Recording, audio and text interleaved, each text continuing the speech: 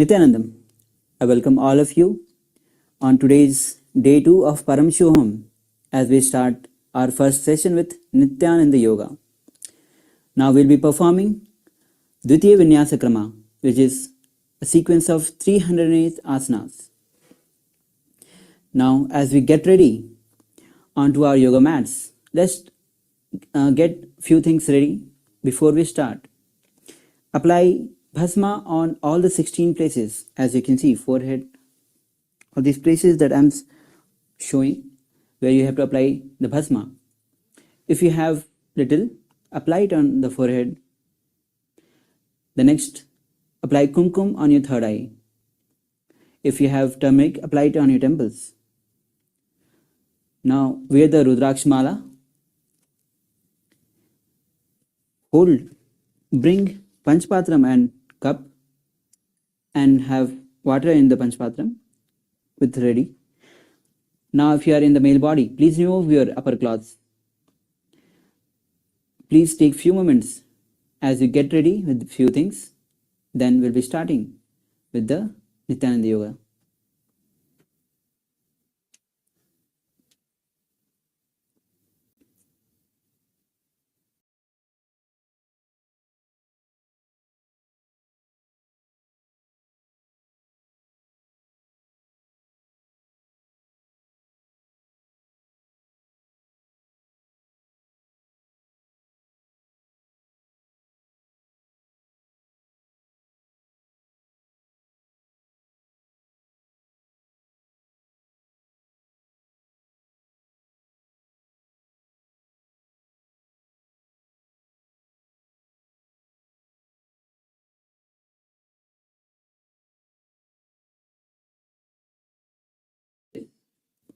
Now, as you sit with head and spine in a straight line, bring both the hands in Atmanji Mudra.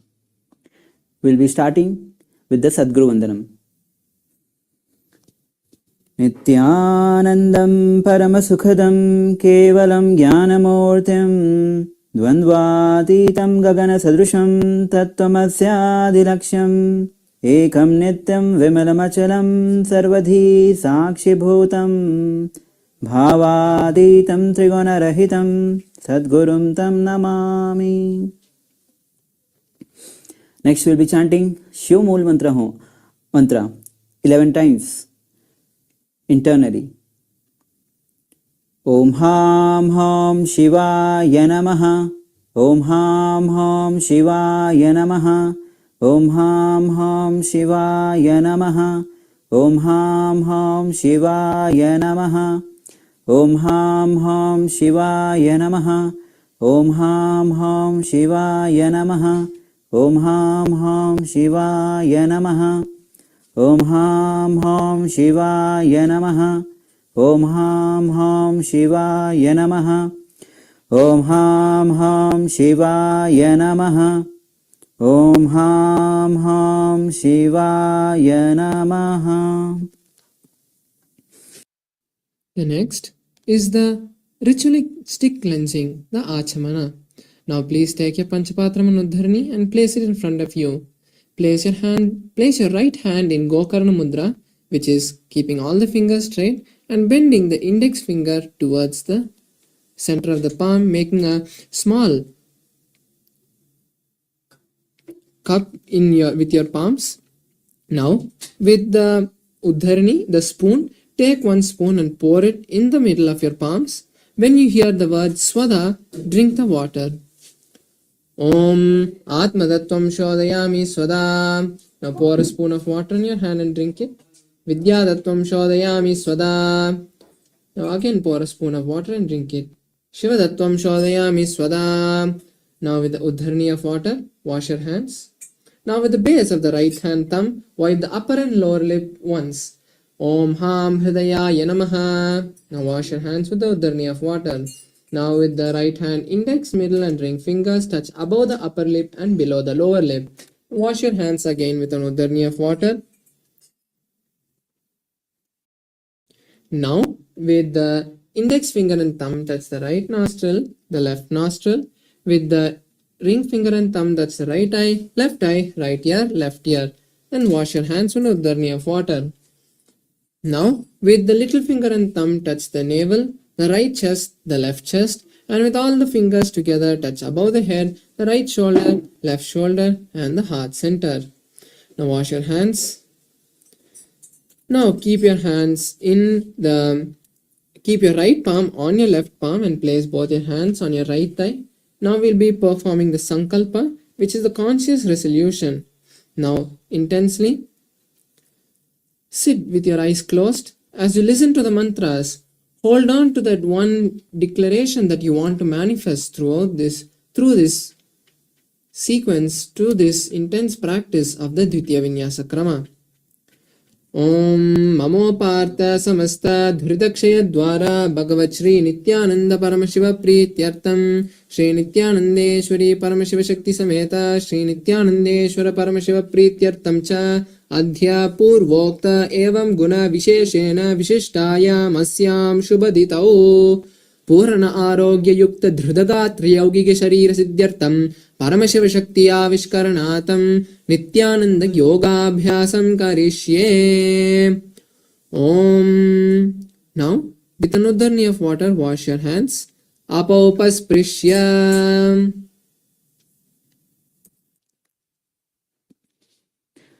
Now, as we have completed the ritualistic cleansing and made the conscious resolution through sankalpa, now we are ready to enter into the Dvitiya Vinyasa Krama 308 asana sequence.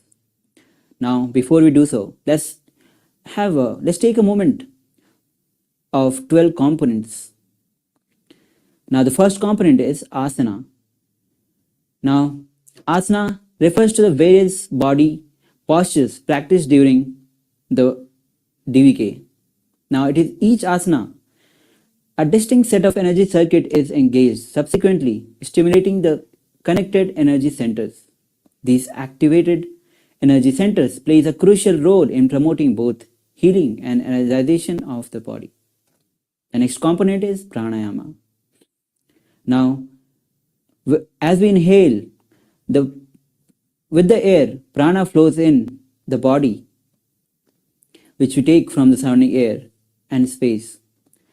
Now, where it prevents the escape of prana while eliminating the unwanted apana from the body. The next component is mudras. Mudras encompass a range of hand and body gestures, even the tongue, as you can see the few movements of hands, tongues, as it's incorporated into the practice as mudras. Now, these mudras play a vital role in stimulating the nadis, which are the body's energy channels, which activates the body energy centers. The next component is bandhas.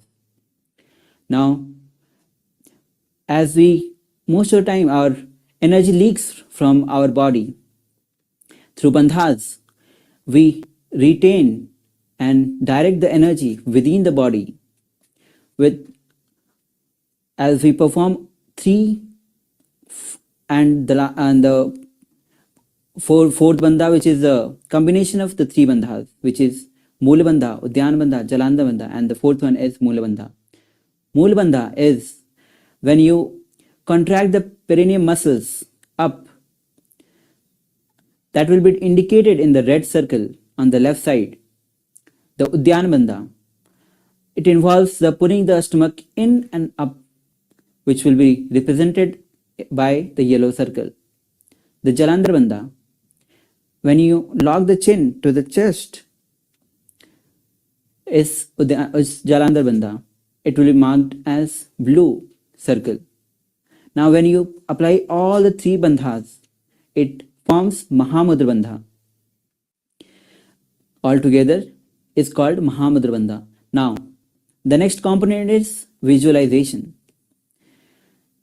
In the KAILASA's Nithyananda Yoga, as context and intention is everything. Why we move our body, with what intention we move our body will be delivered to us.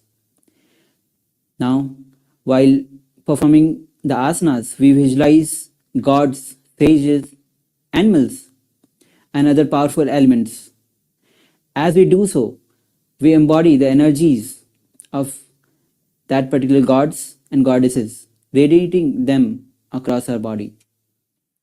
The next asana is japa. Now, the internal chanting of the Mahavakya, as initiated and given by Swamiji.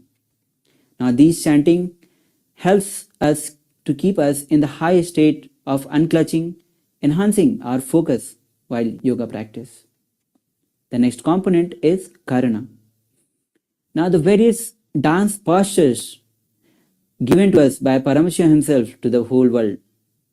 Now, as we perform karnas, we embody the space of Nataraja, who performs the cosmic dance and performs the 5 actions, Panchkritya of Paramashiva.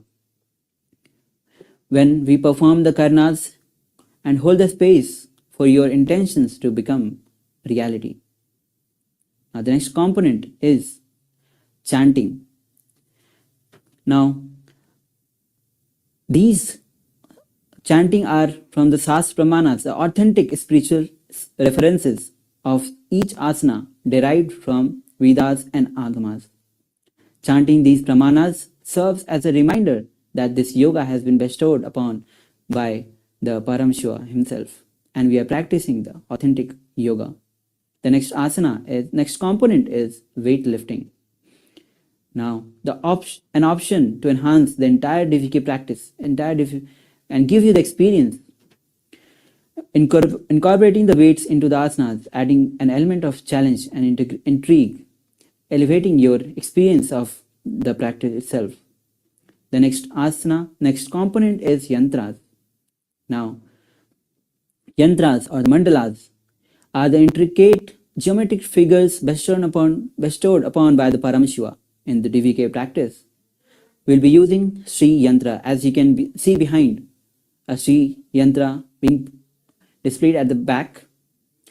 Now, when you focus your gaze upon these yantras, these energy contained within the yantras are awakened within you through the process of quantum entanglement. Now, the next component is abharana, the sacred jewelry.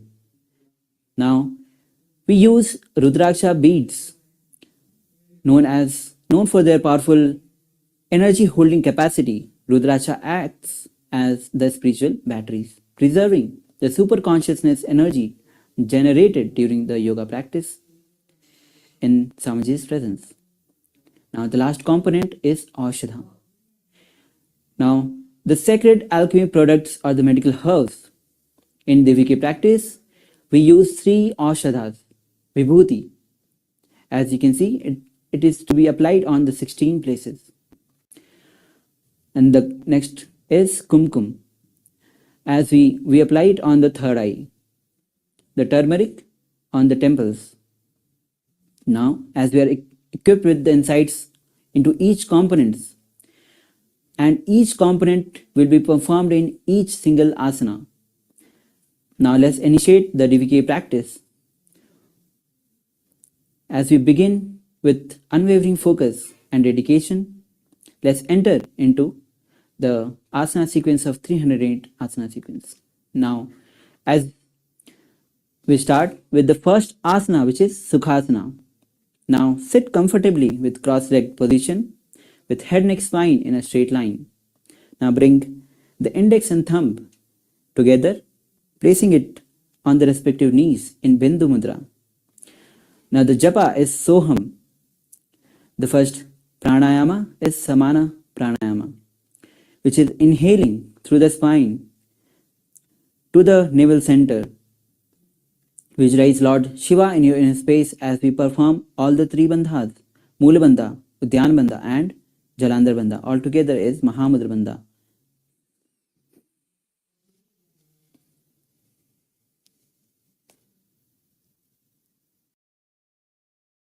Tatsuka asanamityuktam ashaktastat samacharet.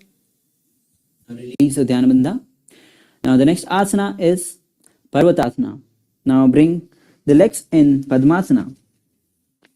with hands together, palms together at the heart center. Raise it above the head, straight.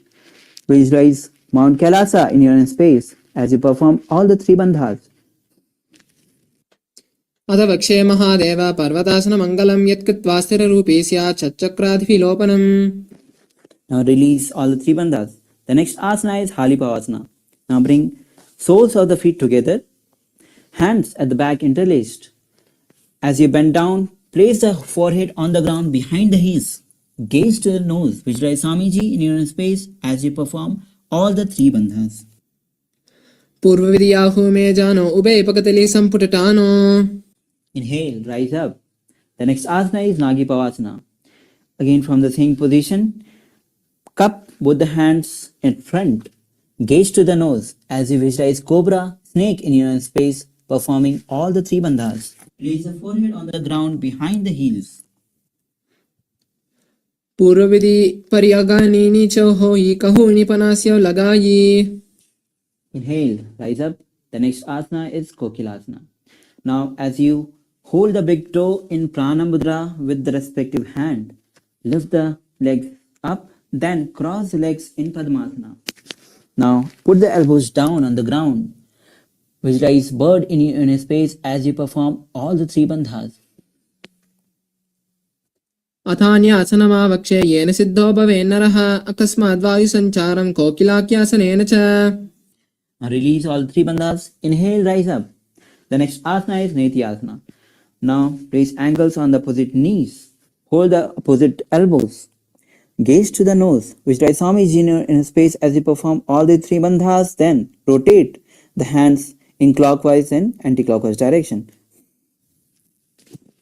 घोड़ा बावा पाद की आँख माखिली सोई दच चरण को वारिलो तापरि गुल्प समोय. Now relax. The next asana is Gajasana. Now bring both the hands on the ground, hip high, legs on the ground.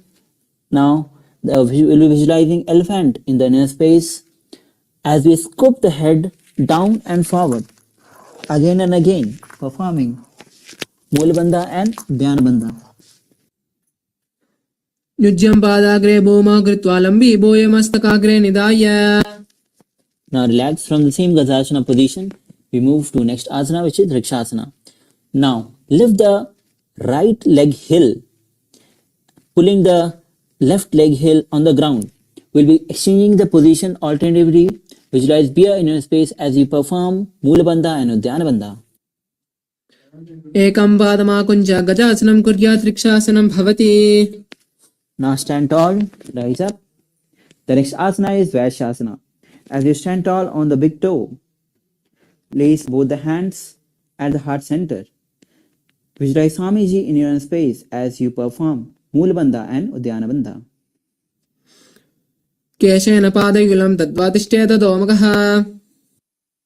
Now drop the leg heels down on the ground. The first karna is Urdhva Janu Karna. Now bring the legs in Aramandi position, which is heels together, toes apart at 45 degree, knees bent.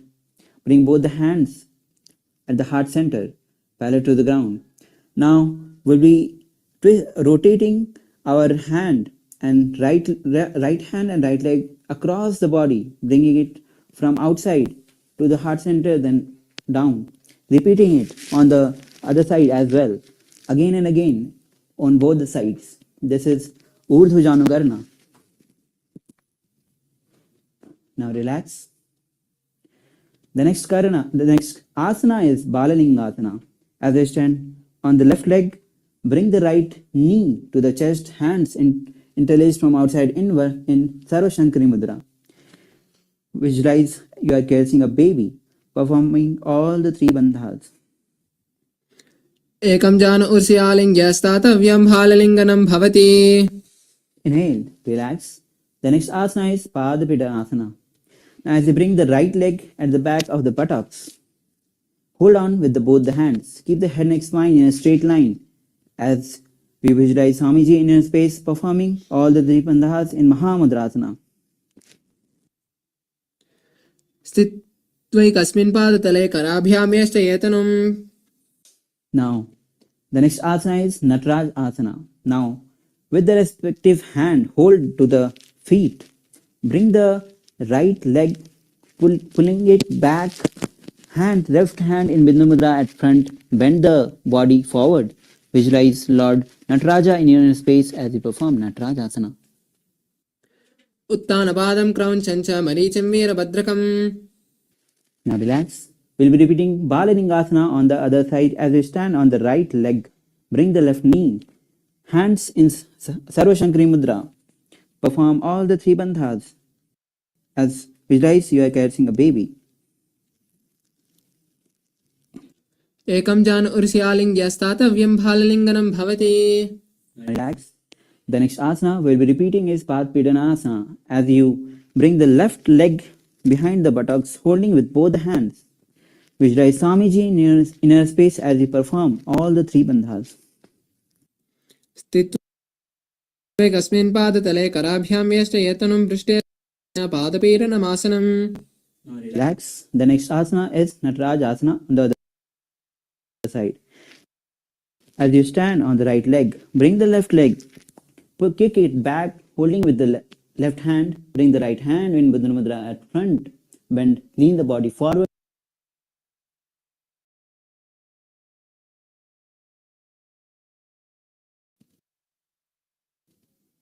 Uttanapadam Krauncha Maricham Veerabhadrakam Natarajam Trikonam cha Suptangushta Prasarane. Relax. The next karna we'll be performing is Ardharechita karna. Now again, bring the legs in Aramandi position. Bring the right leg behind the left leg, the toe facing down, heels up. Bring the left hand to the chest. Bring the right hand to the nose. Swing it like a pendulum on one side. Now, exchange the position of the legs and hand. Swing the left hand in pendulum. Now, relax. The next is a skeleton dance. Now, visualize yourself as a pure skeleton. Shake the body intensely. As you shake the body, visualize you have become pure bones. Relax all your muscles without any convulsions. Shake your body intensely. Now as you relax, the next karana is Katichina karna. Again in the Aramandi position, which is heels together, legs 45 degree. Bend, knees bend.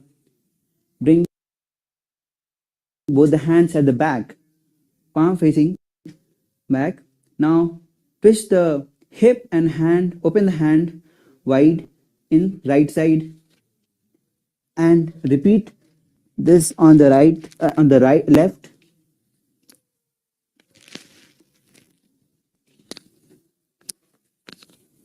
Now relax. The next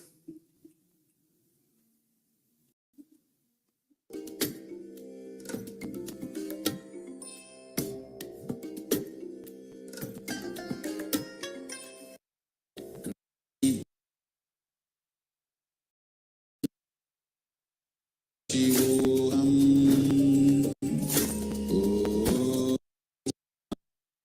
Nityam. all the 3 bandhas in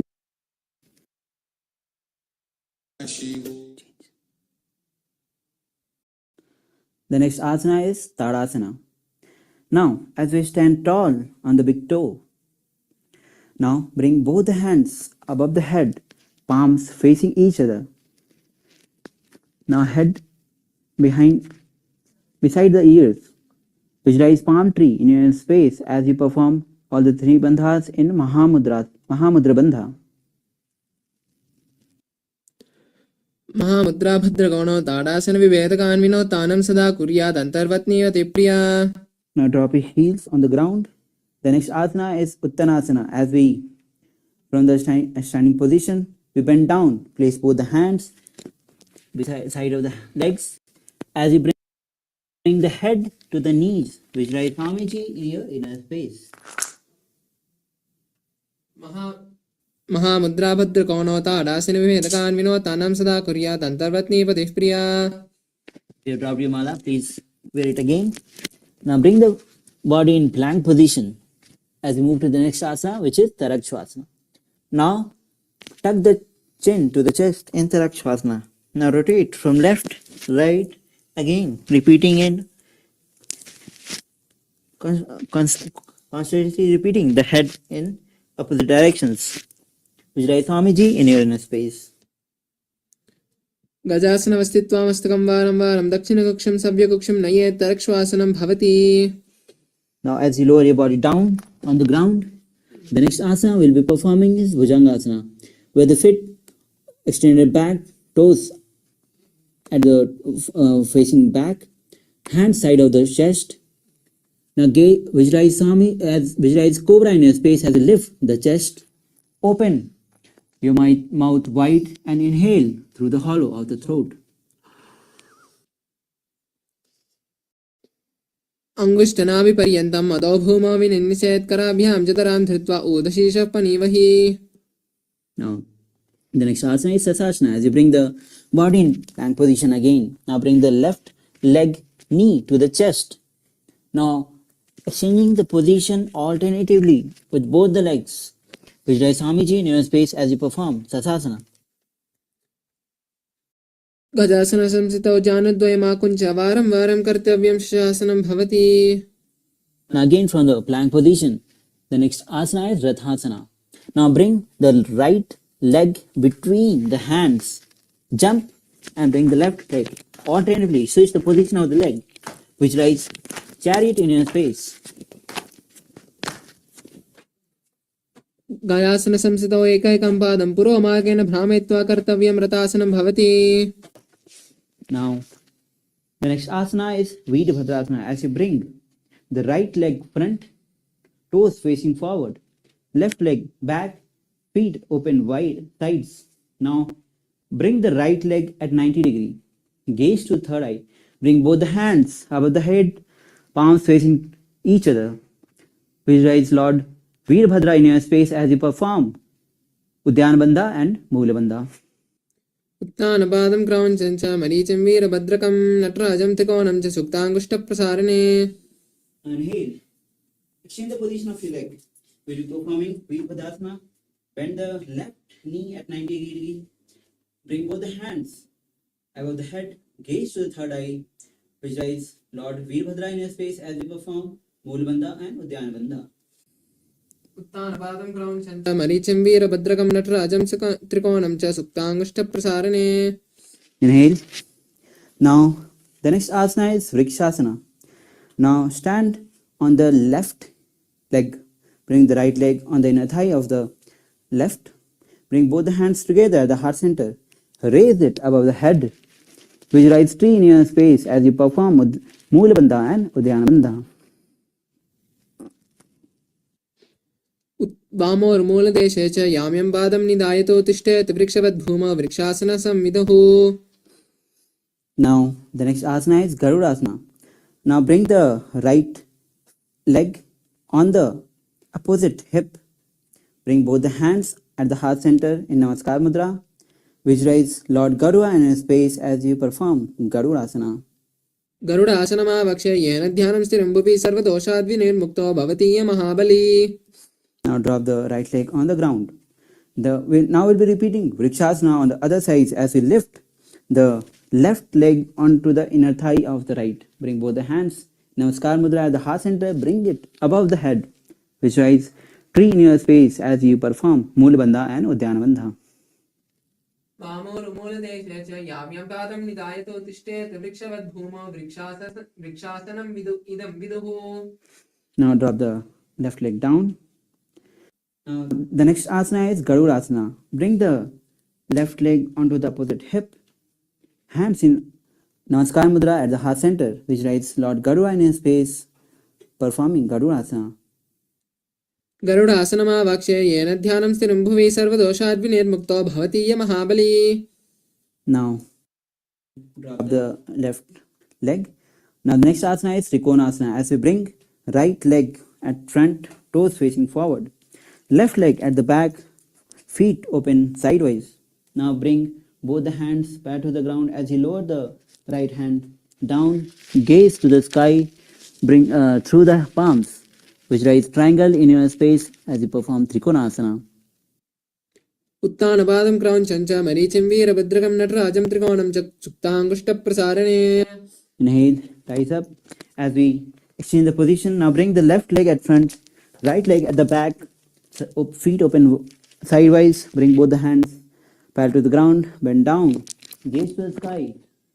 Visualize triangle in your inner space. उत्तानपादं क्रौञ्चं च मरीचिं वीरभद्रकं नटराजं त्रिकोणं च सुप्ताङ्गुष्ठप्रसारणे. Inhale, rise up. Now we'll be performing Nikutaka Karna. Again, stand in Armandi. Now, bring both the hands at the heart center. Left hand down, right hand up, palms facing each other as we lift the heel of the right leg. Now we'll be exchanging the position of the hand and leg simultaneously, alternatively shifting the position again and again. This is Nikutaka Karna. Now relax. The next asana is Angushthasana. Now with the toes tucked, sit on the heels, perineum on the heels. Now with the knees together, palms in Namaskar Mudra. Visualize Swamiji in your space. Now the new pranayama is Brahmari pranayama. Inhale like a male bee, exhale like a female bee. कबन्धासनमित्याहो गोरक्षासनमेव च अङ्गुष्ठमुष्टिकं येयं ब्रह्मप्रसादितं तथा. The next asana is Savarasana. Now as we bring the right leg front, toe facing up, fingers touching the ground, palm facing front in Varamudra. Visualize Swamiji in your inner space as you perform Savarasana. प्रसार्य एकं पादतलं संस्थाप्य त्वेकपादकम्. The next asana is Vidhunanasana. Now from the same position, bring the right hand in Pranamudra, hold the big toe of the right leg. Now bring the left hand, touch the ankle of the left leg, bend down, touch the head to the knees. Vijaya Swamiji in your space. Now keep continuing the Brahmari Pranayama. गुल्पस्थितौ पादमेकं प्रसार्य तत्पादाग्रं संस्थितेत् तत्करेण. Inhale, rise up. Now we'll be repeating Swarasana on the other side as you bring the left leg front, toe facing upward, hands in Varamudra. Visualize Swamiji in your inner space. प्रसार्य एकं पादतलं संस्थाप्य त्वेकपादकम्. Now we'll be repeating Vidhunasana on the other side as you bring the left hand in Pranamudra, hold the big toe of the left leg. Now bend the head to the knees. Visualize Swamiji in your space as you hold the ankle of the right leg. गुल्पस्थितौ पादमेकं प्रसार्य तत्पादाग्रं संस्थितेत् तत्करेण. Inhale, rise up. The next asana is Brahmajurankus Asana with the toes tucked, perineum on the heels. Now create a gap between the knees, back of the hands placing it on the knees. वेसे एडीदो गोडा निवेसे कोर्पक दल्या की माहिली आयस माहेरा सेमिली. Now release the visualize Sage Kapila in space as you perform Mulapa, same sitting position. Shift the gaze from nose as the soles of the feet, toes tucked above the head, gazing through the asana is Mandukasana. Now as you sit on this nectar flowing from Sahasrara Chakra, dipping down to the third eye, visualize frog in your space as you perform. Cross the ankles at the back. Hands दक्षिणं सव्यगुल्पेन दक्षिणेतरेतनं हस्तौ जान्वौ संस्थाप्य स्वाङ्गुलेश्च प्रसारे. hold the opposite toes. Gaze to the nose. Visualize Swamiji in your inner space as you perform Mula part. Hands at the wrap at the back. Gaze to the nose as you visualize crow in your inner space.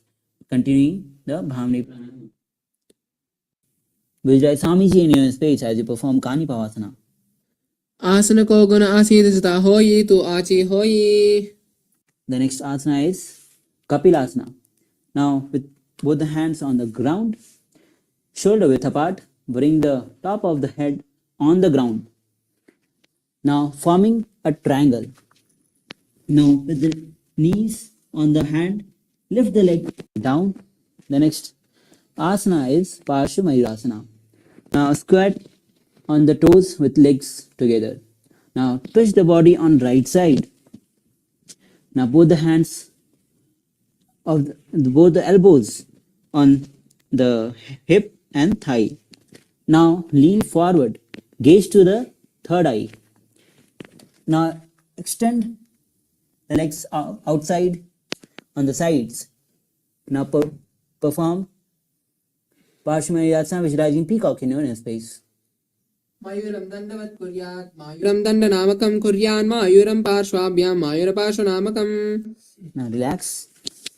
We'll be performing Parsvamayurasana on the other side as you twist the body on the left side, elbows on the knee and the hip. Extend the legs outward, sides. Gaze to the third eye. Visualize peacock in your inner space. Mayuram dandavat kuryat, Mayuram dandanamakam kuryan, Mayuram parshvabhyam, Mayura parshvanamakam. Now relax. The next asana is Vairagyanatha. Now from the plank position, bring the right leg from outside between the hands. Gaze to the third eye as you visualize Lord Kalabhairava in your inner space. Asana ko gun piti jayi. Now bring the right leg back. Now bring left leg from outside between the hands. Gaze to the third eye.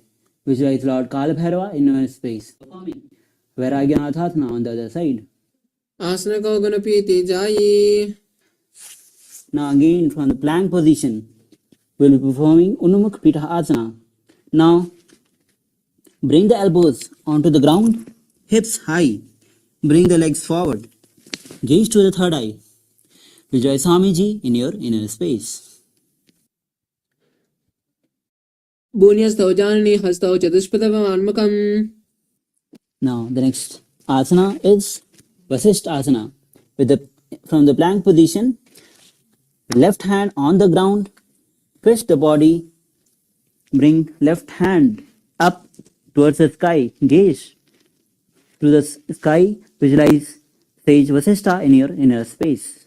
Urdhava ukkadavashishta manichahala matchakam parivittam chodarasya vividam dhanurasanam.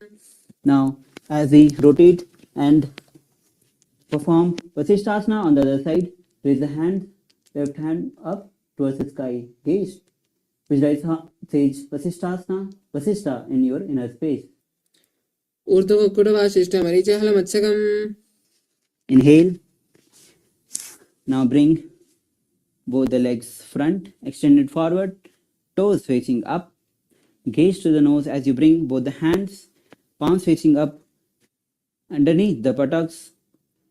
Visualize Lord Hanuman in your space as you perform Jalandabandha and Mulabandha. Do karaki ube hateli korvarli mele bheli. Release the bandha. As you bring the hands in Prana Mudra, touching both the respective big toe with the hands, we'll be performing Paschimottanasana. As you bend down, touch the head to the knees, visualize Swamiji in your space, performing all the three bandhas. Jano parillalatam to paschimam tanu muchyate. Inhale, rise up. The next asana is Ugrasana. Now bring interlace both the hands at the back of the head, bend down, head to the knees, visualize Kali in your space, performing all the three bandhas. Swapanibhyam diram ditva jano parishira onyase dasanam vidam proktam babedanili deepanam. Inhale, rise up. The next asana is Marichiyasana. As you bring the right leg heel to the perineum, knees raised, wrap the hands at the back, head to the knees. Visualize sage Marichi in your space. Uttanapadam crown chancha maricham veera baddhakam natrajam trigonam chuktangushta prasarane. Inhale, rise up. The next asana is Mahamudrasana. As you drop the raise knee onto the ground. Gaze to the nose as you perform all the three bandhas, bringing head to the knee. The japa is Paramashivoham. महामुद्रां प्रवक्ष्यामि तन्त्रस्मिन् वल्लभे. Inhale, rise up as you bring the right leg at front, extended front. Bring the left heel to the perineum, knee raised. Grab the hands at the back. Bring head to the knees. Visualize Sage Marichi in your inner space, performing Marichi Asana. उत्थानपादं क्रौञ्चञ्च मरीचिं वीरभद्रकम्. Inhale, rise up. Now drop the raised knee onto the ground. Gaze to the nose. Visualize Swamiji in your space as you touch the head to the knees, performing all the three bandhas.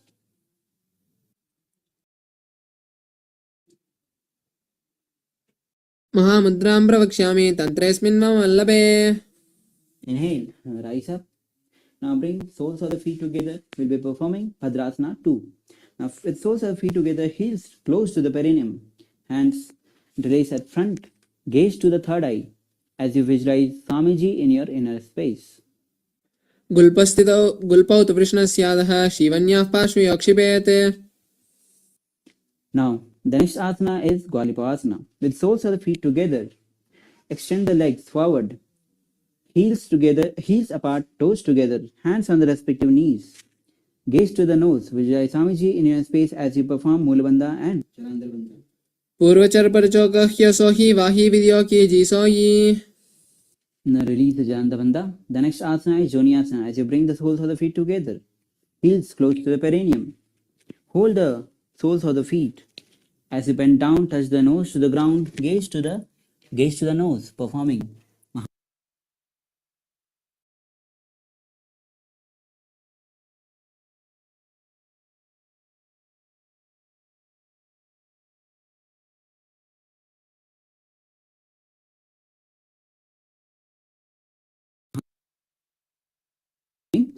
Now extend hands sidewise. Now touch forehead on the ground behind the heels. Now gaze to the nose as you visualize Swamiji in your inner space. पूर्वविधि पगी परी पगतली संपुटे soul AD मिलीरा से. Inhale, rise up. With the soles of the feet together, heel close to the perineum. We'll be performing Siddha Samadhi Asana as you separate the heels. Bring the hands underneath the legs. Gaze to the nose. Bend down. Touch the forehead on the ground. Throat to the big toe. दो पगतली संपुट करे soul मेरे आज्ञा में धरे. Inhale, rise up. The next asana is Chinnakipa Asana. Now with the soles of the feet together, heels close to the perineum. Open the sole feet like a book, with holding it with both the hands. Now keep the elbows on the knees, respective knees. As you gaze to the nose, visualize Swamiji in your inner space. दो पगतली AD धरती मगिवा में लगावे. Inhale, rise up. Soles of the feet together. We'll be performing Charapat Chokasana as place both the hands on the respective knees. Gaze to the third eye. Now visualize Swamiji in your inner space as you perform the Mulabandha and Udyanabandha. दो पगतली संपुट धारे आगा में करे चार पसारे. Now relax. The next asana is Bhairavasana. Now sit and bring the toes, soles of the feet together with toes on the ground. Knees apart, heels up. Now bring both the hands in Bindu Mudra on the respective knees. Gaze to the third eye. Visualize Lord Kalabhairava in your inner space as you perform Mulbandha and Udyanabandha. गुल्पो संपीड्य चान्योन्यं युत्क्रमेण समाहितः. Now relax. The next asana is Samanasana. Now with left heel close to the perineum, lift the right leg to the chest. Gaze to the third eye. Visualize Swamiji in your space as you perform Samanasana. समानासनमा वक्षे सिद्धमन्त्रादि साधनादेक पादमनो बुद्धद्वा गुह्योन्यलिङ्गवत्तर्गे. The next asana is Apanasana. Now from the same position, bring the right leg on the top of the shoulders. Raise the other leg. Gaze to the third eye. Visualize Swamiji in your inner space. केवलं पादमेकं च स्कन्धे चारोऽपि यत्नतः Now, lower your legs down. We will be performing Samanasana on the other side as you bring the right heel close to the perineum. Lift the left leg to the chest. Gaze to the third eye. Visualize Swamiji in your inner space as you perform Samanasana on the other side. समानासनमावक्षे सिद्धमन्त्रादिसाधनात्. Now from the same position, we'll be repeating Apanasana. Now bring the left leg on the top of the shoulders. Lift the right leg. Gaze to the third eye. Visualize Swamiji in your inner space. केवलं पादमेकं च स्कन्धे चारोऽपि यत्नतः. Lower your legs down. The next asana is Gomukhasana. As you bring the left leg, fold the left leg down, bring the right leg on the top of the left, interlace the fingers on the top knee, gaze to the nose as you visualize cow in your space, and the new pranayama is Sitakari pranayama. The japa is Om Nithyanandoham. सव्ये दक्षिणकल्पन्तो पृष्ठपार्श्वे नियोजये दक्षिणे पिता सव्यं गोमुखं गोमुखं यथा. The next asana is Anushyasana. Now with both the hands in Prana Mudra, hold the opposite toes. Gaze toward the nose as you visualize Rishika Anushya in your inner space performing Chitkari Pranayama, then enter into Mulbandha and Dhyanbandha. दक्षिण गोड़ों निकोटाने वामोता के ऊपर आने. Now release of Dhyanbandha as you move to Anushasana 2. Now hands interlaced at the back, gaze to the nose. As you bend down, touch the nose to the ground. Visualize Rishika Anushya in your inner space. जीवना गोड़ा की संधि उपरिदावा गोड़ा की संधि. Rise up. The next asana is Garudasana. As you bring the left heel to the perineum, right leg knee raised, feet on the ground, hands on the respective knees, gaze to the nose as you visualize Lord Garuda in your inner space. दो पगवा मोरी एड़ी महिलवा गुल्पम मूलद्वारिणी कह दे. Next asana is Naradasana. Now sit on the left heel. Now interlace the fingers at the back. Gaze to the third eye as you twist. On the right side, visualize Sage Narada in your inner space.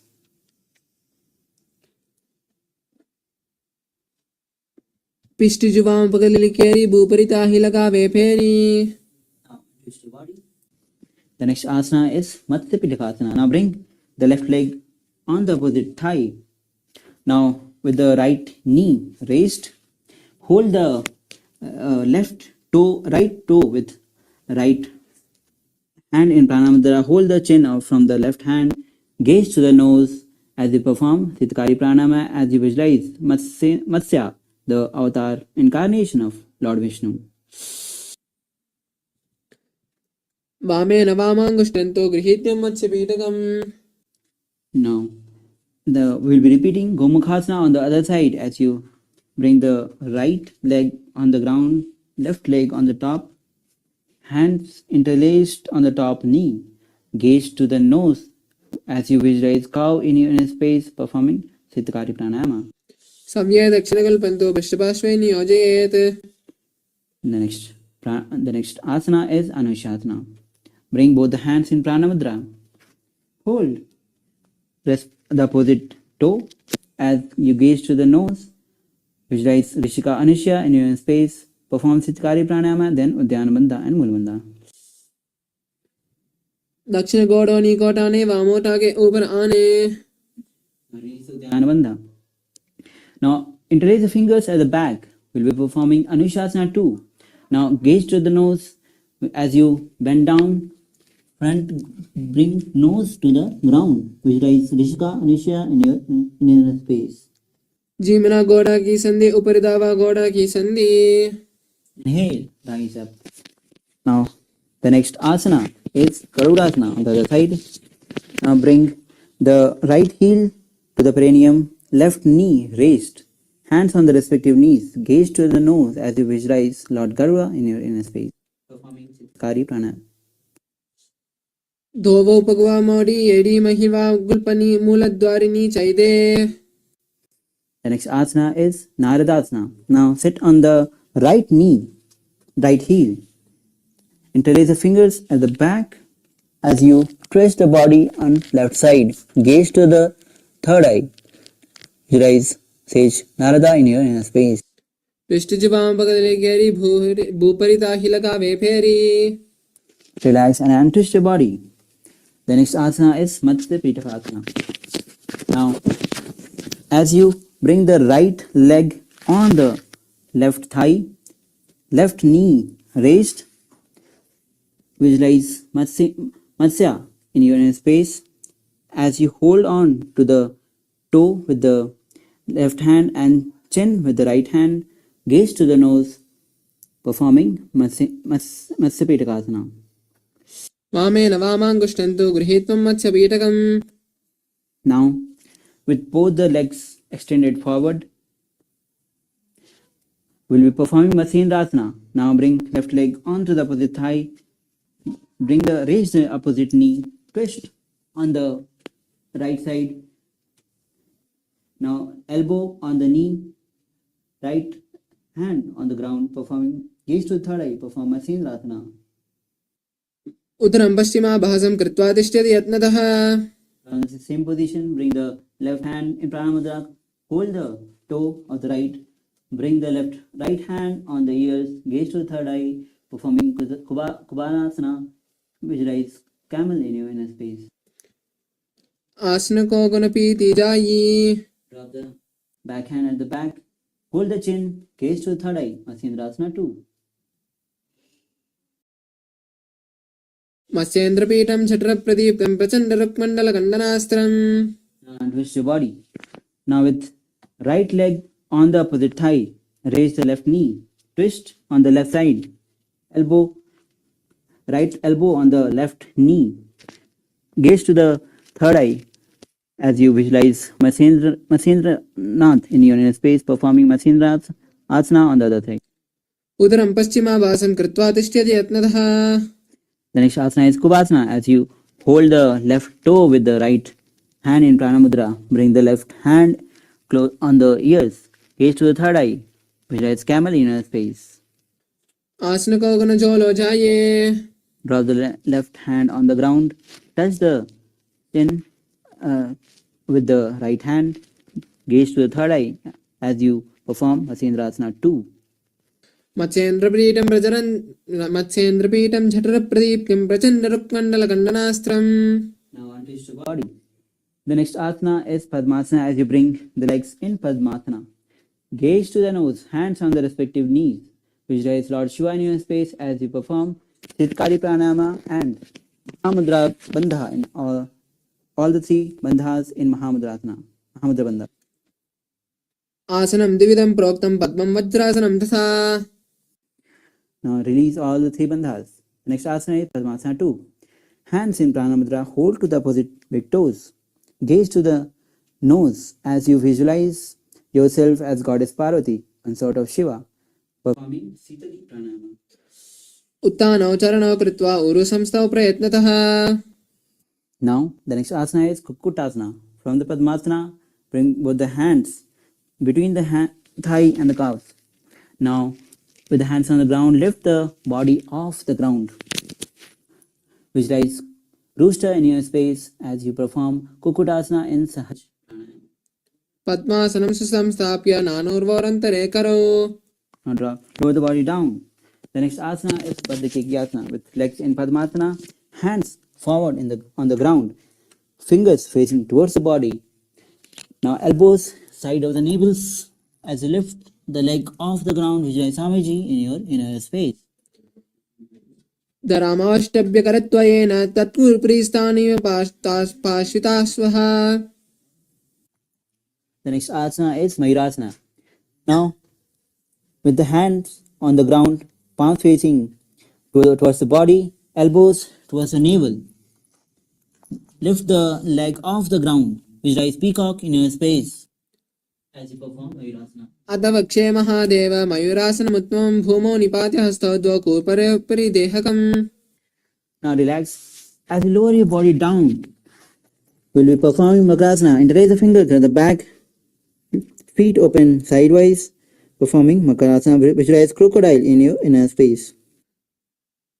अध्याससेते हृदयमिदाय भूमौ च पादः च प्रसार्यमानो. Now place both the hands side of the shoulders, toes facing back. Now we'll be lifting the leg and thigh off the ground as you visualize lobster in your inner space, performing Salabhasana.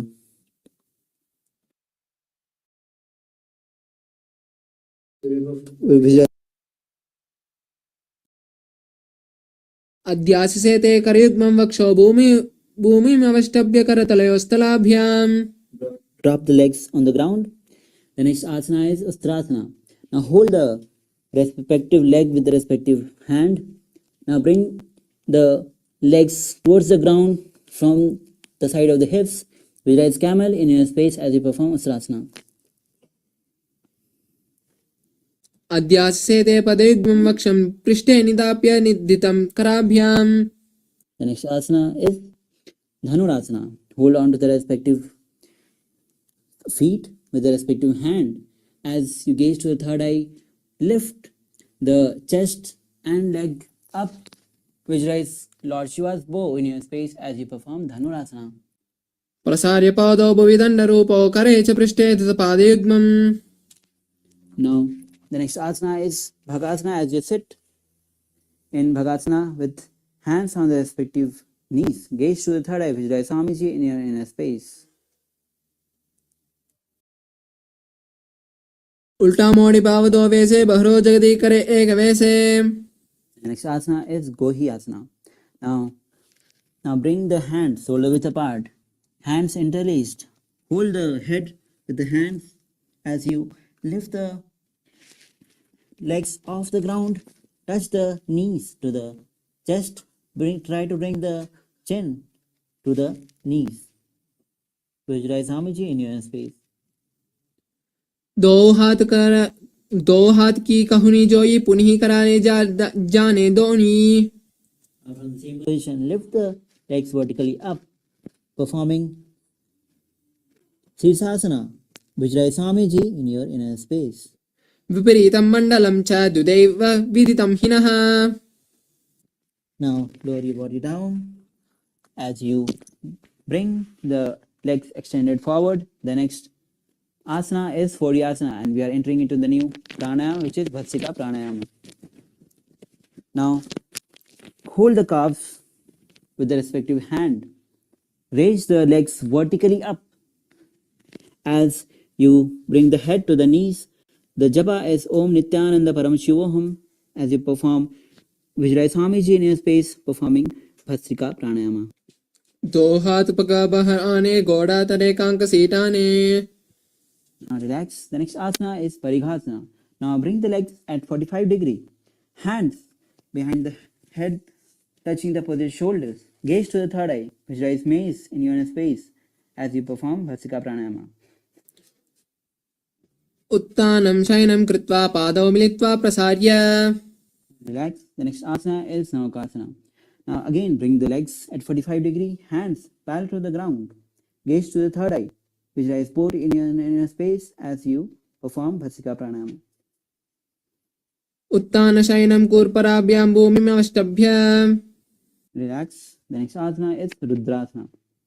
With soles of the feet together, hands underneath holding the feet.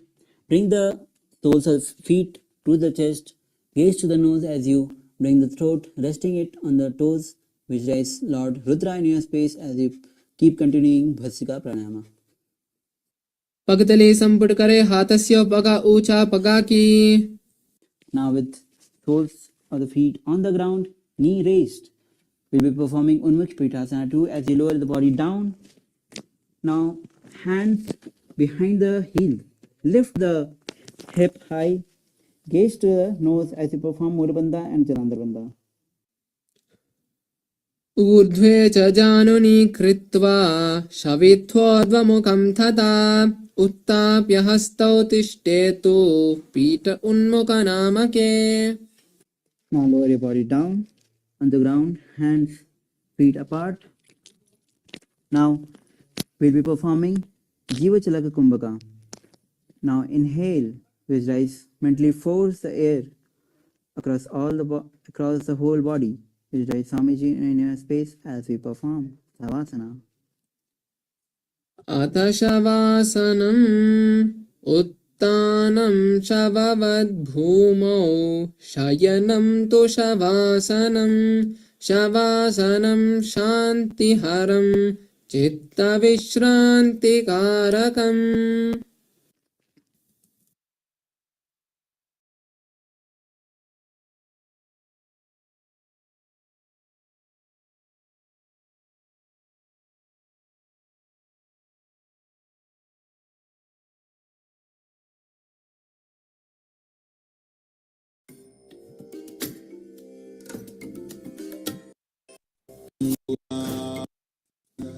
Paramashivoham.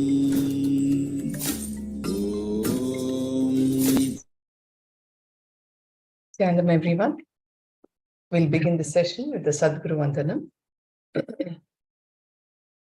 Nithyanandam Paramasukhadam Kevalam Gnanamurtim Dvandvatitam Gagana Sadrusham Tattvamasyadilaksham Ekam Nityam Vimalamachalam Sarvadhi Sakshi Bhutam Bhavatitam Trigunarahitam Sadgurum Tam Namami.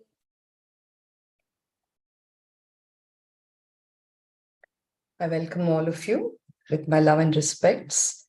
In Paramashivoham level 1, we have been learning about the different energy layers in our body. And the whole of yesterday, we learned about the pranic body. And continuing on with the same, we will be getting into deeper understandings about how the samskaras of the pranic layer play a havoc in our life and how to get powerful into the space of desires, more understandings. Desire is never in the present. Truth is always in the present, says Bhagwan. The Bhagavata Purana, an Indian epic, has a very beautiful story. Once, a crow was flying with a piece of meat in its beak. There were many crows pursuing it, trying to grab a share of the meat. The crow tried flying higher and higher to escape from them. It became tired and suddenly it dropped the meat. Immediately, the 20 crows simply followed the falling piece of meat. Seeing this, the crow realized how nice it is to carry nothing. The whole sky belongs to me now, right? So this is a very beautiful illustration. The piece of meat that he was carrying was creating all the trouble for the crow. The moment he dropped it, all the birds pursuing it simply disappeared. Similarly, in our life also, once the meat of desire is dropped, the whole sky of enlightenment belongs to us. Desiring means you have moved away from reality. You have moved away from that which is. Understand, this is a very, very powerful truth. Desire is never in the present. Truth is always in the present. Take a moment to internalize this truth. If you are in the present,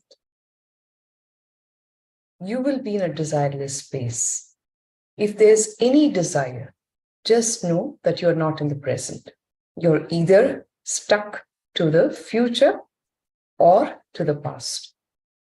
Desire means you have fallen into the trap of a dream. Desire means you are not here and now, and you have gone somewhere in the future which does not exist. Desire means you are not satisfied with what you have. If you can be in the present moment and enjoy, you will drop from the vicious cycle of desires. And this is the nature of surrender. Surrendering is non-desiring, which allows your nature to express itself.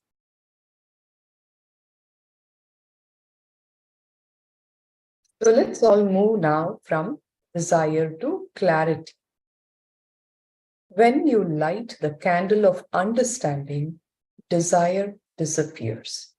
It is not a question of what you desire. The very act of desiring itself is misery.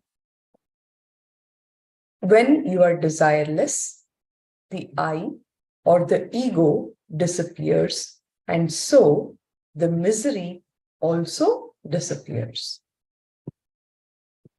All desires must disappear. Only in a desireless moment will what you are asking for happen. When we hear this, the next thing that occurs is you're wanting to become desireless. But this is also one more desire. You cannot desire desirelessness. You must simply understand the futility of desire. Through the understanding itself, the greed for desirelessness will drop. Watch every act that you do.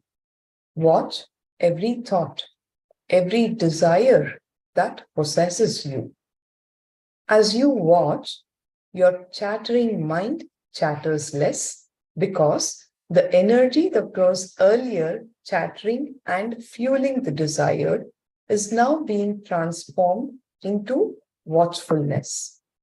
When this happens, clarity arises and the desire dissolves. Actually, the attachment to the desire drops.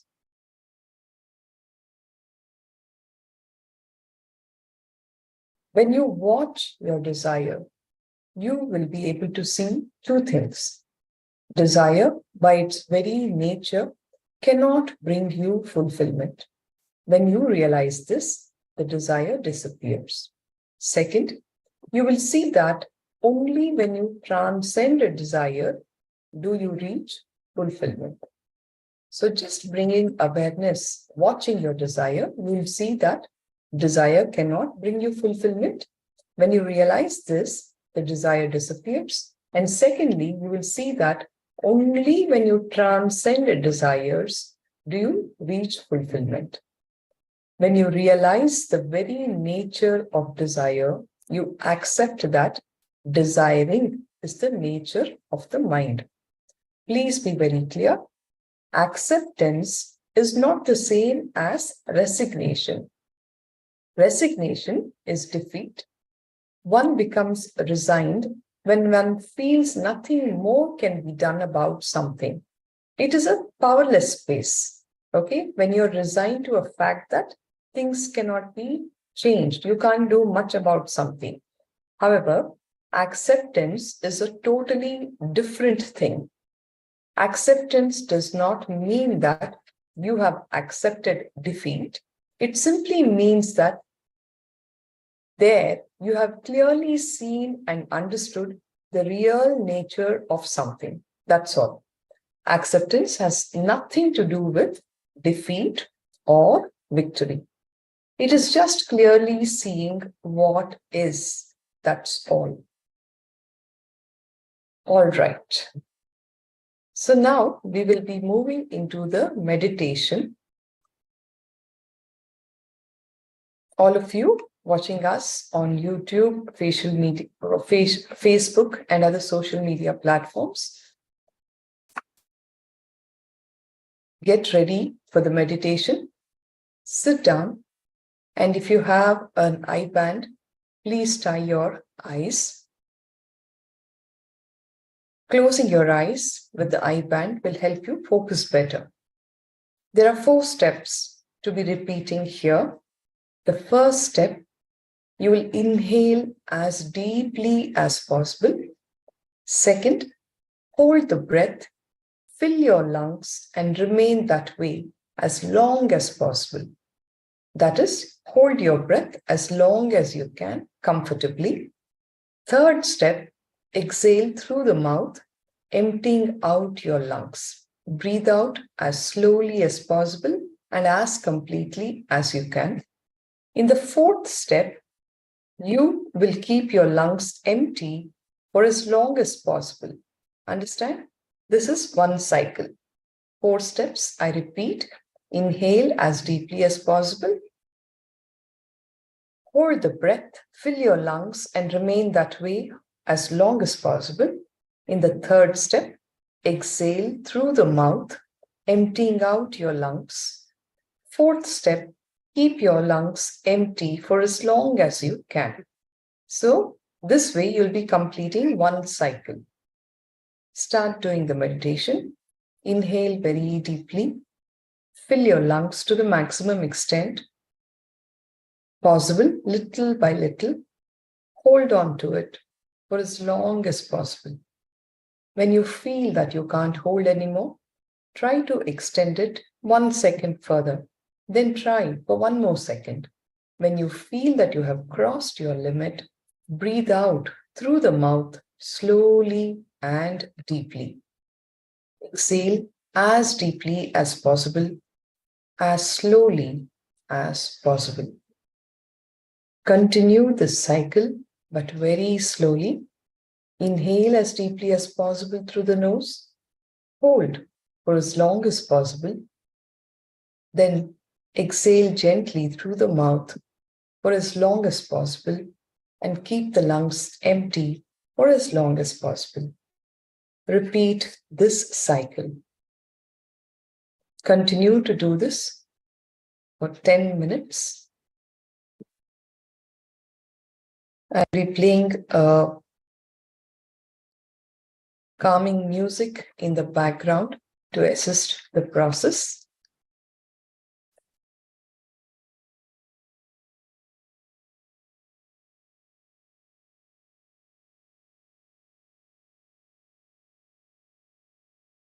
Breathe in as slowly as you can.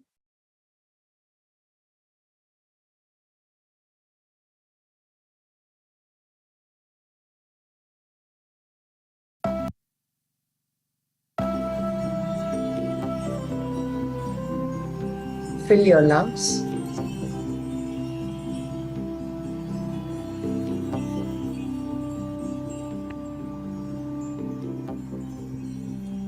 Hold your breath.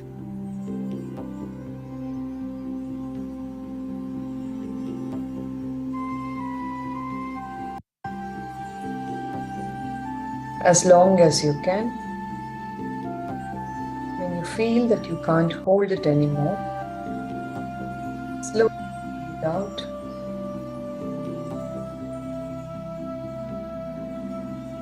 Completely exhale all the air that you have breathed in and hold your lungs empty for as long as you can.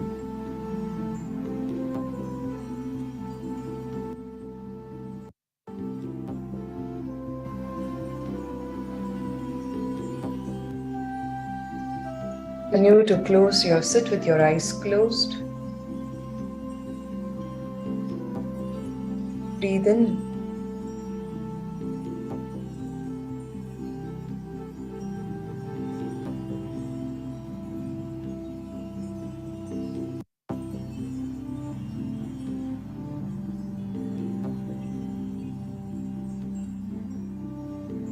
Hold the breath as long as you can.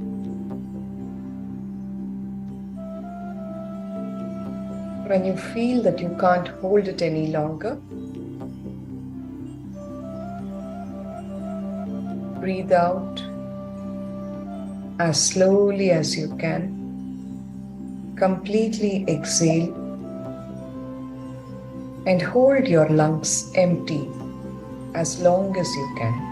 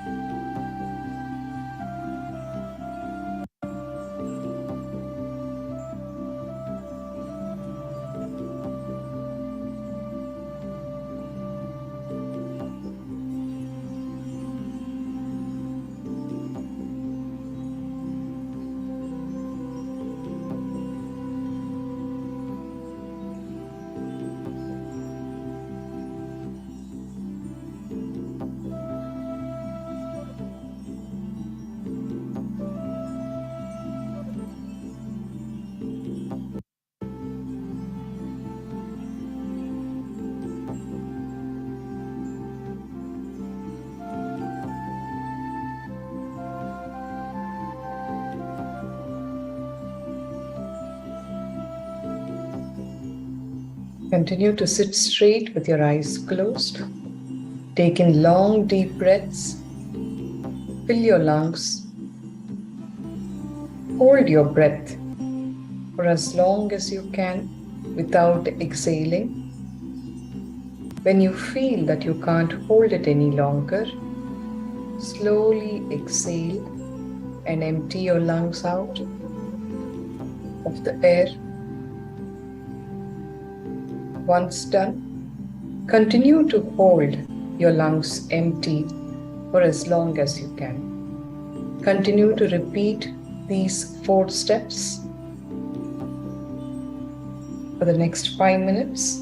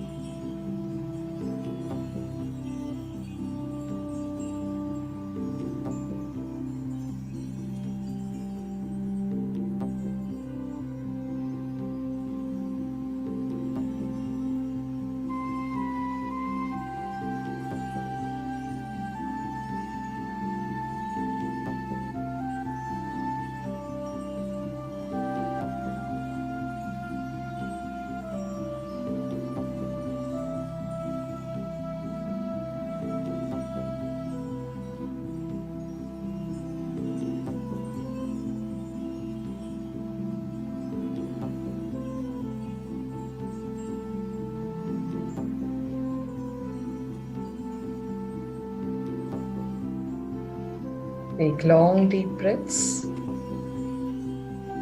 Hold the air inside your lungs for as long as you can. When it feels that you can't hold it any longer, breathe out slowly and exhale all the air out. Once done, hold your lungs empty for as long as you can. Then again,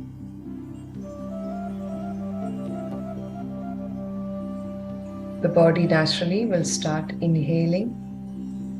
Bring awareness to your breathing and take in long, deep breaths. Hold the breath, breathe out, hold the lungs empty.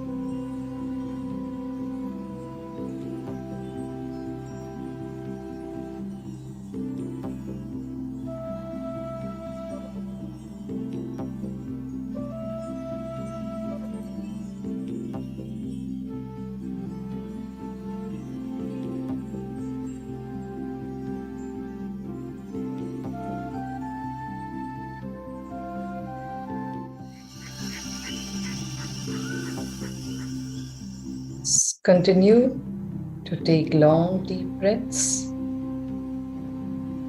Hold your breath. Do not breathe out. Hold it for as long as you can. When you feel that you can't hold it any longer, breathe out slowly and empty your lungs of all the air. And continue to hold your lungs empty for a while, as comfortably as you can. When you can't do that anymore, you can start taking in the next breath.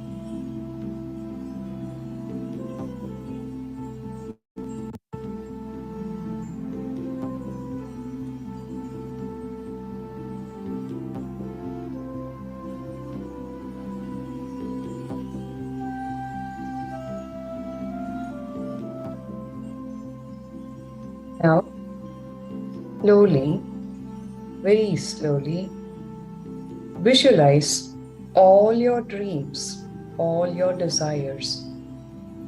One by one, feel that all your desires are getting fulfilled.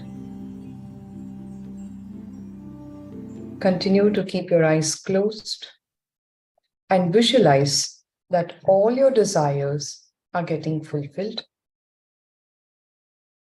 One by one,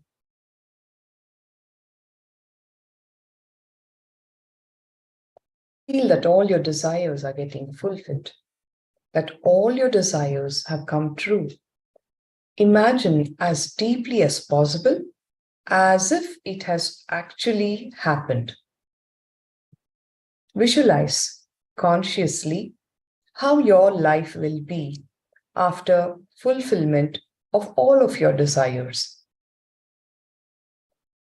In the last session, all of you sat and wrote your desires in various aspects of your life, right?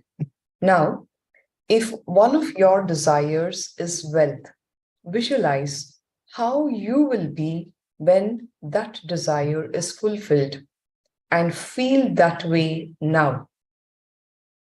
Visualize how you will live after getting all that wealth.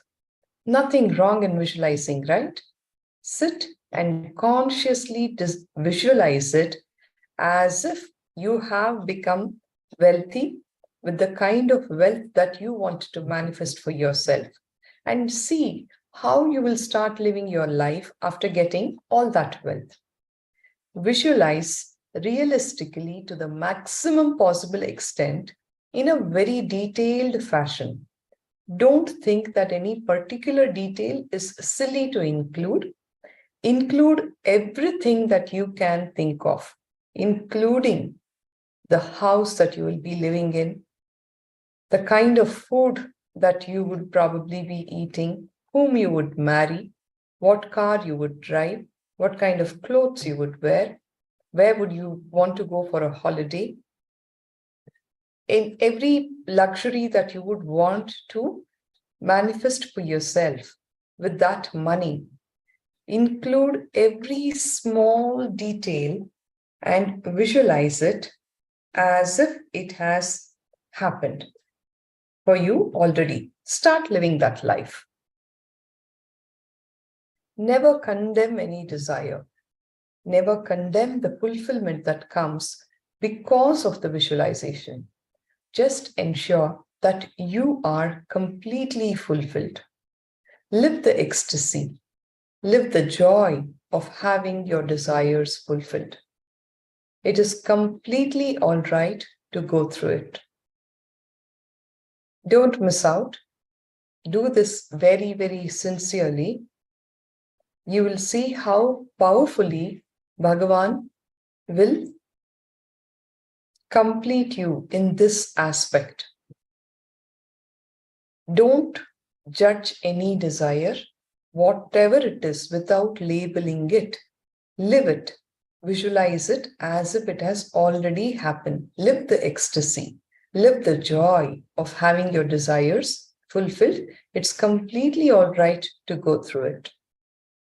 Visualize all your desires having to do with name and fame. Visualize how your life and actions will be once the name and fame have been achieved. Visualize and enjoy your new social status. There's nothing wrong in doing so. Visualize how you will be attended upon by people because of your new status. You always wanted to be a big guy, a celebrity with a lot of fame, name, right? Start living like that. Start living that visualization. See how all the people will start treating you very differently, with a lot more respect, and take a word for everything because of your new status. Feel gratitude towards them and enjoy the whole scene. Now, start visualizing all your sexual fantasies coming true. There's nothing wrong in doing so now. Go deep into them and visualize them coming true. Once your sexual desires get fulfilled, how complete you will feel. Feel that way now. There's nothing wrong in this. Feel the relaxation and fulfillment upon satisfying all your carnal desires. Now, once your spiritual desires are blessed, how fulfilled you will feel. Feel that way now. Visualize all your spiritual aspirations coming true. Continue to sit with your eyes closed and visualize each and every aspect of the desires that you would want to manifest for yourself as if it has happened for you. Start living it. Your spiritual desires, aspirations have all come true. We'll move on. If there are any broken relationships that you desire be repaired, now is the time.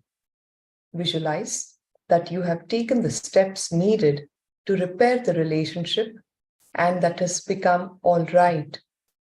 Feel the relief and the joy because of the repaired relationship, the beautiful completion that happens because of it. Feel the joy of being able to talk to that person like good old days again. Feel the joy of having that relationship healed. Visualize and feel that all your desires have come true.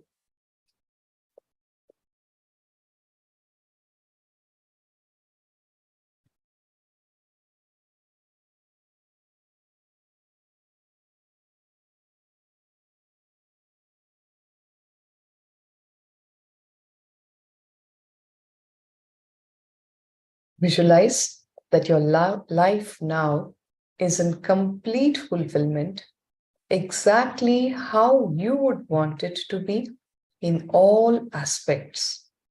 Consciously put your whole effort and visualize things in a detailed way in every single aspect of your life, whether it is your health, your wealth, your relationships, name, fame, your spiritual aspirations, whatever it is that you have aspired for in your life, you have desired for in your life, everything has manifested for you. Start living that life. Consciously put your whole effort and visualize things in a detailed way. You have won that $1 million lottery. See what you're going to do with that money. Every single aspect of it in a detailed way, go on to visualize. Don't avoid this. Don't again push the desires to the unconscious. Bring them up to the conscious and live them. Live them totally with all the juice in them. Understand that there's nothing wrong in fully going ahead in your visualization. And this is your best opportunity because you're in the Master's presence.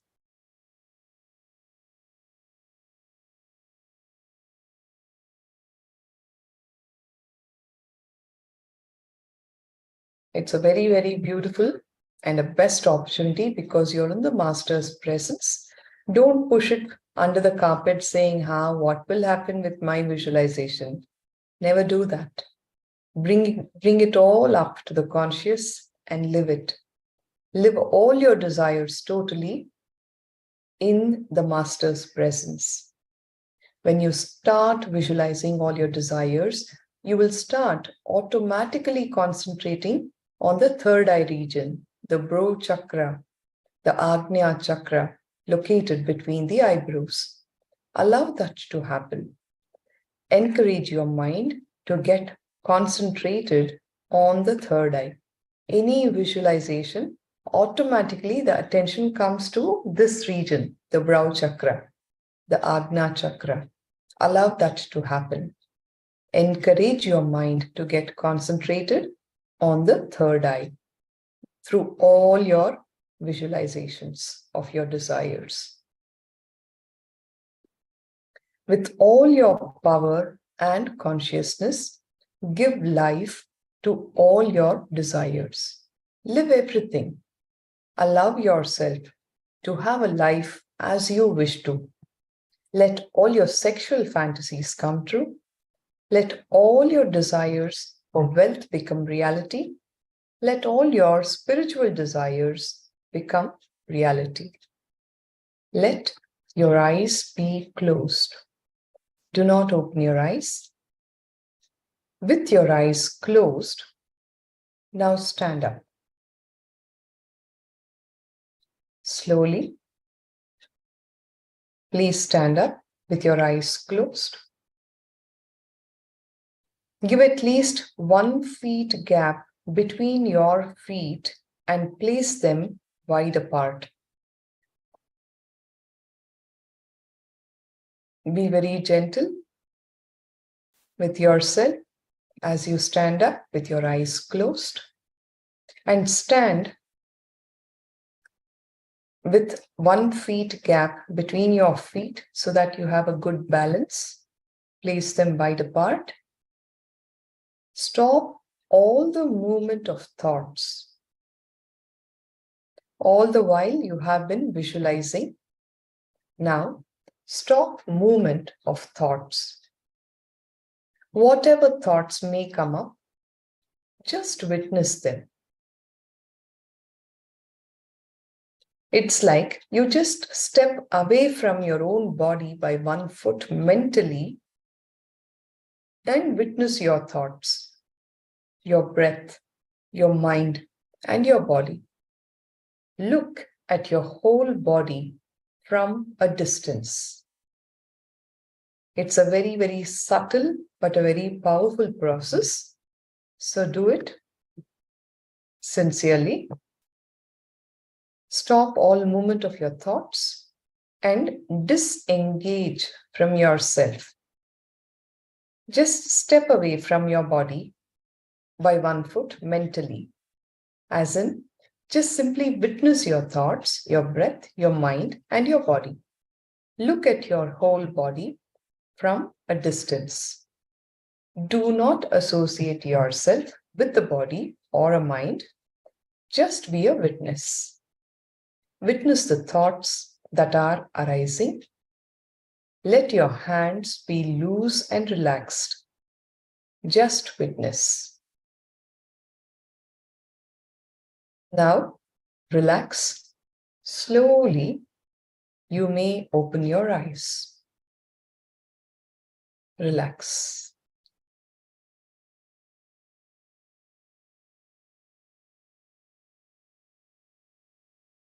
Your mental body becomes empty.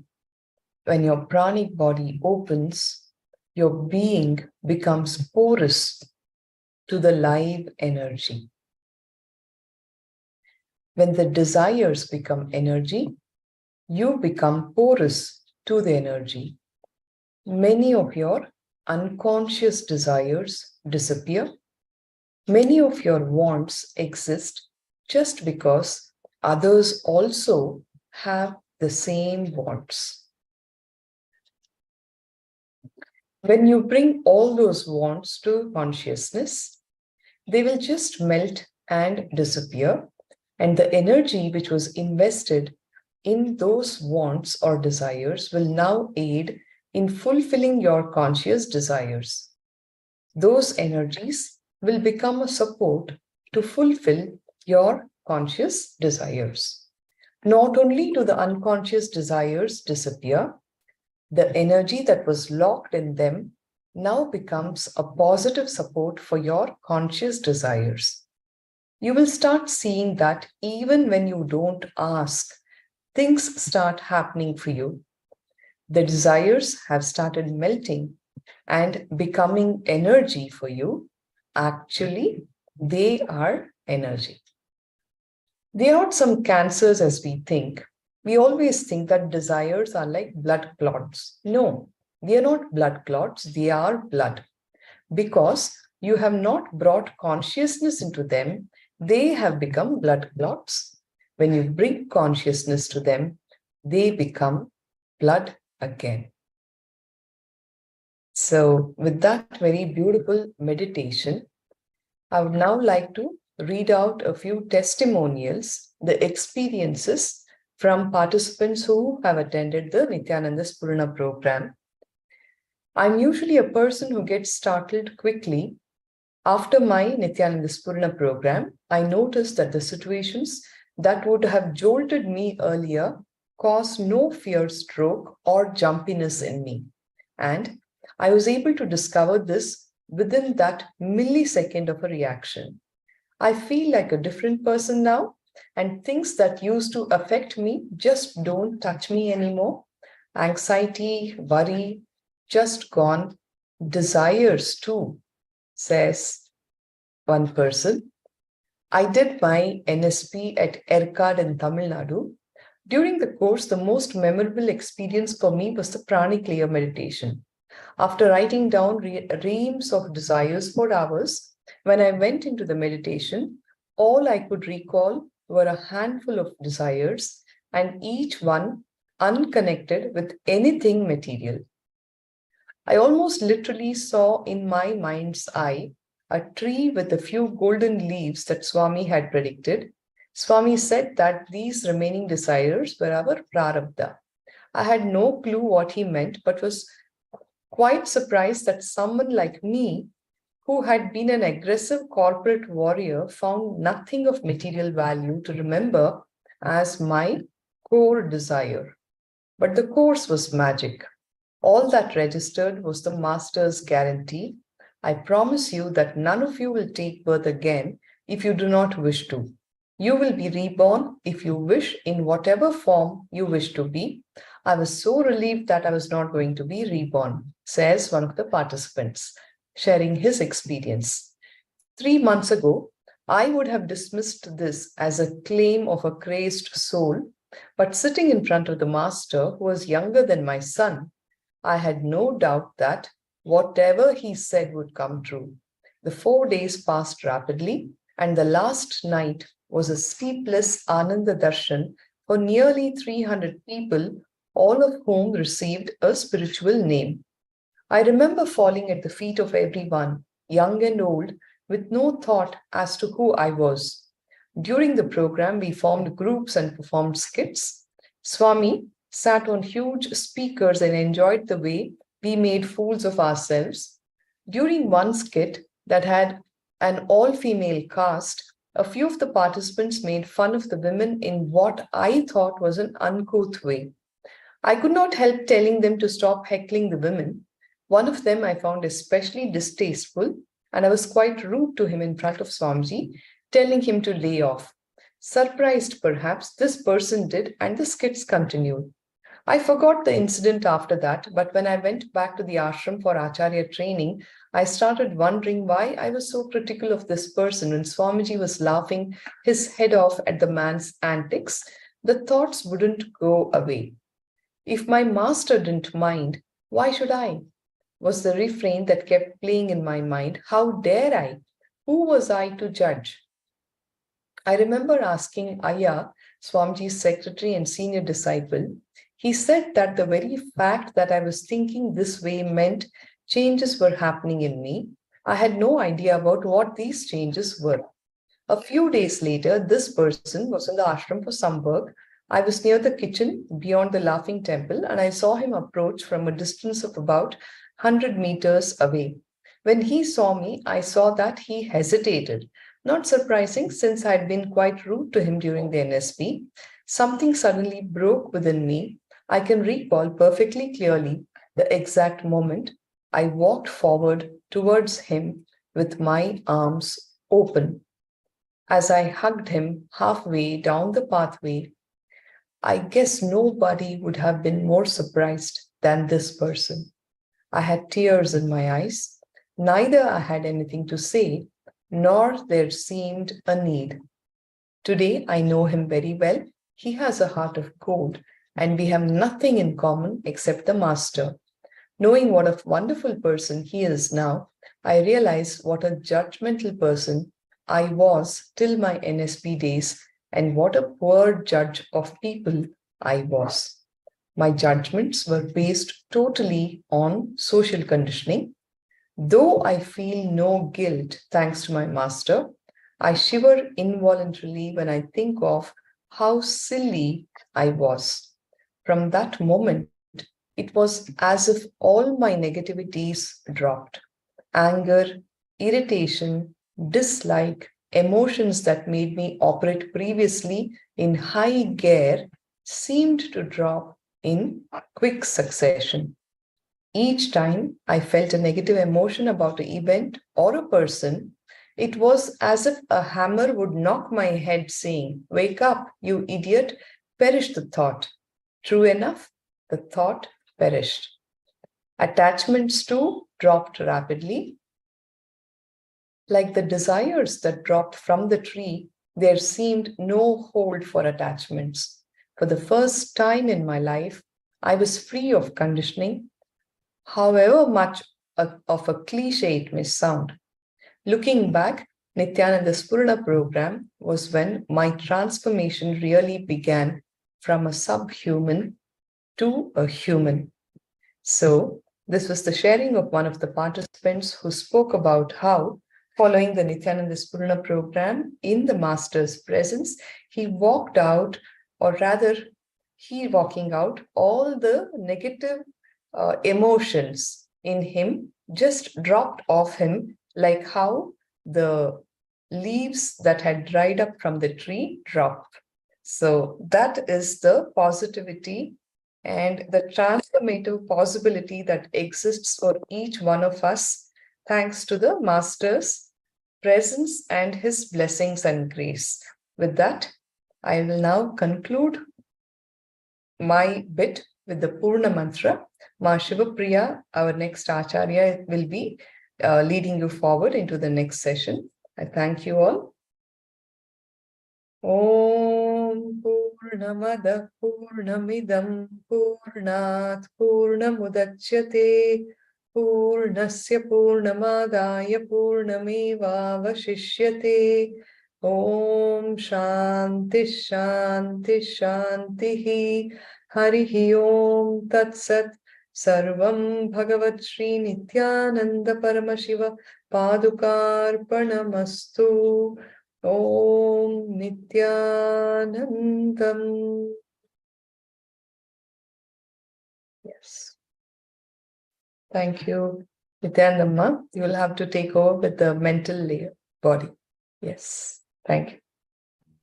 Yes, I'll take over the mental layer, Ma. Thank you so much, Yes. Nithyanandam. Thank you, Nithyanandam.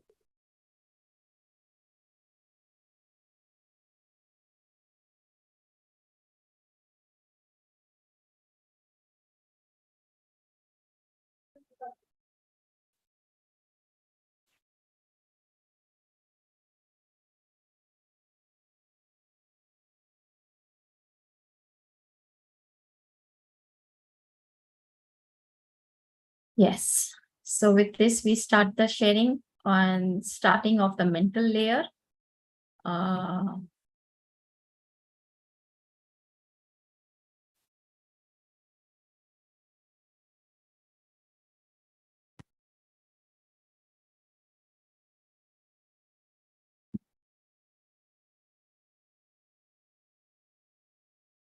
Yes. So the mental layer. We start with Sadguru Vandana.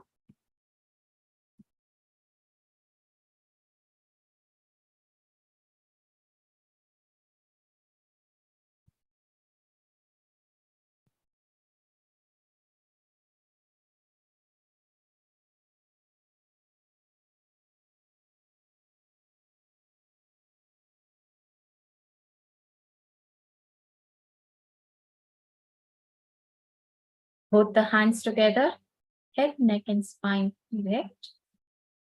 Nithyanandam Paramasukadam Kevalam Jnanamurtim Dvandvatitam Gaganasatrisham Tattvamasyaadilaksham Ekam Nityam Vimalachalam Sarvadhi Sakshibhutam Bhavatitam Trigunarahitam Satgurum Tam Namami.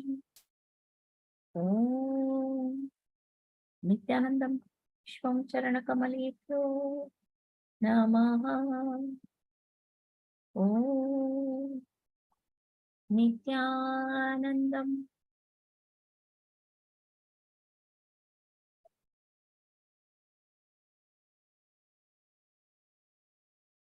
Nithyanandeshwara Paramashiva Samarambham Nithyanandeshwari Paramashiva Shakti Madhyama Asmadacharya Paryantam Vande Guru Parampara Vande Guru Parampara Vande Guru Parampara. With invocation to our Swamiji, we start with the session. Please follow the important cautions. Please do not do recording, videographing, etc. during the session. With this, we start with the mental body. The mental layer is associated with the powerful emotion of guilt. Thoughts are much more powerful than we think they are. We think our thoughts can, at the most, affect only us.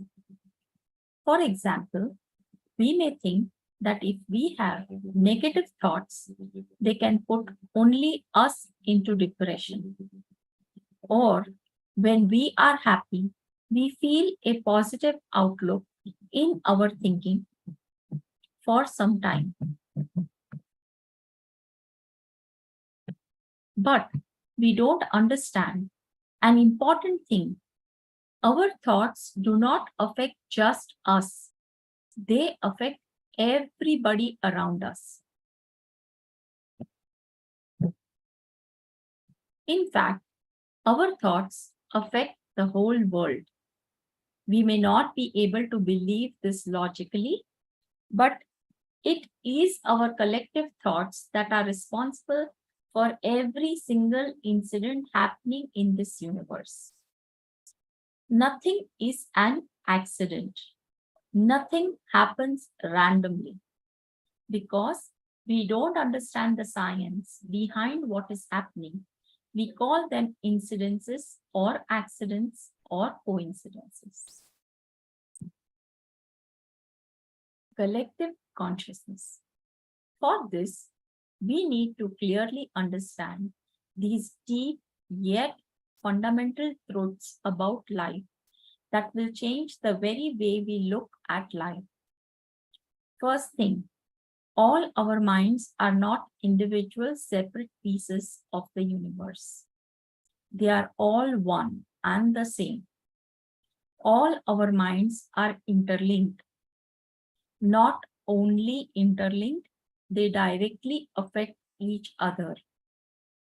This is what I call collective consciousness. Your thoughts are as infectious as your cold. People may escape from your cold. It is not so infectious. But your thoughts are so infectious, much more than your cold is. If you catch a cold from someone, you might suffer physically for a few days and get over it. But when you catch thoughts from people, not only do you suffer mentally, but the suffering is also forever. Similarly, anything that you think affects the people staying around you, it affects not only those who are staying closely around you, but everyone living on planet Earth.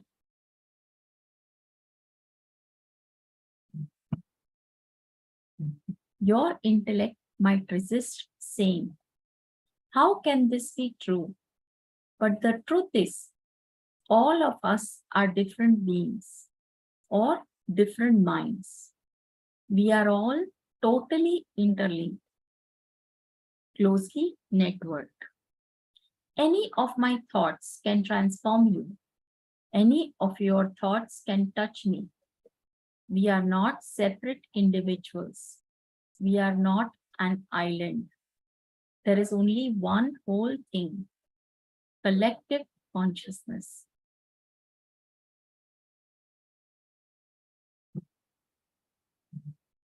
The second truth is that we are connected not only at the mental level, but even at the deeper conscious level. The deeper you go, the deeper you are connected. We are all actually connected in the levels of all the 7 energy centers, energy bodies. Now, in the physical layer, you, God, and I can be represented as 3 different points, quite far from each other, say 120 degrees away from one another. In the physical layer, the distance is so much. If you come down a little to the pranic level, the distance is reduced. The third points come a little closer. If you come down deeper to the mental level, the distance between you and I are further reduced. And so is the distance between you, God, and I.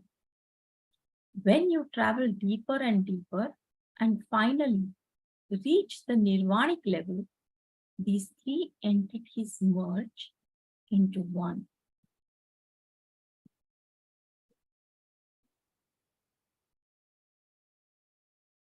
Please be very clear that at the deep end of all these layers, there is, in the nirvanic layer, God, you, and I are all one. There is no distance between us. Let us go a little deeper into this truth. We all seem like different entities at the physical level. But what happens when you love someone intimately? His or her love and suffering affects you. It comes and goes out of your being. This is because at a deeper level, there is no individual entity, and each one of us is a part of the collective consciousness. Of course, you do not want the suffering. However, you cannot escape from the suffering. Have you noticed that whether it is a physical pain or a mental suffering or a spiritual bondage, you get it again and again? This is because you are not aware that you are a part of the collective consciousness. Once you become aware and realize that you are a part of the collective consciousness, that you don't have an individual identity, you realize that you do not have a separate ego.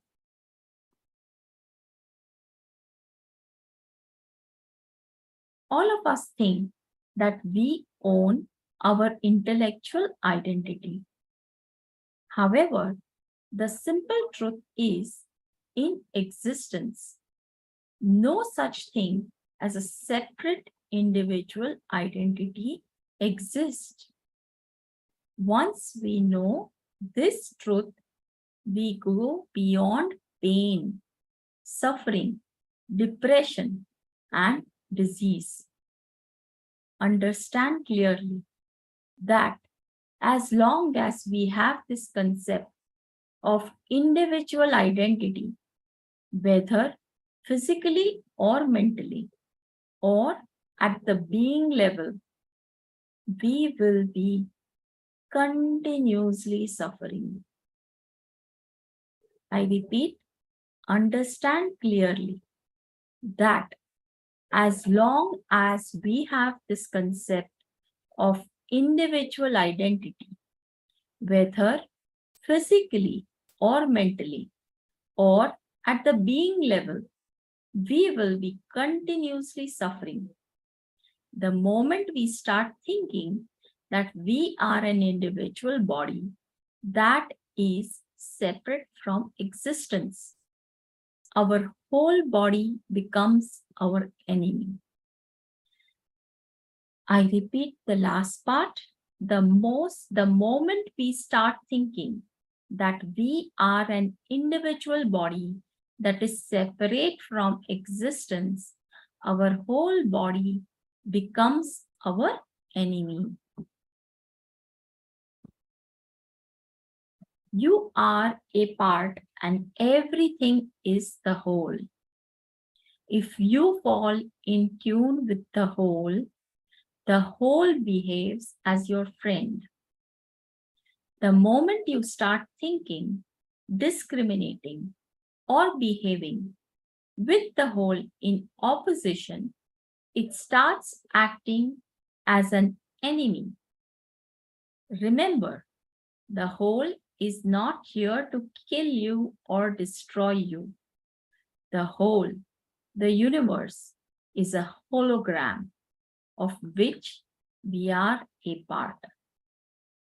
Just as in a hologram, every single part of the hologram, even if split, reflects the totality of that hologram, we do reflect the totality of the whole. That is the universe.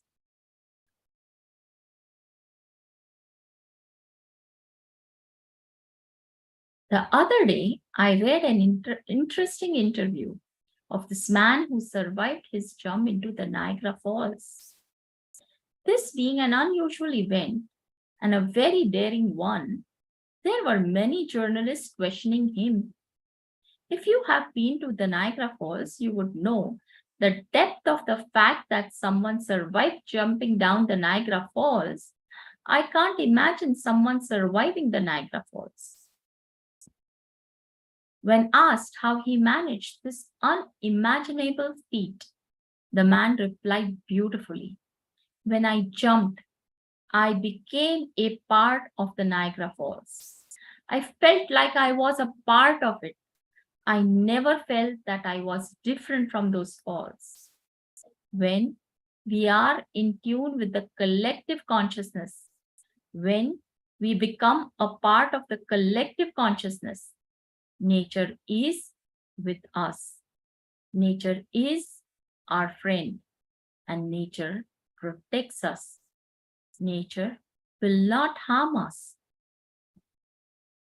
When we start thinking that we are different from nature, that we are an individual consciousness, we will always experience nature as our enemy. Let us be clear that as long as we are in tune with the collective consciousness, we experience nature as that which protects us. Let us be very clear that as long as we are in tune with the collective consciousness, we experience nature as that which protects us.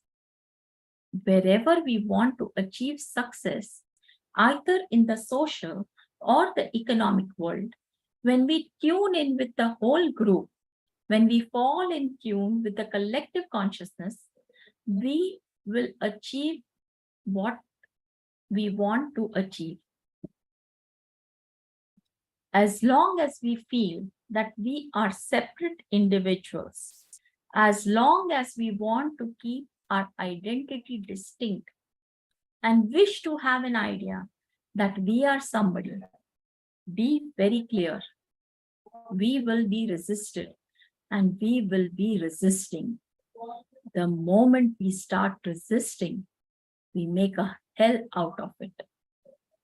Whether at home, office, workplace, or industry, this is bound to happen. However, if we disappear into the collective consciousness, we will be protected and taken care of again and again. We will attain complete success, not only socially and economically, but we will also experience it. It would be a feeling of fulfillment which is inexplicable. A small story. A man was suddenly informed that his wife has fallen into the river. He immediately jumps into the river and starts swimming towards the current, against the current. Everybody is surprised and asks him, "Hey, why are you swimming against the current?" He replies, "You guys don't know my wife. Even if she falls into the river, she would only swim against the current. As long as we resist the current, whether it is our workplace, our house, our company, or any other place for that matter, as long as we do not disappear into the collective consciousness, we will be continuously creating hell for ourselves and for others." Tao, the ancient Chinese philosophy, contains the same teaching. Tao is all about flow. It is about flowing with nature. Water is the greatest illustration of such a natural flow. Water simply flows with the landline around obstacles smoothly and energetically. Tao talks about the reeds in the water that bend with the flow and straighten up once the flow reduces. This can only happen when we do not imagine ourselves to be different from our environment. Even in the physical layer, if we think we are something separate, be very clear.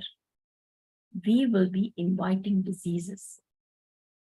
Another point is that in the mental layer, if we think we are separate individuals, we will be sowing seeds of violence again and again in our system. Even in the physical layer, if we think we are something separate, be very clear. We will be inviting diseases.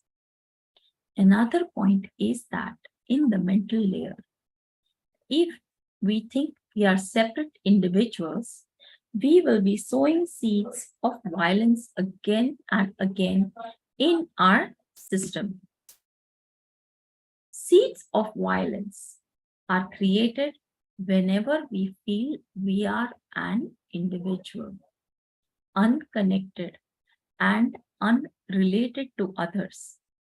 We turn selfish, dogmatic, and violent. We turn into virtual terrorists with individual consciousness. We dissect. We cut things into pieces. Understand that such logic always breaks things apart.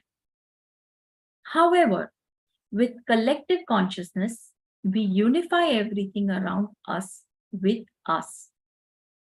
At the soul level, if we think we are separate individuals, spiritually, we cannot even take the first step. There is no possibility of any spiritual growth.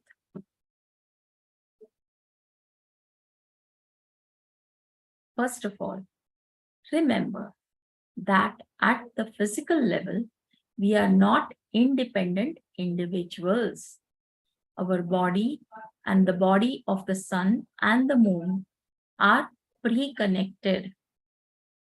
Any small change in the body of the sun and the moon are pre-connected. Any small change in the body of the sun can make changes in our body. Any small change in our body can change the body of the moon, and vice versa. Some of us may have noticed that the phases of the moon affect the state of our mind. We may not be able to logically relate these changes, but they are true. In the mental layer also, we are not alone.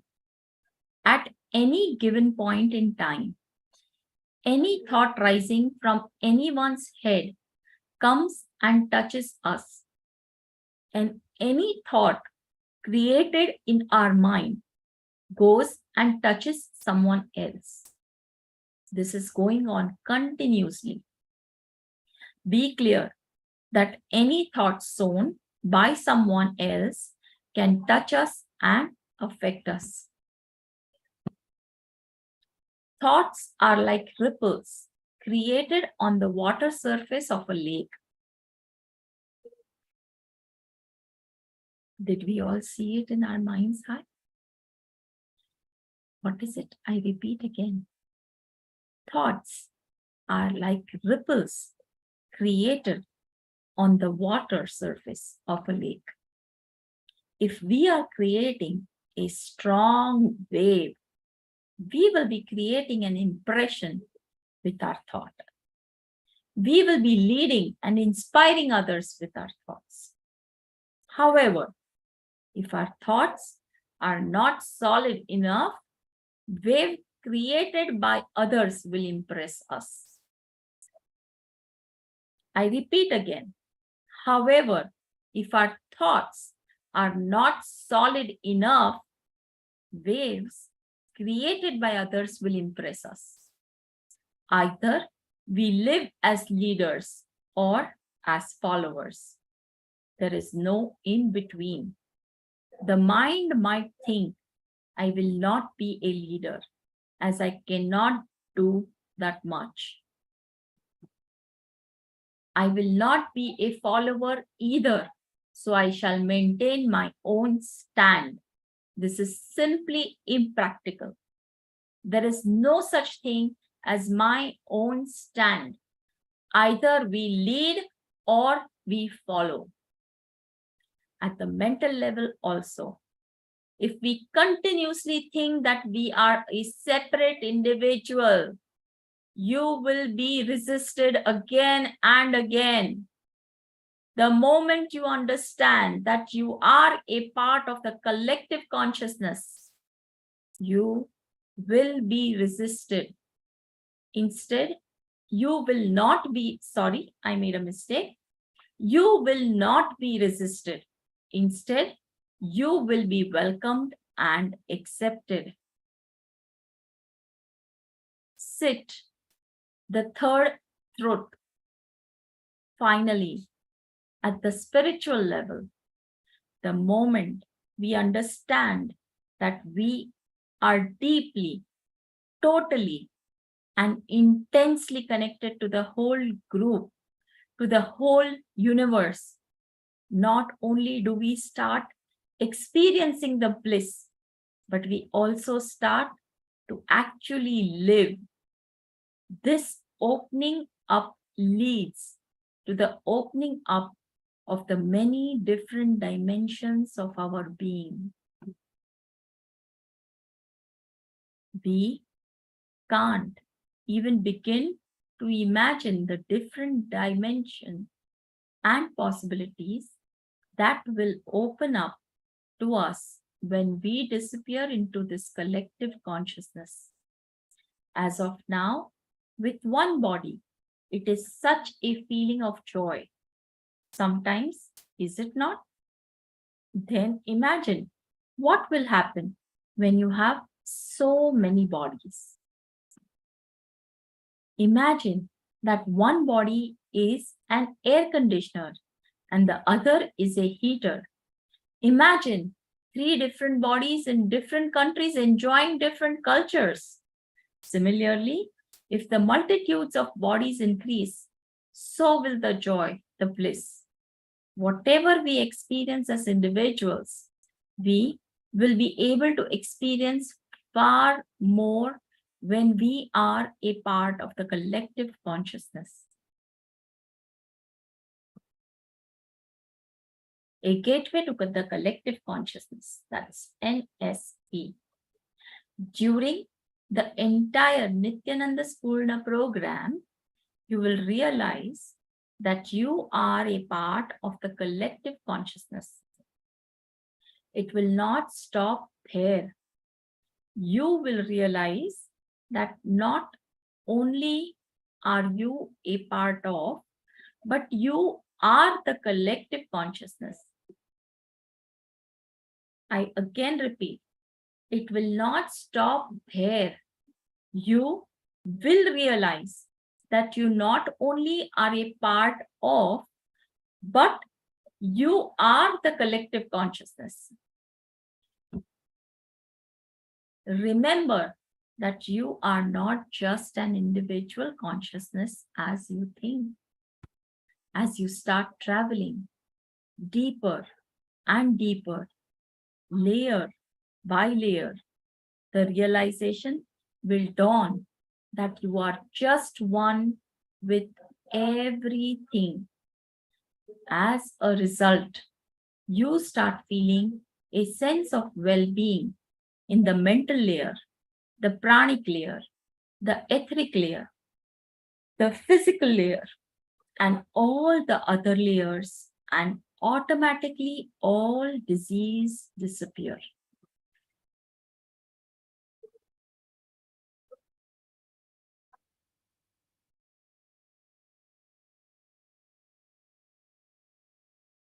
When you really experience that you are the boundaryless consciousness, it is an unbelievable experience that is difficult to describe. I have seen people at the end of the program in such ecstasy that they forget their name, their identity, their social status, their education, their qualification, their wealth, their religion, everything that they are and that they have. They respect every other individual in the hall with such flowing love and gratitude. All of them fall at each other's feet.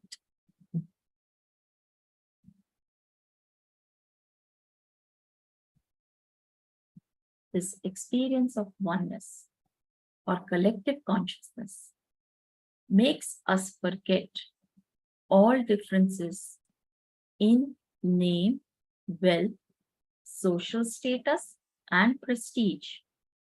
Whatever we think as ourselves, all of it just disappears. And what we truly are is revealed. I have seen that by touching the feet of their worst enemies, people simply forgive and forget the past. They experience such a deep level of consciousness, such bliss that literally the ego disappears. They just go around and see God in everyone.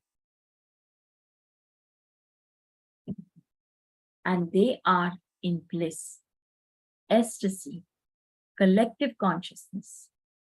Mind you, it is not that they are visualizing or hallucinating. When the experience happens, the whole group realizes that they are all one and the same, that they are not different entities.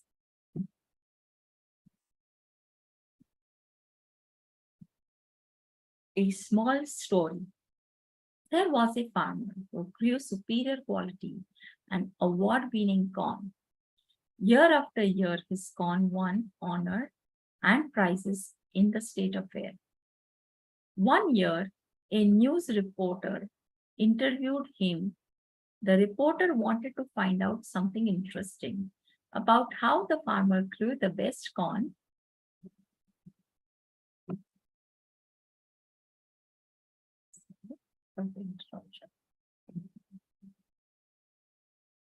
During the entire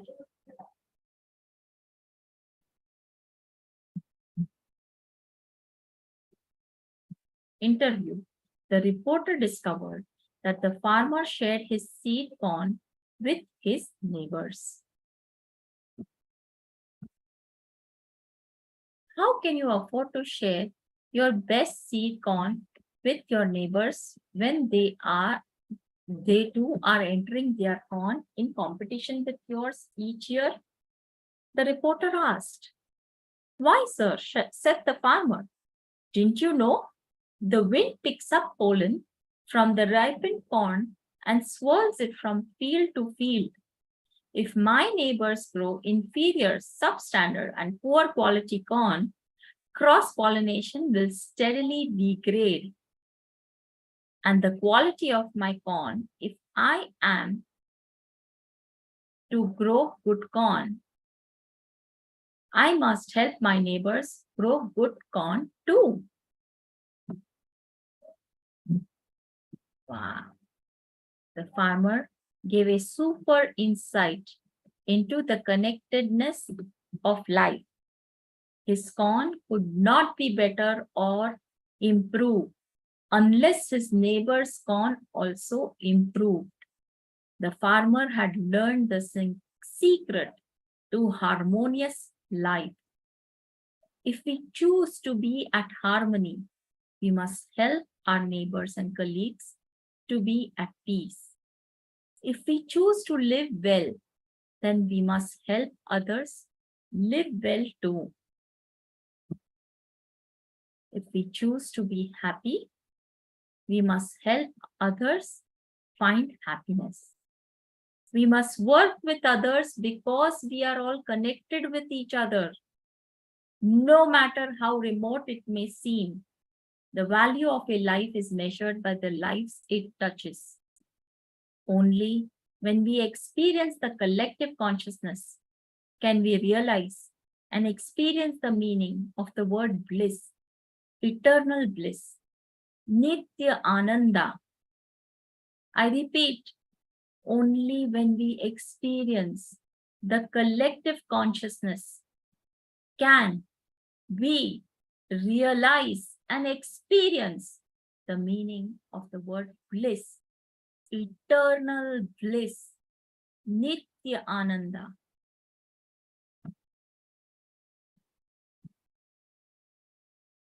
The problem is that from childhood, we are trained to be separate from others. In school, we are taught to be somebody different, prove that we are somebody. As adults, we are taught to compete with others. We have to understand one thing. Those who have created the present system of education are not enlightened. The system of education designed and developed by the ancient sage in the East, the Gurukul structure, is almost completely out of practice. It is almost dead today.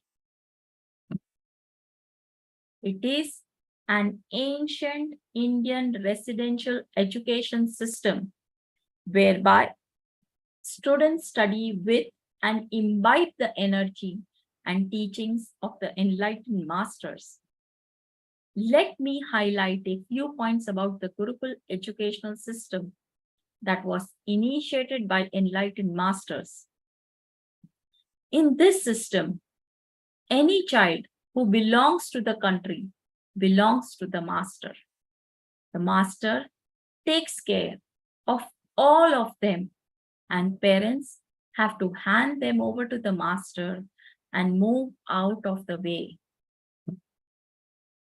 Up to the age of 7, children in the Gurukul were not given the ideas of wearing clothes.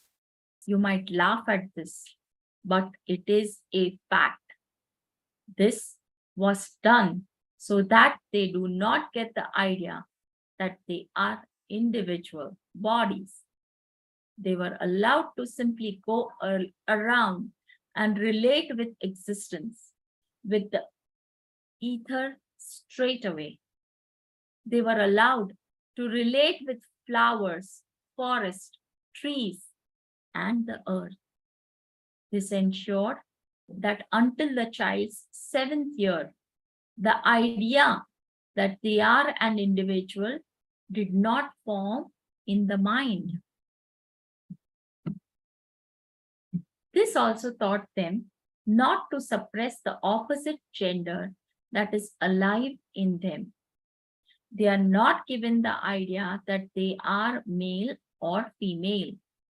Understand that when we are born, all of us have the characteristics of both the gender within us.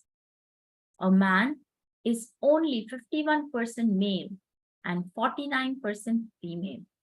Similarly, a female is 51% female and 49% male.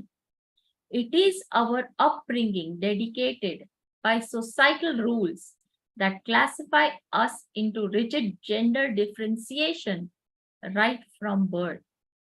Therefore, we end up suppressing the opposite gender within us. In the Gurukul system, children were encouraged to keep their gender open. They were also not taught to separate their bodies from the environment. Try to follow only these few things with your kids. First, do not separate their upper and lower body with clothes that grid at the waistline. Make them wear single piece clothes that cover the whole body as one. Next, do not encourage anything that will develop the idea in them that they are somebody.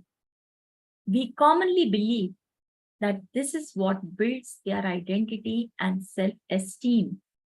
But this is where we are making serious mistake.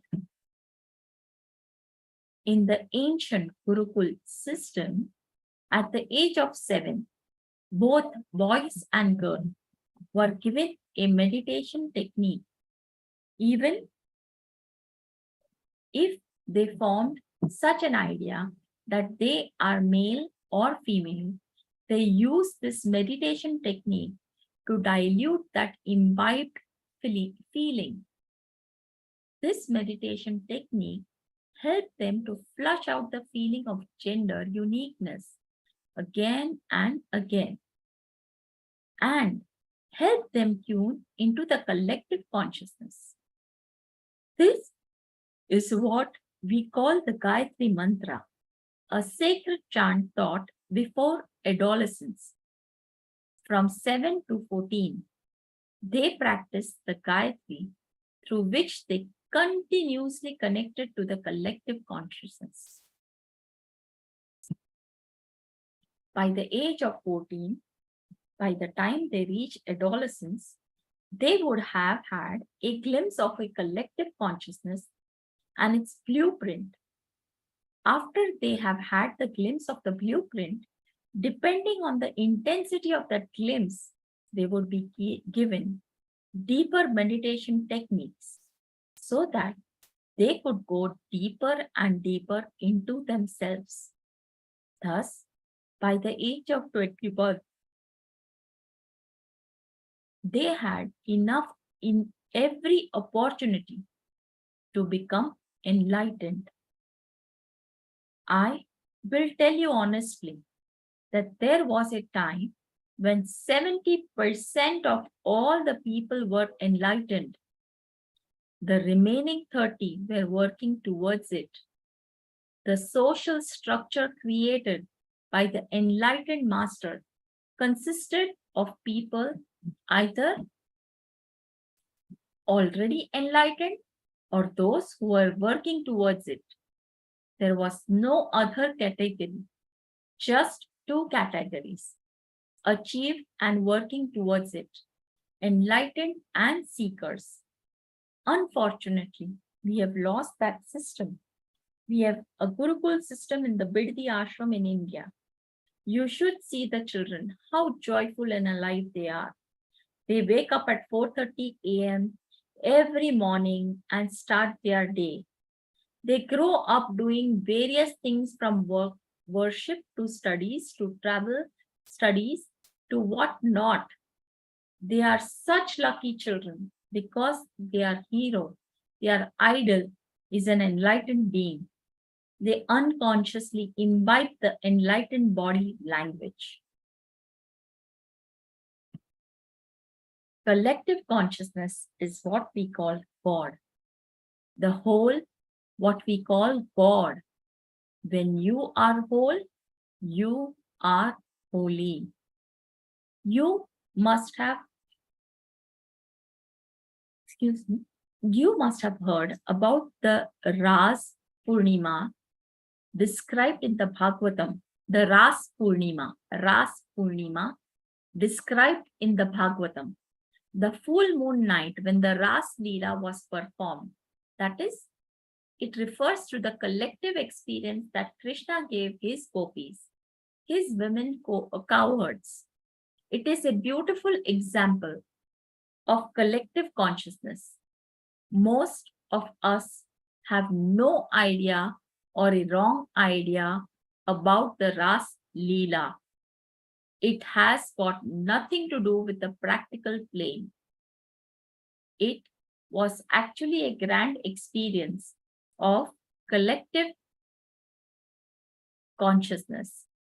Krishna gave the ultimate experience of collective consciousness to the entire group. There is a message. I think it is in Tamil by Kanan Kumar to everyone, which is in Tamil. I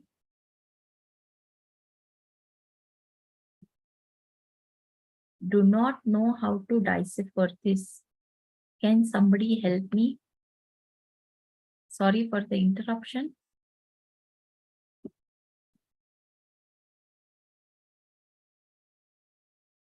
If it is something related to what I'm saying, please somebody will need to convey to me what he or she is saying. Kanan.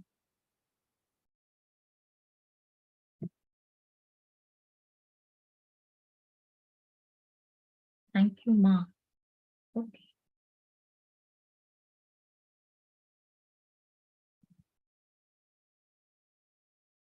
So what was Ras Leela? Actually, the Ras Leela was the dance which Krishna had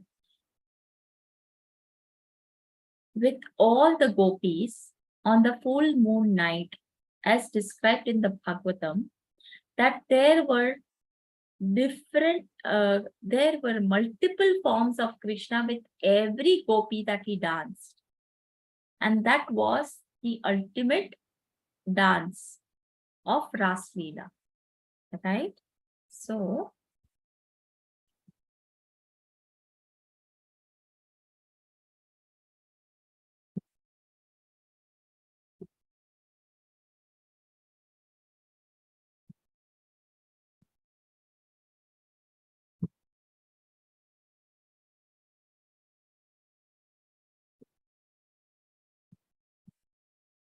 it was actually a grand experiencing of collective consciousness. Krishna gave the ultimate experience of collective consciousness to the entire group. Our thoughts can affect a glass of water. Our thoughts and energy flow have the capacity to create and attract incidents and people of the same nature. There is a beautiful research you should know about. One Japanese doctor, Masaru Emoto, has done a beautiful research on water and published a book called Hidden Messages from Water. It is a beautiful book. He is a great scientist. He is not only a scientist, but a person who works on different possibilities untiringly, working on the power of the mind over matter.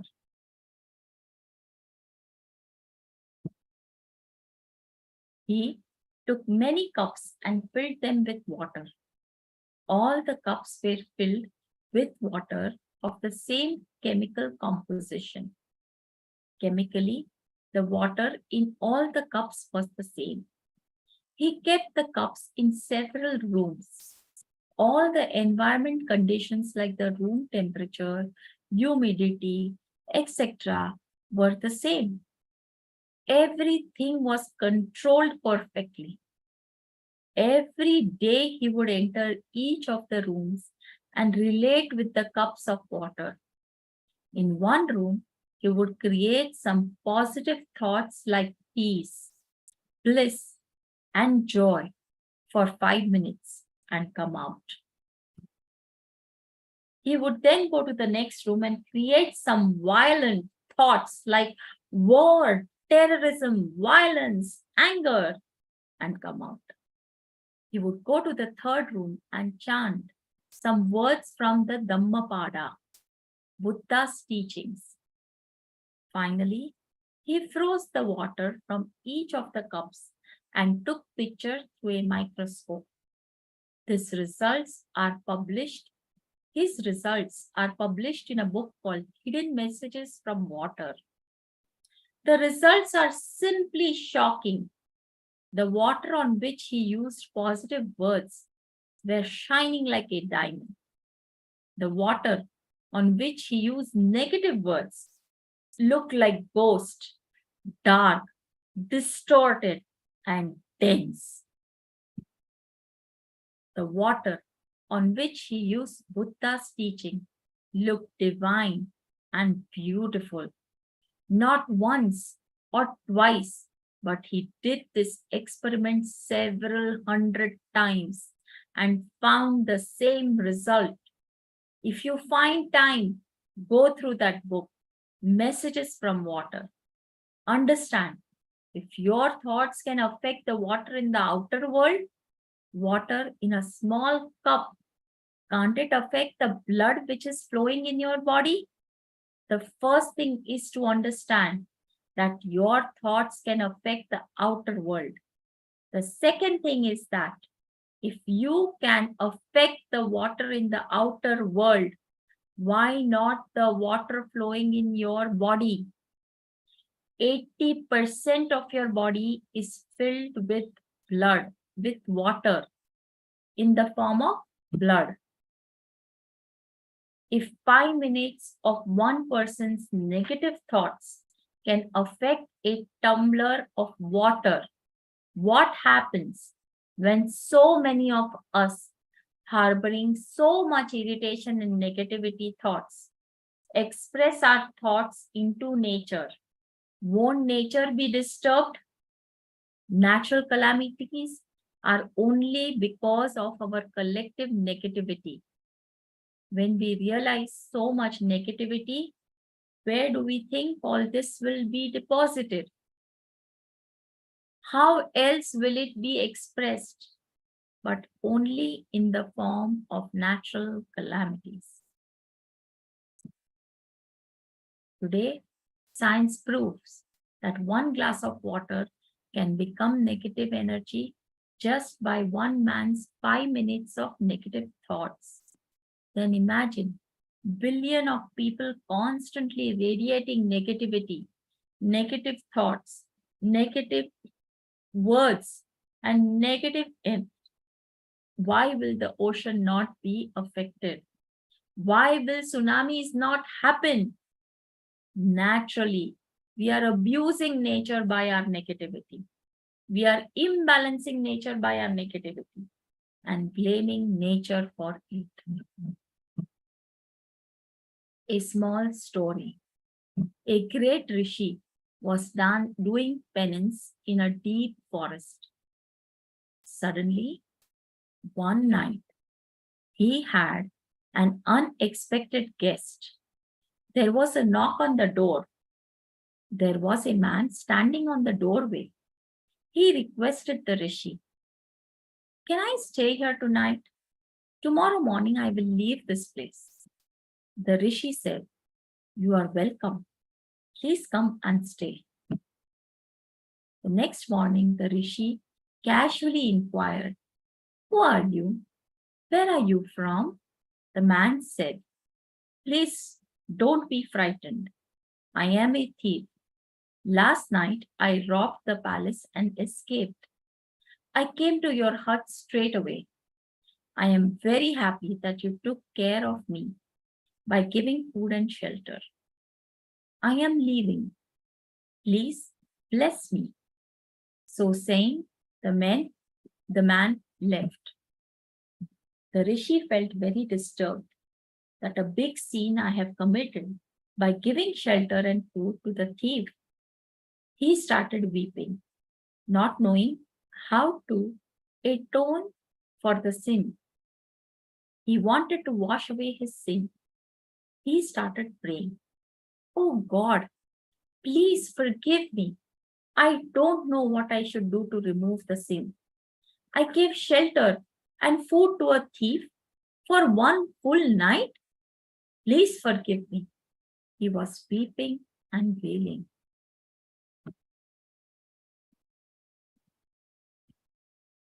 Suddenly, he heard a voice from heaven. The voice was also weeping. He was surprised. He asked, "Who is it weeping?" From above, he heard a voice. "I am God. I am weeping." Surprised, the Rishi asked, "Why are you weeping?" God replied, "You gave shelter to the thief for one day. You think that is a big sin? I am giving him food and shelter every day. Where will I go and wash my sins? That is why I am weeping." There is a beautiful thing to understand and to be understood from this story. The Rishi had a strong idea that he is holier than the thief. He had more ego than compassion in him. His ego was shaken by God's message. All our guilt, all our rules, all our morality, and all our ideas of right and wrong are created only by these types of rishis and priests. Not all rishis, but these type who think they are holier than others, that they are purer than others, or that they are greater than others. They are the rules that created guilt in you. According to me, guilt is the greatest sin. At least other sins will punish you after your death. Guilt will punish you when you are alive. The guilt that retards your growth and puts you into a vicious cycle of misery and suffering is what society feeds on, what religion thrives on.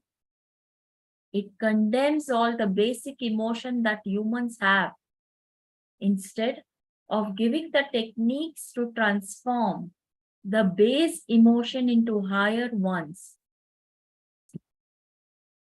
Actually, if you go to see, all so-called activities of social service are to get rid of the guilt feeling that we might be having too much money, but we don't realize that it is not money that is the problem, but the mind that is the problem. If the mind is not a problem, it will not matter how much money we have. Let us look a little deep into guilt.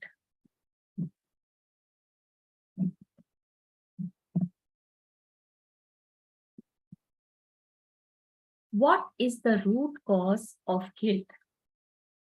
It is our idea about right and wrong, our understanding about what is right and what is wrong. Only from the guilt starts what is right, what is wrong. Let us start analyzing. After all, what is the scale to measure right or wrong? In Hinduism, vegetarianism is considered right. In Christianity, non-vegetarianism is thought to be right. In Hinduism, you can marry only once. In Islam, you can marry several times. In Hinduism, you can't drink alcohol and liquor. In Christianity, Jesus himself consumed wine. Where is the scale to measure what is right and what is wrong? There is no scale. Please understand that morality should happen out of integrity, not out of guilt. Guilt is a wedge inserted in your inner space. It makes you schizophrenic. It makes you take on double standards. What do I mean by integrity? Being in the present moment and being alone, one and not many. Seeing reality without the play of the mind. Only the mind steps in. Duality also steps in. Once the mind steps in, duality also steps in. I'll repeat this part. What do I mean by integrity? Being in the present moment and being only one and not many. Seeing reality without the play of the mind. Once the mind steps in, duality also steps in. Just by asking intensely, aware of the present moment, you can achieve integrity where there is only one and not two or three or many fighting in you. When you are aware, you will be one and moral. When you decide to stray from awareness, you will be many and immoral. Morality has to do with awareness, not with any other social rules.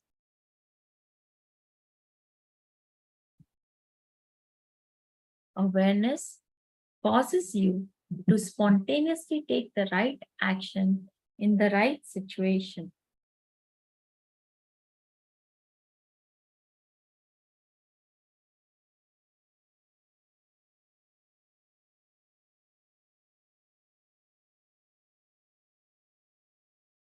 Morality can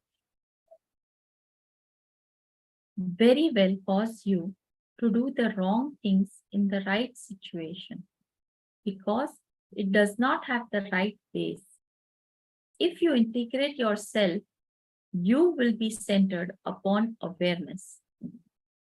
If you remain fragmented, you will depend on morality for guidance.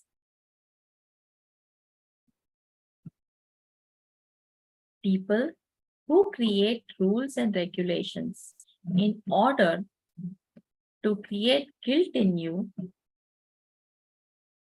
are the ones who hide their personal lives under the covers because their personal lives would be totally non-conforming to the rules set up by them.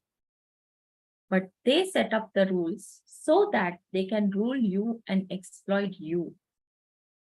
Once you have the idea of guilt sown in you, you can be cheated and exploited easily by the society. That is why guilt is the first thing that society sows in you. With guilt, it is easier to control.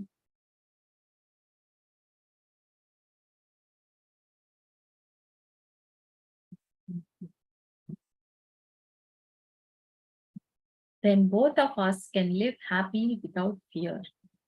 Like this,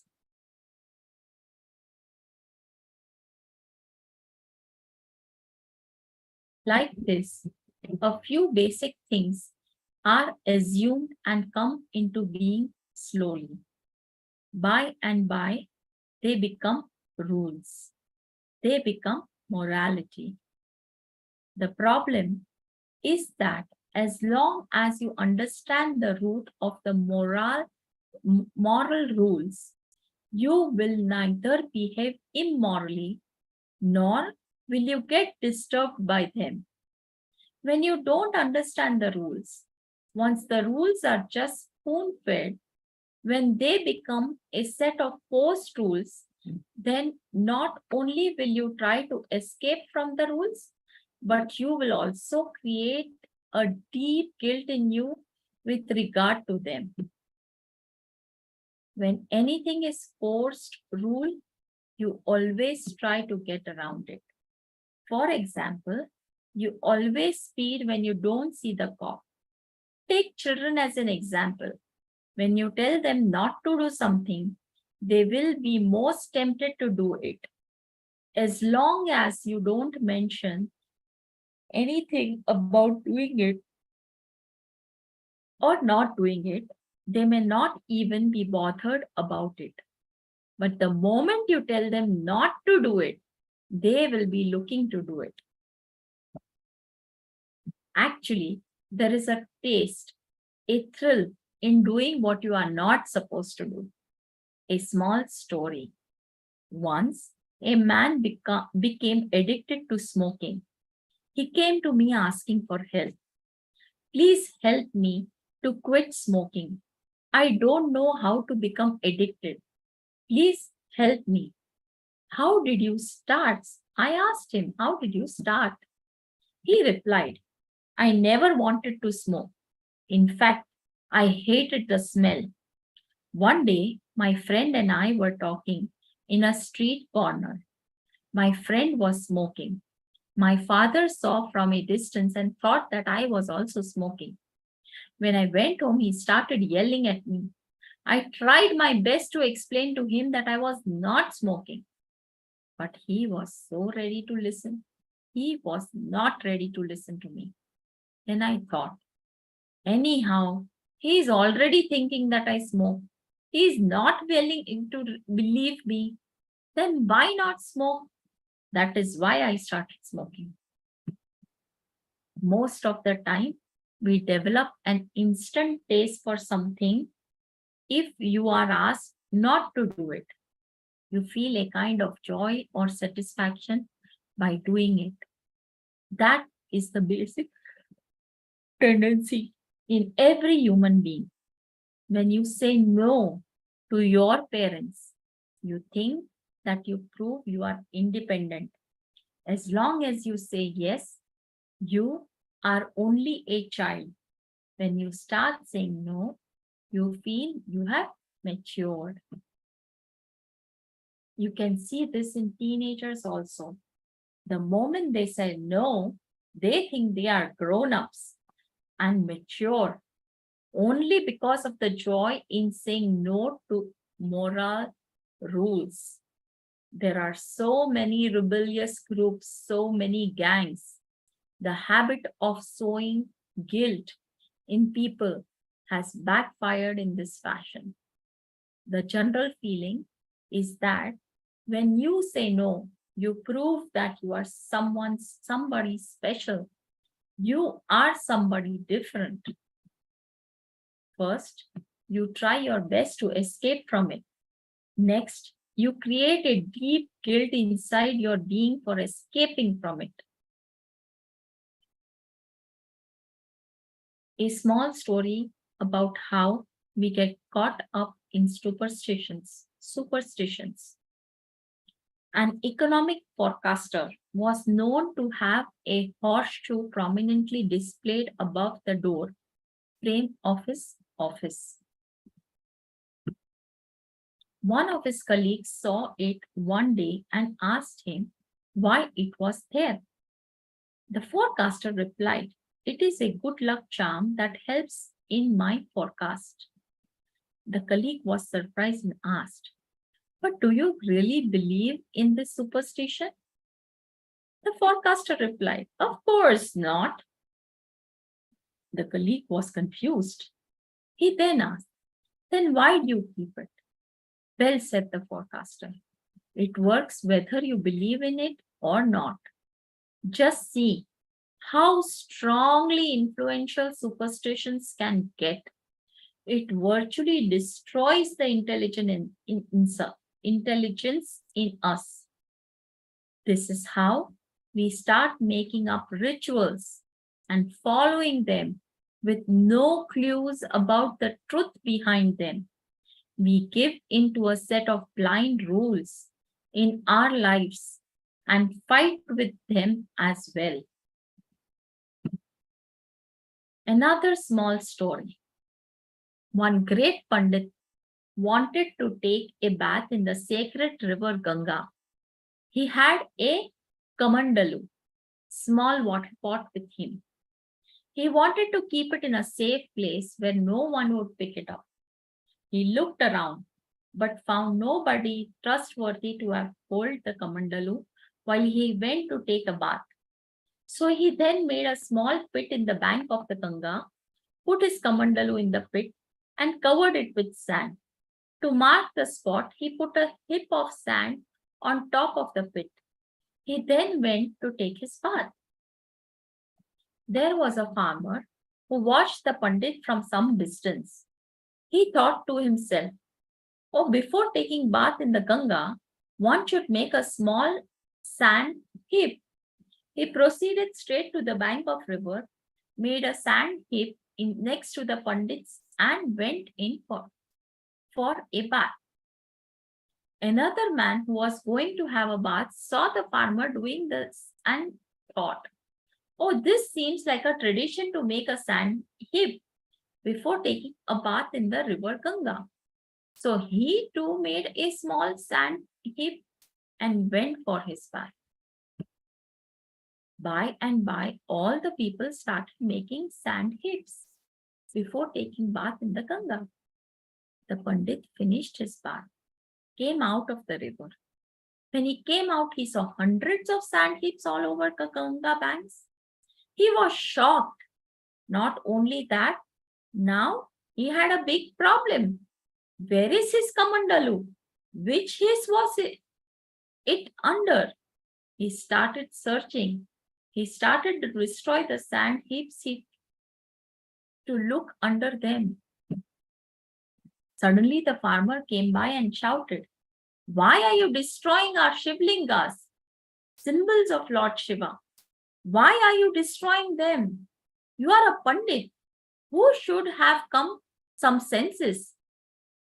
Don't you know that you are supposed to make a Shivlinga before taking your bath?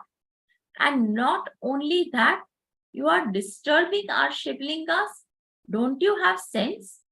The Pandit was shocked at the farmer's words and knew instantly what had happened.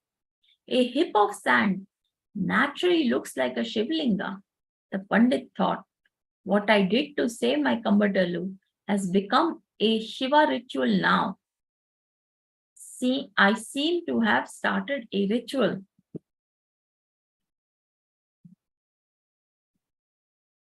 Of course, the Pandit had to leave without his Kamandalu. If you look into your life, there are so many sand heaps that have entered in the same way. There are so many speed breakers and so many obstacles that have entered your life without your understanding. In the course of time, many regulations that had meaning earlier became rules without any meaning today. Now, in India, during the times before electricity, clothes would not be sewn after sunset, since sewing was done by hand with a needle, and the tailors had only dim lantern with which to do their work. Naturally, in the night time, in the dim light of the candle or lantern, it would be a strain to sue. Therefore, the work was always confined to daylight hours. But even now in India, the elderly people in the house will say, it is not a good thing to sew after dusk. The very reason for not sewing at night does not even exist anymore. Electricity and bright lights are there, but it has become a ritual for them without any connection to its original purpose. When you do not have or are not given the right understanding, things become dead rules in your life. When you have understanding, any rule can become a technique to live life happily. Rules and rituals are actually techniques for your own enlightenment. When I say enlightenment, I mean a blissful life full of clarity. Of course, when pursued deeply, it will lead you to your ultimate enlightenment. When you are given the right understanding, you will understand that any rule you created just for you and others around you to live a happy and a blissful life. When the spirit of the rules are understood, there won't be any problem falling in line with it. And the juice will be there in your action or commitment to it. But if the spirit is missed, everything is missed. It becomes like setting out with the wrong foot. Take meditation, for example. Meditation itself is done to go inwards, irrespective of the outer world scenes. I have seen some people, before starting their meditation routine, they will create so much of noise in the house. They will go around telling everyone to keep quiet. They will practically take the whole house to task just for going about its normal routine when they are going to meditate. If they understood the spirit behind meditation, they would not be doing this. Only when the spirit is missed, things become dead rituals. They miss and mess. Generally, when you don't understand the root of morality, you start living in dull and dead way.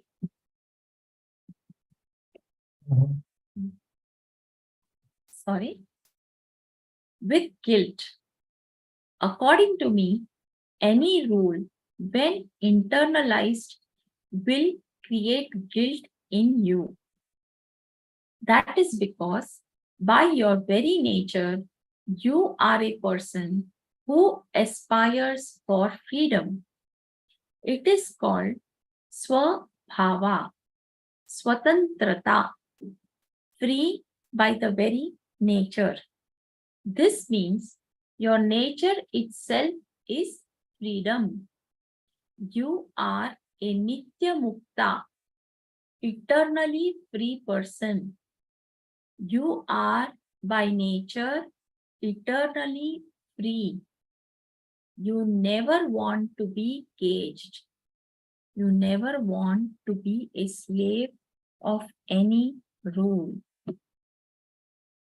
Your entire struggle is nothing but the struggle for freedom. Even your search for money is the search for freedom. If you have more money, you have more choices or more freedom to choose a bigger house, a bigger car, more comforts, etc. Your search for more choice is your search for freedom. The real search, your search for money, is nothing but the search for freedom. So, by your very nature, you are searching for freedom. When some morality is taught to you as a rule, Either you try to get around it, or if you can't, you take revenge on the people who impose the rule on you. Imposed morality always causes you to be or feel revengeful. You may not be obviously revengeful, but it will be there in you as a subtle thread. For example, some people repeatedly tell me, my son is not taking care of me. Be very clear that your son may be your foremost enemy because you have given him so many rules, so many regulations throughout his life. You must have given him so many laws. You would have been almost a master for him when he was young. Naturally, while one part of his mind will have respect for you, the other will always harbor a revenge towards you. Don't think this is something new. I'm telling you, or this has to do with your son alone. No, this is a basic fact in the society. It is not spoken about because it is too much truth for people to bear. Which son or which father will agree if I had told them this fact? See, this fact is such a deep-rooted one that most people are blissfully oblivious of it. But it is my duty to draw your attention to such base level things. There are a few people who try to give you rules in a very subtle way or cunning way. They exploit your fear and greed by showing you ideas of hell and heaven and create the desire for heaven and fear of hell. They create so many concepts of hell and heaven and sell them to you. They say, if you practice these types of things, you will be rewarded with heaven. If you practice those type of things, you will be punished with hell. This concept of heaven and hell is a subtle way of exploiting your being. When you are given rules based on greed and fear, you start creating a deep guilt in you. There is a subtle relationship between fear and guilt.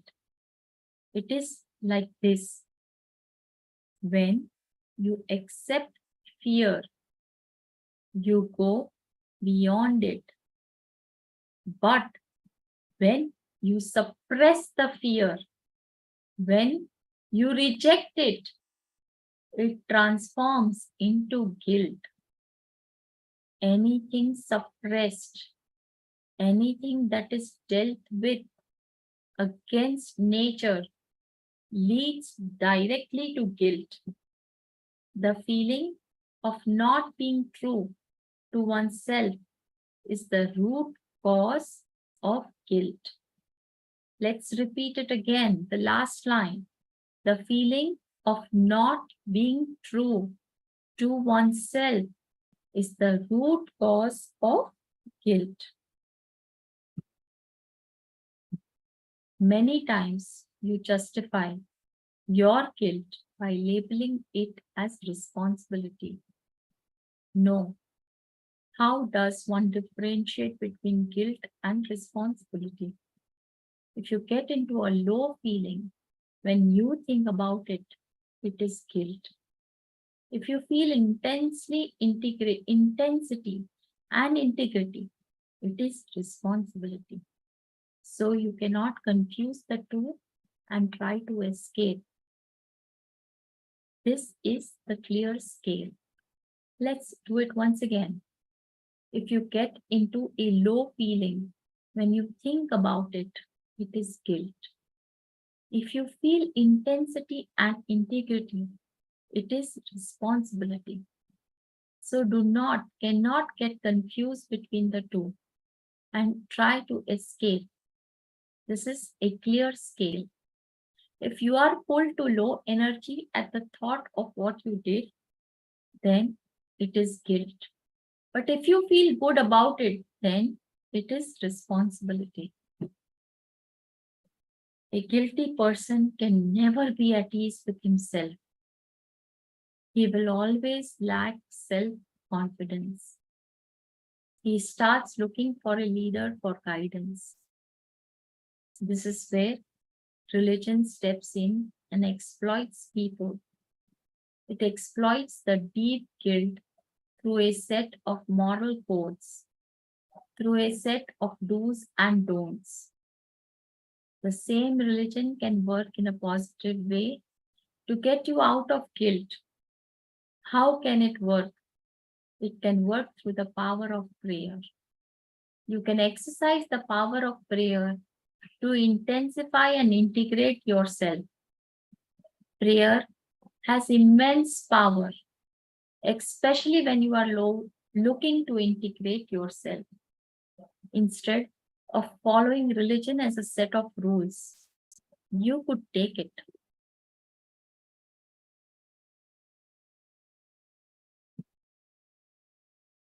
You could take it up as a technique to integrate yourself. As a sheer outcome of the power of prayer, the guilt in you will dissolve. If you live from moment to moment, there is no question of repenting for what you have done. Guilt will have no place. Guilt is not real. It does not have existential reality. You can choose to drop your guilt at any time because it is not natural. We carry the load of guilt most of the time because of our convoluted thinking. Nobody can live life based on any laws. An important thing.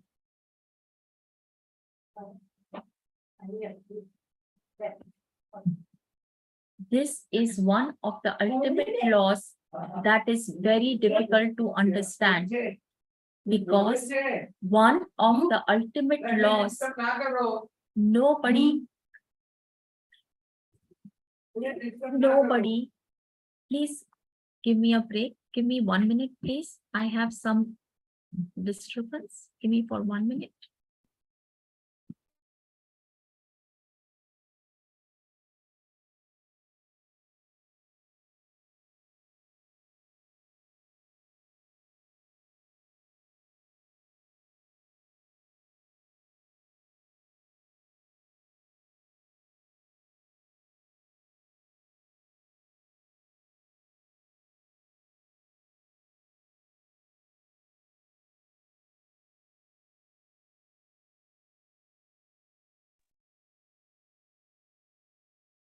Very sorry for the interruption.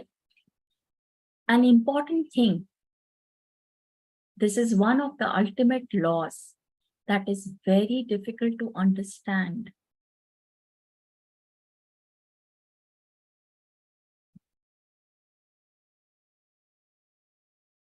But one of the ultimate law, nobody can live their life based upon any law.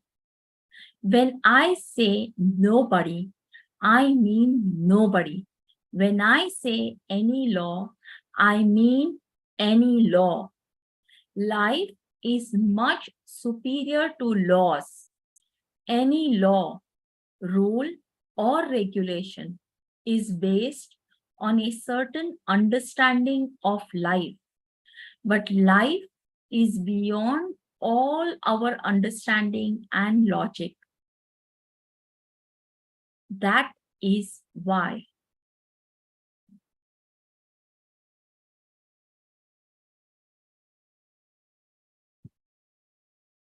people ask me, why is this life created at all?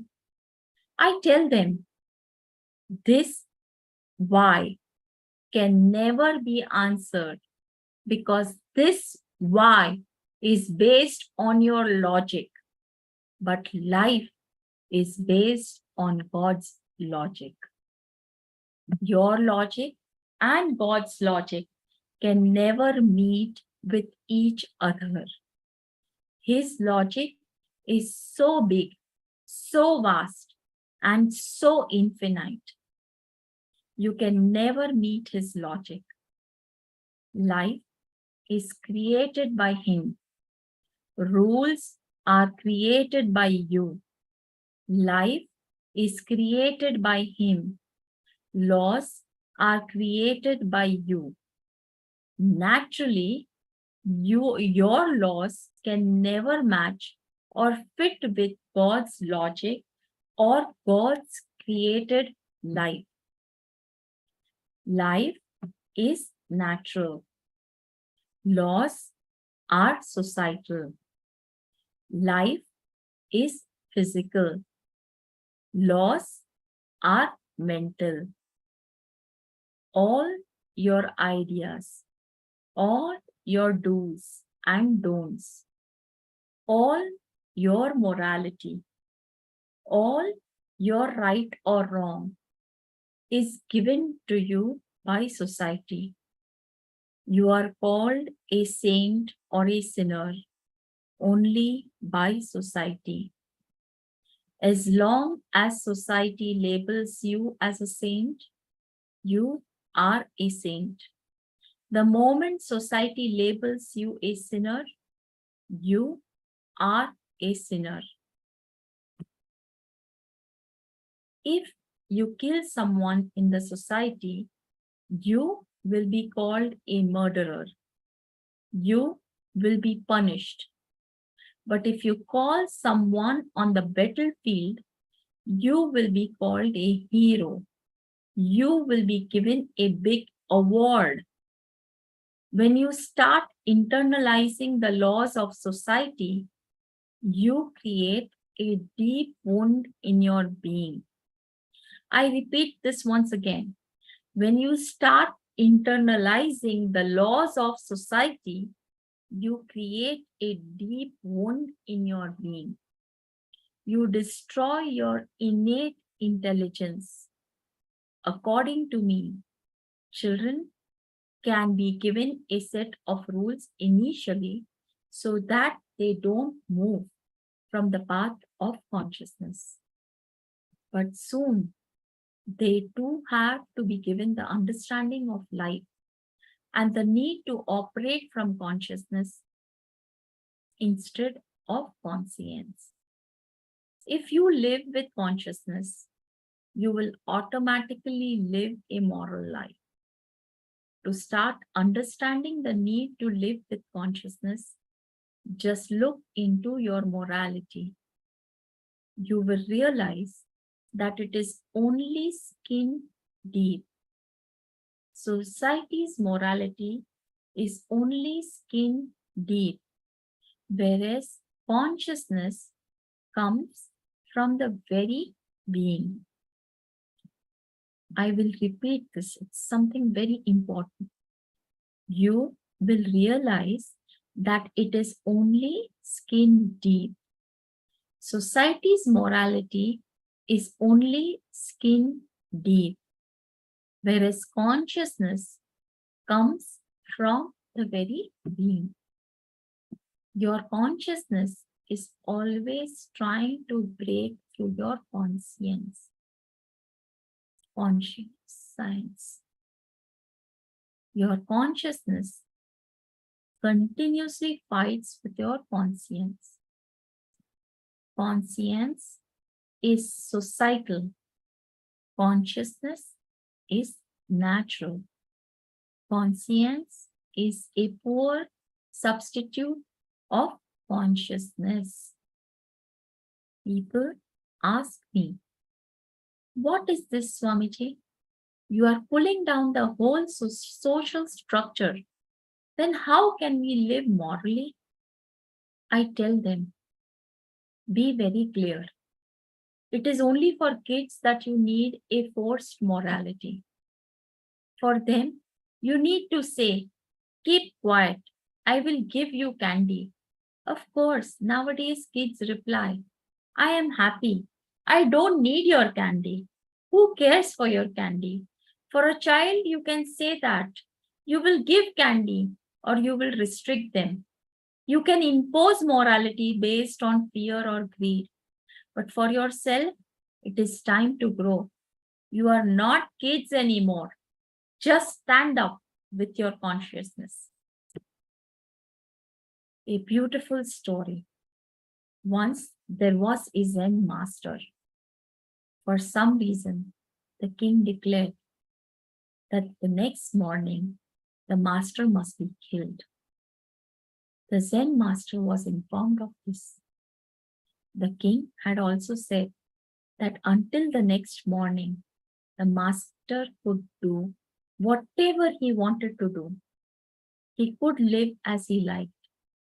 He was given full freedom. Even after the death sentence, the master was seen following his usual routine. He did his usual gardening, fetched water from the well, cooked, served the disciples, and so on. He lived in exactly the same way as before, doing the same routine.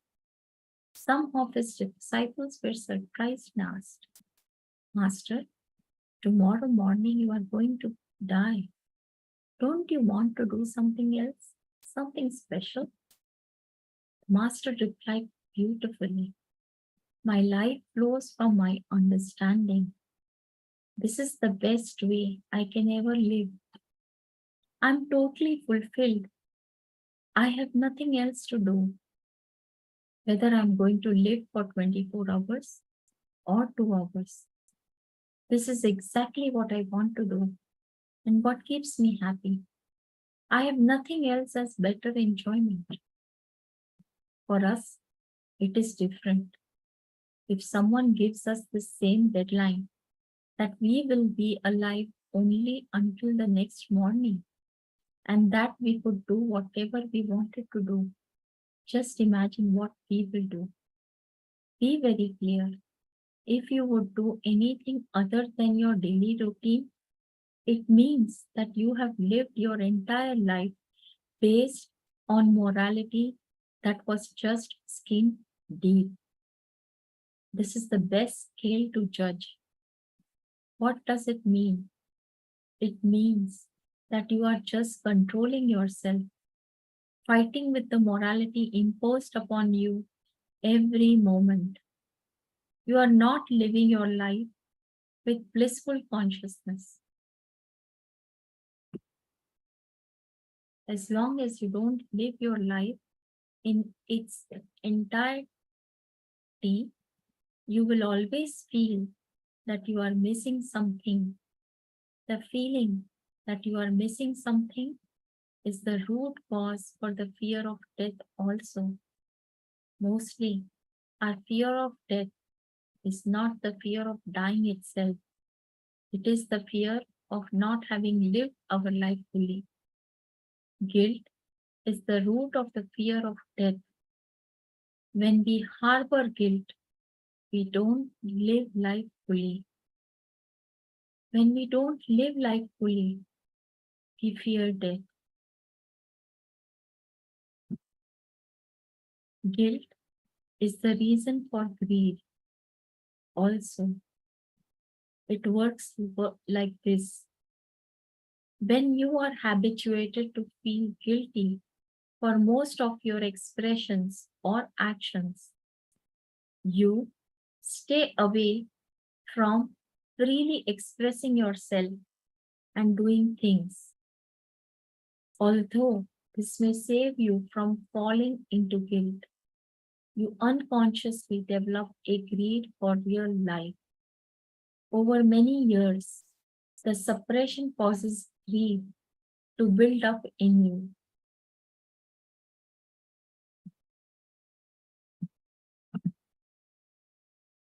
If you have the intensity to break free from your guilt and express yourself, then you are liberated. But most often, you won't even have the clarity that it is the guilt that is causing the struggle within you. you will simply fall into depression because you can't pursue the goals of your greed. When greed arises in small doses and you are taught to deal with it with awareness, fulfilling the greed consciously can be a joyful experience. But what happens when greed arises? Society starts labeling it and condemning it. You start feeling guilty about all your desires. You start suppressing them, the problem starts. The suppressed greed either becomes depression or any other aggressive expression. You are designed to move like a freely flowing river. Guilt is like the rocks in the path of the water. They have been placed in you by society. A flowing river looks so happy, is it not? Society has branded happiness itself as a sin. That is the problem. That is why you will notice when everything is going smoothly and happily, there will be a lurking feeling of guilt in you. We are taught by society that being happy and enjoying life is not our natural state. So we feel guilty. But when we feel sad and depressed, do we ever feel guilt? No. This is because you are taught very strongly that life is meant to be suffered and endured with happiness, only being allowed once in a while. This is also why people can't stand it. When you are happy and smiling all the time, they try their best to bring you back to so-called reality by instilling guilt in you. Let me repeat this last part again. This is also why people can't stand it when you are happy and smiling all the time. They try their best to bring you back to so-called reality by instilling guilt in you.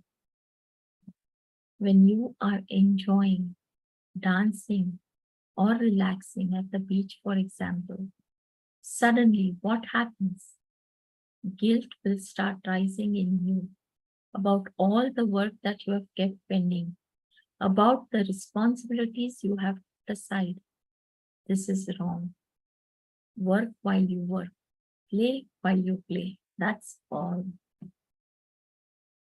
Even when you are around me, if I give you a little too much attention, you start feeling guilty. Is it not? There is no need to feel this way. Guilt has no basis and it simply destroys your whole life. If you can live without guilt, you will enjoy every moment and you will have no regrets in life.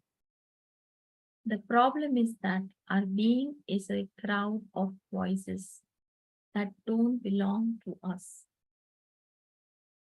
The problem is that our being is a crowd of voices that don't belong to us. Understand, your being is no longer only your being. It is a totality of your mother's voice, your father's voice, your teacher's voice, your neighbor's voice, and whatnot. All these voices are in there.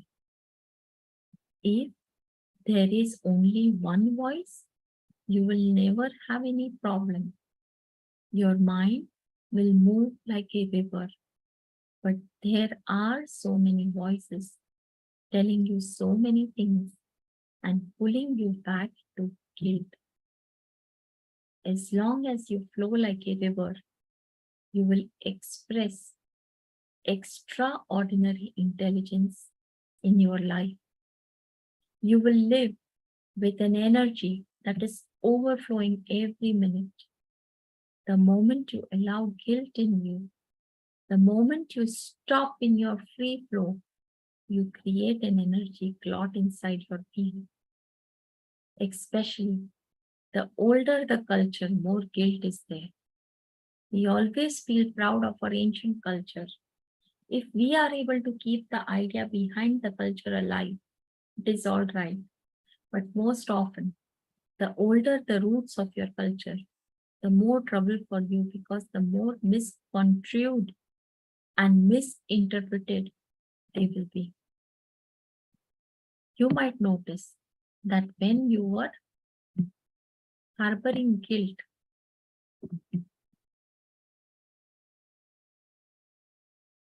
if you got angry, the guilt reduced. The moment you express your anger, your guilt is released. This happens because anger and guilt are two sides of the same coin. The moment you become angry with the person you created the guilt in you, you come out of the guilt. If you created guilt based on somebody's opinion of something, the guilt is basically because of the respect that you have for that person.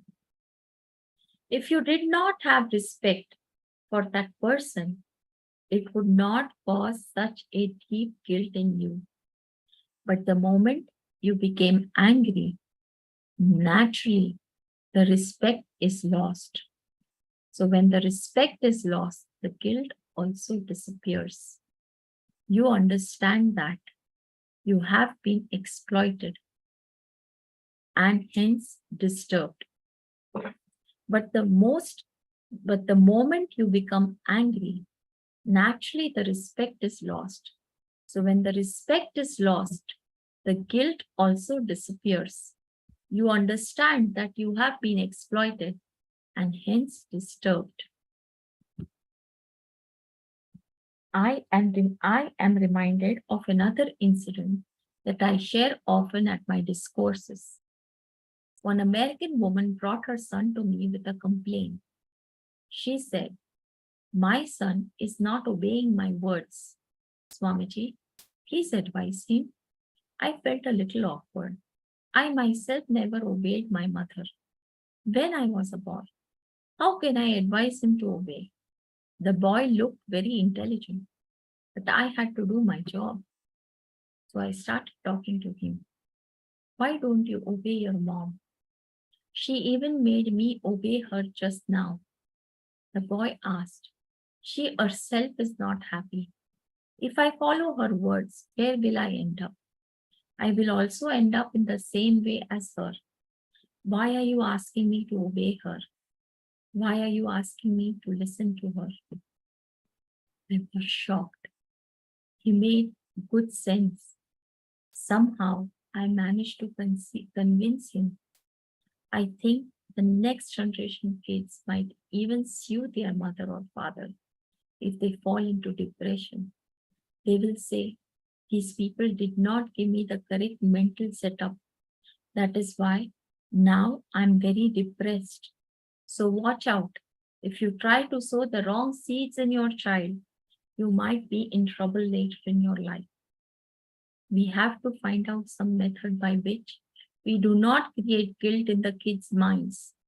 According to me, intelligence is more solid than morality. Consciousness is more solid than conscience. Of course, you need a little patience to create consciousness in the child. You need to work with them, explaining every step to them.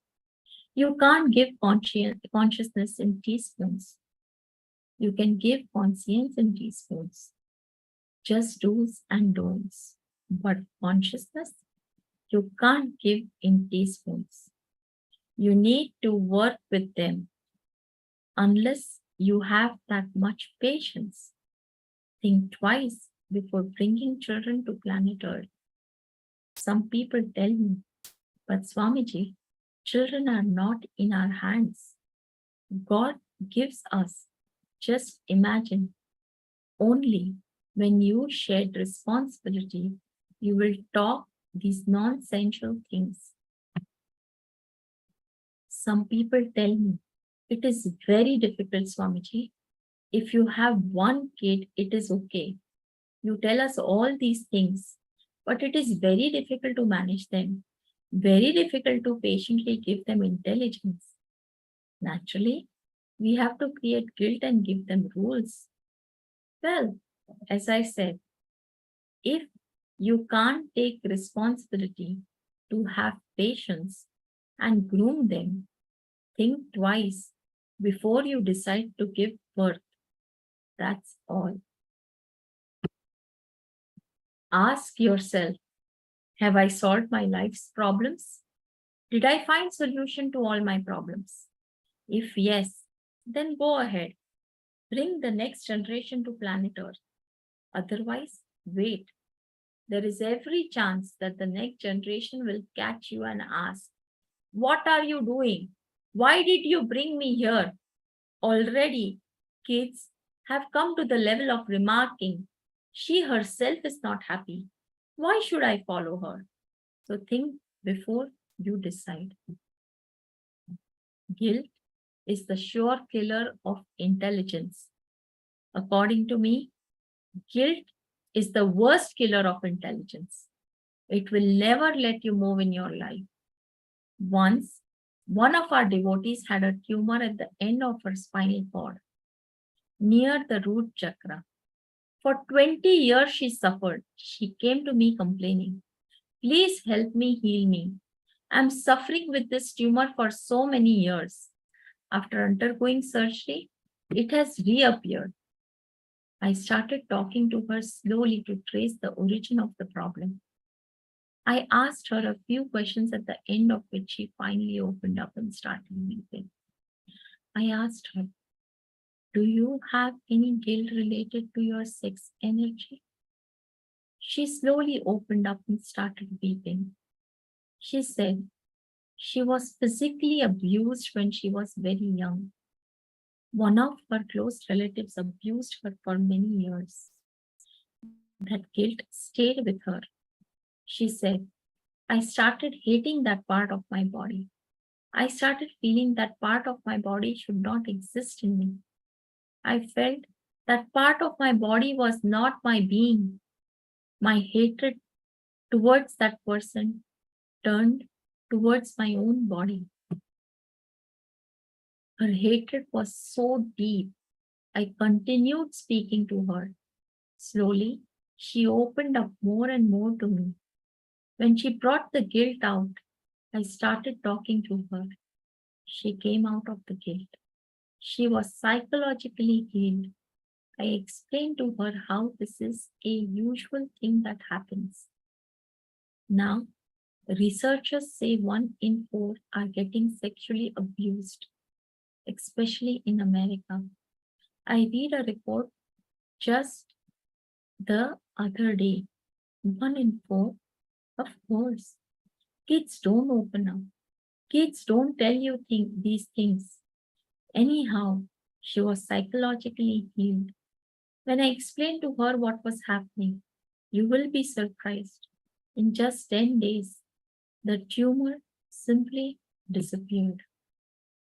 I gave her a small meditation technique to meditate on that area. I told her, express your anger towards that man.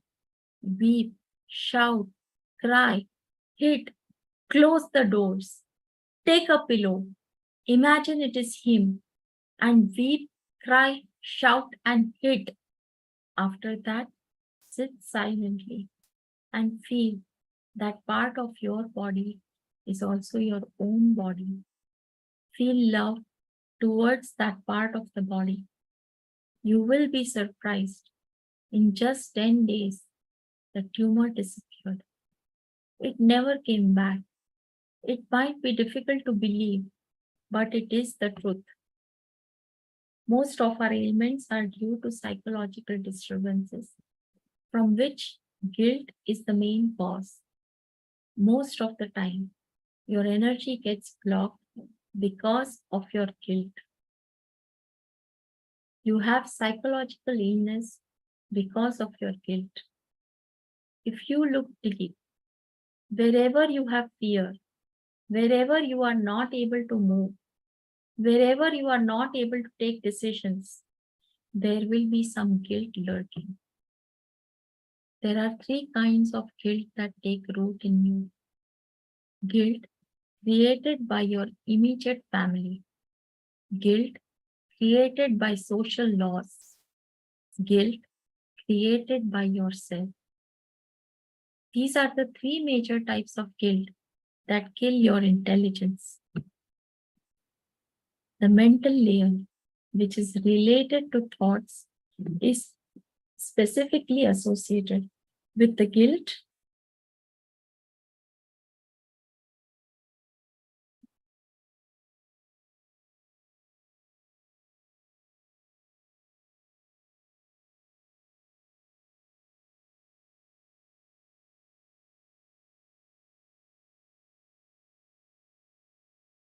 with the guilt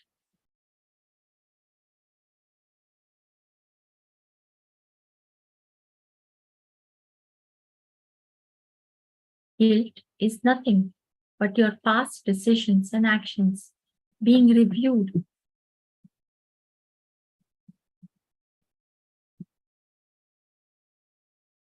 with your updated intelligence. For example, when you were in school, you might have said a few mean things to one of your friends, which caused a relationship to break. Now, this many years later, with the kind of intelligence that you have presently, is it right to review that incident and feel guilty? No. At that time, you had only that much intelligence, so you behaved in that fashion. Now, you have updated intelligence, but you can't review the past like that with your present intelligence. Before the age of 7, guilt is created by your immediate family. Rules are imposed by family because they cannot logically answer and make you understand issues. This leads to guilt. The guilt about sex is created most definitely by the immediate family. That is the first guilt. The guilt based on greed is always the first guilt that is created by the immediate family. Three kinds of guilt. This is what we are talking about. From 7 to 14, society creates guilt in you through its rules. The guilt based on fear is created by the social laws. The third guilt is the worst, that which you create for yourself. When you internalize the guilt based upon greed and fear, you create new types of guilt for yourself. If you analyze the situation, whenever you are stuck, these three kinds of guilt will be there in you. There is a certain guilt that is useful for you. A guilt, if pursued intelligently, can cause you to move forward in life. It is like this. When you see that you have the potential to do something, when you feel that you have so much potential which you are not using at all, then if you are intelligent, guilt will happen in you. This guilt can spur you to take steps to implement what needs to be done for you to reach your potential level. Sometimes we see the state of things around us and we know in one corner of our mind that we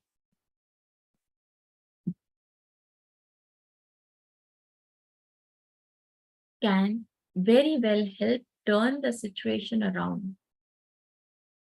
I repeat this. Sometimes we see the state of things around us and we know in one corner of our mind that we can very well help turn the situation around. But either due to laziness or due to fear of confrontation or due to the fear of taking responsibility, we will just keep quiet and watch. This type of situation can cause deep guilt in us. This guilt is significant. It can be called high-level guilt. If we take steps to correct the situation by helping, then the guilt will disappear and we will also move forward. This type of guilt has the ability to immerse you in terrible misery. Because of that, it also has the property to drive you to do what needs to be done. Because of its very nature, you cannot harbor this guilt for long. You have to get over it. And the way to get over it is by doing what needs to be done. Once it is done, the guilt also disappears. As long as you harbor this guilt without taking steps, you will remain in misery. That is the simple logic of this guilt. Another manifestation of this guilt happens when you can feel your ego surfacing in certain situations and you are unable to help it. When you can smell your ego, but you are unable to control it, this guilt arises in you. This guilt is also good since it is a sign of your deep awareness of your own ego. It facilitates you to sincerely work towards eliminating that ego. Jumping between the past and the future. Guilt itself is a pull and push between the past and the future. When you think of past incidences with updated intelligence, you will feel guilty. Similarly, with guilt, you anticipate the future and destroy the future also. Either way, you miss the beauty of the present moment because of guilt. The other day, one of my close disciples was asking, Master, you are so casual, so innocent, so playful. But when it comes to teaching us, any word that you utter simply becomes true. How can so much intelligence and intuition happen continuously? He asked out of pure awe.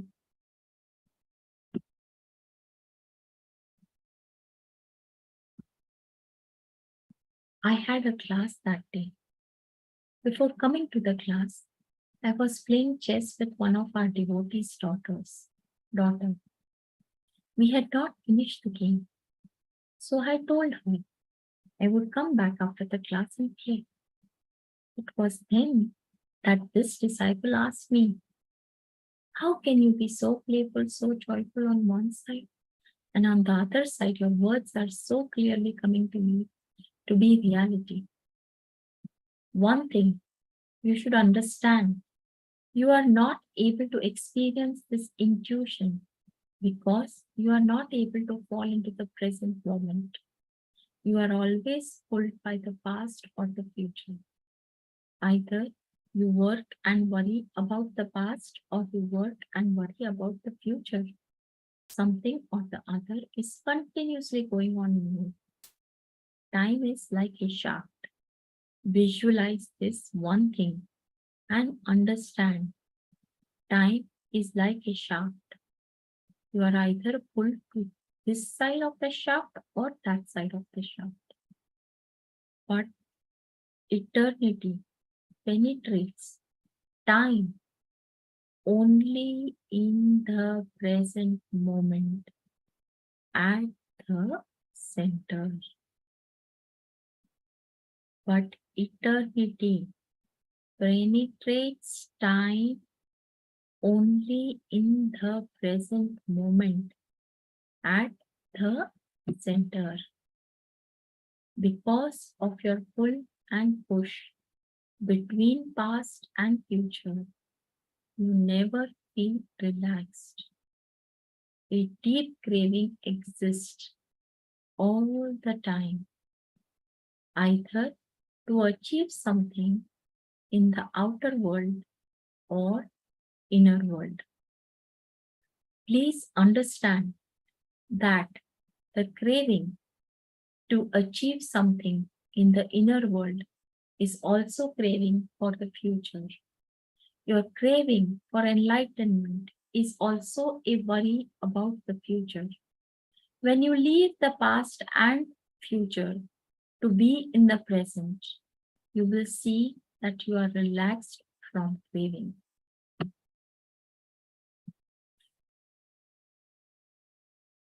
Acceptance is a beautiful tool to fall into the present moment, to relieve yourself of the pull and push of the past and future.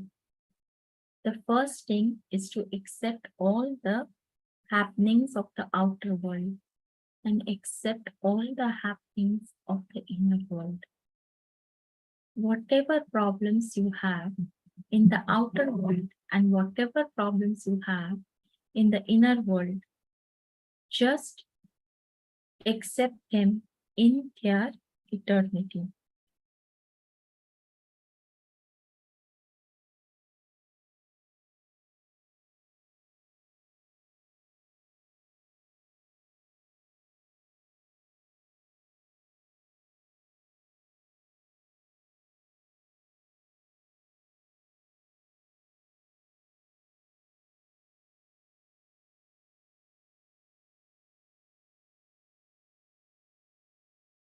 Whatever problems you have in the outer world or inner world,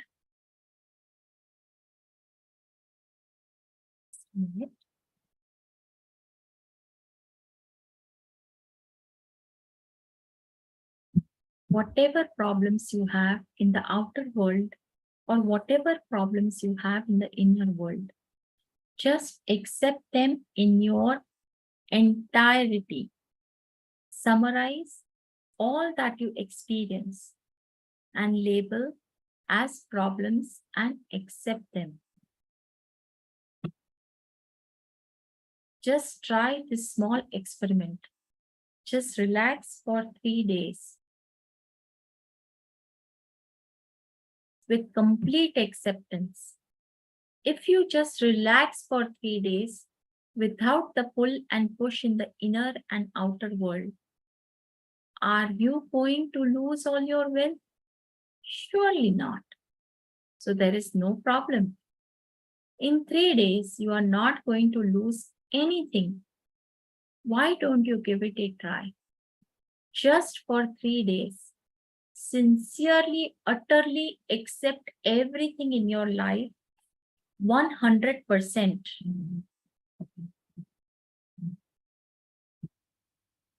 If you are not able to accept 100%, then accept that you are not able to accept 100%. Even the acceptance of I am not able to accept myself in the inner world and outer world will make you drop from the pull and push between the past and the future. The moment you understand, I am unable to free myself from the pull and the push, I am not able to accept my reality, that very understanding will start doing its job. Realize that that very understanding that I am not able to accept my reality, the understanding will start doing its job. The moment you accept something, you will simply fall into the present moment. The moment you fall into the present moment, the time shaft will become a servant for you. As long as you are below the time shaft, it will rule you. You will be pulled or pushed by the time shaft. The moment your consciousness is raised, Paramashivoham. Om Nithyananda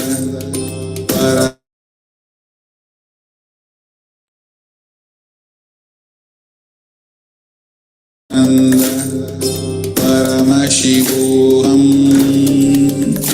Om Nithyananda Paramashivoham. Om Nithyananda Paramashivoham. Om Nithyananda Paramashivoham. Om Nithyananda Paramashivoham. Om Nithyananda Paramashivoham. Om Nithyananda Paramashivoham. Om Nithyananda Paramashivoham. Om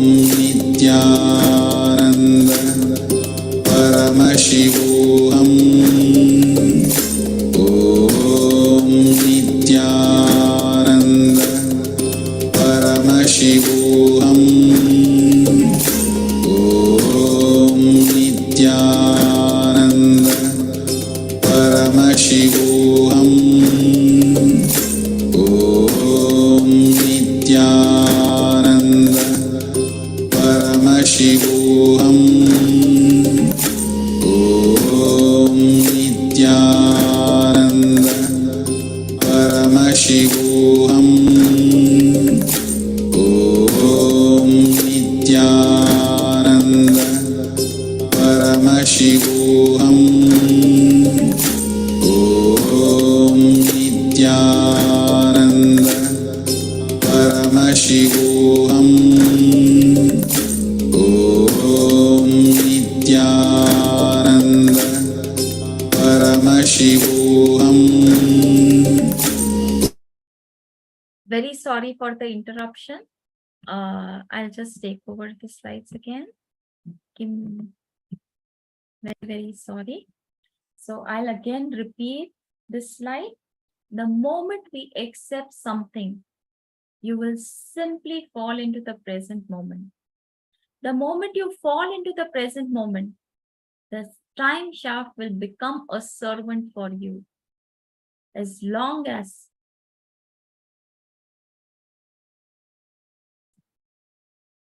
you will be pulled or pushed by the time shaft, the moment your consciousness is raised to the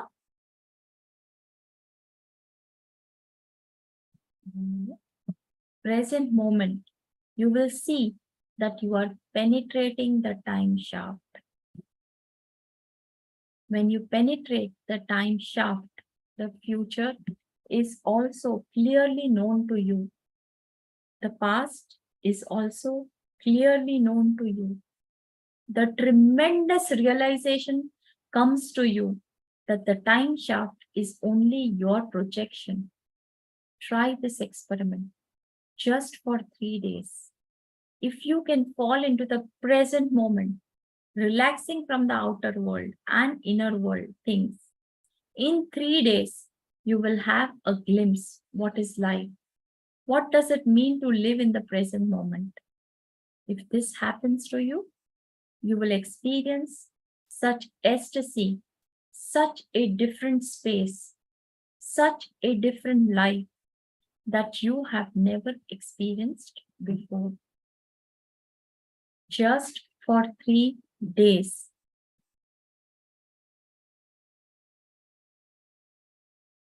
Just for 3 days.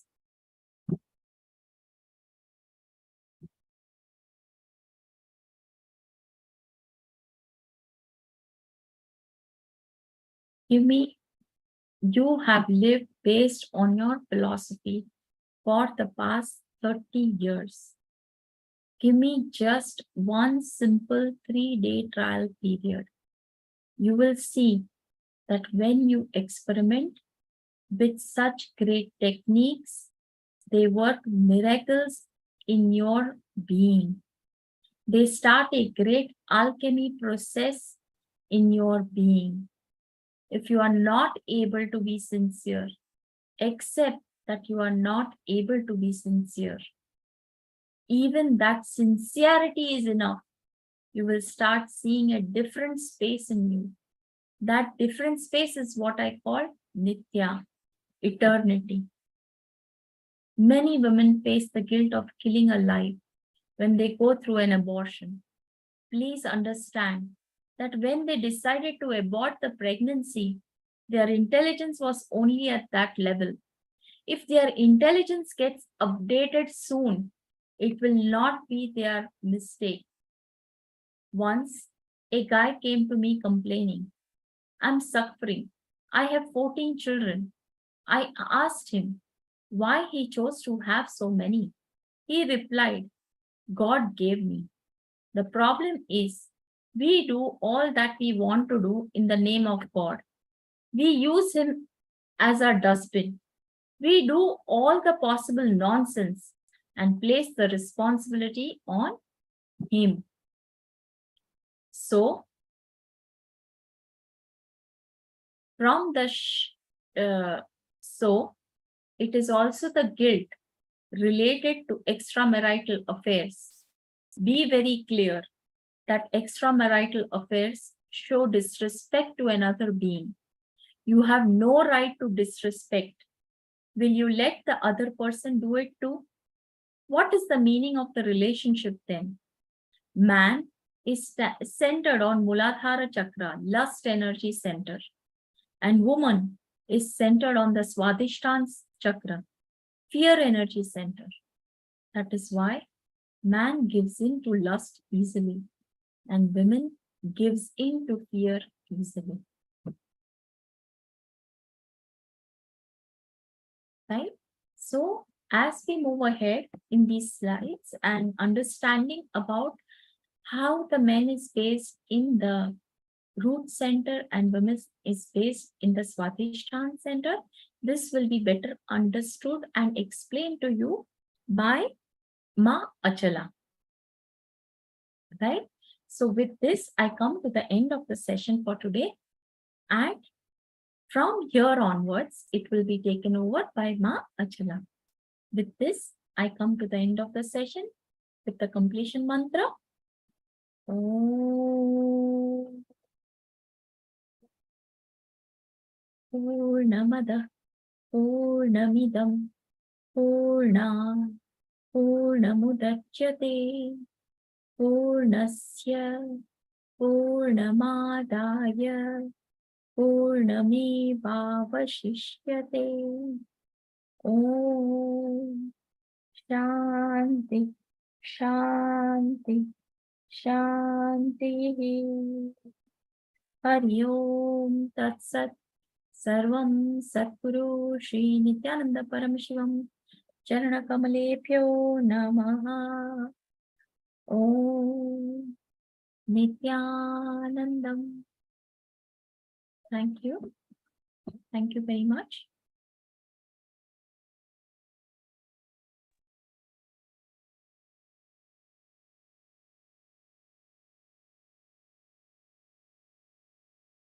Nithyanandam.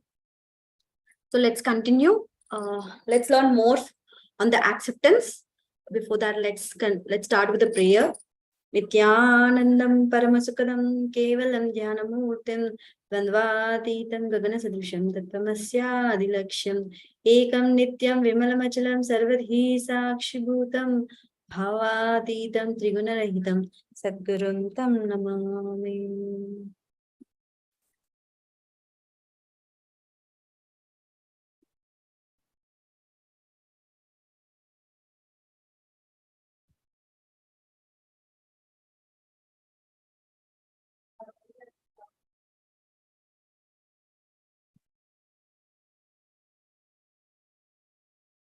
Okay. During the traditional marriage ceremony, in front of the sacred fire, the man promises to the woman, considered to be a representation of God, I shall give you security and release you from insecurity. The woman promises to the man, I shall give you love and free you from the lust. Both of them decide to liberate the other from their weaknesses.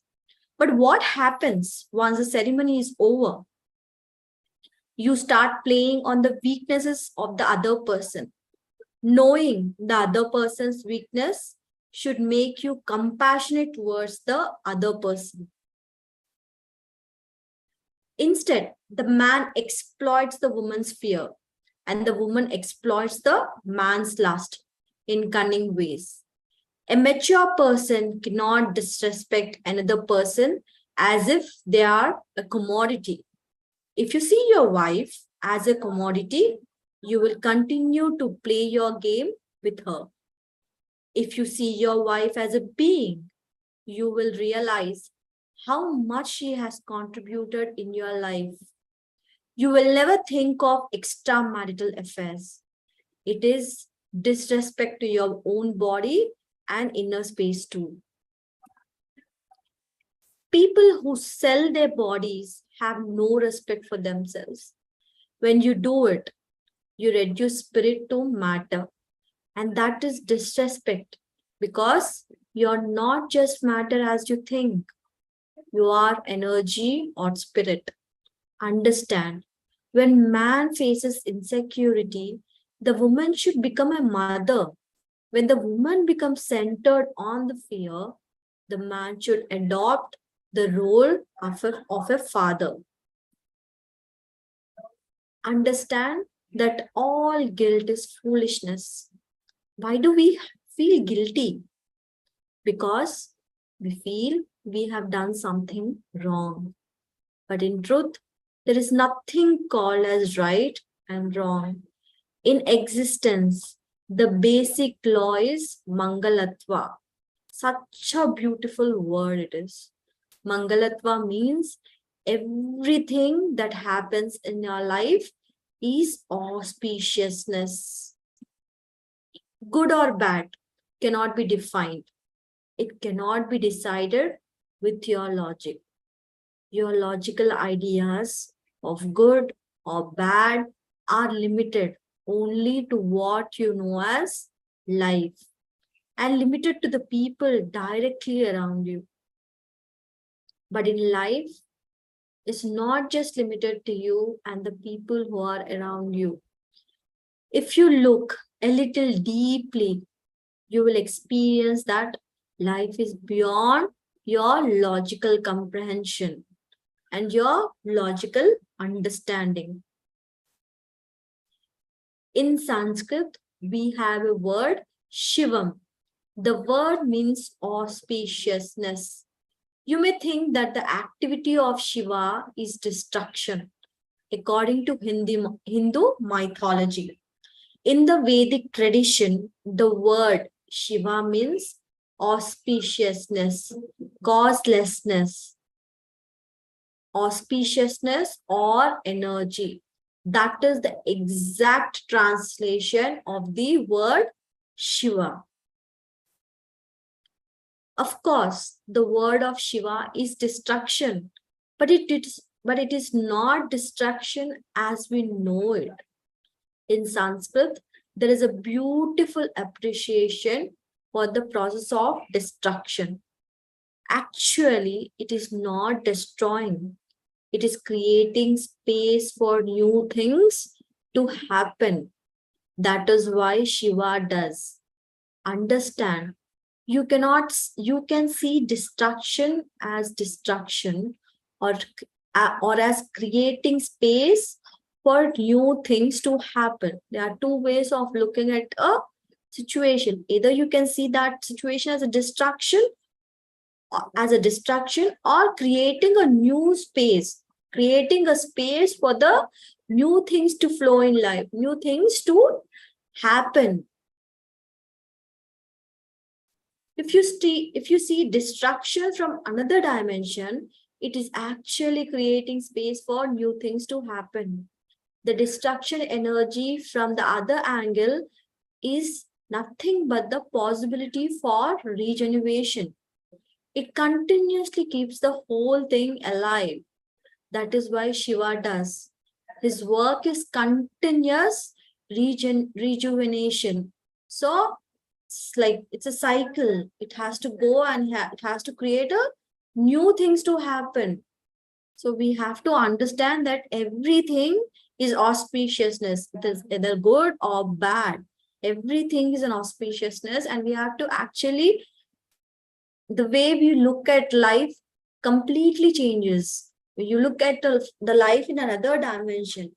Actually, you will start looking at the life by creating a new space, invite new things to happen. You see, if you look at things with your logic, with a small vision, you can always complain, blame that whatever is happening cannot be called as auspicious.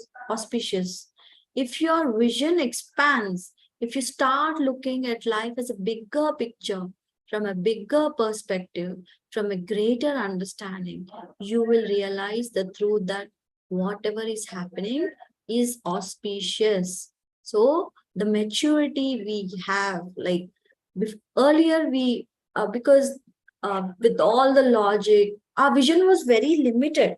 We had so much of limited belief. So we looked at life in a so much of judgmental, thinking this is not right, this is wrong. But once your vision expands, you look at life at a different, from different angle, from a different picture, from a different perspective, from a greater understanding. Because we are learning, we are continuously upgrading. We are continuously, our consciousness is expanding. And you realize the truth that whatever is happening in our life is auspicious. The person who feels that the whole of life is auspicious or Mangala is enlightened. He is liberated. He doesn't have fear. He doesn't have difficulties. He doesn't have problems. He doesn't need any help. The very understanding that whatever happens is auspicious is enough for him. He has solved his life. There are two kinds of people on the planet Earth. One is the spiritual type that feels whatever is happening is auspicious and nothing needs to be added to it. The other is a materialistic type that feels whatever is happening, there is always something lacking or needing some adjustments. So we shift our space from a materialistic type to a spiritual type, wherein our earlier vision, the way we used to look at the life was whatever is happening, it's not up to what I wanted. It's always lacking, or always this should be adjusted, or this should be adjusted. But there's one type of people on the planet Earth, wherein a spiritual type, wherein everything, it could be anything, they enter into that space wherein whatever is happening in my life is auspicious and nothing needs to be added to it to complete. So is there in the space of completion, they are a liberated being, right? So a small story, let's understand with a small story. A preacher gave a long and very inspiring talk about charity. Then he sent his hat around for a collection. The hat went around to the entire group and came back empty. The preacher simply took his hat back and said, "Thank you, God, at least my hat has come back." Be very clear that you can make anything auspicious. Whether you are really in tune with all pervading auspiciousness, you will understand that whatever is happening is auspicious. The best thing possible is happening every moment. Whereas if you trust your logic, you will always be complaining. If you trust the cosmic intelligence, the cosmic logic, you will always be relaxing and appreciating.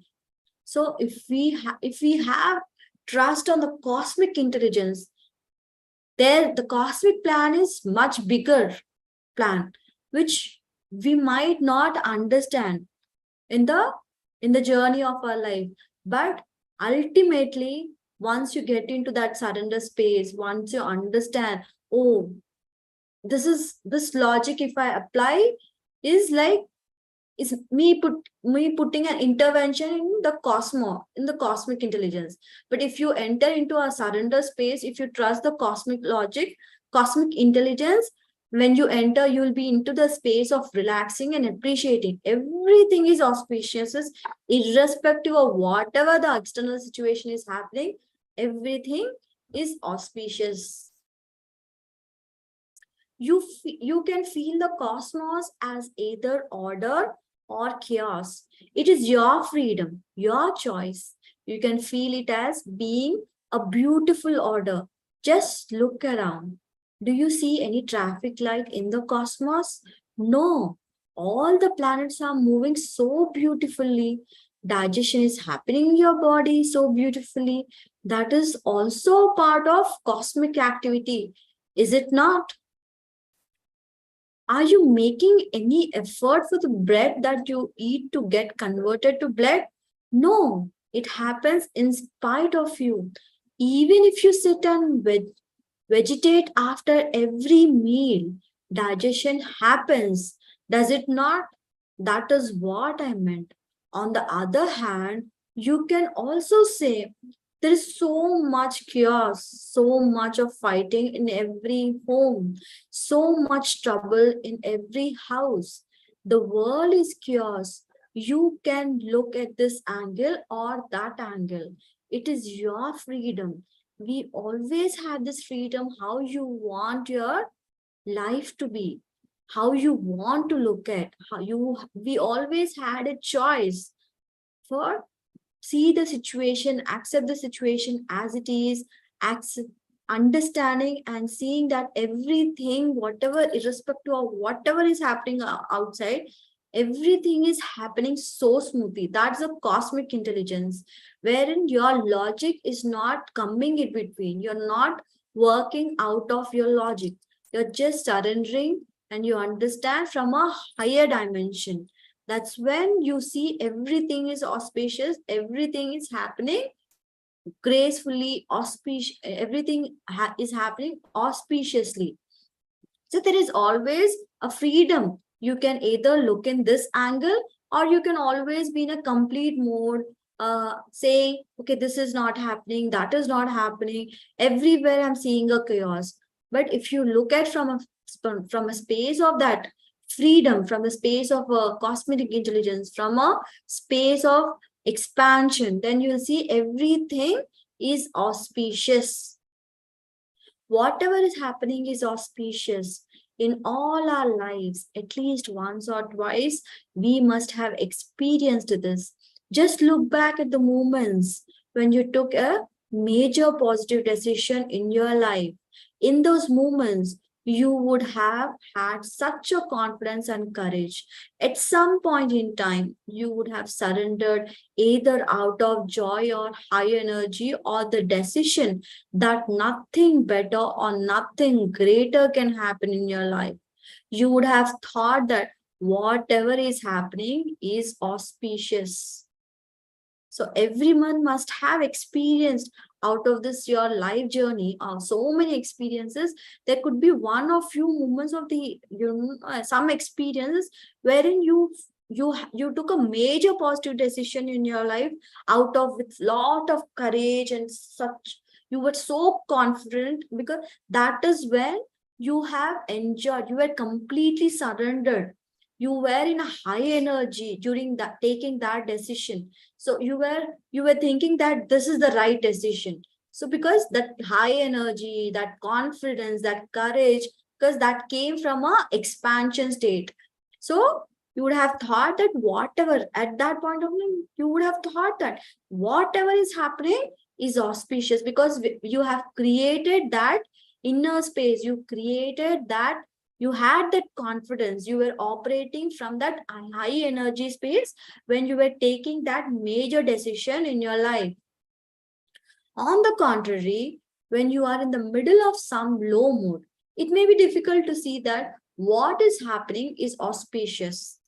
But when you come out of it successfully and review the entire situation, you're more likely to see that everything that happened was auspicious, was a good lesson, and opened the door to new, beneficial experiences. If you remember this the next time a low mood strikes you, the depression is less and you recover sooner. You can open yourself to realize that this truth of Shiva. So that point of time, definitely when you were operating from a low mood, you had a lot of confusion, lot of conflict inside because the decision was out of the logic. You were not in that correct surrender space. So, but when you come out of it successfully and review the entire situation, whatever has there was no need of my logic to intervene there because everything happened auspiciously. It was a good lesson, and the next time whenever you were put into such situation, then you will remember, okay, last time I had the similar type of situation, then I intervened with my logic, but then I understood, okay, instead of my logic to put it, when I get into that surrender space, because with understanding that everything, whatever in the life is happening auspiciously, the next time when you come across the same situation, you will realize the truth. You operate from that truth which you had experienced, and you will come out of that depression, okay, and you will recover very, very sooner. If your inner space is clear, you will be able to see everything as causeless auspiciousness, and automatically you will also work towards auspiciousness. All your fear, all your greed, all your guilt, all these things exist because your energy is taken away by the past memories that are occupying your inner space. Just the way high resolution pictures occupy your computer's memory.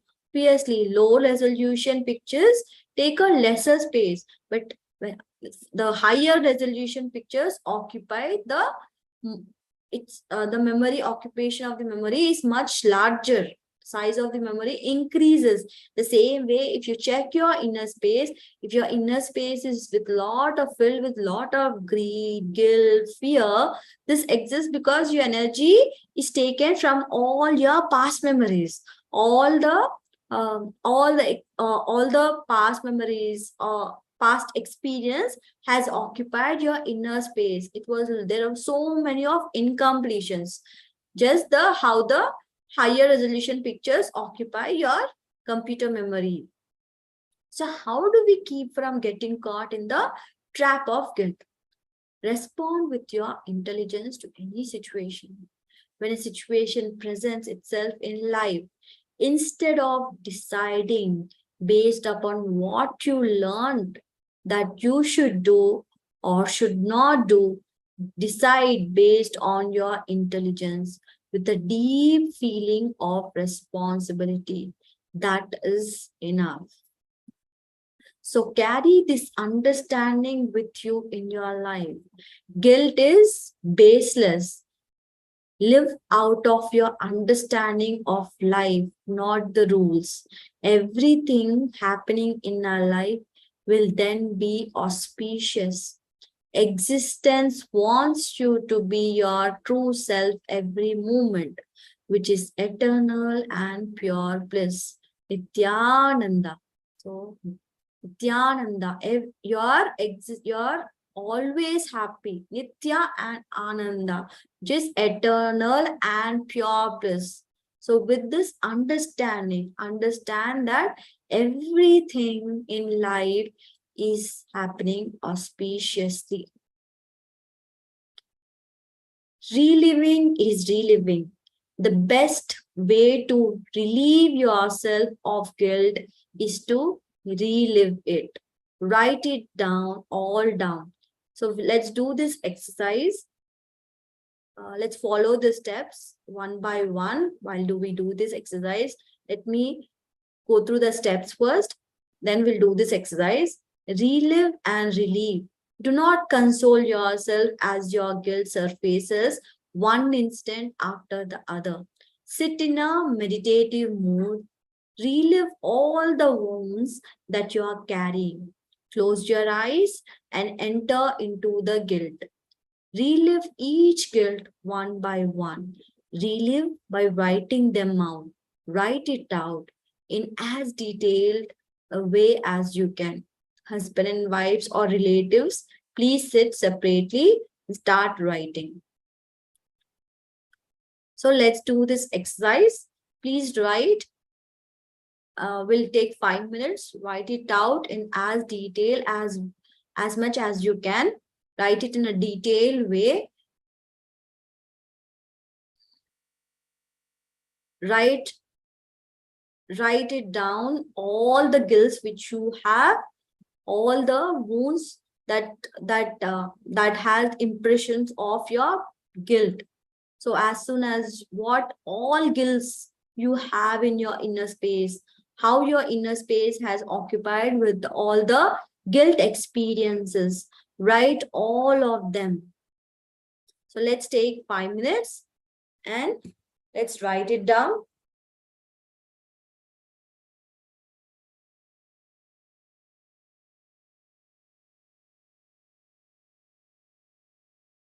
Do not put in your logic, oh, was this my experience? How did I go through? How can I have this guilt? So do not console yourself. Do not.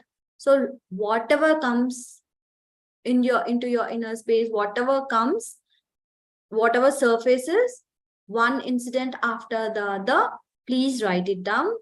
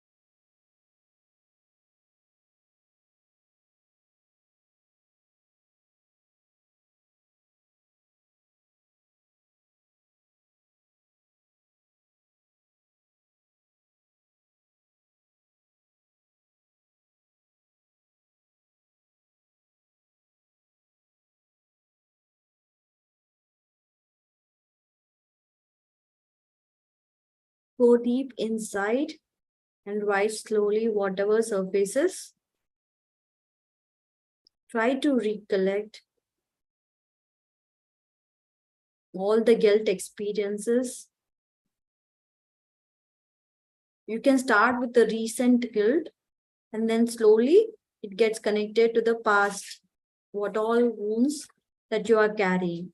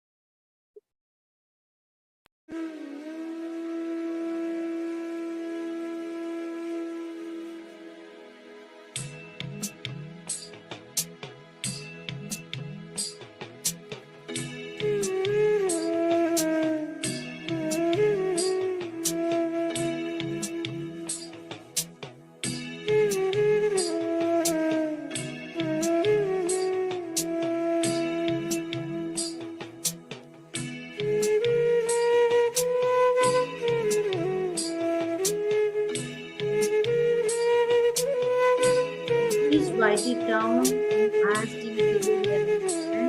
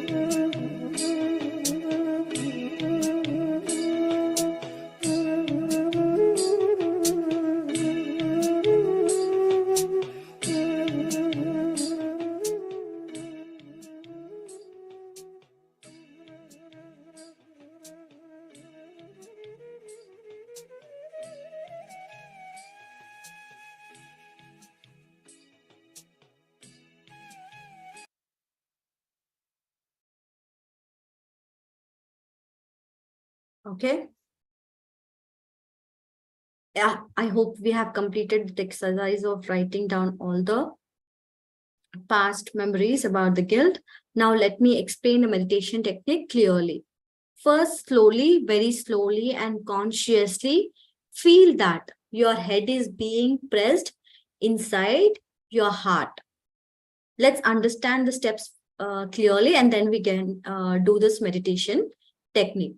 Then clearly visualize that your head has gone into your heart region. Visualize that you are seeing through the heart.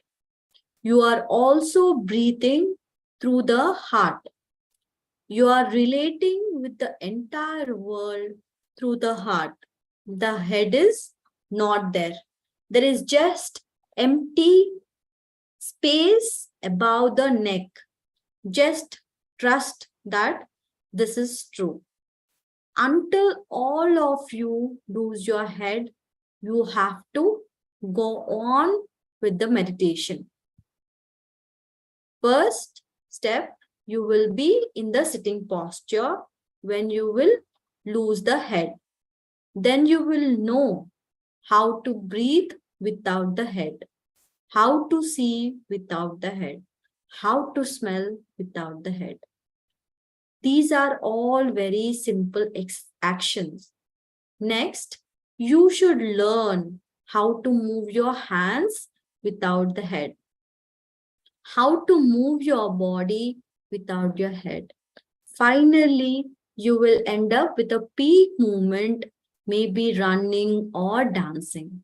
All your movements will be done without the idea or without the remembrance of the head. Now we'll start with the meditation. First, in a sitting posture where you just you need to visualize where you will lose the head. Then slowly you will know how to breathe without the head, how to see without the head, how to smell without the head. There is no head here. The second step. These are all very simple actions. Next, you should learn how to move your hands without the head. So every action should be without the head. How to move your body without your head. Finally, you will end up with a peak movement wherein you might be running or dancing. Let it happen. All your movements will be done without the idea or without the remembrance of having a head. Now let's start with the meditation. Well, sit down. Request everyone to sit down. Close your eyes. Please close your eyes and tie your eye bands. You will need a little space for the movement because either you might be dancing in the last step or you might be running. So please make yourself, please leave some space for a movement to happen. Take slow and deep breaths. Please take long inhalation and long exhalation and let it happen deeply and slowly. Let there be no effort.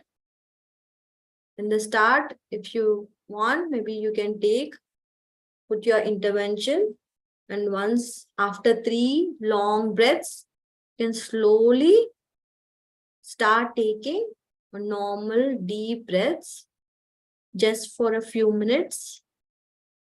Along with it, now feel that your head is being pressed into your heart. Into the chest region.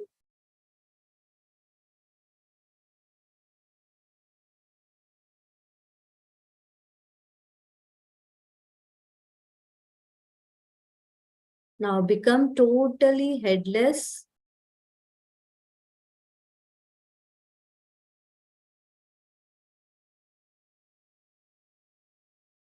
You have no head now.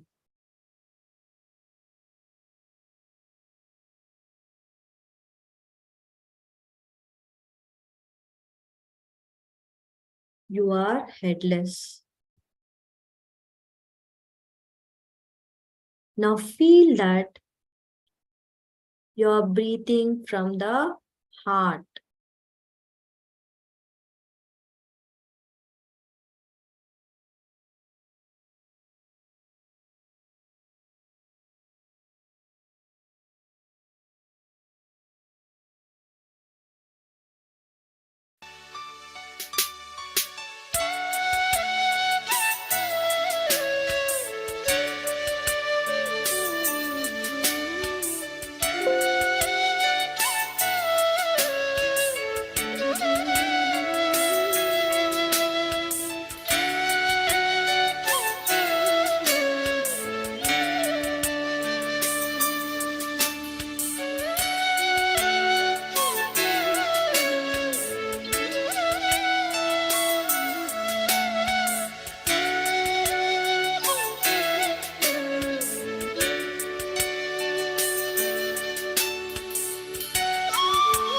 Now feel that you are seeing through the heart.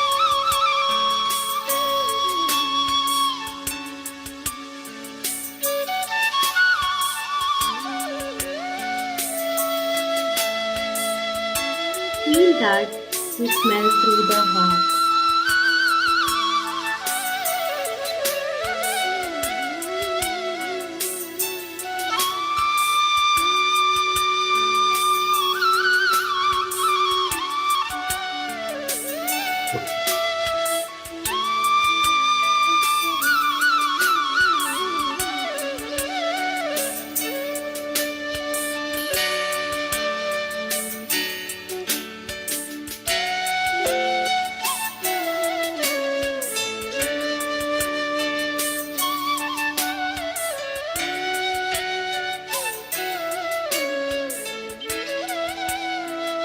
very clearly that you are breathing through the heart.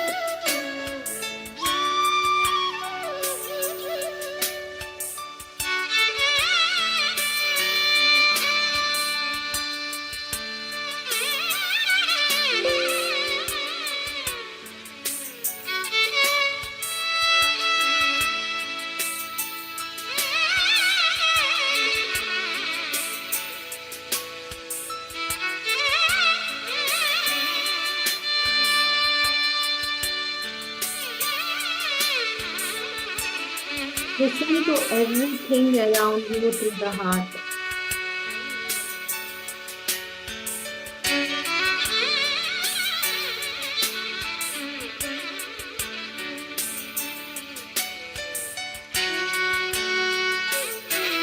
Listen to this music that is being played through the heart, not through the head.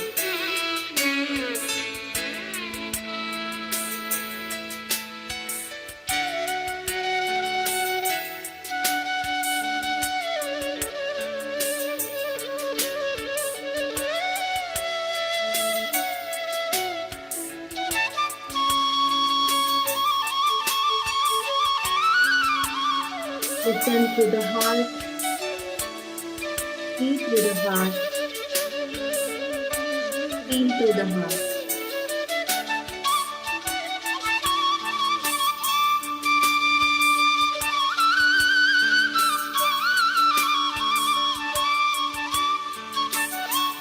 Now please stand up.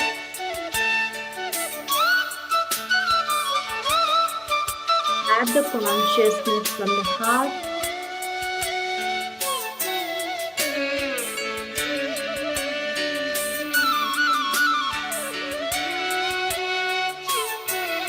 Let your movements be as slow as possible.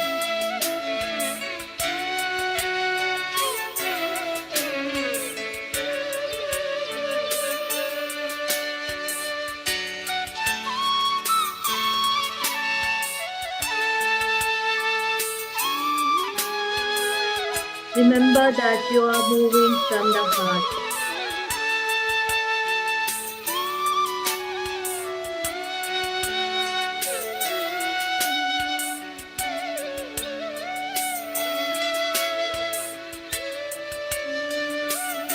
Your center is from the heart, not from the head.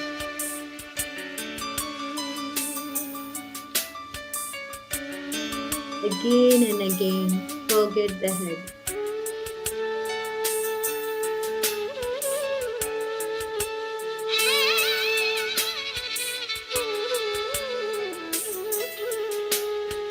Move from the heart.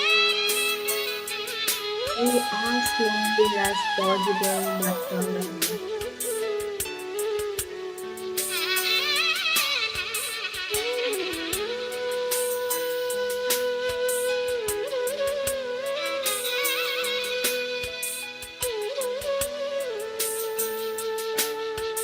Remember, you are a headless being.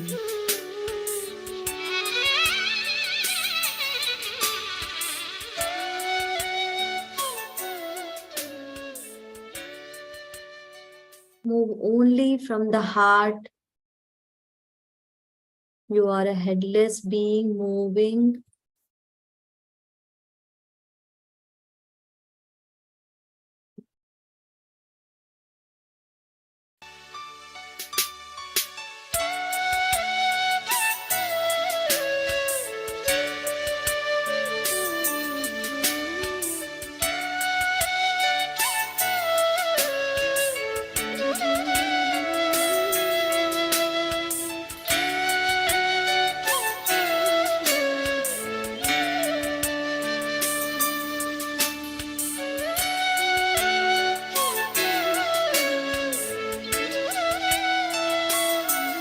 Now please stand in one place.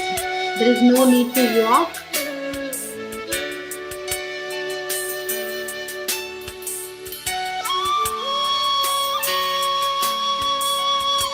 Now please increase the speed slowly, very slowly.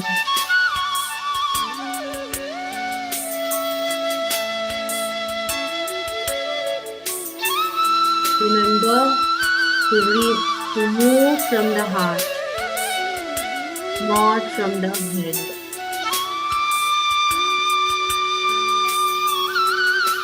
Forget your head. You are a headless being moving.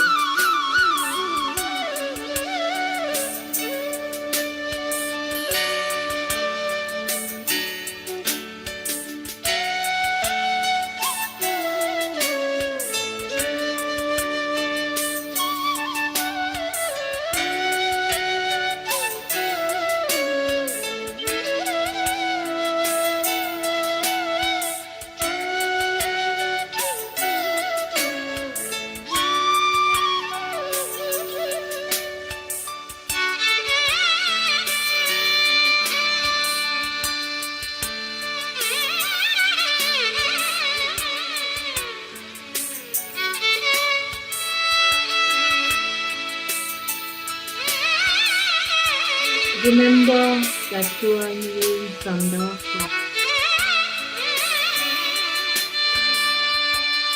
Again and again, forget the head. Move from the heart, remembering you are a headless being. You are a headless being moving.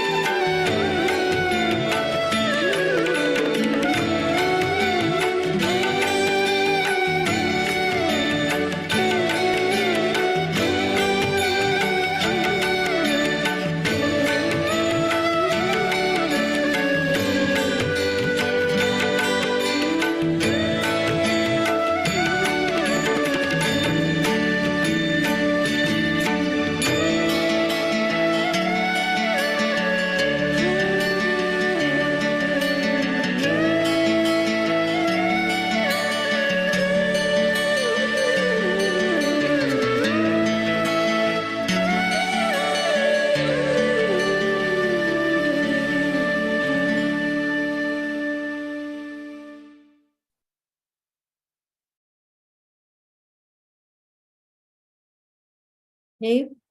Now slowly, very slowly, you may open your eyes.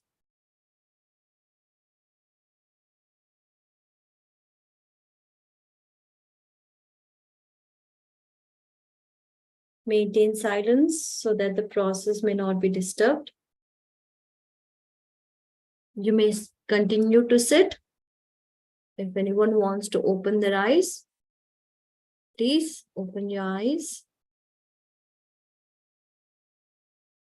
With this, we come to end of this topic. We'll continue further, learn more topics for today. I conclude with Purna Mantra. Om Purnamada Purnamidam Purnat Purnamudachyate Purnasya Purnamadaya Purnameva Vasishyate. Om Shanti Shanti Shanti.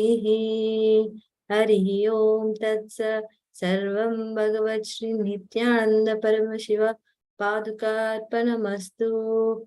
Om Nithyanandam. Thank you. Please stay tuned for the next upcoming topic. Thank you.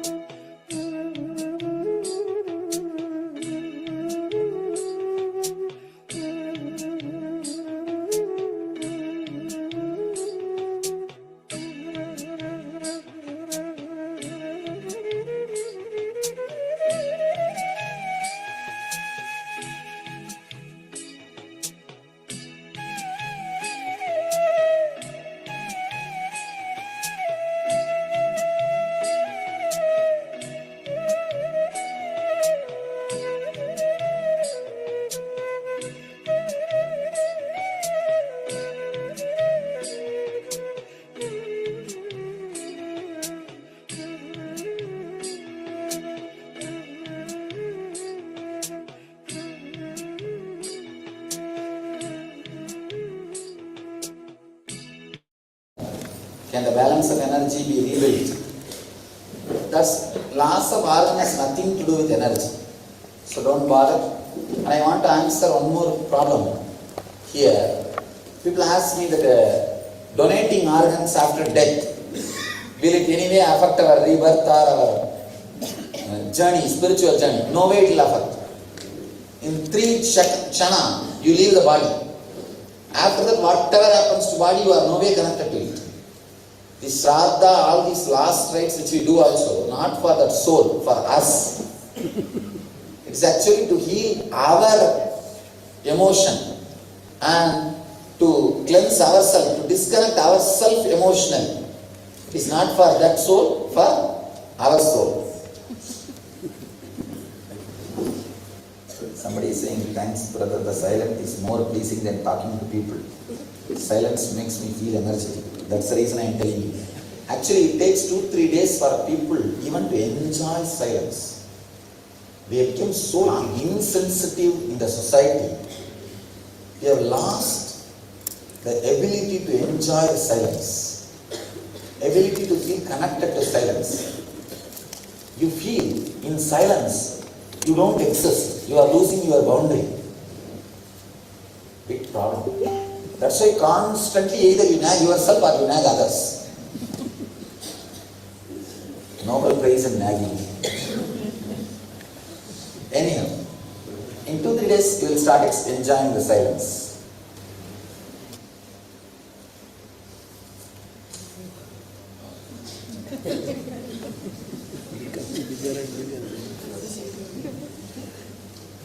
Now I won't be reading the whole thing and answering. I'm just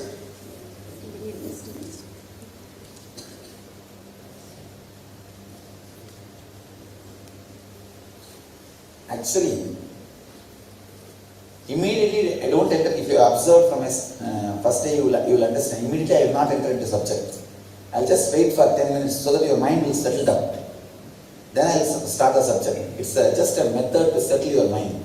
Just now you went here and there and you would have grumbled about something and talking these, that, and your cell phone and all the things settling down. It takes some 10 minutes.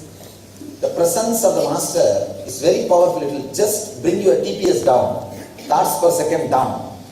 I'm just letting the presence work. Once your TPS is down, then I start talking what I want to talk. The next session is going to be about the subtle body, the etheric layer, 4th layer. It means heightened awareness and intensity. Maybe you can just stand up and stretch your body before we enter into that, especially after a pool. Up, fully up. Fully stretch your hand, not off. Fully up, up, up, down. Fully, down, fully.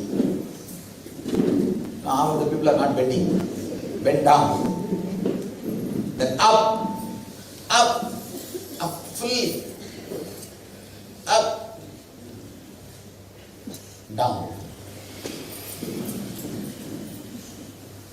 What about these volunteers? They are not doing. And up. After food, you let it be completely digested. Up, up. Before I say people then stand up. Up, fully. Just 2 jump. 3 more.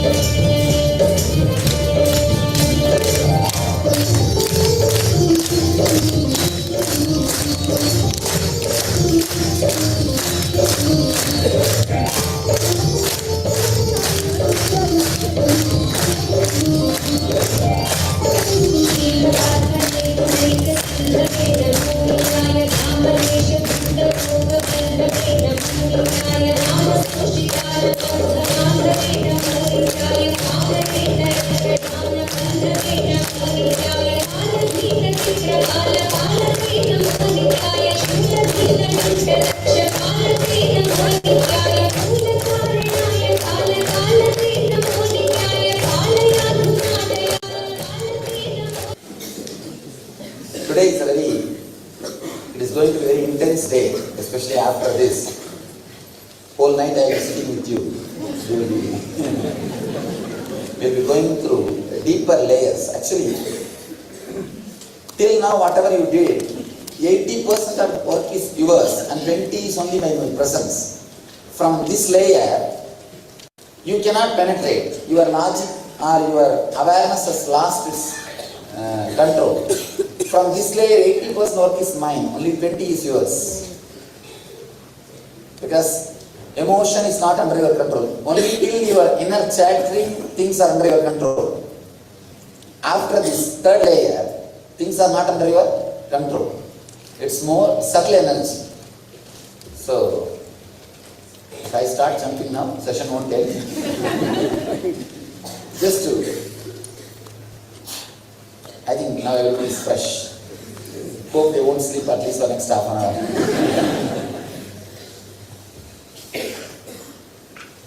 One important thing you need to know about this layer. Where is this layer? No, that's a I don't know where it shifts. There. Alright. Important problem about this layer, see, in the physical body, samskaras, only if you again and again live them, again and again do the same thing, those samskaras will get strengthened. In the pranic layer and mental layer, if you remember those samskara desires again and again, or guilt again and again, they will get strengthened. In subtle layer, neither you need to experience nor you need to remember. Just by the very presence, these engrams will expand. There is a very, bad news. In this layer, all painful samskaras are stored. Please understand. You have 3-layer pain. Physical pain, which you experience during physical pain, all of you know. Second, mental pain. If you are not respected, treated as you think you should be, all the guilt will come under mental pain only. Third, emotional pain. If you trust somebody and the person exploited you, cheated you, the relationship issues, all those things are emotional pain. Please understand. Most of your mental pain would have been guilt. But apart from the mental pain, there is 2 more layers of pains you carry. Physical and emotional. All pain engrams are stored in etheric body. Stored in the 4th layer, subtle body. One important thing, again I want to remind, in this layer, the samskaras will expand by itself. You neither need to go through the experience nor need to remember them. See, for example, physical body. What are the engrams? Chronic fatigue. The more you sleep, the engram will get more strengthened.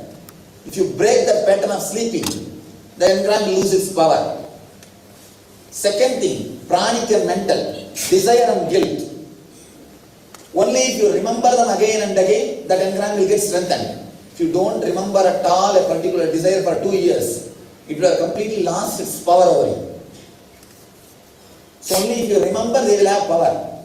But with the pain, the etheric body, neither you need to remember nor you need to go through the experience to expand the number of engrams, the strength of the engrams over you. That's let me give you a simple explanation. Maybe that can give you some understanding about this pain engrams. A very beautiful movie, Hollywood movie, just a year ago they released. What the Bleak do we know? Any of you saw that movie? Oh, very wonderful movie.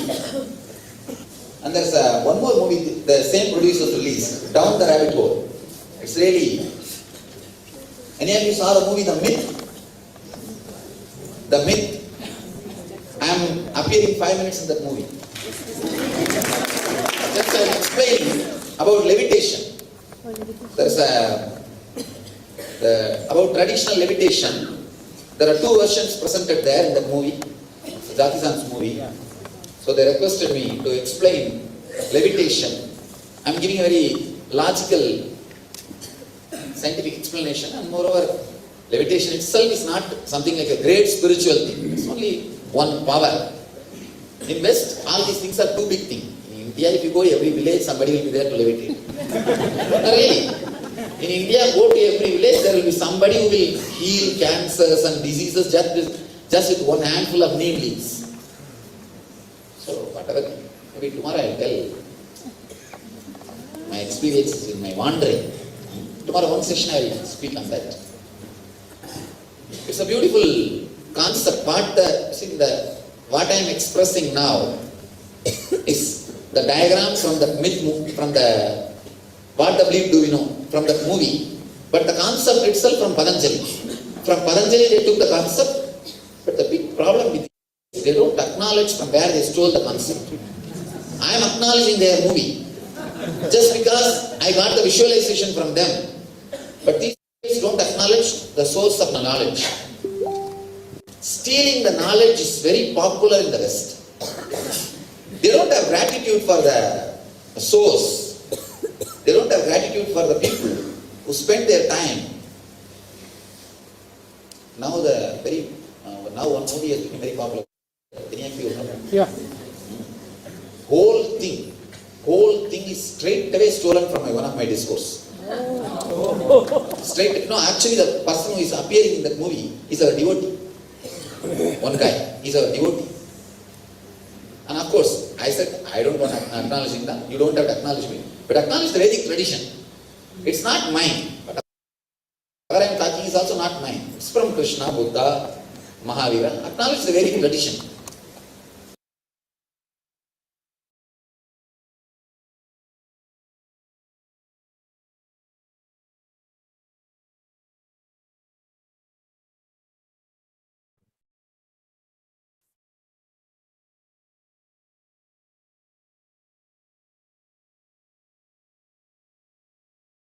Nithyanandam, everyone. I will be sharing the screen.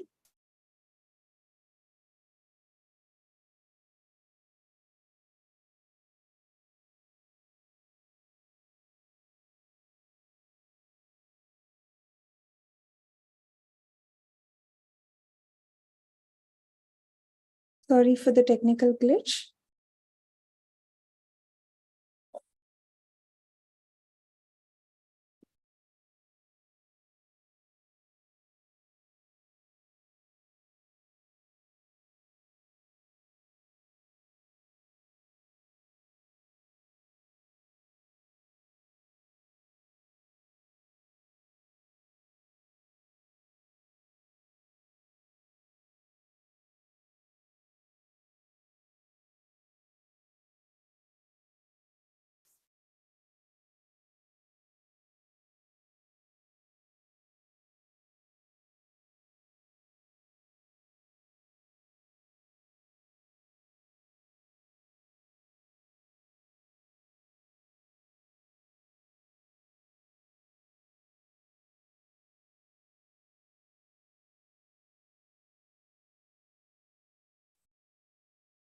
Sorry for the technical glitch. We are just getting started. Welcome, everyone. And in this segment, we'll be talking about causal body and various other things. Nithyanandam, my name is Soumya. Let me start with Sadhguru Vandanam first. Let me share my screen. Yes. So we'll be talking about causal body today, as I said, and let's start with Sadhguru Vandanam. Nithyanandam Paramasukhadam Kevalam Jnanamurtim Dvandvatitam Gagana Sadrusham Tattvamasyadilaksham Ekam Nityam Vimalamachalam Sarvadi Sakshi Bhutam Bhavatitam Triguna-rahitam Sadgurum Tam Namami.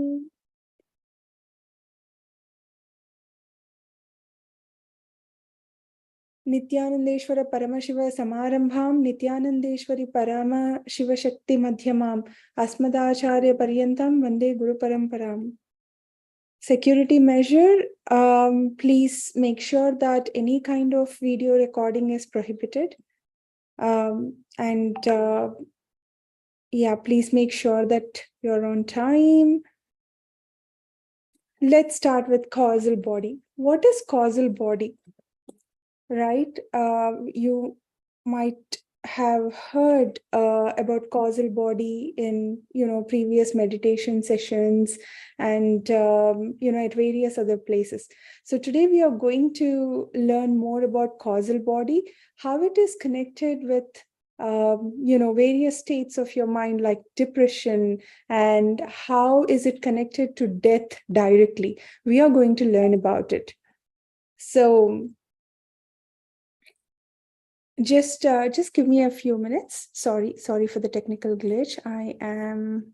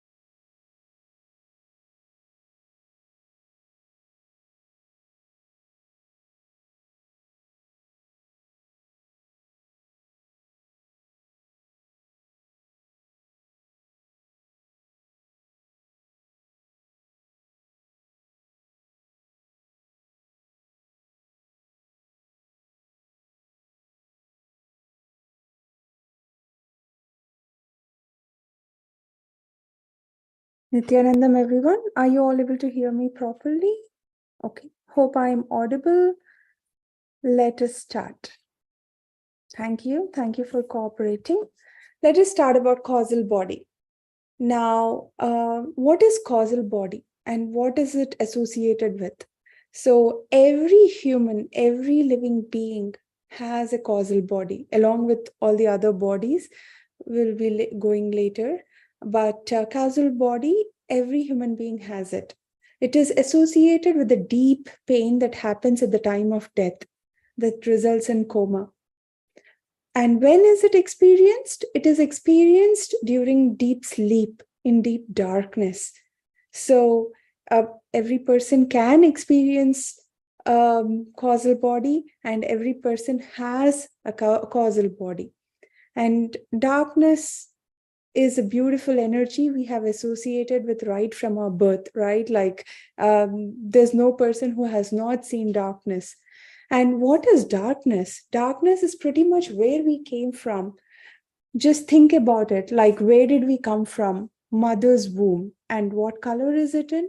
It's completely darkness. There's no light over there. There's no tube light, or there's no any kind of light over there. So we came from utter darkness in the mother's womb.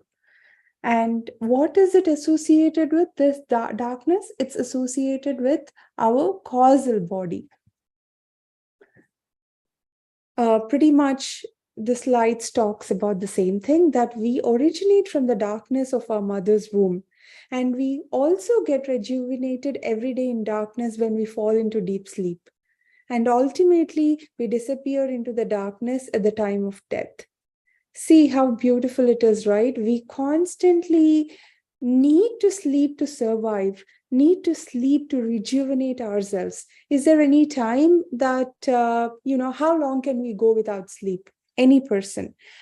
Maximum 1 day, 2 days, 3 days, or, some people, we can live without food also to certain number of days.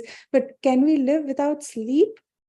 It's tough. So every person needs the sleep to feel rejuvenated. We need to rejuvenate ourselves. So this sleep that we automatically fall into, and we, is needed for our body, is needed for us to function properly. So darkness is energy. In Vedic tradition, Mother Kali is represented as a dark energy. Kali in Sanskrit means darkness. So it's given specific importance in the Vedic tradition, darkness. Each and every one of us, by our own nature, has a layer of darkness around us. This body is called the causal body. We should understand what happens exactly when we fall into a deep sleep. Did you observe how it feels like when you're just about to fall into sleep? This is what happens. So when your body needs rest, automatically the mind is pulled down and inserted into the causal body. It's like a battery, as I said before, right? Like, when it is discharged, the battery is taken out and inserted into recharger. This process is done automatically. Automatically, when your body feels like low, it just falls into sleep. There is also a particular time for recharging, right? Like just like how you charge a battery, there's a particular time where you recharge yourself as well. After your excitement for the day, the mind will be automatically pulled because it needs some rest. It will be inserted into the causal body. In the causal body, you are in darkness, but you don't want to rest in darkness. Let's say your body needs rest and your mind, there's so many things going on. You think about this, there's a various tensions in your life. You think about your job, you think about your, life, what's going to happen, all the anxiety that you have. It's not allowing you to sleep. What would happen at that time? You'll not have a refreshing sleep, right? You won't get recharged properly. You will get the side effects, and that is what we are calling it as depression and worry. When you're not able to charge your body properly, when you're not able to recharge and sleep properly, it has side effects. It's not, you need to have, this is how our bodies are designed, our causal bodies are designed, that you should go to sleep every day. So talking more about depression, actually, in a way, depression is a good thing, because here, depression is a natural phenomenon which is supposed to happen, which gives you the rest that you need. Automatically, you feel like you have to get into the sleep, your body goes into the sleep. So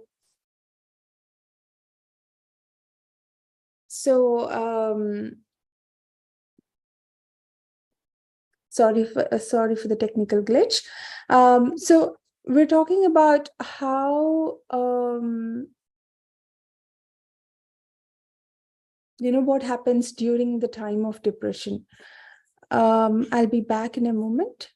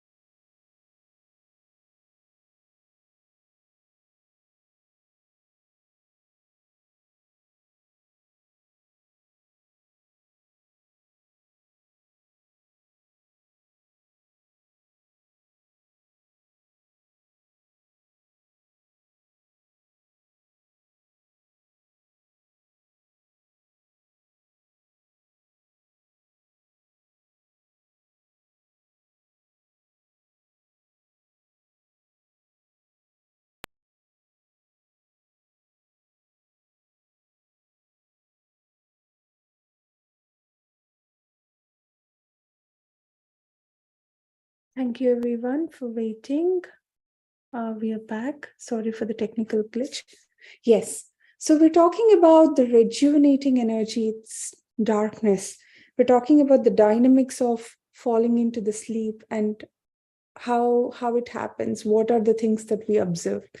So, you before falling into the sleep, you kind of feel depressed. As I said, depression is a natural phenomenon which is supposed to happen, and it gives you the rest you need. So in a way, it's good. Once you feel depressed, automatically you fall into sleep.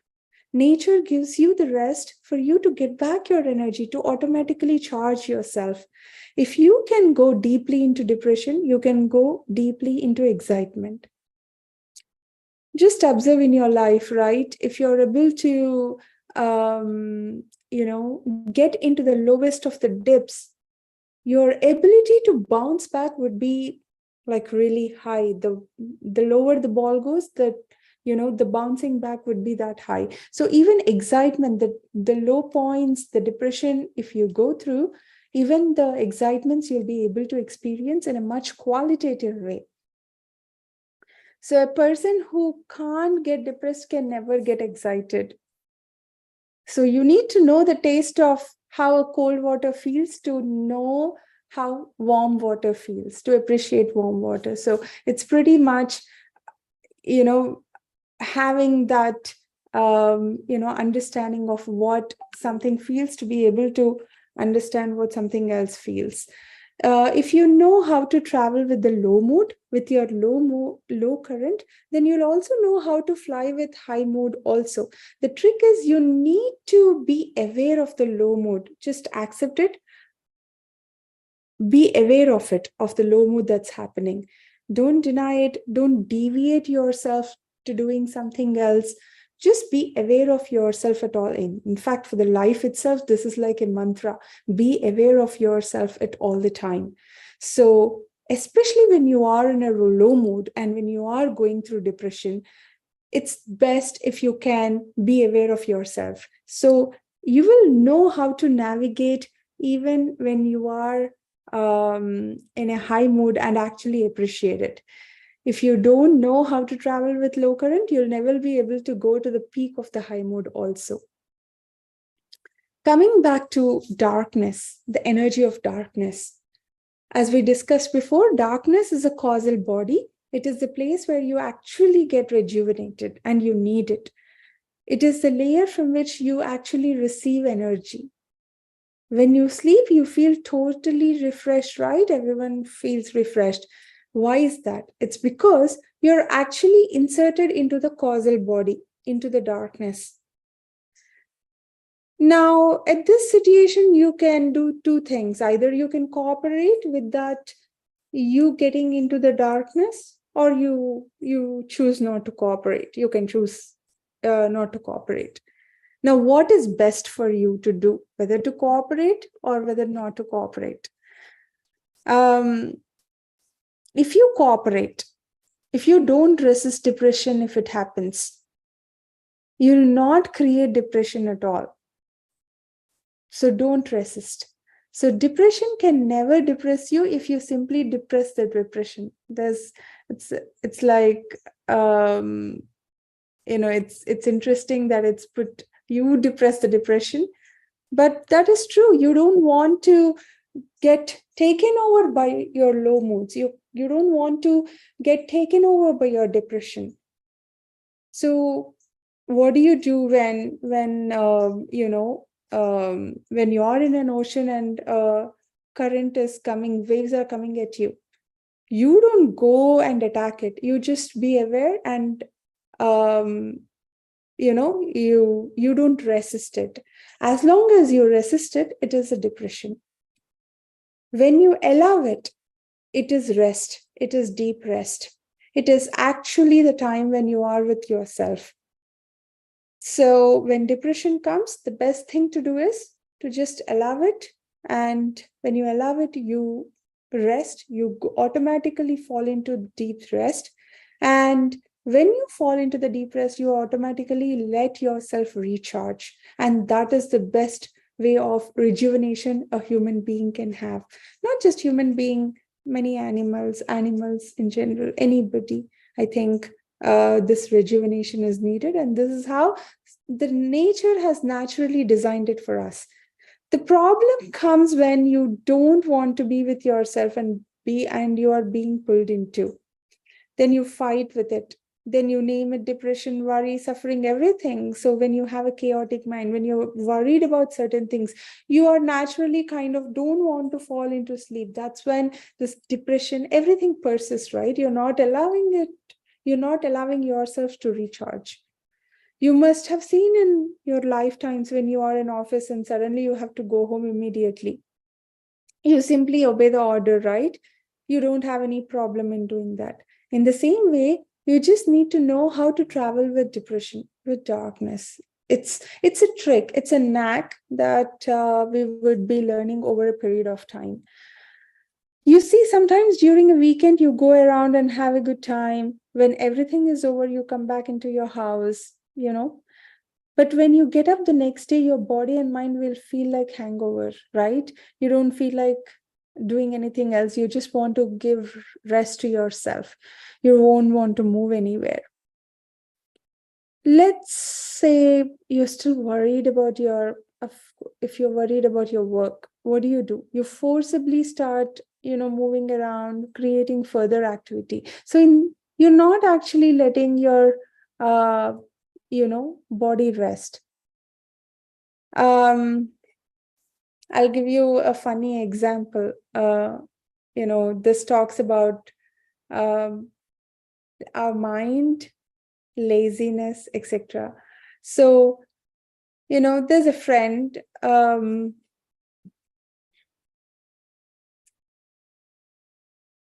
Sorry, I think I just came to the next slide. But before going to the short story, I just want to conclude the previous topic that you should not hate your depression. When depression comes, just be aware of it and let yourself fall into, sleep. And this is actually rejuvenating your body. Most of us, what we have is the deep hatred towards laziness.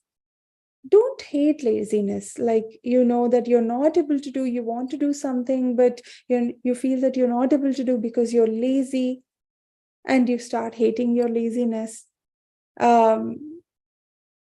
It's actually creating more harm to you than good. So if you actually stop hating laziness, it will disappear from your system. So don't hate even your laziness, not just your enemies, but even your laziness. Let's start with a small story. Once a man went to his friend's house. His friend was a very cunning, diplomatic person. You know how diplomatic people usually are, right? They're very cunning. Diplomacy and cunningness go hand in hand. You can always see that the people who are innocent, they will never be diplomatic, because diplomacy needs some calculation in top of your mind, right? Okay, what will I get from this person, and how am I going to answer so that my relationship is intact and I get what I want in a diplomatic way? So there's a lot of calculation happening, and innocent people are not like that. They just tell very straightforward, right? That is innocence. So this man is a very diplomatic person. Now the friend somehow wanted to drive away this man, right? The person, that means the host. He wants to drive away this man, and he tells to his wife, "Hey, can you bring coffee for him?" And the wife says, "Oh, there is no sugar, there's no milk, there's nothing in the house. What can I bring?" The man got up and gave his wife a kick, saying, "Fool, you do not know how to treat a guest? Come on, this guy came to our house. We need to give him a coffee. You're not even treating him properly. Is this the way we have to take care of the guest? Don't you even know?" He started shouting and screaming at the wife. Poor wife, what will she do? She started weeping, wailing. The guests saw this and said, "Oh my God, sorry, because of me all this is happening. Please don't worry." I'll just go to some other place. I have to actually go to another function. Let me go. And he gets up and starts walking out. When the man left, as soon as the man left, this host, right? I mentioned initially that he's little diplomatic and cunning. He smiles and he says, proudly says to his wife, see how I played the right drama and sent him out? That's what he says to his wife. And the wife also is no less. She tells him back that no, it was me who played it up, the drama, and sent him out. So that means what? Till now, both of them were actually just playing drama to just send this friend out. That host, that guy said, I acted as if I beat you up, and he ran away. And then the wife says, I also acted as if I was crying, and he ran away. At that point, the man, the guest, he also walks into the home back and he says, hey, look, I also acted as if I have gone, but I have come back. So whenever you don't take care of the guest properly, he might just suddenly simply disappear from your house. In the same way, when laziness comes as a guest, don't pamper it too much and don't even resist it, right? Like, don't be diplomatic with it. Like in the story, how the man was diplomatic with his guest, right? He says, I am going to do so and so to make him get away. But the more diplomatic you are with these kind of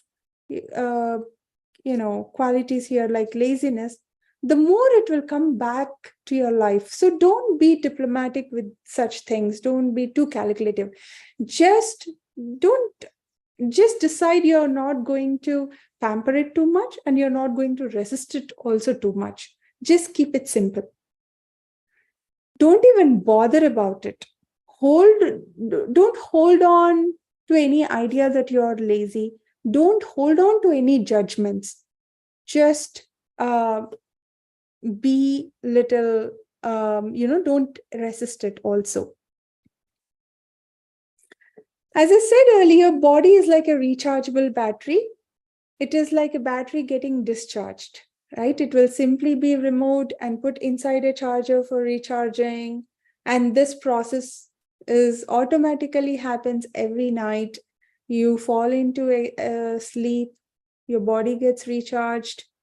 And so even if your mind is running around, understand that when you don't allow the recharging process to happen, you resist. When you resist the recharging process, you create depression. So the best way not to create depression is having proper sleep. Let yourself, when you feel the symptoms of feeling little low, depression, just allow your body to rest. Don't be too diplomatic with what you're experiencing, even your laziness. If you don't resist and allow the process to happen for a few moments, then depression will drop you.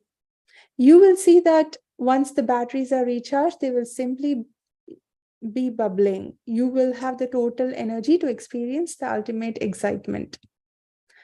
Right? Like when you're after charging the batteries, they're 100%. So you are like, very excited and energetic. That's how you feel. This is a natural observation, even without knowing the dynamics of sleep, even without knowing about causal body. This is something that we all know, that we need sleep to recharge ourselves. The time for recharging differs from person to person. Yes, definitely. For someone, it takes just 4 hours of sleep is enough for them to, just recharge and do things. Someone needs 8 hours.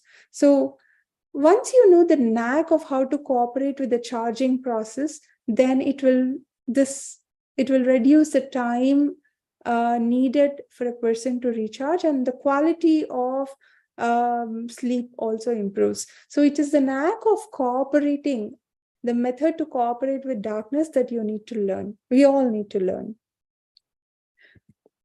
If you allow yourself to be recharged for a few minutes, you'll come out of depression. If you allow yourself to be recharged, if you cooperate with this darkness, you will come out of sleep also.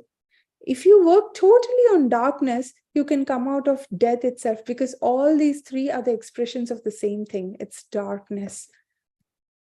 Understand that depression, deep sleep, and death are all the outcome of the same darkness layer. If you know how to work with darkness in the ordinary life, the depression will disappear. Also, the third thing, that is the fear of death, will disappear from your system.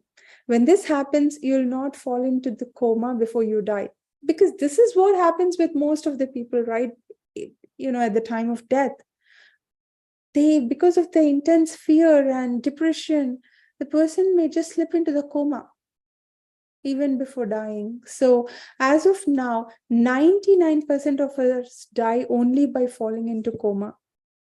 If you are able to be aware during the time of death, you can even achieve enlightenment, right? The key is not to fall into coma. This is the worst kind of death you can have, falling into coma and dying. It's like, it's a complete deep fear and falling into coma and dying. Whenever your body needs rest, but your mind is continuing in an excited and restless mood, your body cannot rest. Unless the mind itself is pulled into the causal layer, the darkness layer, your body cannot rest. So it's like software and hardware. Your hardware is not able to support. Your software also should rest. If your software is not letting shutting down or letting your hardware rest, it's a problem, right? You have to make sure that your software is also turned off in a proper way for you to fall into sleep. So the similar analogy with our human body and mind, you need to keep your mind at rest so that your body can have a proper rest. Unless your mind itself is pulled into the causal layer, your body cannot rest. Unless your mind is black, your body will not become black. You will not allow your body to be black. So your whole body and mind will be pulled and inserted into a black hole. If you resist that moment and think, oh, I have depression, if you keep continuing this mental software without letting the natural course of things to happen, you create depression by thinking that you have depression. If you don't resist that moment, you will simply go inside and come out with a fully regenerated feeling. So it will be more like a complete rest rather than depression. The causal layer is also called Karana Sharira in Sanskrit. Now here in this slide, we'll be talking about integration versus schizophrenia. Now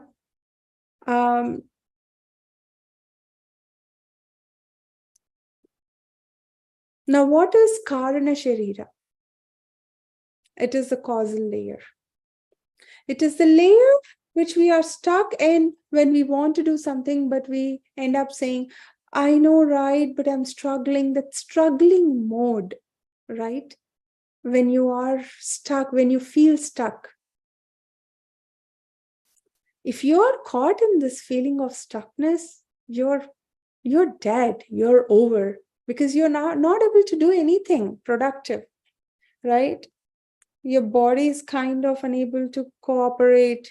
Your mind is like still unrest. Oh, you want to do so many things, but you're not able to do. You will neither achieve not this, not that. What I'm saying is, if you are feeling like your body needs rest, your mind should let go of things. If you don't let go of things and you kind of keep thinking, oh, I want to do that, I want to do this, then you'll neither sleep properly nor be able to do, because you need the cooperation of both the things, both mind and body, to do anything in life, right? Anything, even to move a small needle, you need the cooperation of both mind and body. Now, you have one and you don't have another, that's a problem. That's the feeling of stuck, when your body needs sleep and your mind is like wanting to do something else, not sleep. That is a problem. So you will be stuck with this one idea for many births. This is what we call Karana Sharira, giving reason. One second. So if you feel, I know what you're talking is right, but I'm not able to do it, it means that you are caught in the Karana Sharira. You will never be able to get out of this layer unless you take a strong step and put your foot down to the whole nonsense. If you're caught in this layer, be very clear, nobody can save you. Nobody can save you. Do not be caught in the causal layer. So caught in the causal layer here means getting stuck with the idea of wanting to do something when your body wants to go ahead and needs a recharge. That is what we are referring to here as getting stuck in causal body or getting stuck in Karana Sarira. This getting stuck is evil because you're pretty much of no use at that time. You're pretty much fragmented, right? Anything fragmented is hell.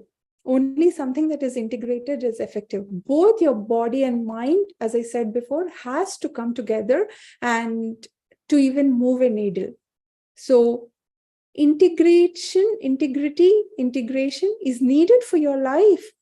All your energies have to come. Your sankalpa, that's why, even in pujas, you take satya sankalpa. The puja is always done not just emotionally, but there's a physical activities involved. When you say, your body and mind are both coordinated. This coordination, teaching your body this coordination is important.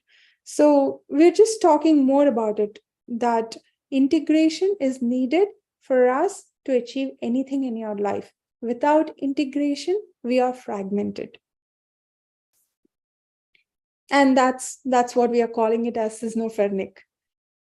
So in Swamiji's own life, how integration, devotion was responsible for everything. That is, he pretty much conveyed these ideas in all his teachings, right? Integrity, authenticity, responsibility, enriching. So integrity is the first thing that we need to have, and integrity with ourselves, our body and mind.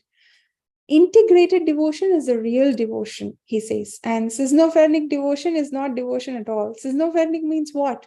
You're kind of stuck in the causal body. Your mind wants to do something else and your body needs sleep. Your body needs to take off. If you say, I know it is right, I'm not able to get there, the whole thing is over. You need to be able to make it. That's the thing. Not knowing how to make it is a problem that says you're stuck. And how to do it? It's just letting go of all your tensions so that you can cooperate with the process of falling asleep. And ultimately, even before your death, all these thoughts come up and sit in front of you that, hey, you didn't do this desire. You wanted to do this. You wanted to manifest that. You wanted to do so-and-so for your parents. You wanted to do so-and-so for your husband, kids. All these things come up, even at the time of death. And your body says, no, I have to go. I mean, I can't fulfill all these desires. Your body is unable to support. That moment is a real hell if your body and mind are not in sync, right? The key to overcome such, struggle is to just let go, surrender to the divine is the key. From Swamiji's own life, the reason for my first deep spiritual experience is that I never had that schizophrenic attitude in my inner space. So Swamiji never got stuck, right? Like when his body says something, his mind, he did allow his mind to let go, to align, to make sure that he aligns with his body. One of my great inspirations was Annamalai Swamigal. I was so inspired and impressed by all the masters and mystics I was associated with in my young age. Also, the inner space was so pure at that young age, and there was no other heroes in my space except these masters. The masters were my heroes, and in every step, I used to think, how will they behave? Let me behave like that. How will they do? Let me do like that. That's how we learn, right? Most of us, when we are stuck in any situation, when we do not know how to proceed, what is the right thing to do? This dharma sandeha are common for many people. With whatever dharma we have learned, with whatever things we have learned from our surroundings, from everything, we want to do right. Sometimes those experiences are not sufficient. At that time, it's always helpful to have a guru and ask yourself this question: what would my guru do in this situation? And go do exact same thing. Swamiji used to follow that. His guru is Annamalai Swamigal. He always mentions he has great regard for his gurus. He mentions in many of his satsangs about his guru Kuppamal, Raghupati Yogi, Mata Vibhudananda Puri, Kuppamal. He mentions many times. So just by him, talking about his gurus, we are able to see how should and can one relate with gurus, because even that we do not know. Who is a guru? With the normal, regular schools and colleges, we learn something, we come back home, but this idea of guru bhakti, the guru-disciple relationship, what does it mean to be in the parampara of guru-disciple, guru parampara? That Swamiji himself learned it by, seeing his gurus. So we are all, in a way, I should say that we're all blessed to be introduced to this guru parampara, tradition, so that we can learn from our gurus. And even when difficult time comes, we can ask ourselves this question: what would my guru do in this situation? And you can go ahead and do the exact same thing, because we need a reference point for our life. And that reference point, if we are too intelligent, we will choose that reference point as our guru.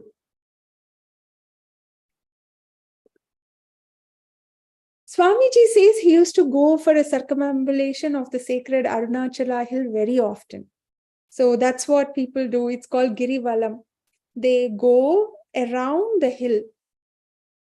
The circumambulation was totally 16 kilometers. I used to go late at night. When I had little fear, I used to ask myself, how will Annamalai Swamigal behave here? He won't bother about fear. Then let me also be like that. I would continue the circumambulation without fear. See, this is one easy technique even we can follow. When we are faced with fear, how will Guru, ask yourself this question: what would my Guru do in this situation? When you're caught into some fear, my Guru will never have fear. Like even, recently I have gone through some situation, and I saw myself, I got little fear in my inner space. Then even I asked this question: what would Swamiji do? Swamiji has done, like, every situation Swamiji has faced, and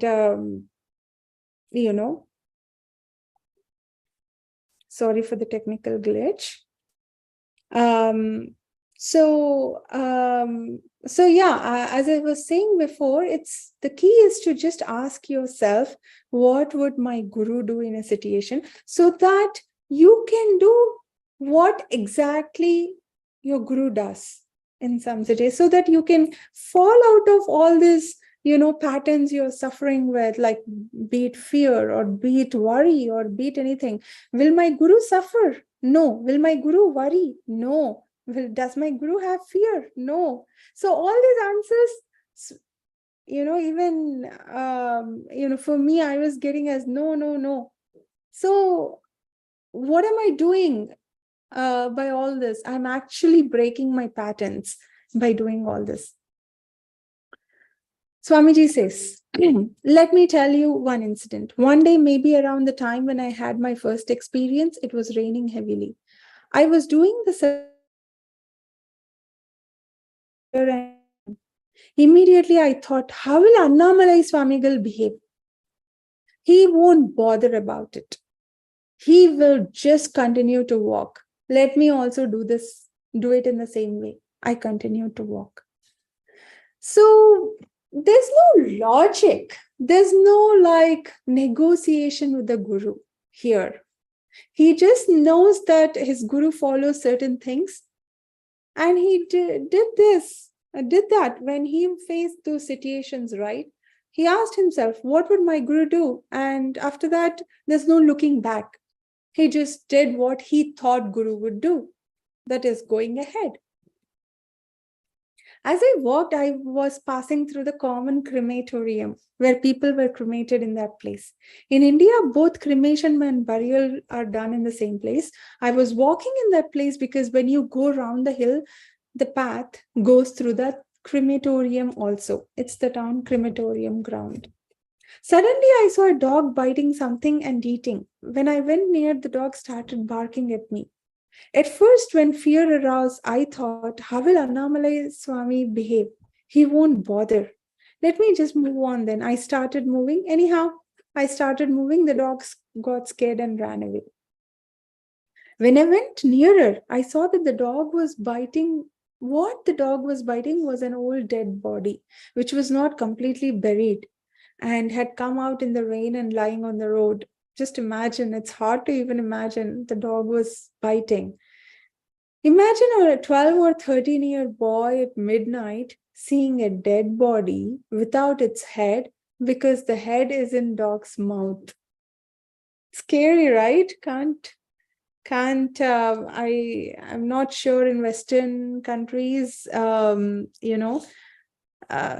it's like that, but in India, the dead bodies are burnt, right? In Hindu tradition, after death, the dead bodies are burnt unless the body belongs to an avatar or some enlightened master. Usually, the dead bodies are burnt, and in the crematorium, probably that body was not burnt properly, and in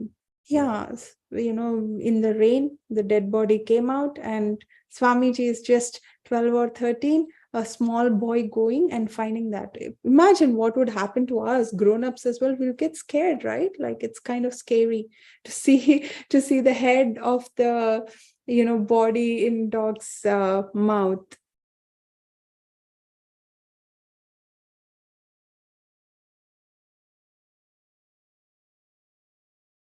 The moment the fear started, it did not even reach my being completely. Even before that, even before the fear stroke could happen completely, the awareness was so intense, and I thought, how will Annamalai Swami respond now? He would just walk around and go. So let me just walk around and go. I went, that's all. So don't have this, logic and don't have too many thoughts at that time. So Swamiji himself, even before his fear reached his full awareness, he just asked himself this question: what would Annamalai Swamigal do? And he went on. I just took a detour and walked on. I did not even turn back and see. I just walked. The fear stroke did not even touch my whole body. The fear stroke, which was like a pebble, which was about to start, did not even open up. I did not even reach my body. Basically, it says that Swamiji just followed his guru, just did what he thought his guru would do at that time. And he did not even feel any shivering or anything, any symptom of fear in his body, because he chose to do what he thought his guru would do, which is just going ahead and moving on. Just the decision, if Annamalai Swamigal does this, I will do. Did the whole thing is over. When the thought came up from inside, I would think, how would Annamalai Swamigal do this? And he did the same thing. Who matters in your life, whom you're looking up to in your life matters, right? People have different role models.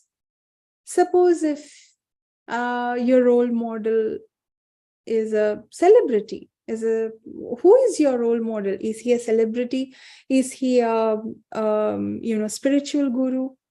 Is he your parents? So this matters. Whom you look up to matters in your life, because when you are faced with this tough situation, you would do what that person would have done in your life, right? So whom you look up to matters. The person who inspires you or impresses you becomes the hero of your inner space, especially if you're still young.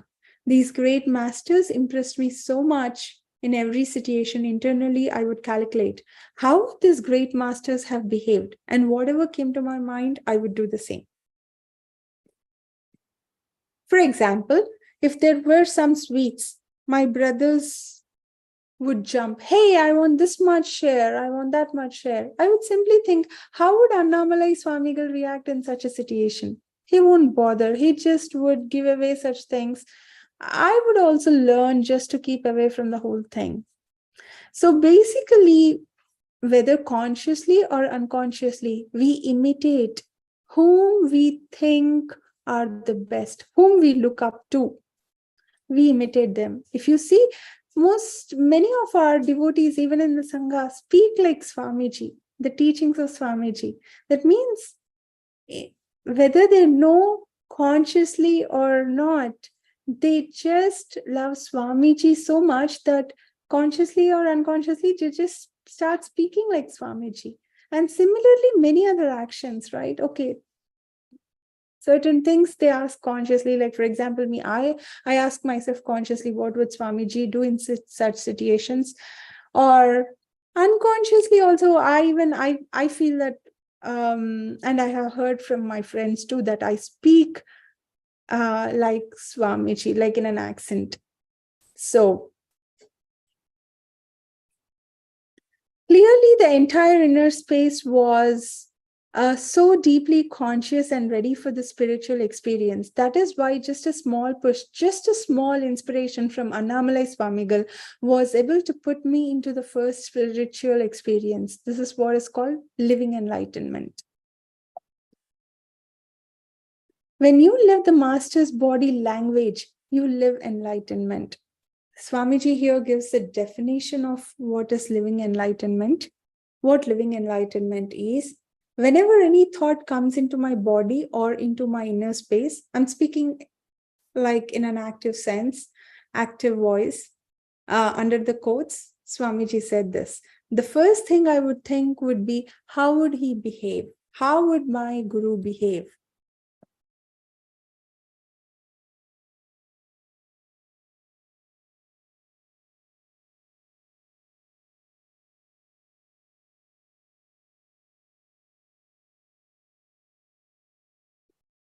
So he's talking more about it, like basically all the great masters become, how all the great masters became the scale for Swamiji for doing anything that he did from morning till night. Everything he asked himself, what would my guru do in this situation?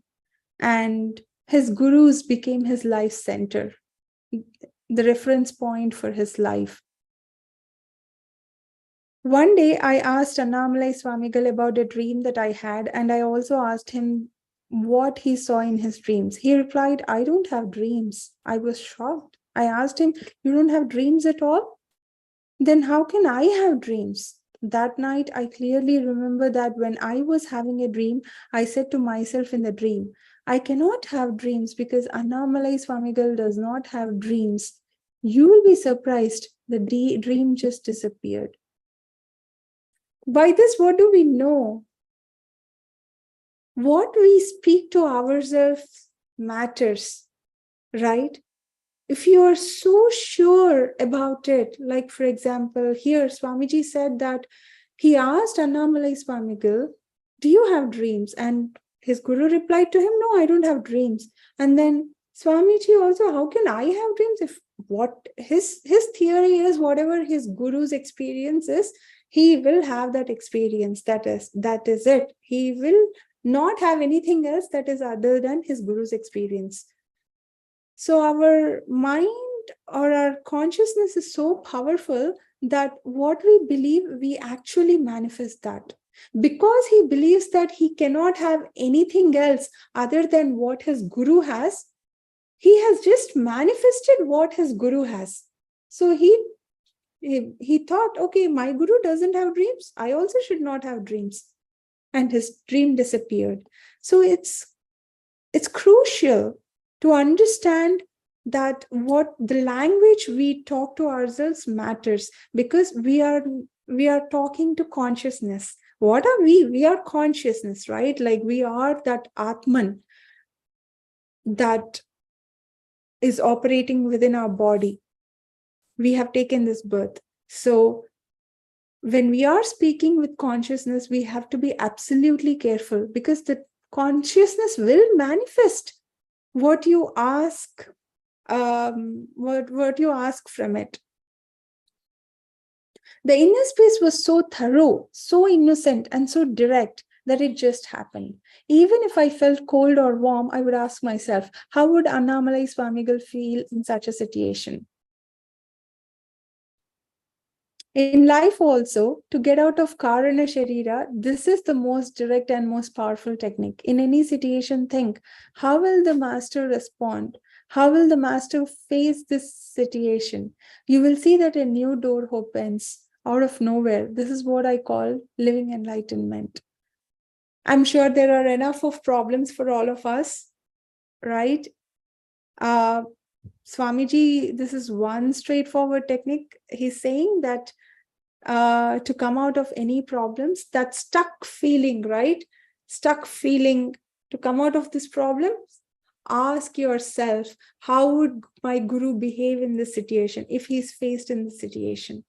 Swamiji has, in front of our eyes, faced all the situations, be it, the persecution that he faced, the challenges, people's problems. Mahadeva, if you read the story of Sati, Mahadeva, all kinds of problems from parents Sati has faced, and I'm sure you all must have read it. So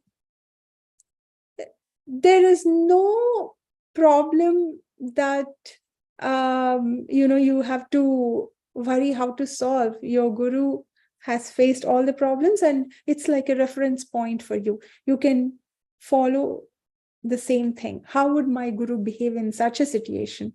And then go ahead. You don't need anything else. The one thing is enough. Even if you're sitting, even if thoughts come up to yourself, if master was sitting here, what would be coming up? Naturally, silence. Then why am I thinking? Silence. So yeah, this slide also pretty much talks about the same thing. The summary is that, do ask yourself, what would my guru do in this situation, and follow it. That is the most easiest way to come out of this causal body, being stuck in the causal body, or being stuck in Karana Sarira. So when you are following your guru, and when you are doing the actions of what you think your guru would do authentically at any given moment, that is living enlightenment. And it is the best relationship you can have with your guru. When you are most integrated with your guru is when you are in oneness with him, when you are doing what he would do in any given situation. So this slide talks about feeling connection and living enlightenment.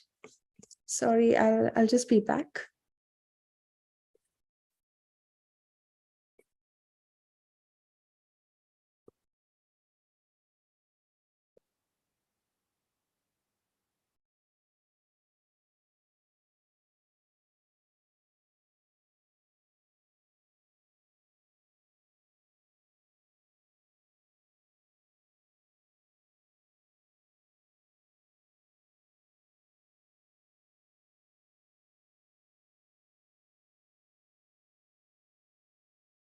Thank you for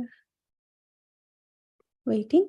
So this slide talks about what feeling connection with master means. So we've understood what is, integrity, what we have to do to not get stuck in your Karana Sarira, in the darkness, and to be able to move ahead at all the times.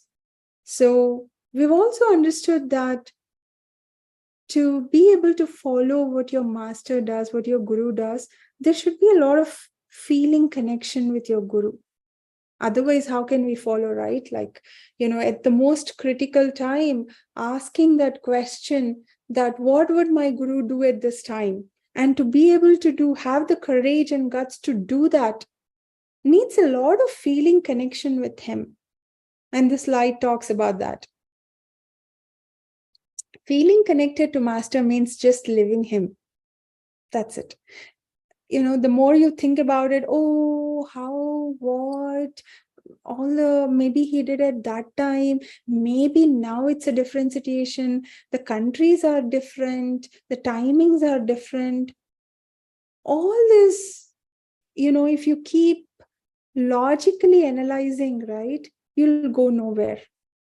You just have to authentically do it without giving too much of reasoning and without allowing your logical mind to get, analyze it too much. When you just decide to live your master, that is what is feeling connected means. When you live the master, you feel connected to him. Only then you are expanding also. Only then something is happening to you. Otherwise, you're just a schizophrenic person. You will have 10 different faces. Sometimes you'll behave nicely, sometimes you will behave rudely, sometimes you'll behave with lust, sometimes you'll be in a worshipping mood. You don't know your mood, basically. When you don't have a reference point of how your actions are going to be, it's like without an anchor, you're just going everywhere, right? Like it's based on your moods and fantasies at that time, at that point of time. You imagine being running solely by the mood that you are in without having any reference access point for your actions. That's going to be crazy, right? Because based on your mood, you're just going to, if you're angry, you would just emit that out. If you're sad, you would just look depressed in front of everyone. Stop. Decide that you're just going to have a reference point. Have these fundamental rules that, you're going to ask yourself, what would your guru do when you're facing any situation? And talk to yourself as if you are talking to a VIP. That is, your VIP is, your consciousness is your VIP because it has got the ability to manifest anything and everything that you want. So talk to yourself as if you're talking to a VIP. Actually, VIP. That means very, very, very most important person. So talk to yourself in that way, right? Even if you are, in whatever mood, sad, angry, happy, any mood, you will just do what is right instead of getting, forwarded or getting carried on with your mood, right? You're performing actions based on your mood rather than performing actions based on what is right. So don't choose. This is an easy way to just do what is right, is just follow the master authentically. Have that connection with him so that it gives you that ability to follow master at the most crucial times of your life. That way, you can even come out of the clutches of Karana Sharira, not getting stuck into the causal body. And that is what integrity also means, right? When you are integrated with your energies, when your physical body and your mind is in alignment, no karana or reason should be told. Just allow the whole body and mind to imbibe the energy, spirit, and inspiration of the master. It should go so deep into your inner space that while your dream starts coming in, you would say, would master have dreams? No, then relax.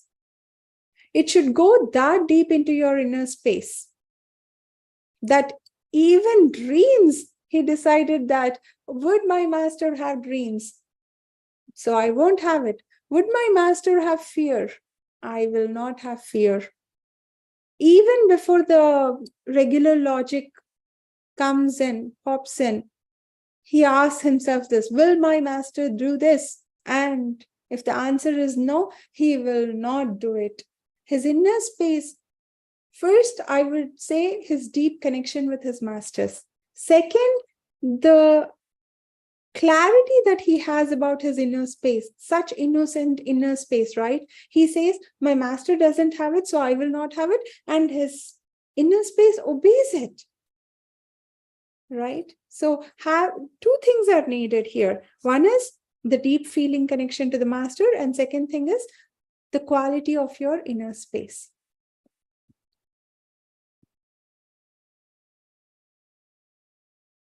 This slides pretty much talks about the same thing, like how would my master behave in a particular situation. So when you do that, right, it's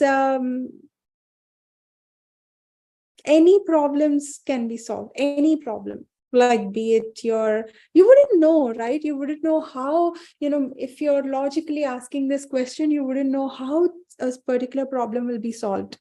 Anything in the problem can be solved, internal world or external world also, because Paramahamsa is a person who knows all the possible experiences one can undergo on a planet. As I said before, in front of our eyes, Swamiji went through all possible situations any human being can go through, right? So a Paramahamsa, we're actually asking, who is Paramahamsa here? Paramahamsa is a person who knows all the possible experiences one can undergo on a planet Earth. One such person can be called Paramahamsa. If he is not aware of a particular experience, existence makes him go through that experience so that he becomes a Paramahamsa. So whatever you go through or went through or are yet to go through, I have gone through all that already. Understand that. So there is no space that you can say, I have not gone through. Oh my God, I am so blessed to read it. I myself, I feel so blessed because, sometimes we ourselves think, right? Oh, maybe Swamiji doesn't know. To feeling understood is the most important thing, right, for all of us. Oh, how will probably he doesn't know what I'm going through. You need not have this doubt. A Paramahamsa have gone through all kinds of experience, so that's why he is able to maintain Advaitic space between you and him, and in fact giving you that Advaitic, letting you also experience that Advaitic space. Advaitic means oneness, you feeling in oneness with him. He's able to make you feel that way because he is that. He is in oneness with each and everyone in this world and entire universe. Now, let us enter into a layer of darkness. There's a meditation, small meditation for all of us. Sit straight. Throw out all the colors that are there in your mind. Keep only darkness in your mind. It's a 3-dimensional darkness. So if you see a paper with a black color on it, that's a 2-dimensional space, right? It is black. 3-dimensional space of black is darkness. So keep only darkness in your mind. You have to chant Ukara, Oo sound. Understand? It is not Om or Hum, it is Oo. You'll continually push the air out as much as possible. Don't bother about breathing in, just keep pushing air out continuously by chanting this. By pushing the air out, the body will breathe by itself.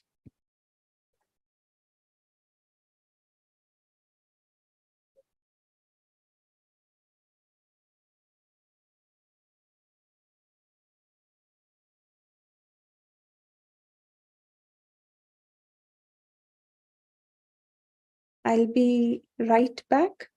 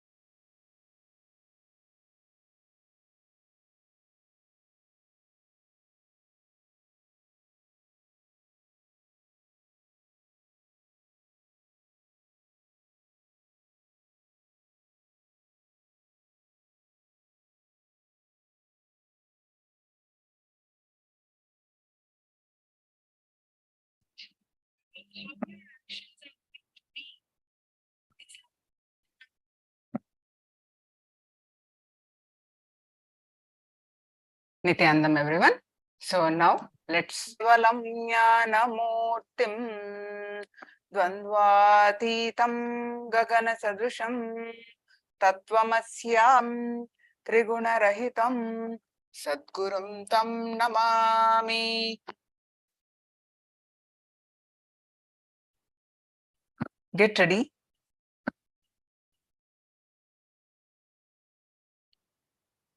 It's a darkness meditation. All of you, please sit straight.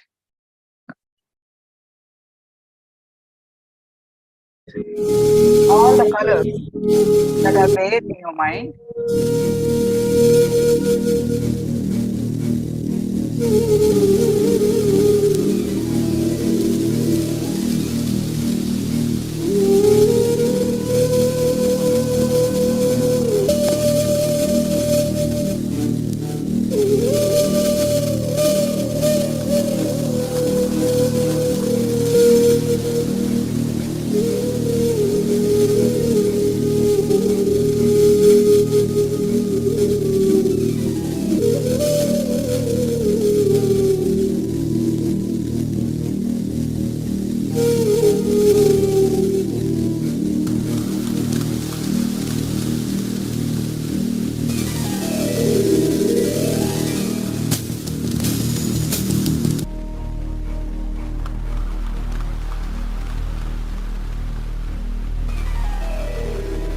keep only darkness in.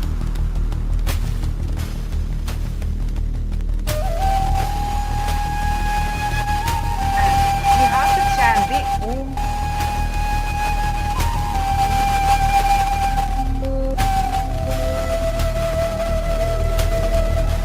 It's not Om. It's just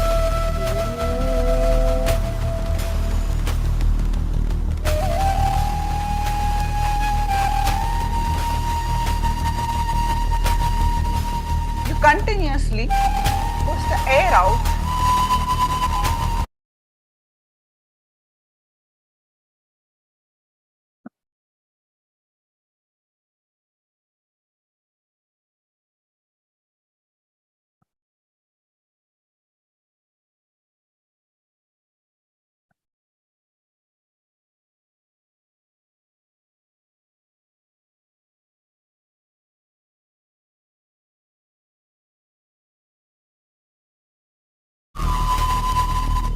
Let me guide this meditation. You start chanting the Ukara mantra.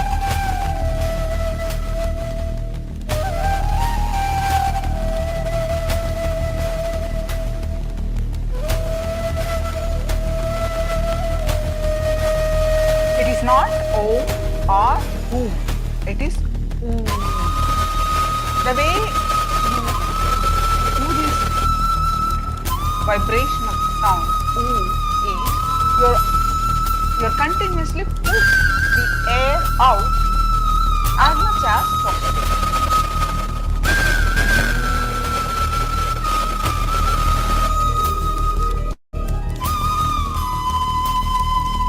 While doing this, darkness, visualize darkness in your mind. Visualize darkness in your mind and start chanting. Push the air out. Don't bother about breathing in. Breathing happens automatically. Just keep pushing out air out continuously by chanting this as deeply as possible. By pushing the air out, the body breathes by itself.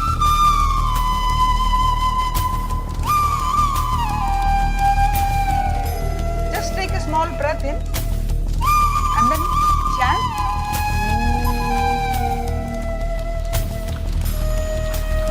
In the small gap that is there between the final exhalation and the next thought inhalation, the body will take in air by itself.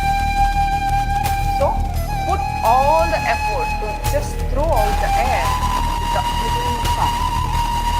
Throw everything out totally.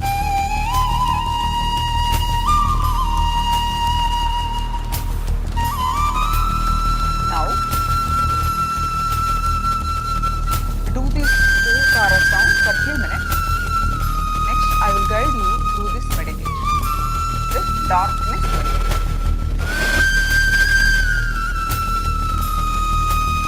You will be visualizing a dark space. Chant the Omkara sound for a few minutes.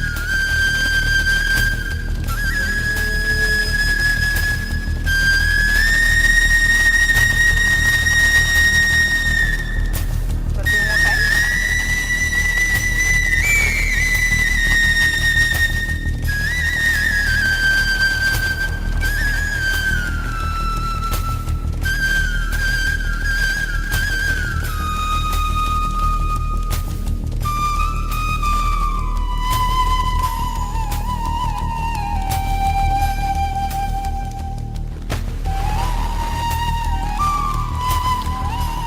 Put your whole efforts only on exhaling. While chanting Om, push the air out only on exhalation. Inhalation happens by itself. Continuously chanting the Omkara mantra, visualizing the darkness in your mind.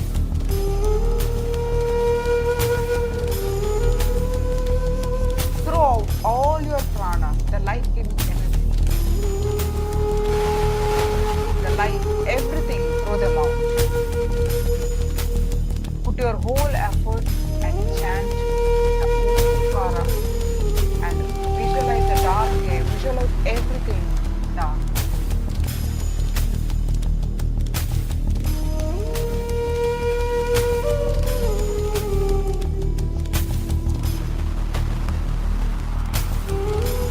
Just exhale with the Omkara and darkness, visualizing darkness, darkness. You are moving in a dark place. There's nothing that you can see. Complete darkness.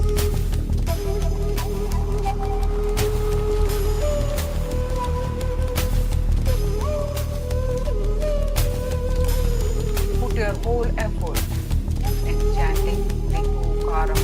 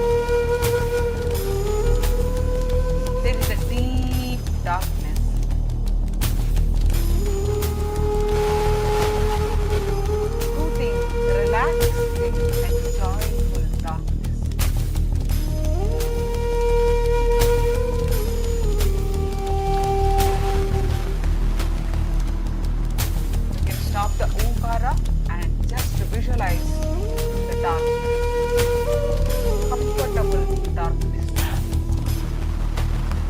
joyful darkness.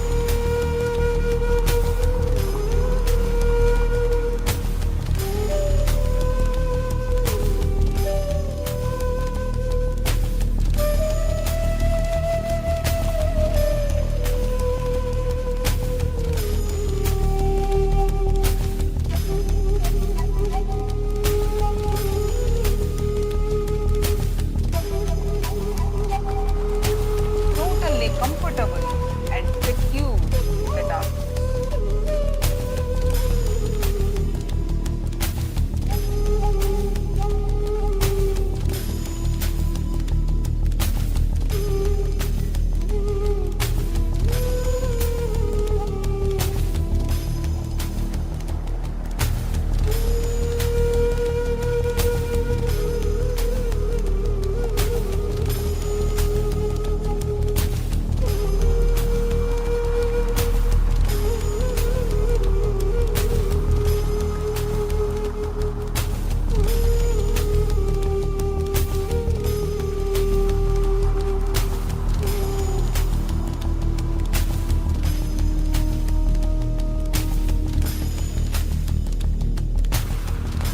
You are alone, sitting and meditating in the dark cave.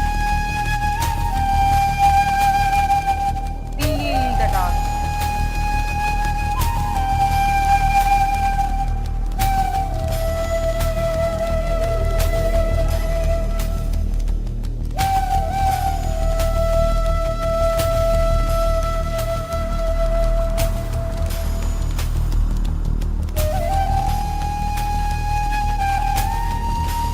Layers of darkness. Darkness over darkness.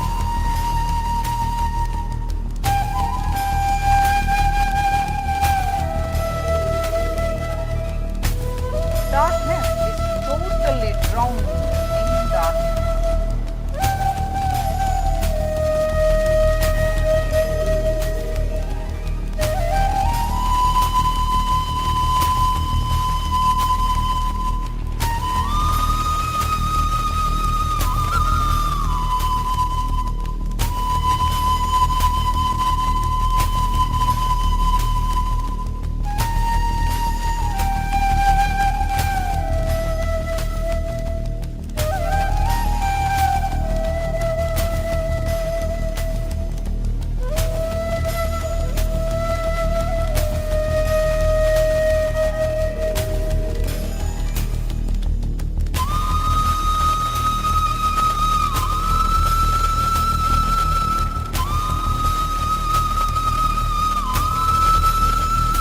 You are just in your mother's womb.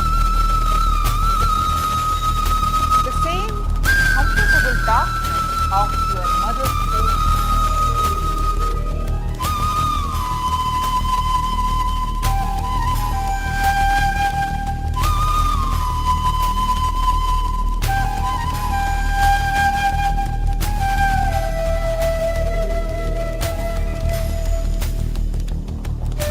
Feel the utter relaxation.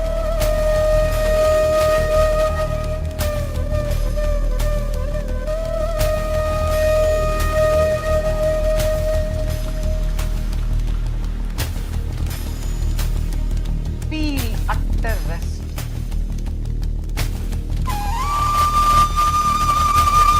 No responsibility. Total comfortable, peaceful darkness.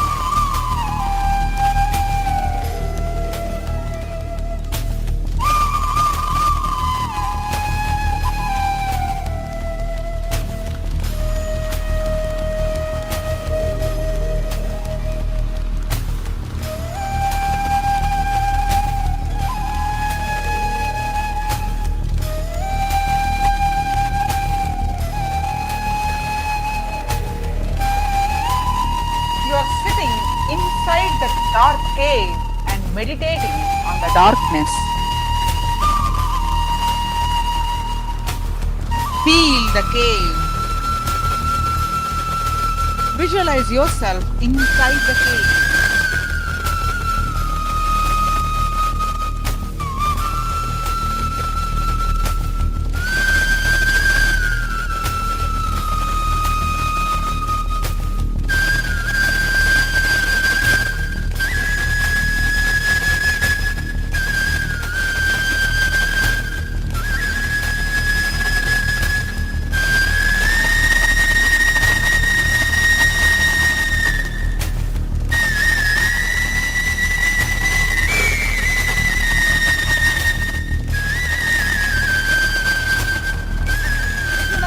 You are comfortably sitting and meditating on the deep darkness.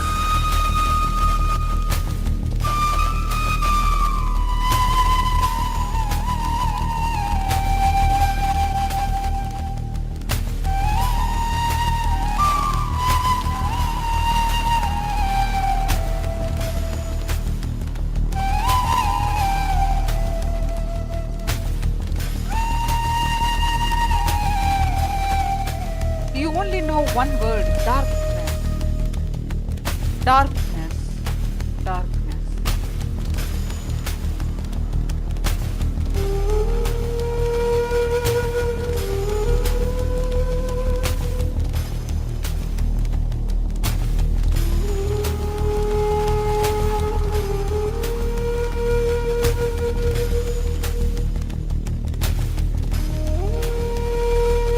Inside the cave, you are connected to the darkness of the universe.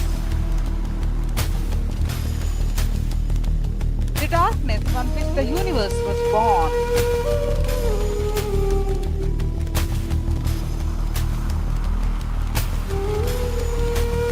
The darkness of your mother's womb from which you were born.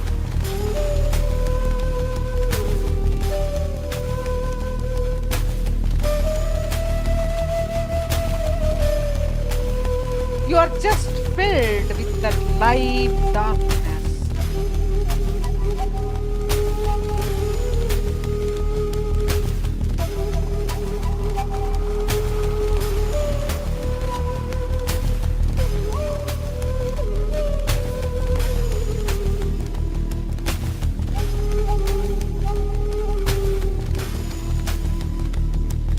There is no other thought except darkness.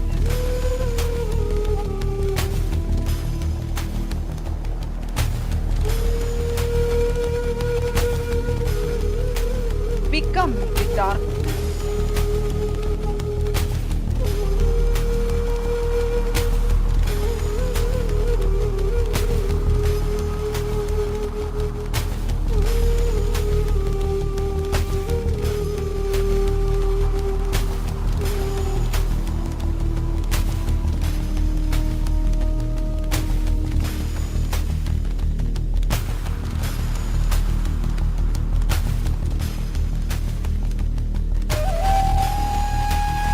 There is no other thought except darkness.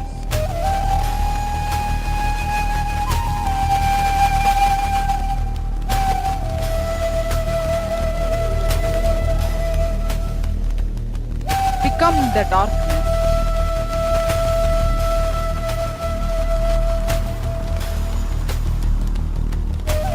The whole thing is just darkness.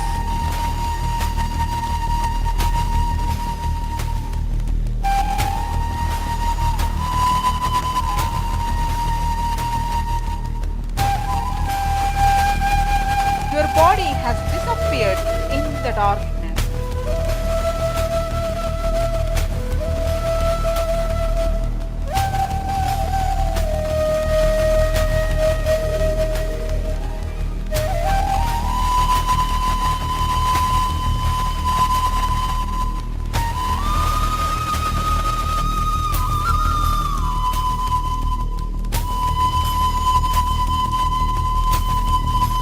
Penetrate into the deeper and deeper layers of darkness.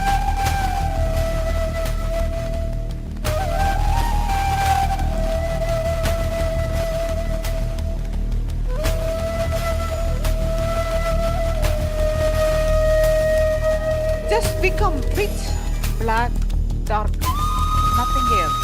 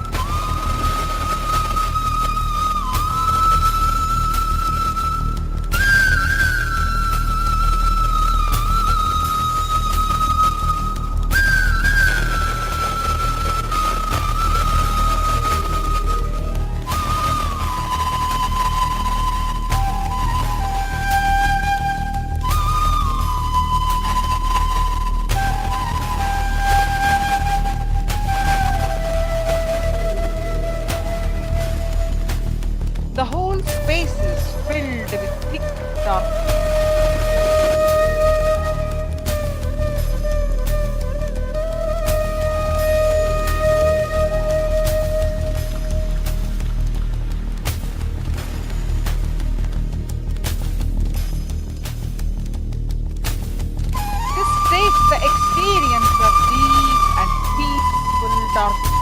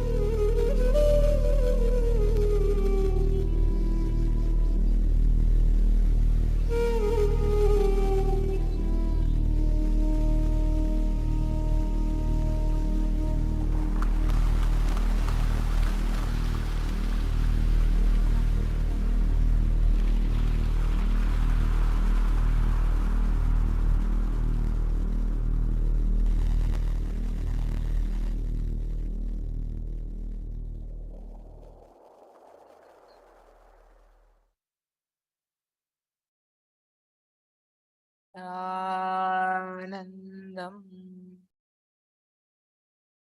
Relax. Slowly, very slowly, you can open your eyes.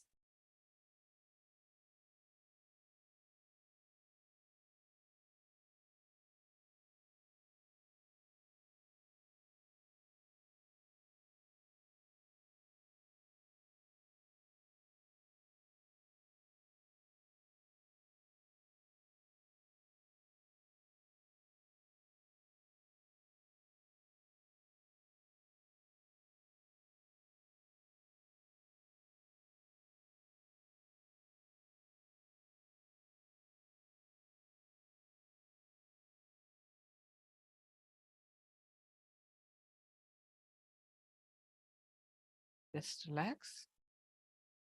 You can share your experience of this darkness meditation. Post your comments in the Zoom chat or in your YouTube comments. Carry this darkness with you for the next half an hour at least. The darkness of your mother's womb, the darkness that is the deep comfort. Rest and relax in the darkness.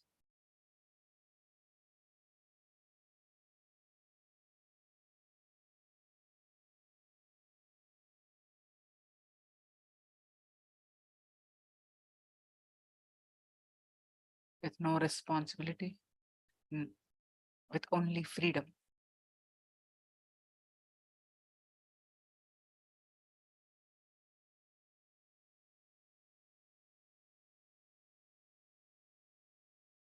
After this darkness meditation, just avoid speaking at least for a little time, over half an hour or so. Do not talk to anyone. Do not look into anyone. Just try to look down. Carry this darkness, peaceful darkness within you.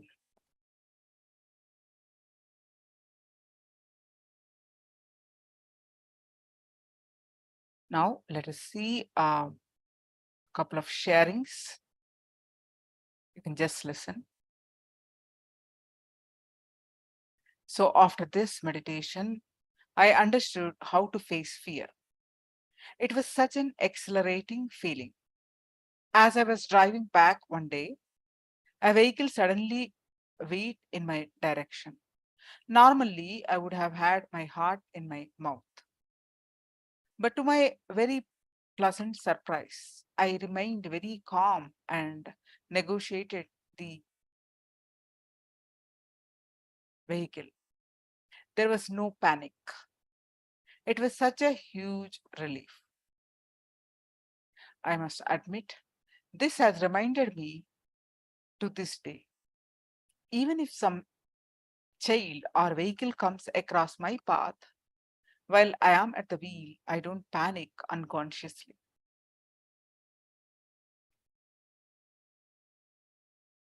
After this program, the feeling was just like as if you have been unchained, unfettered, and are flying. Looking back, I think it was not so much the content as being in his presence that transformed me. The one experience of this program is the consciousness of sleep. During this darkness meditation, I was clearly able to be aware that I am floating on thoughts. And the next morning, Swami asked, do you now know that what you thought of as sleep is actually floating on thoughts? So the overall experience of this program is that it took me deeper into another dimension, one that I did not even suspect existed. And I would encourage all of you also to share your experience in the chat and Zoom chat, and you can post your comments in the social media for those of you who are watching. So I'll be concluding this session here with the Purna Mantra and moving on to our next session. Let's pay our deepest gratitude to Swamiji. With the space of deep gratitude, let's conclude with the Purna Mantra. Om Purnamada Purnamidam Purnat Purnamudashyate Purnasya Purnamadaya Purnamevavashishyate. Om Shanti Shanti Shanti Harihi Om Tat Sat. Sarvam Bhagavad Shri Nithyananda Paramashivam Padukarpanamastu. Om Nithyanandam. Nityanandam everyone. Now, pretty shortly, we'll be moving on to our next session. Stay tuned.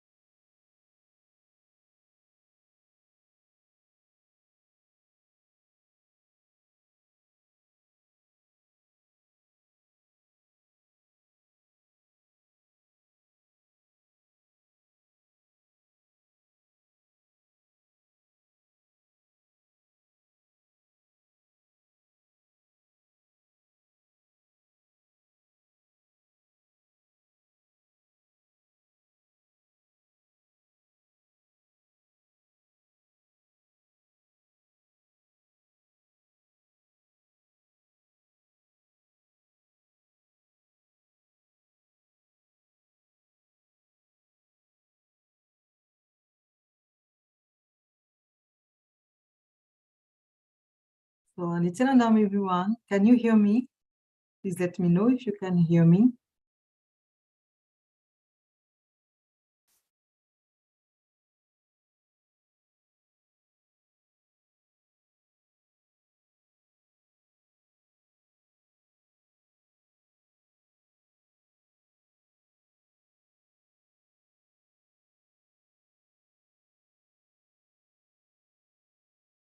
Nityanandam, can you hear me? Am I audible?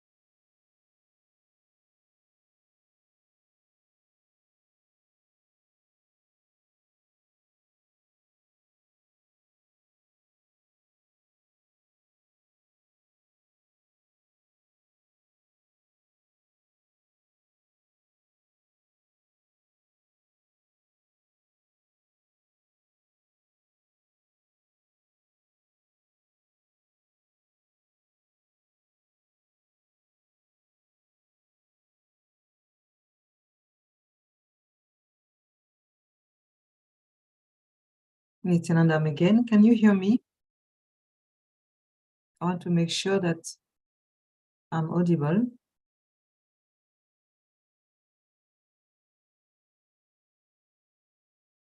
Can you write it in the chat if you can hear me?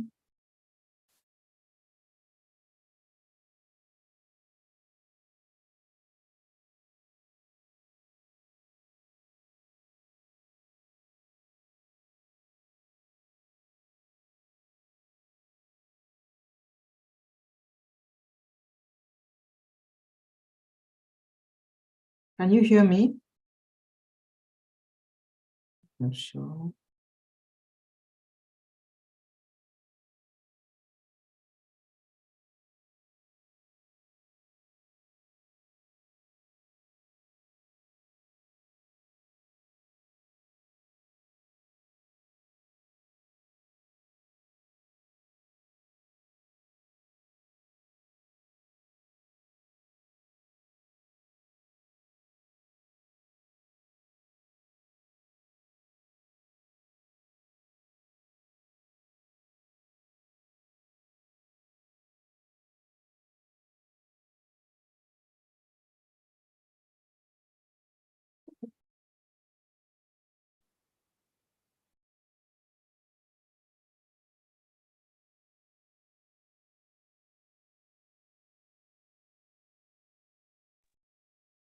Am I audible? Can you hear me?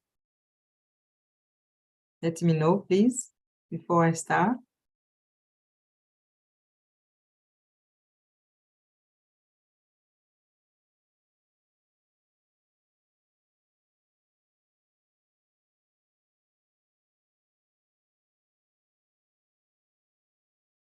And now, can you hear me now?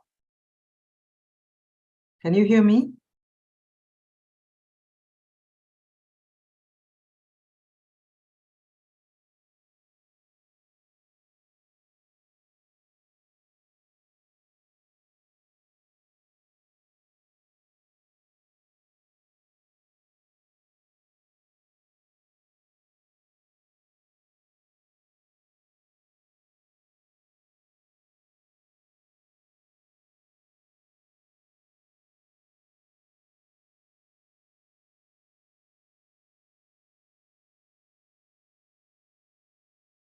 Okay, let's start.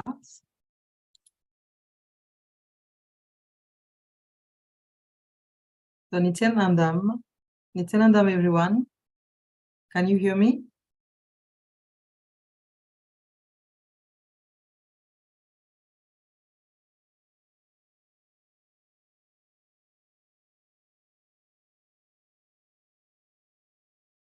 So welcome to the next great layer. Let's start with the Sadguru Vandana. Sit straight. Nithyanandam Paramasukadam Kevalam Jnanamurtim Dvanvatitam Gagana Sadrisham Tattvamasya Dilaksham Ekam Nityam Vimalamachalam Sarvadi Sakshibhutam Bhavatitam Triguna Rashitam Sadgurum Tam Namami.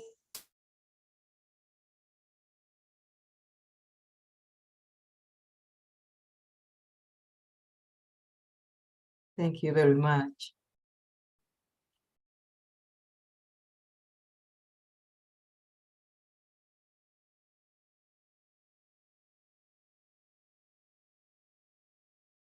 So now let's start with the next layer, the cosmic body.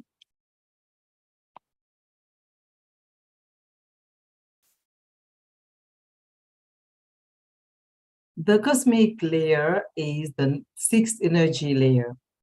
This is the body of pleasure. This is what is perceived as heaven. The very energy from this layer expresses itself as pleasure. Whenever the energy emanates from this body, it expresses itself and you feel pleasure, you feel joy.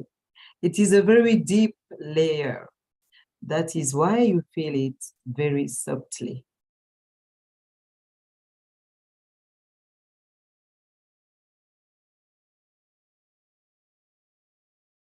But this energy, when it comes out, has to cross the pain layer to come out. So you will always find that your pleasure will have a coating of pain. That is why when you are enjoying something, you will always feel, when will this enjoyment disappear? And because of this, you will not enjoy it fully or so.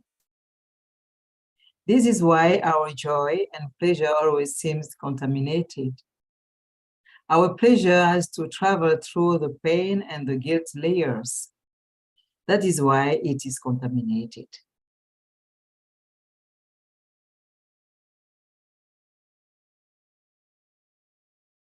In the gap lies the real joy. Actually, if you see, the moments of happiness or joy happen when the mind stops. This may happen for just a few moments, but the impressions and the relaxation from dropping of the mind will be tremendous. When I say the mind stops, I mean the mind gives a gap sometimes. For example, when you see nature, you will be capturing thousands of scenes continuously, but at one point in time, the mind will give a gap. It is this gap that becomes an unforgettable memory. Let me tell you an incident from my life. Swamiji says, this was during my wandering days before enlightenment. I was walking from one city to another in India. On the way to a place called Omkareshwar, there is a thick jungle and a river flowing between the two hillocks that are completely made of marble stone. Between the two hillocks, the sacred river Narmada flows. On a full moon night, I was just walking with a stick in my hand, rotating the stick and singing to myself. I was walking alongside the river. I was going down a small valley, and when I reached its end, I looked up and saw a big cliff in front of me. I saw on both sides the two big hillocks shining in the full moon. Because it is white marble, it was simply shining in the moonlight. The river was so beautifully flowing with a mild murmur. Suddenly, I saw that both the hillocks were bridged. There was a physical connection between them in midair. I went a bit near and saw that the whole thing was a honeycomb. The honeycomb was at least 400 feet long. When I saw that, in just one moment, my mind gave a gap. Even now, I can see that moment. It was so ecstatic. I can remember that moment as such indescribable joy. Both the hillocks were simply connected. And the moment I perceived that, the mind gave a gap. Whenever you disappear into the nature, this often happens. Touch the deep core of pain, go through something new. So let me tell you another incident from my life, said Swamiji. I was on the banks of the Narmada River in Omkareshwar again, the place where Shankara became enlightened. I had done many types of tapas and tried different types of meditation techniques. Actually, I literally killed myself with these meditation techniques. Finally, a very sudden and deep depression landed on me. I had a deep feeling of being cheated and thought to myself, for the sake of enlightenment, I have left my family. Whatever has to be done according to the Vedic scriptures, almost everything has been done. But still, it is not happening.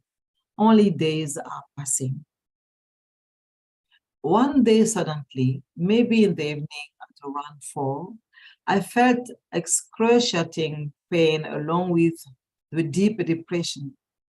I felt that nothing more could be done, that there is no need to live anymore because whatever has to be done is done. I thought that either I had to become enlightened or I had to die. I never spent any time in my life earning money or learning how to live. I don't even know how to live. Even now, I can't count. I can't count numbers too far.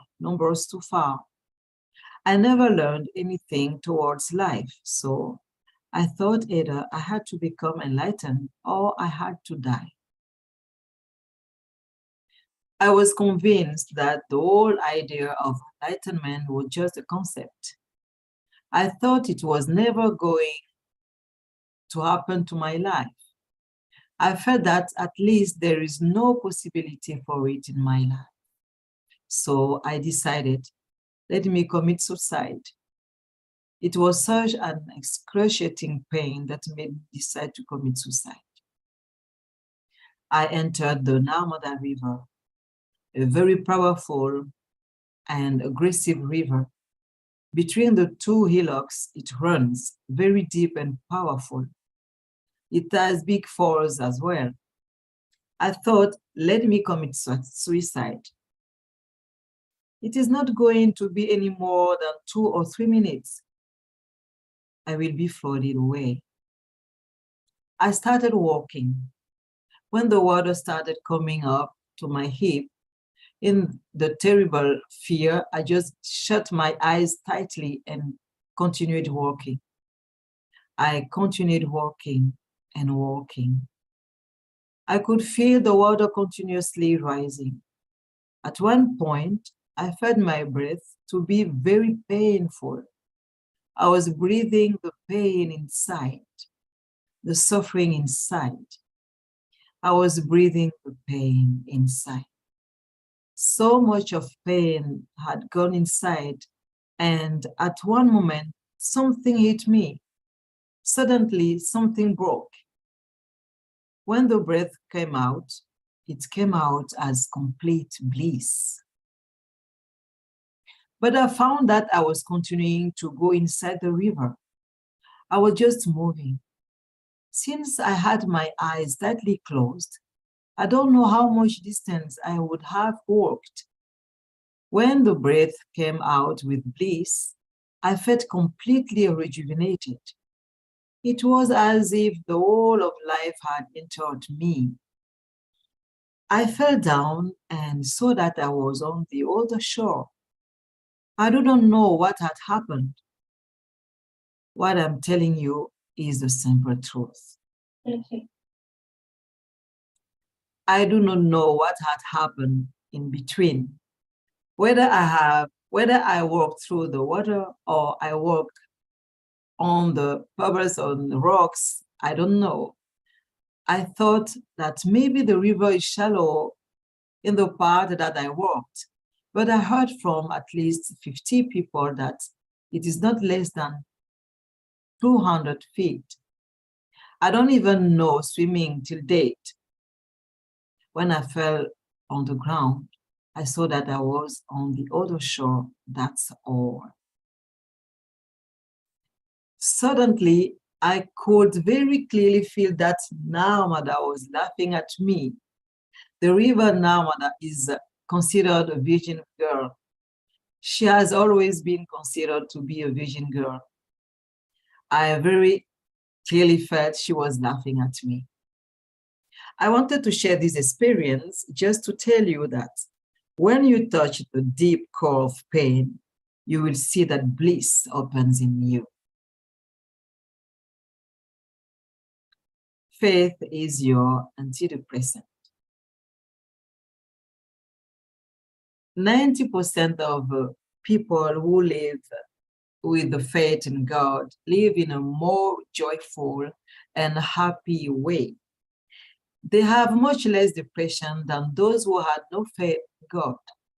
Even if the concept of God cannot be proved by spiritual people, even if a faith in God is only hypothesis, it helps you to live with tremendous joy and happiness. Even if it is a hypothesis, it is perfectly all right because it supports life and joyful living. It makes living on planet Earth much satisfying. You drink because you wish to escape from yourself. Man pours to fear. Women eat and fear. Men drink. Women eat. Addiction to food is because you feel empty inside.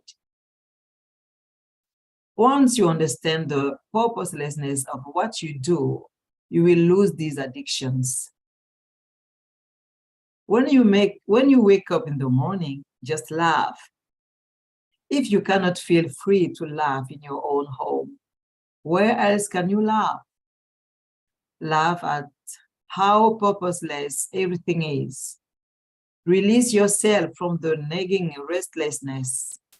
There is no need to sell your inner space to have outer space. You can retain joy inside and still have the outer space to enjoy. Now let's prepare ourselves for the meditation.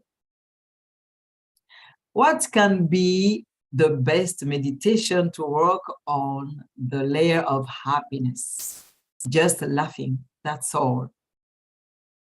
If you laugh continuously for 42 minutes, you will get enlightened. The laughter we are talking about is not just the plastic smile we wear on our faces most of the time. It is not social laughter. It is uninhibited, completed laughter with your whole being. Every cell, every nerve fiber should vibrate with the laughter. You must have heard of a laughing Buddha. It is common to see the laughing Buddha statue in many houses as a good luck showpiece. This laughing Buddha used to go from village to village, and all he used to do was stand up on the village square and start laughing. His laughter was so total that not only his belly, but his whole body used to shake with laughter. Just seeing him laugh, all the villagers who were gathered watching would start laughing. Within minutes, the entire village would be roaring with laughter. In the gaps in the laughter, when the mind was choicelessly still, the consciousness of a village would be simply uplifted. Without a single word uttered, the entire village would be in meditation. Such is a simple but extremely powerful meditation of laughter. Laughing is what works directly on the bliss within you. It is laughing that brings out the bliss energy. It breaks the solidified layers, melt them, and spread the energy throughout the body. So, in this meditation, you have to laugh till somebody say, stop. So sit down and close your eyes. Start breathing. Breathe as deeply as possible and start laughing. This is such an energy-giving meditation. You can experience the real heartfelt laughter, the full belly laughter. Laughing is the forgotten language. The master's laughter is of an entirely different quality. It is the laughter of a child. It is innocent laughter. Actually, in laughter, you and the master, both of you meet. Laughter puts you in touch with the very core of your being, eternal bliss, Nithyananda.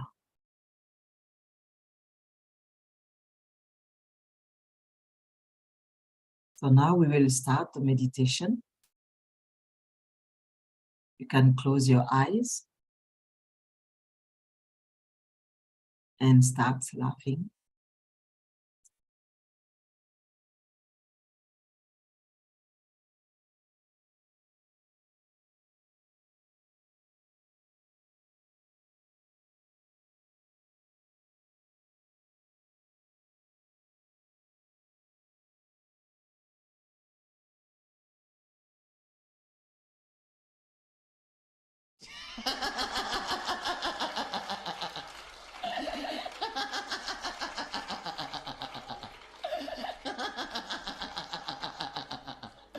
Anyhow, first thing is first, what can be done?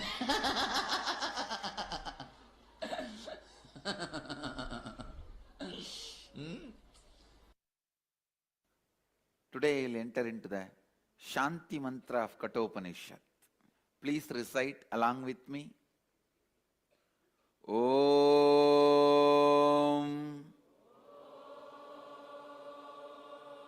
Sahana Vavatu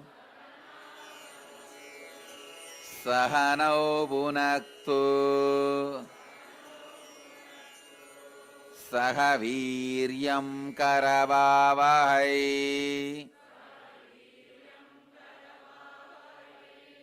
Tejasvinavaditamastu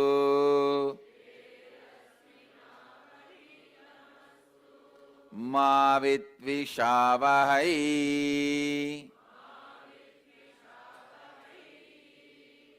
Om Shanti Shanti Shanti.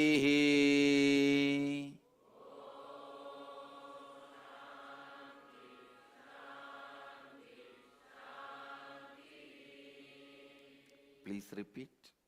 Om Sahana Vavatu Sahanau Bhunaktu Sahaviryam Karavavahai Tejasvinavaditamastu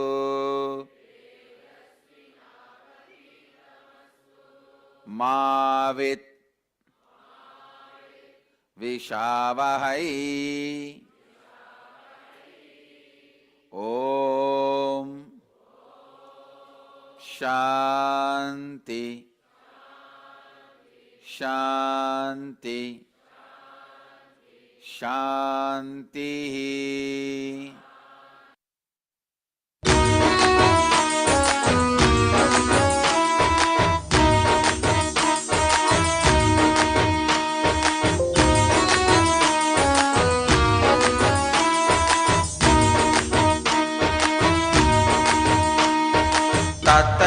Tataya nache bola bam baba baje ko. Tataya nache bola bam baba baje ko. Tataya nache bola dimi dimi dimi tamar baj dimi dimi dimi tamar baj tuliche kapale mal karaje ganga jata maj tukare anal trisula raj karaje ganga jata maj tukare anal trisula raj taka taka taka mauli band taka taka taka mauli band kale shashanka bar tataya nache bola bam baba baje ko. Tataya nache bola bam baba baje ko.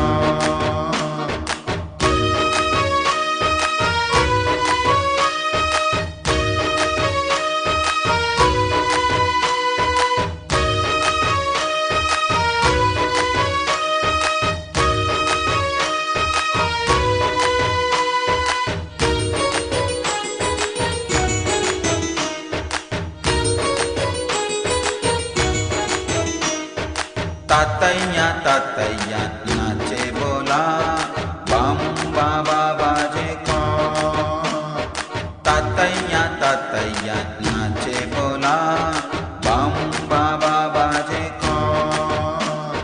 Tataya tataya nache bola, dimi dimi dimi tamaru baje, dimi dimi dimi tamaru baje.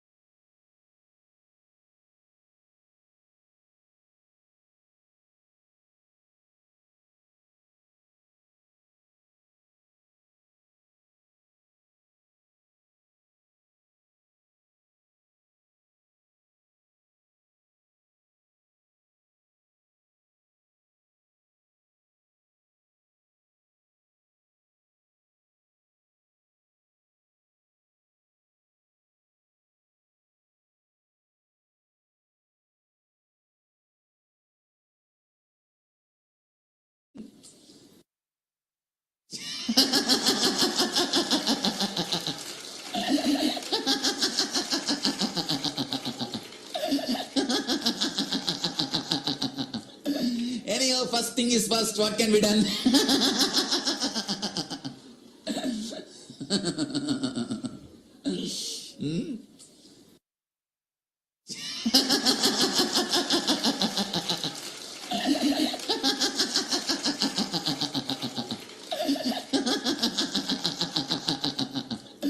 Anyhow, first thing is first, what can be done?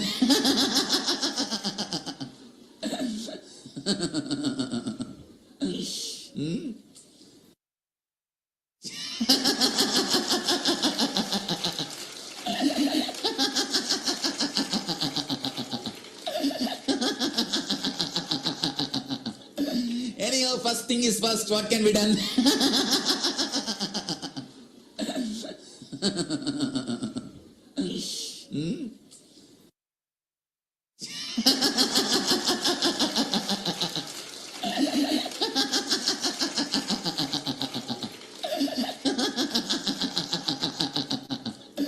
Anyhow, first thing is first, what can be done?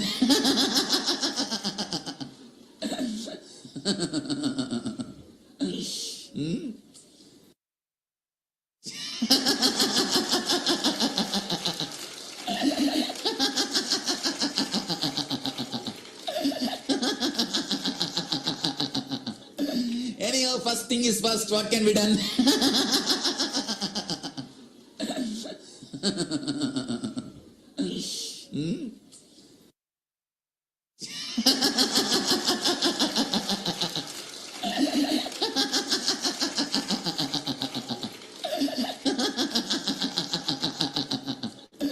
Anyhow, first thing is first, what can be done?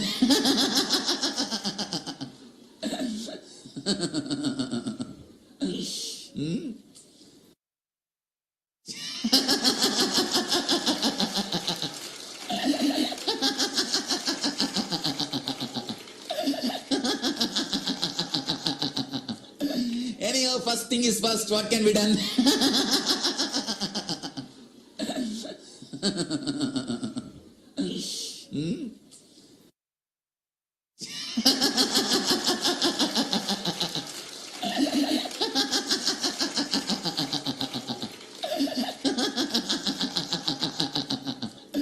Anyhow, first thing is first, what can be done?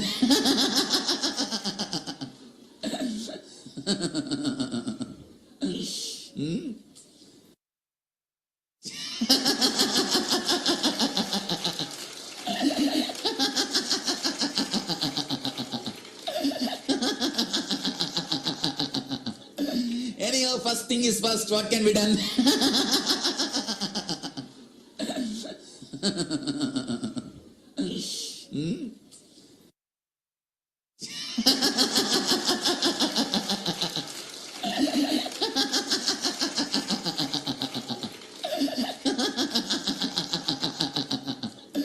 Anyhow, first thing is first, what can be done?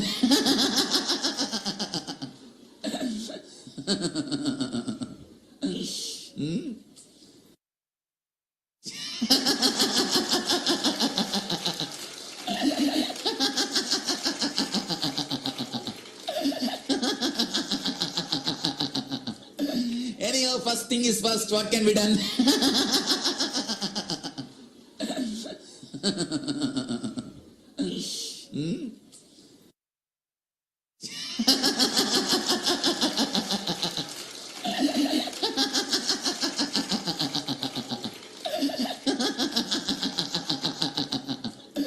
Anyhow, first thing is first, what can be done?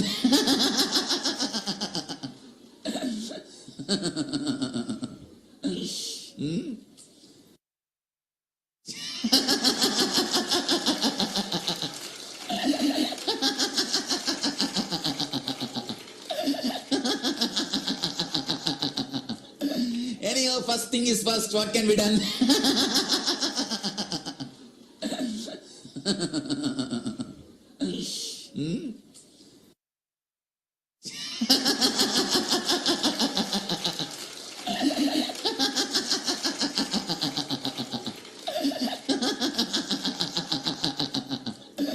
Anyhow, first thing is first, what can be done?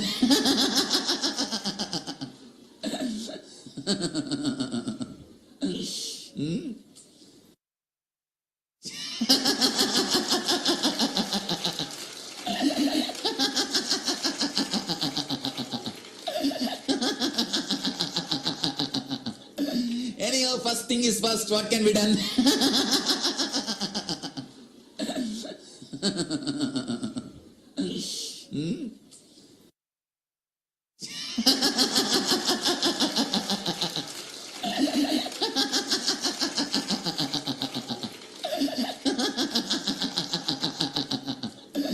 Anyhow, first thing is first, what can be done?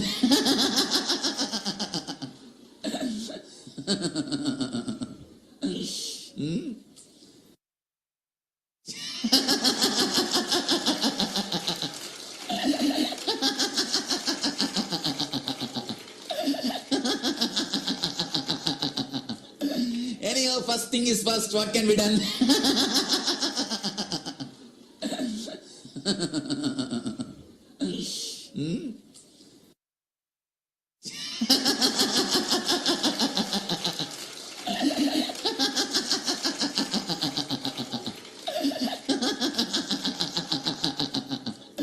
Anyhow, first thing is first, what can be done?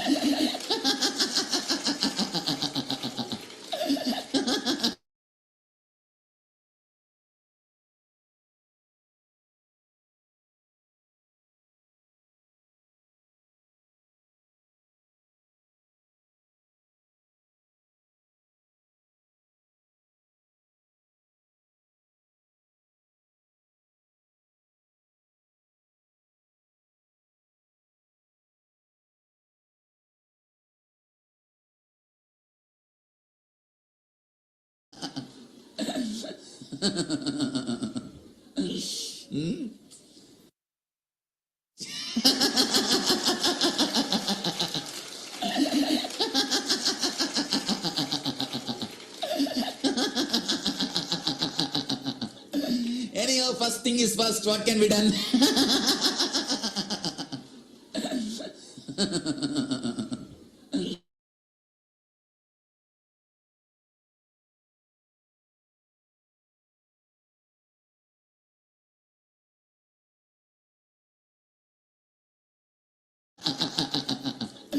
Anyhow, first thing is first, what can be done?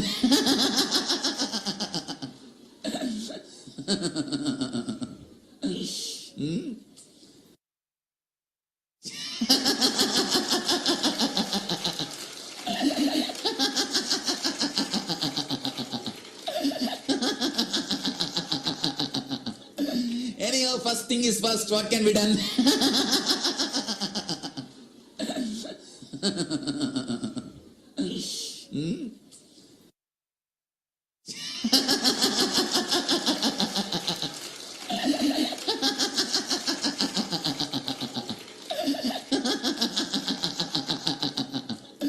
Anyhow, first thing is first, what can be done?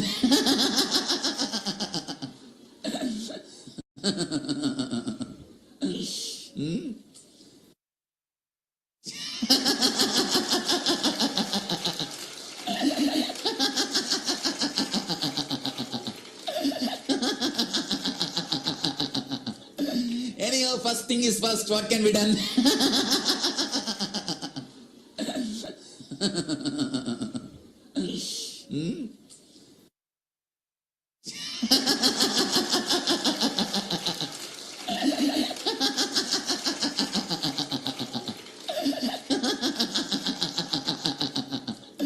Anyhow, first thing is first, what can be done?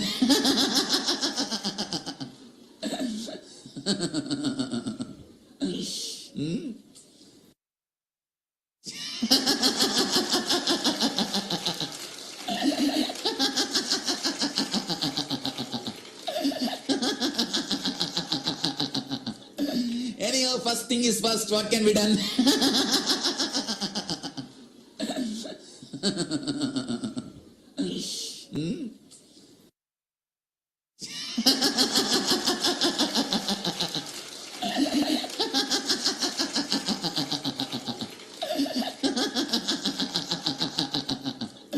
Anyhow, first thing is first, what can be done?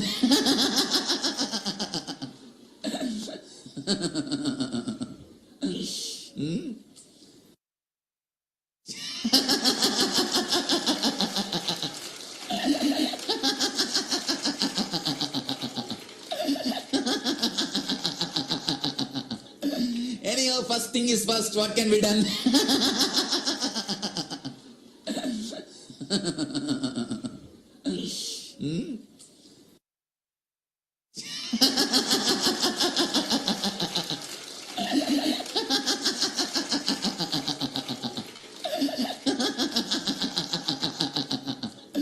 Anyhow, first thing is first, what can be done?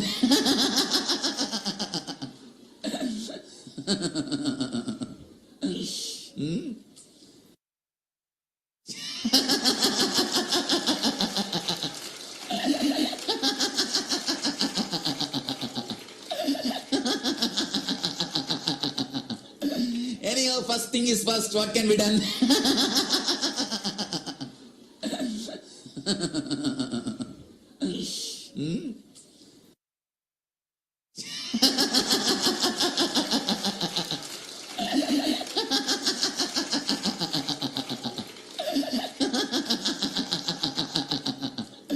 Anyhow, first thing is first, what can be done?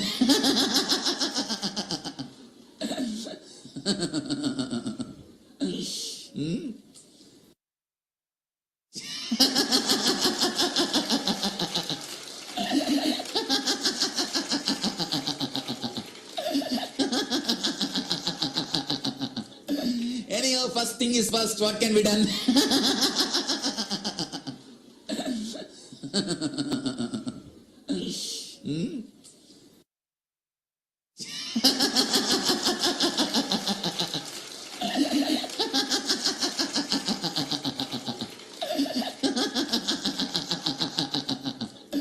Anyhow, first thing is first, what can be done?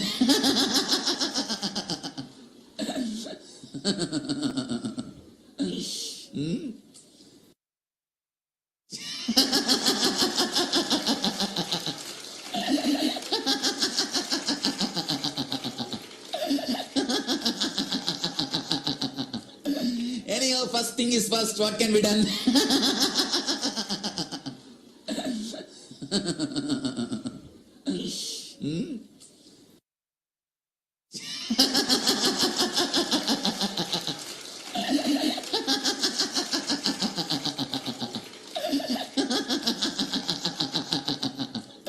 Anyhow, first thing is first, what can be done?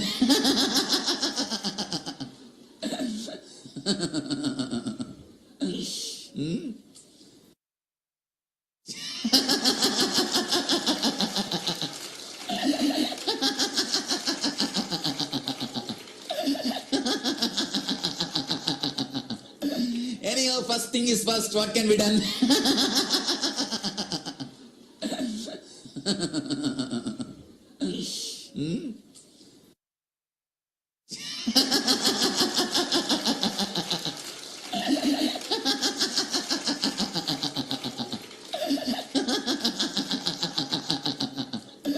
Anyhow, first thing is first, what can be done?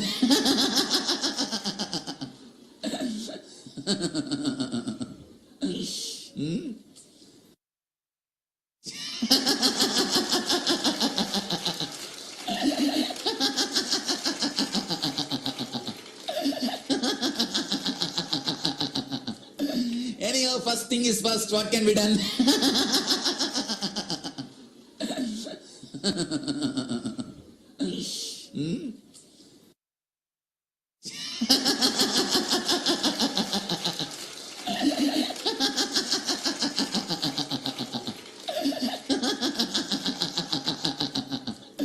Anyhow, first thing is first, what can be done?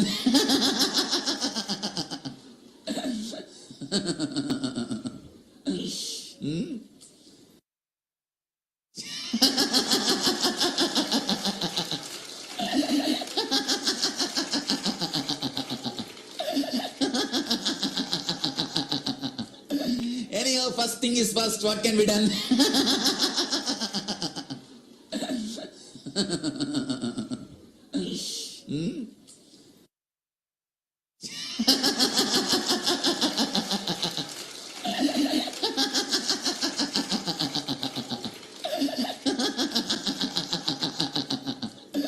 Anyhow, first thing is first, what can be done?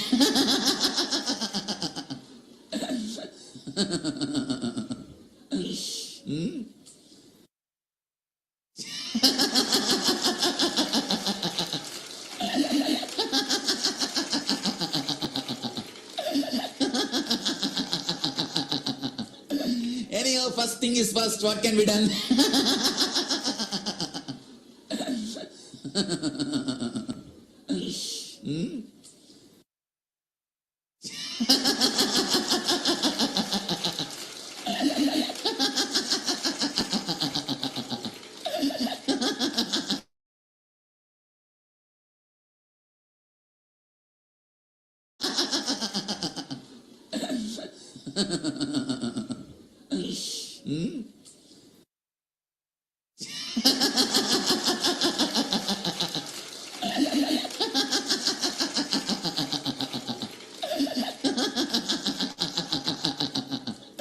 Anyhow, first thing is first, what can be done?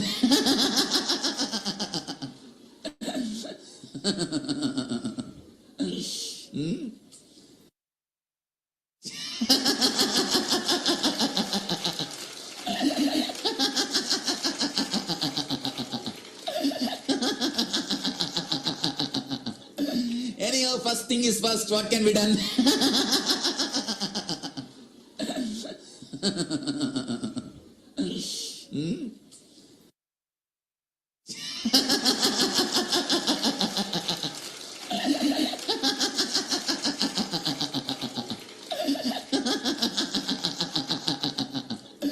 Anyhow, first thing is first, what can be done?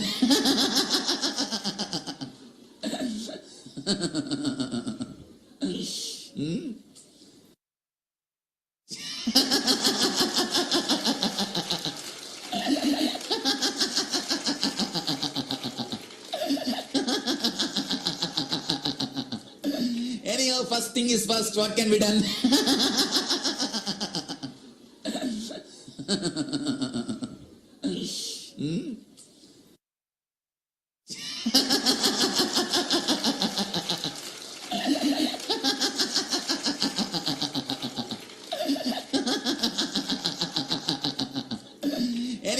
thing is first, what can be done?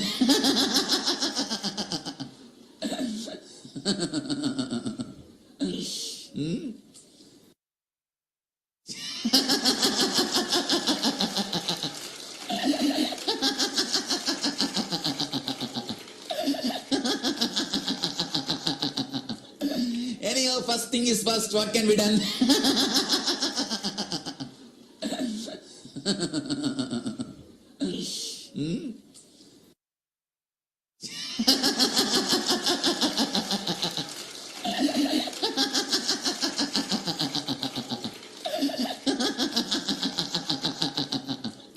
Anyhow, first thing is first, what can be done?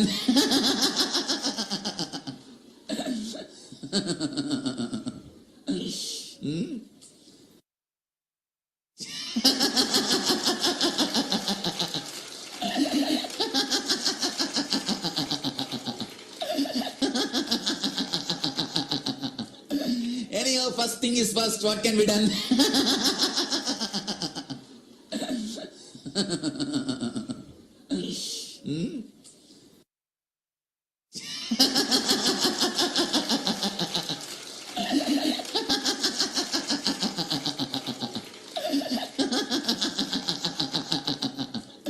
Anyhow, first thing is first, what can be done?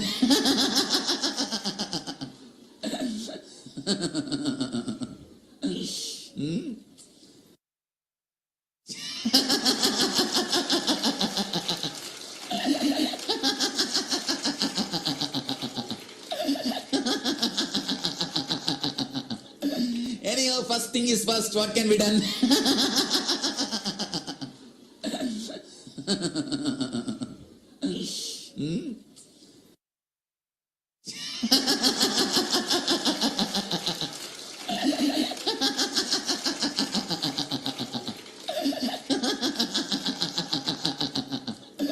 Anyhow, first thing is first, what can be done?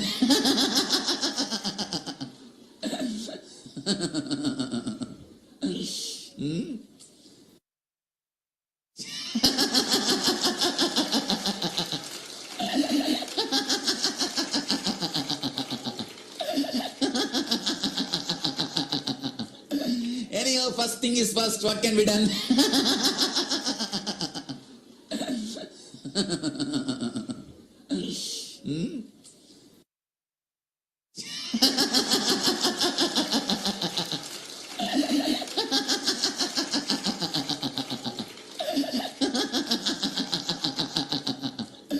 Anyhow, first thing is first, what can be done?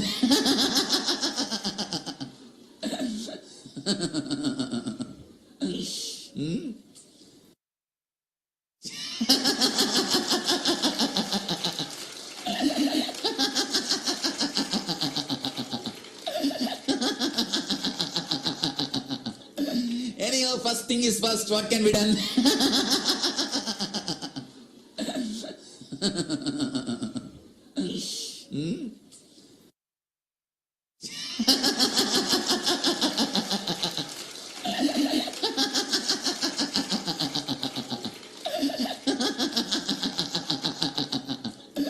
Anyhow, first thing is first, what can be done?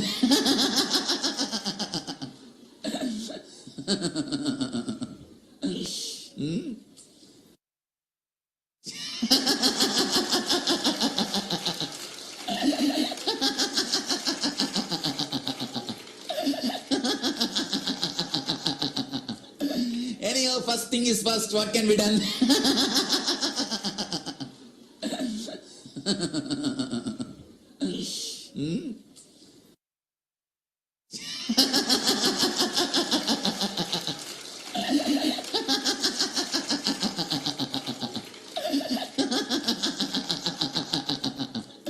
Anyhow, first thing is first, what can be done?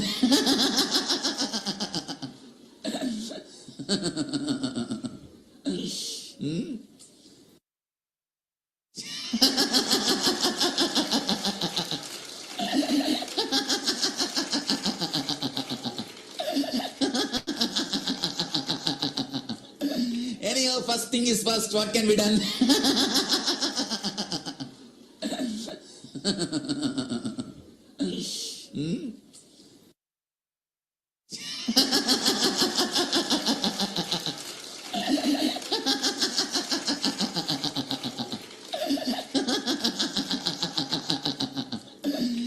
Anyhow, first thing is first, what can be done?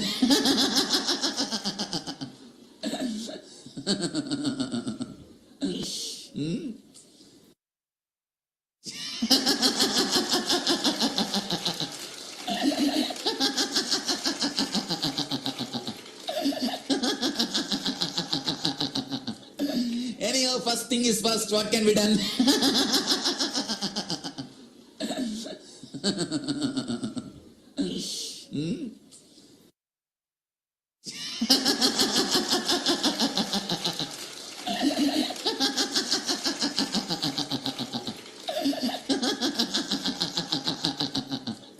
Anyhow, first thing is first, what can be done?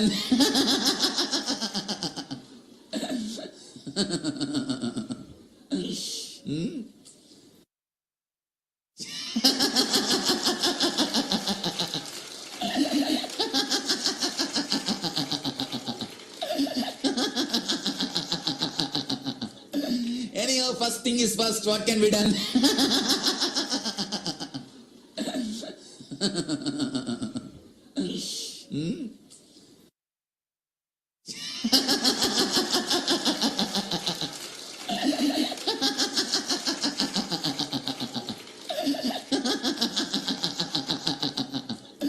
Anyhow, first thing is first, what can be done?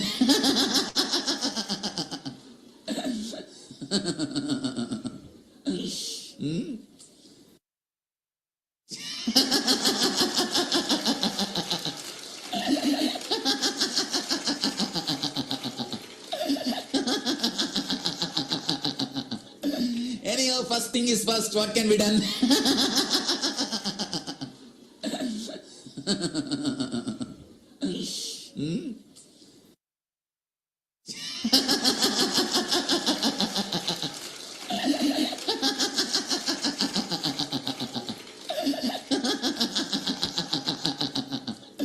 Anyhow, first thing is first, what can be done?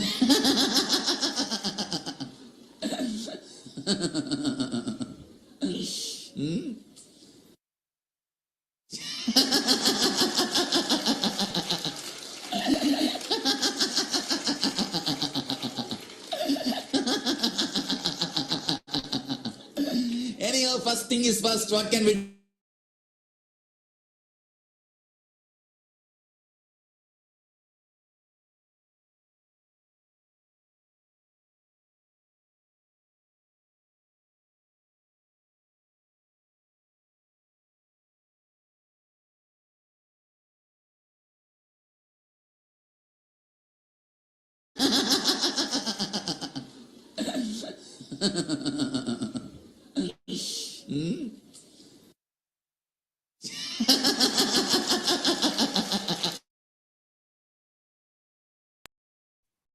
Wonderful. What a laughter. So I hope your meditation was very, very nice, that you like it. I like it so much, hearing Swami here laughing so so great. Thank you so much. It's time to conclude this part. Yes. So let's do the Puna mantra to conclude. Thank you very much. Sit straight. Om Purnamada Purnamidam Purnat Purnamudachyate Purnasya Purnamadaya Purnameva Vashishate. Om Shanti Shanti Shanti. Hari Om Tat Sat. Sarvam Bhagavashri Nithyananda Paramashiva Padukar Panamastu. Om Nithyanandam. I thank you all. So now we are going to play a video. See you next time. Thank you so much. Nithyanandam.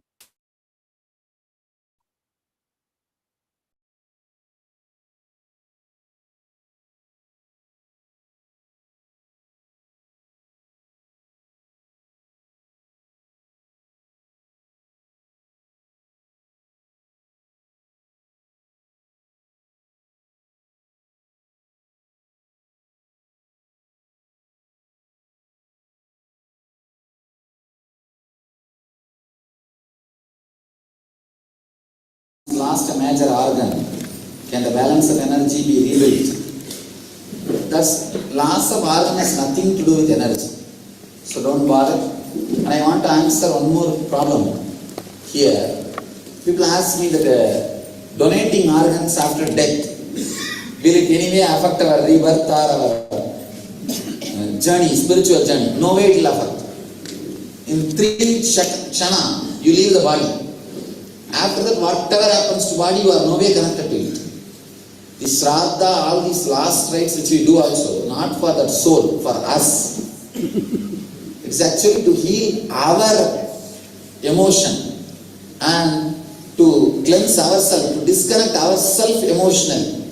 It is not for that soul, for our soul. Somebody is saying, thanks brother, the silence is more pleasing than talking to people. Silence makes me feel energetic. That's the reason I am telling you. Actually, it takes 2-3 days for people even to enjoy silence. We have become so insensitive in the society.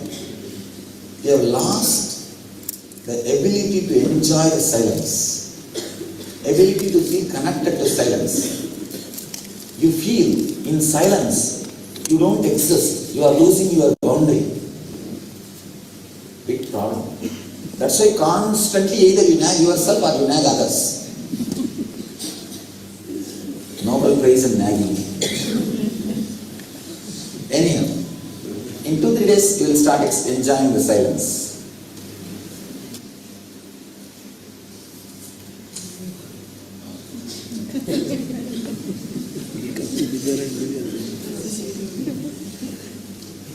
Now I won't be reading the whole thing and answering. I'm just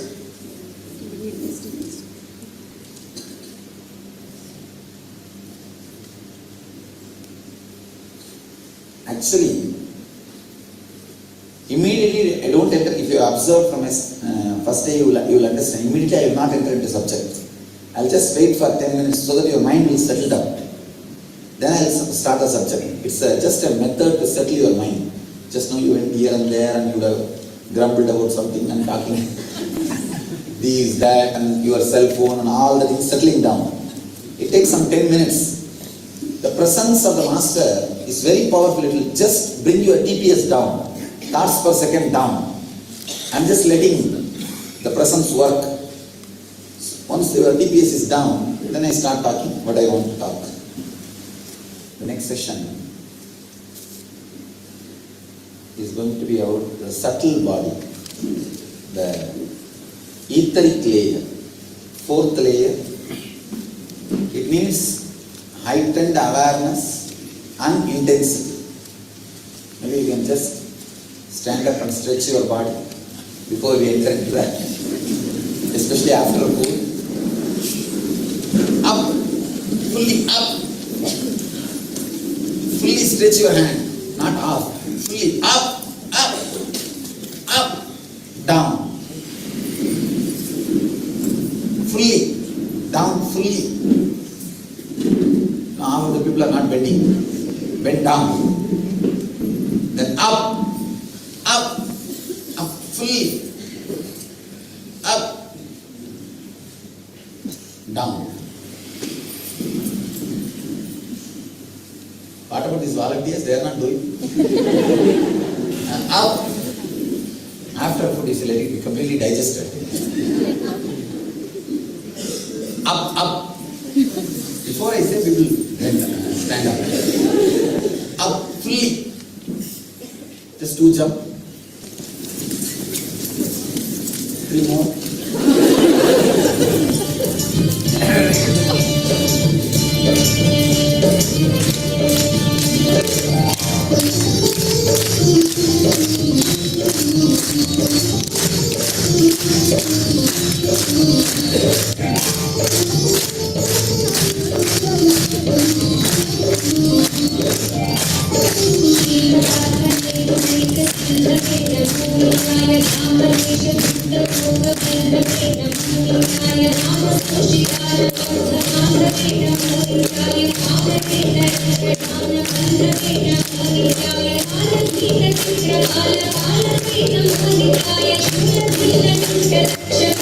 Shiva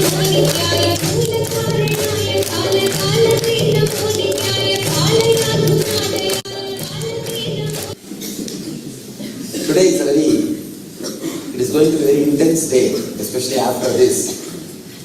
Whole night I will be sitting with you. We'll be going through deeper layers. Actually, till now whatever you did, 80% of work is yours and 20% is only my presence. From this layer, you cannot penetrate. Your logic or your awareness has lost its control. From this layer, 80% work is mine, only 20% is yours. Because emotion is not under your control. Only till your inner chattering, things are under your control. After this third layer, things are not under your control. It's more subtle energy. So, if I start jumping now, session won't take. Just to, I think now everybody is fresh. Hope they won't sleep at least for next half an hour.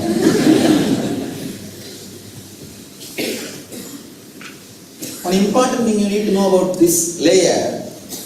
Where is this layer? No, that's a go. I don't know where it shifts. Where? Alright. Important problem about this layer, see, in the physical body, samskaras, only if you again and again live them, again and again do the same thing, those samskaras will get strengthened. In the pranic layer and mental layer, if you remember those samskara desires again and again, or guilt again and again, they will get strengthened. In subtle layer, neither you need to experience nor you need to remember. Just by the very presence, these engrams will expand. There is a very, bad news. In this layer, all painful samskaras are stored. Please understand. You have 3-layer pain. Physical pain, which you experience during physical pain, all of you know. Second, mental pain. If you are not respected, treated as you think you should be, all the guilt will come under mental pain only. Third, emotional pain. If you trust somebody and the person exploited you, cheated you, the relationship issues, all those things are emotional pain. Please understand. Most of your mental pain would have been guilt. But apart from the mental pain, there is 2 more layers of pains you carry. Physical and emotional. All pain engrams are stored in etheric body. Stored in the 4th layer, subtle body. One important thing, again I want to remind, in this layer, the samskaras will expand by itself. You neither need to go through the experience nor need to remember them. See, for example, physical body. What are the engrams? Chronic fatigue. The more you sleep, the engram will get more strengthened. If you break the pattern of sleeping, the engram loses its power. Second thing, pranic and mental, desire and guilt. Only if you remember them again and again, that engram will get strengthened. If you don't remember at all a particular desire for 2 years, it will have completely lost its power over you. So only if you remember, they will have power. But with the pain, the etheric body, neither you need to remember, nor you need to go through the experience to expand the number of engrams, the strength of the engrams over you. That's let me give you a simple explanation. Maybe that can give you some understanding about this pain engrams. A very beautiful movie, Hollywood movie, just a year ago they released. What the Bleep Do We Know? Any of you saw that movie? Oh, very wonderful movie. And there's one more movie the same producers released, Down the Rabbit Hole. It's really. Any of you saw the movie The Myth? The Myth. I'm appearing 5 minutes in that movie.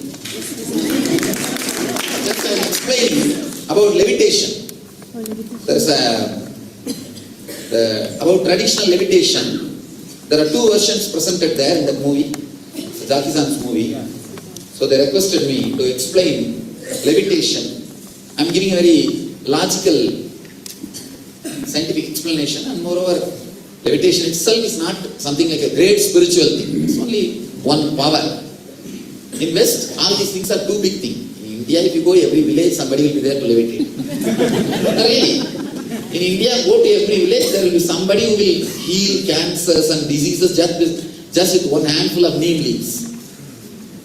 So, whatever, maybe tomorrow I will tell my experiences in my wandering. Tomorrow, one session I will speak on that. It's a beautiful concept. What I am expressing now is the diagram from the myth, from the what the belief do we know from that movie, but the concept itself from Patanjali. From Patanjali they took the concept, but the big problem with it, they don't acknowledge from where they stole the concept. I am acknowledging their movie just because I got the visualization from them, but these don't acknowledge the source of the knowledge. Stealing the knowledge is very popular in the West. They don't have gratitude for the source. They don't have gratitude for the people who spend their time. Now one movie has become very popular. Any of you know? Yeah. Whole thing is straight away stolen from one of my discourse. Actually the person who is appearing in that movie is a devotee. One guy is a devotee. And of course, I said, I don't want to acknowledge them. You don't have to acknowledge me. But acknowledge the Vedic tradition. It's not mine. Whatever I am talking is also not mine. It's from Krishna, Buddha, Mahavira. Acknowledge the Vedic tradition. Somehow, Hindus or Indians, no. We did not bother about our knowledge and we did not feel pride about it. See, the Japanese Zen martial arts is a big industry in USA. 72% of the wealth created by the Zen martial arts goes back to Japan to enrich Japan. Chinese medicine, 90% of the wealth created by Chinese medicine and Chinese kung fu, all these arts, the wealth goes back to China. But yoga and meditation, only 2% of the wealth comes back to India. Because we never felt pride about our knowledge. We never owned it. The Britishers abused us so much. These idiots, they have to abuse us and completely demoralize, to rule us. They can't handle our culture, our richness, by letting us having pride about it. So they have to make us coolies. So these are small. That is why for last 5 years people are inviting me for London. I said I will not put my step in London. The fellows have done too much damage. They have done too much damage to our tradition. See, they have stolen our wealth, all those things I don't mind. Because we are not going to excel with the wealth. We are not going to excel with the richness. That is foolishness. All these Western countries have so much wealth. What is there? They have better dam, better bridge, beautiful road. But people are depressed. What to do? 66% of the Americans are taking some form or other psychiatric medicines. What do you do? Means 2 among 3 are mad. No, I'm stating the fact. Understand? So we are not going to excel with the outer richness. So when I hear that Ghajini Muhammad took 17 ships of gold from Somnath temple, I don't bother. It's okay, let him have it. What is there? But when I hear these British fellows destroyed our Gurukul system or our knowledge sources, something like that. In 1902, 200,000, 2 lakh Gurukuls means the Vedic knowledge universities were there in South Zone, which they call Madrasi state. In those days it's called Madrasi state. 200,000 means 2 lakh Vedic universities were there. Now we have only 3,000. It's just because of this. And westernized Indians, the westernized colonized Indians. You see, we did not have pride, to understand. Only in USA, yoga meditation industry is $6 billion industry. $6 billion industry, not million, billion. $6 billion industry. Hardly 2% comes back to India. 6 billion is, I don't know how many thousand crores. Secular. Secularism means collecting the great truths from all religions and living, not rejecting all dharma. Wrong understanding. Collect beautiful things from Christianity, collect beautiful things from Islam, collect beautiful things from Sikh religion, collect beautiful things from Hinduism, and live together. That is the real secularism. But what we have done? Reject everything. And then what will remain? Our idiotic, arrogant, pus-oozing ego. That's what we are living. It's pus-oozing in a new words. Anyhow.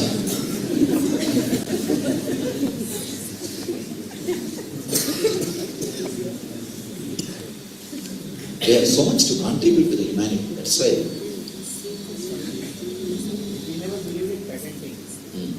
See, not patenting is one problem. Not even creating an authentic center to learn is another problem. You understand? Not even bothered about creating an authentic learning center. Learning center is another big problem. And not even bothered about it. Anyhow, let me explain this pain body. How the samskaras multiply. See, one important thing you need to understand. Your cells, every cell has intelligence. Understand? Not just life, intelligence. It responds. If you live with joyful thoughts just for 15 days, I can challenge, 15 days, your passport photograph will change. The quality of your face will change. Best technique to make yourself beautiful and graceful. Just 15 days decide, I will not bother about anything and I will continuously smile for everything happening in my life. I will smile at my life. Whatever happens outside. Take photograph before and 15 days after. Passport photograph, size photograph. It will change. Because your every cell has intelligence. Understand? It updates, it clears, rejuvenates, replaces itself. Constantly your body is changing. Once in 47 days your intestine completely replaces itself. Once in 7 months your heart completely replaces itself. Once in 3 months your liver completely replaces itself. Any doctors?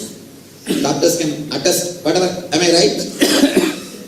Yes, sir. The statistics. These are all scientific data.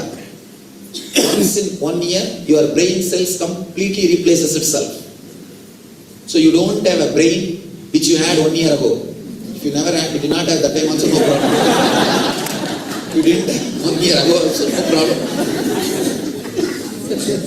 So once in 365 days, all your brain cells replaces itself. Means you are embodiment of intelligence. Understand? You are a great mechanism running with intelligence.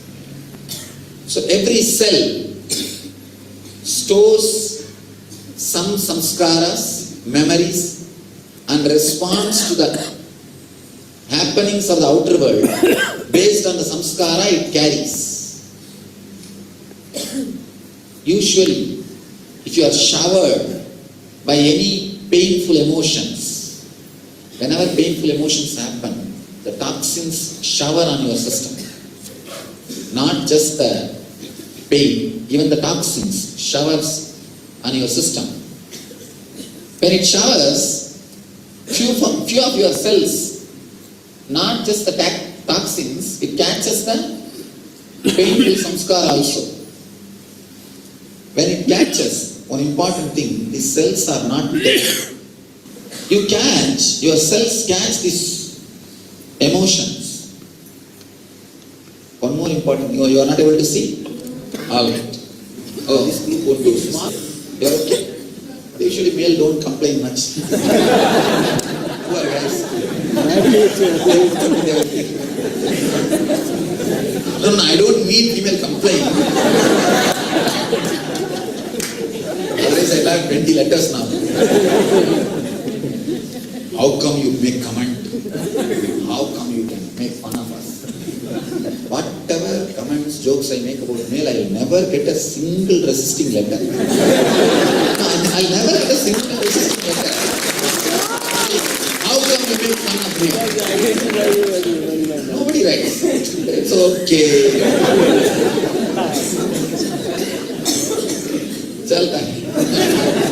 Let's carry on.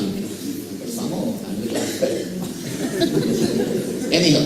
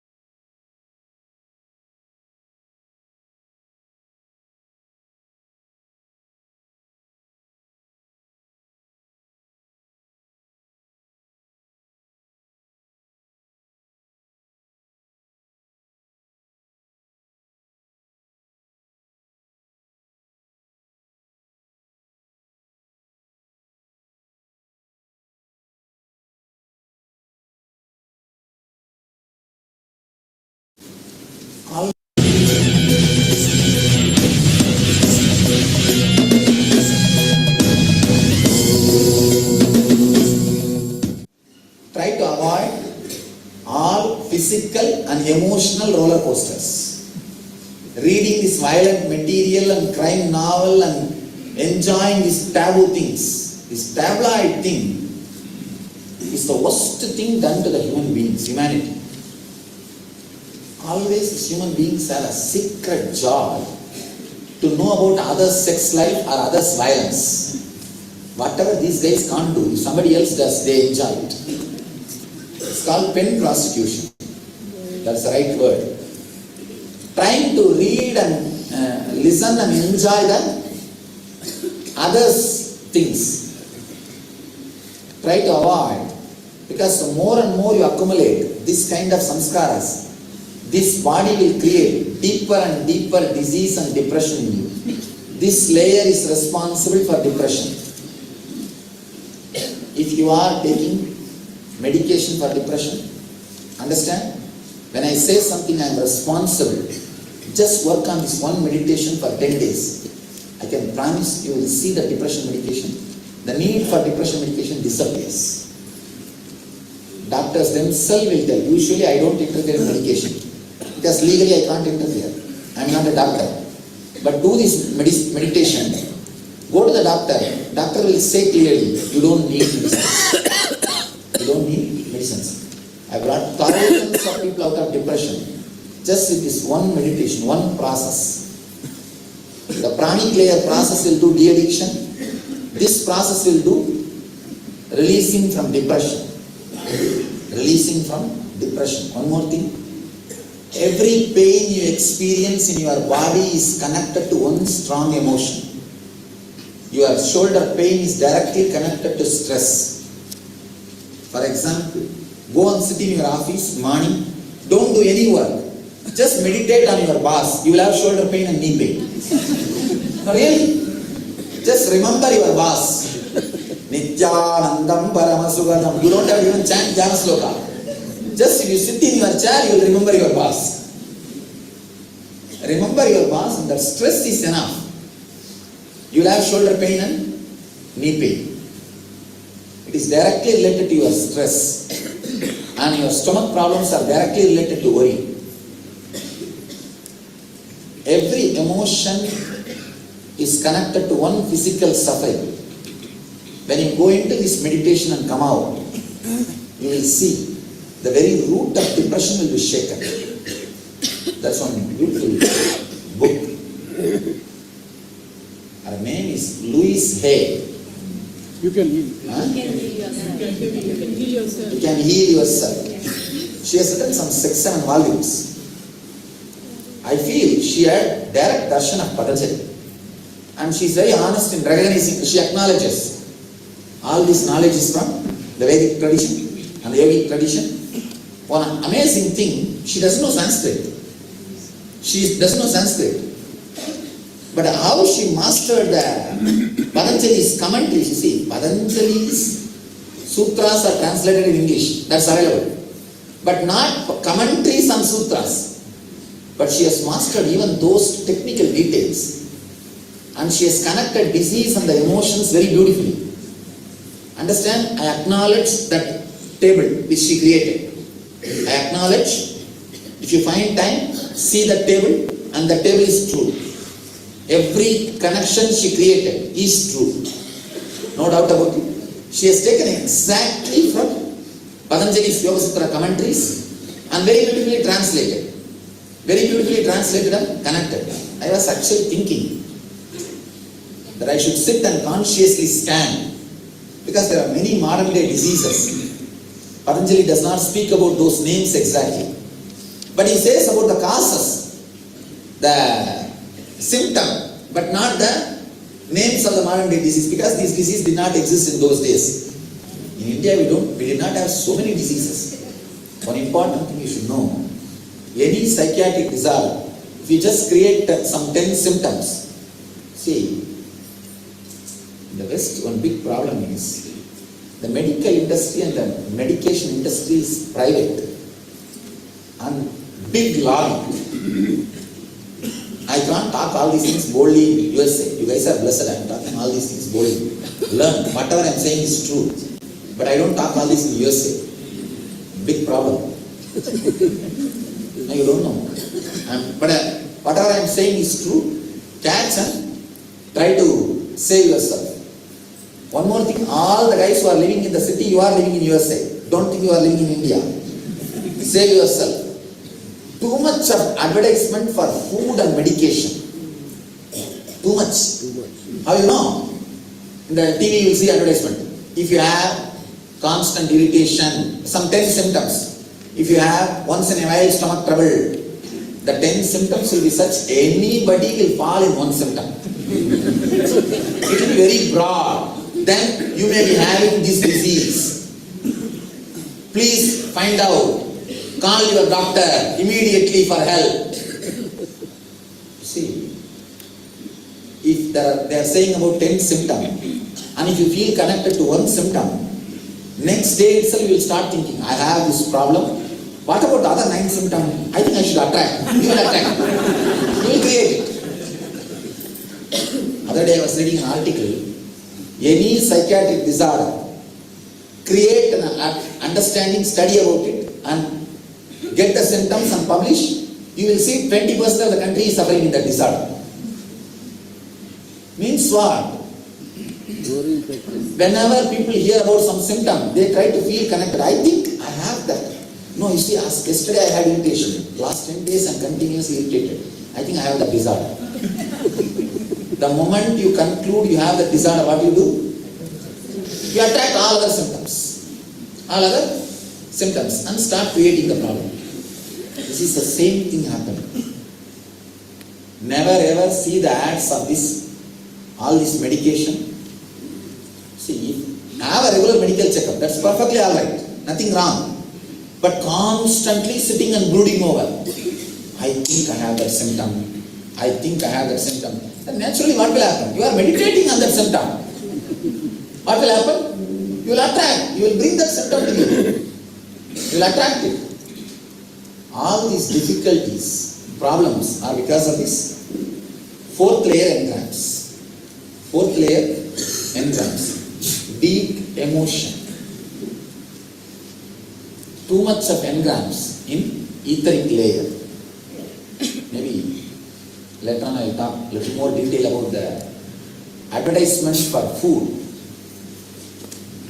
See, if you drive in Indian highways, the moment you see a temple tower, you know one village is coming. In USA, if you drive in the highway, the moment you see the McDonald's tower, you know one county is coming. So much of advertisement for food. I always prayed that McDonald's and pizza should not come inside India, but they have come already. They already come, and these fellows are going to destroy our health. They are just going to. That's another worst thing. These fellows are going to destroy our health. Somebody asked me, what is the Vada, Pitta, Kapha? It's three different energies. You asked the question. It's three different energies which balances your system and runs. Vada is directly related to your verbalization. Pitta is related to your visualization.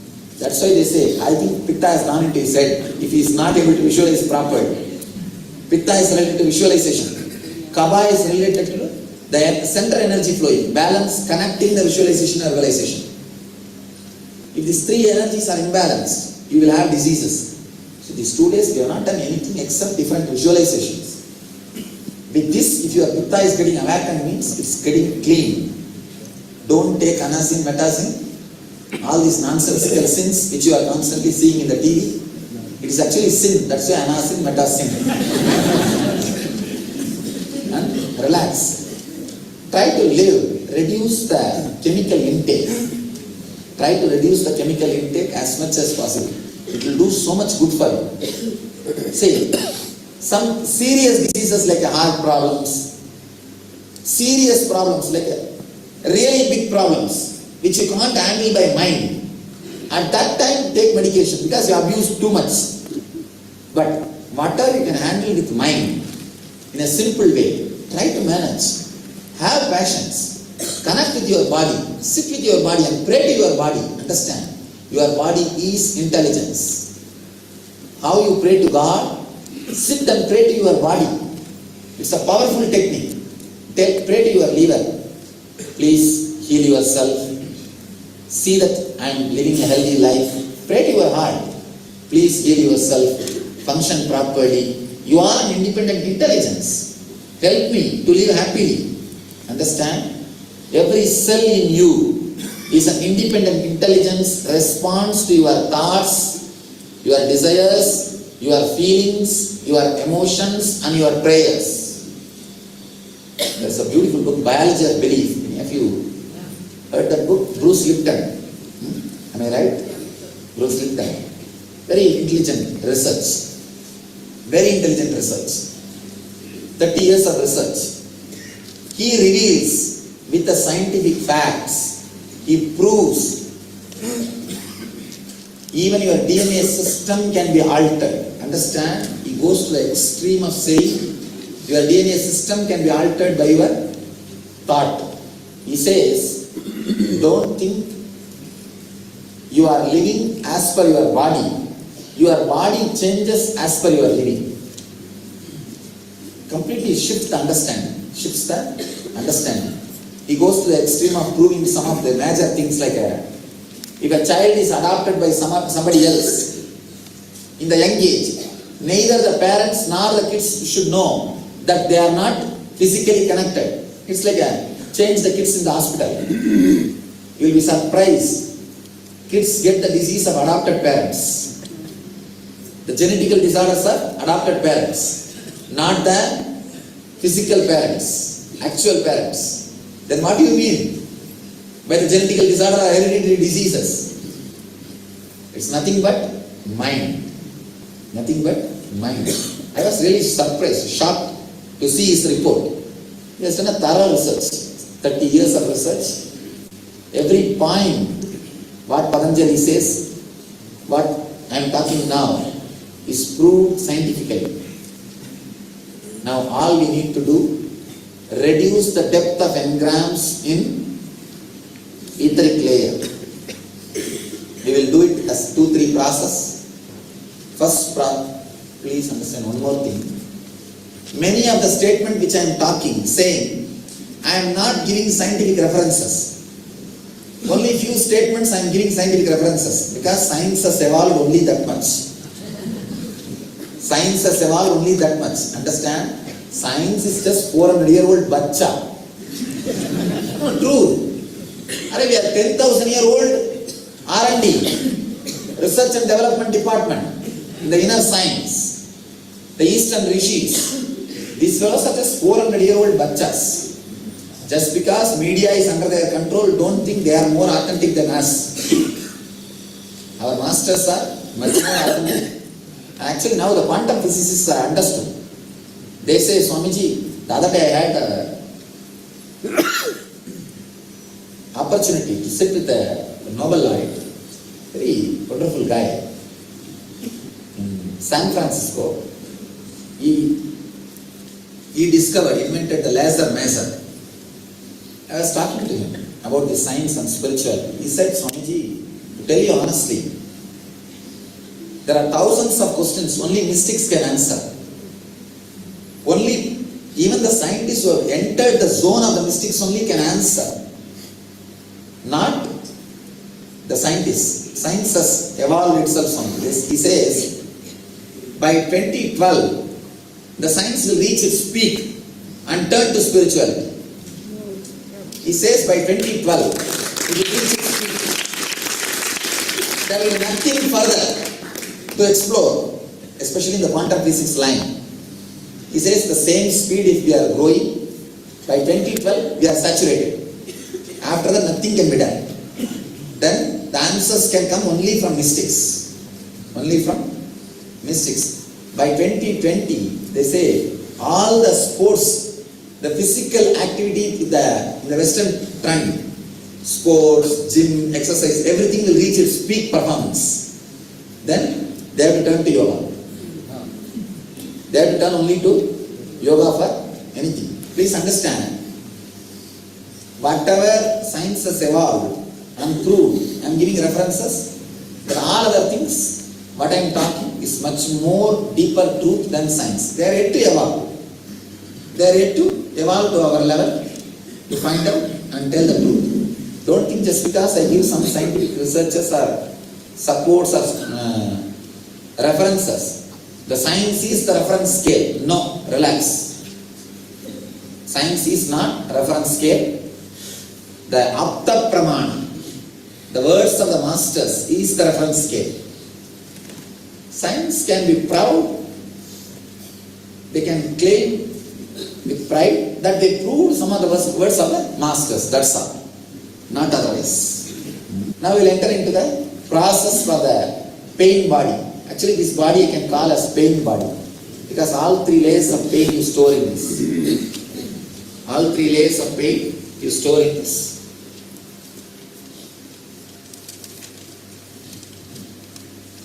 First, physical pain.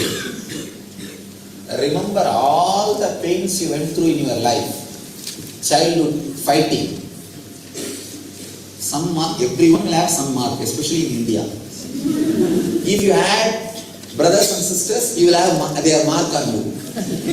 See, I carry one mark. It's also from my cousin brother. That fellow has become now immortal because of this mark.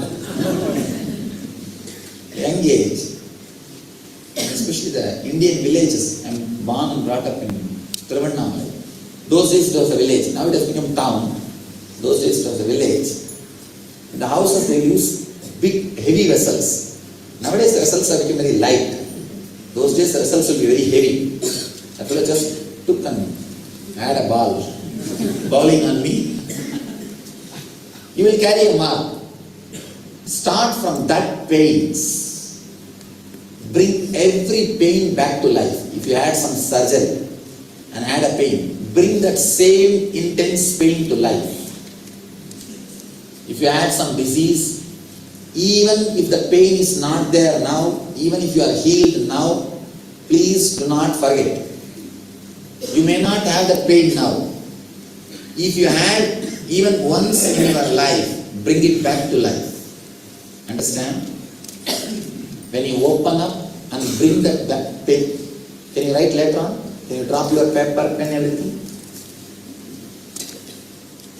When you bring that pain into your conscious layer now, in the presence of the Master, it will become completely burnt away. First day I was telling you, exposing your film. That is what now we are going to do. Bring it consciously to the conscious plane and release. One more thing. Really, this batch is very fortunate batch. Usually in India, whenever I take NSP, at least I think last NSP we had 2,700 people in 2,000 people in 7 Tamil program.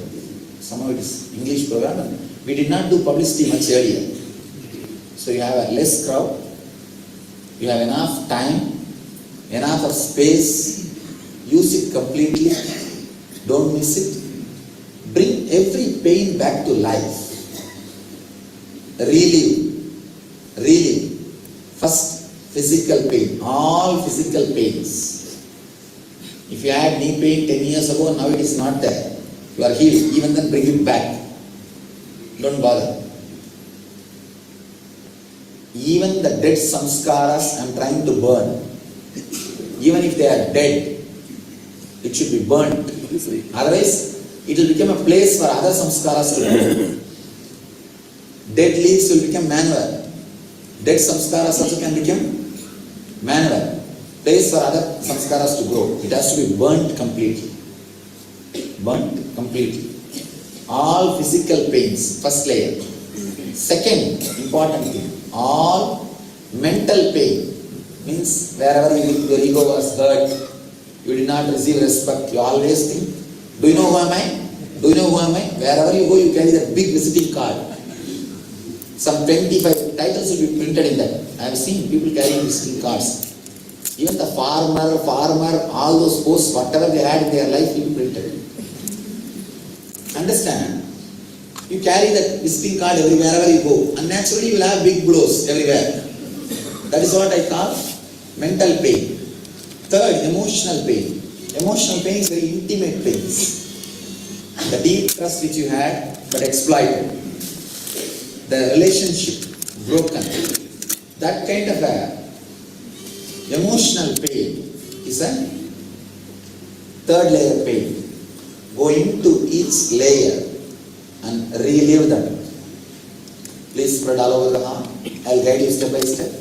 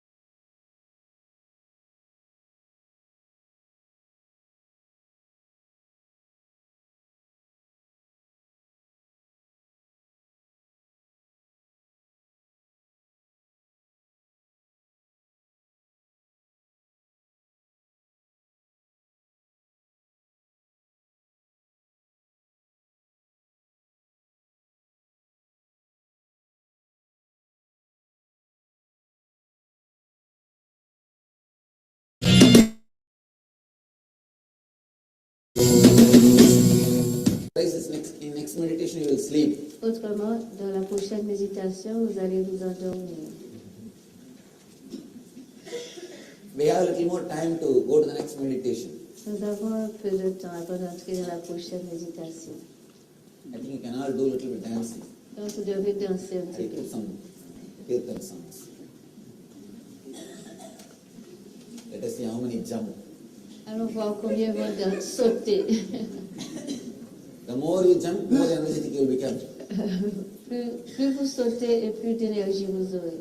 Tiredness will disappear. Et la fatigue va Then disparaître. we can meditate deeply. Maintenant, après ça, on pourra méditer profondément. After the food, usually people feel tired. Après la nourriture, les gens généralement se sentent fatigués. After the song, we'll start meditation. Après cette chanson, on va méditer.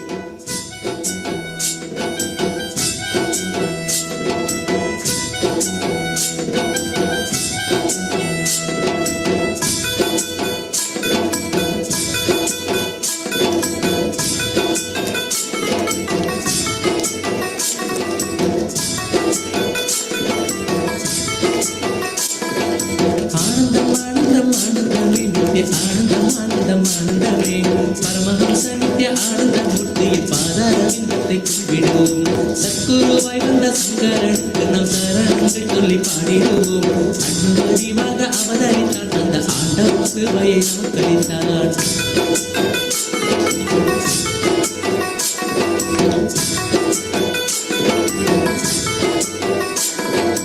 Annamalai அடிவாரத்திலே இது அண்ணாமலையாக அவதரித்தான். தியானத்தின் மூலமாய் நோய்களை தீர்த்திடும் திவ்ய ஸ்வரூபனை கும்பிடுவோம். தங்கும் சிவலோகம் தன்னை விட்டு அவன் தயவுடன் திரு அருளை வந்தான். அங்கும் இருந்திட விருப்பமின்றி இந்த அண்டம் முழுவதும் சுற்றி வந்தான்.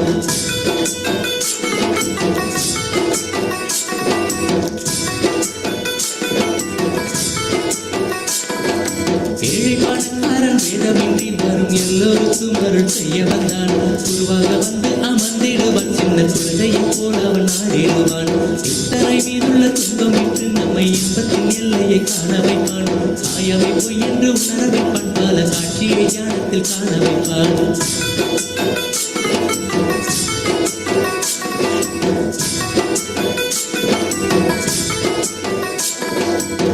சரீரத்தை விடுவதற்கு ஒரு நல்ல வழி தன்னை காட்டிடுவான்.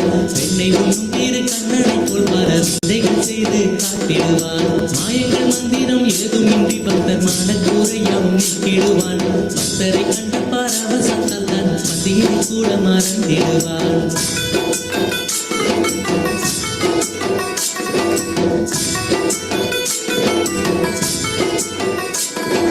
சித்தரெல்லாம் சித்தனவன் எங்கள் சிந்தைக்காவன் விட்ட தேவனவன். பக்தர் வணங்கிடும் பாரனவன் இங்கு பால முருகனை போல வந்தான். சித்தரெல்லாம் ஒன்றும் சித்தனவன் எங்கள் சிந்தைக்காவன் விட்ட தேவனவன். பக்தர் வணங்கிடும் பாரனவன்.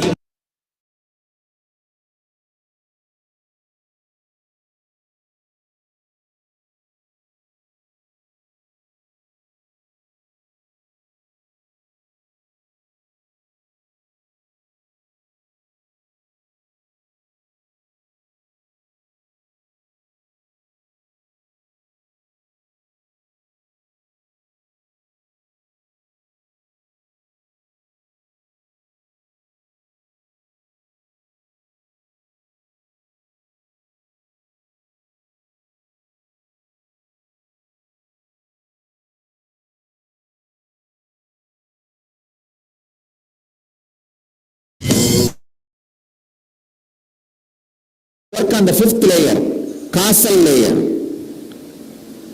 So as I was telling first day, the causal layer is all the broken, unclear engrams. You have too many engrams which are not completely alive or aware.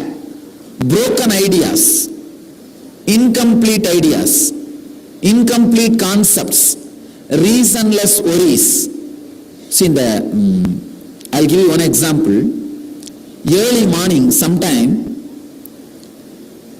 you will not be completely dreaming, you will not be completely awake, you will see that useless unbroken, unconnected ideas and concepts will be flowing in your space. Like you will be sitting with your son and writing your college exam. You can see many times completely confused, unconnected, illogical concepts will be floating through you. The moment you wake up, you will understand, what is this? There is no connection. How many of you have felt this space in the early mornings? That is causal body. Understand? That is causal body. Where the engrams are there, which can't be classified. You can't say they are desire, you can't say they are worry, you can't say they are guilt, you can't say they are pain, you can't name them. You just can't brand them. It's like a early morning sometime. You will neither be fully awake, nor be in dream state. You will feel like some suffocation. That is what these villagers say. Some ghost came and sat on my chest. It was pressing me. No ghost comes. It is the Karana Sarira. It's the Karana Sarira. Sometimes you will feel you want to move your body, but you can't move. For the 10-15 seconds, it will be just too much. You just want to push your body, but it will not be under your control. You will push so hard, you will fall out of the bed. How many of you felt that space? That is causal body. Exactly, that is causal body. It's almost like a garage where you dump everything. Understand? Somebody has written a question. Can you give a straight technique for insomnia? Sure shot. Here he says, can you suggest a sure shot remedy for insomnia and very little sleep, unable to get sleep and all sleep related problems? This is a sure shot. Say, it is solution for insomnia and chronic fatigue. Whole day feeling like sleeping. For both problems, this is the solution. One more thing I wanted to say about this causal layer. Understand very clearly about your sleep.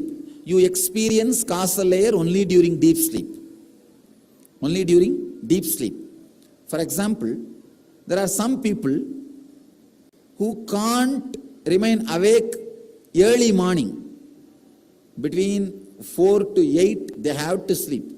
But till late night, even till 1 o'clock, they will be alive, awake. MTV kids. This new generation. They can be awake till late night, 12 o'clock. But morning, they can't, they have to sleep. These bodies are called Chandramana. When moon is alive, their body will be alive. There are some kind of people, night 8, they have to go to bed. But early morning, 4 o'clock, they will be out of bed. They are called Sauramana. When Surya is alive, their body will be alive. Find out whether you are Chandramana or Sauramana and cooperate with that. Be with that routine. See, don't struggle with your way. Just find out which is yours. Sometime people come and tell me, Swamiji, night also I sleep, morning also I sleep. 8 o'clock I want to lie down. Morning till 8 o'clock I want to sleep. Which mana I belong to? You are neither Sauramana nor Chandramana, you are Avamana. Then nothing can be done. Find out whether you are Sauramana or Chandramana. And just go with that. That itself will solve many causal layer related problems. Many causal layer related problems will be solved. One more thing. If your kids are Chandramana, don't abuse them, disrespect them. Don't torture them, forcing them to change their setup. If they feel that late night they can remain awake and early morning they want to sleep, allow them. Allow them. Same way your body also. Don't create guilt. It is just two different type of body. Two different type of body. This can be really useful. If you find out you are Chandramani or Sauramani, you can do, say, if you are Sauramani, early morning person, don't make decisions after sunset. Do not do any major decisions after sunset. Don't eat after sunset. Decide, you will eat before sunset. Don't eat, don't do any major decision making. Do all major decisions only in the morning time. Only in the morning time. Keep this as a habit. Waking up at Brahma Muhurta, morning 4:30, doing your routine, taking all major decisions, thinking, doing strategy planning only at that time. Same way, if you are Chandramani, do not decide early morning. Start thinking, start doing strategy planning all after evening 6 o'clock. Do everything after evening 6. It is just body type. It is nothing but just a body type. Understand? It is just body type and your biomemory, nothing else. If you are Avamani, nothing can be done. I don't have solution for you. You will have to find out by yourself. This causal layer is the layer where all these useless or engrams which you can't classify are dumped. I can say most of your sanchita karma, the accumulated but directly not useful in this birth, those karmas stay in this layer only. Working on this layer, healing this layer will relieve many of the unknown problems in you. See, there are so many things. You don't even know the root, why it is happening. Why it is happening, especially Alzheimer's and body shaking without your control, Parkinson's, all these things. There is no logical engram you can connect. Those things all start from this causal layer. And not for pride, I am just telling the fact. We are successfully able to heal Parkinson's and Alzheimer's working on this causal layer.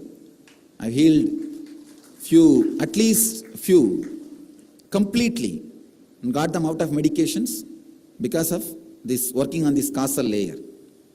Only one problem, you need to work with a lot of strength and determination on this body.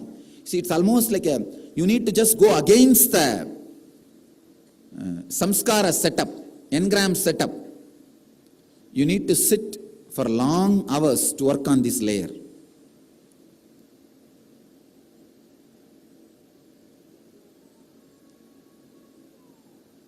But I can be sure, by sitting long hours on this layer, you will see the direct benefit in your daytime, if you can work on the causal layer, at least few nights, you will see the whole quality of your day becomes different. The whole quality of your day will become different because, see, the daydreaming and night dreaming are closely connected. If you have too much of daydreaming, you will have too much of night dreaming. If you have too much of night dreaming, you will have too much of daydreaming. You should understand our sleep. Sometimes you will be lying down on the bed for 12 hours, but you won't feel you have slept. Means, a normal person does not spend his time in deep sleep more than 20 minutes.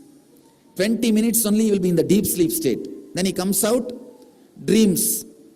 He is caught here and there in some ideas, maybe for 10-15 minutes. Again he goes back into deep sleep. And he comes out. And you will be surprised, some of these studies, sleep studies, in the Western countries, in US and Canada, Europe, nobody sleeps more than 16 minutes. In Indian village and African tribes, they sleep more than 30 minutes. 30 minutes at a stretch they sleep. Developed countries, only 14, not more than that, maximum. Then again they have to come to dreams. Means too much of daydreaming. That is why too much of night dreaming.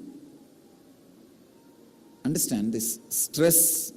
Early morning when you wake up, if you have shoulder pain, understand, you have too much of night dreaming.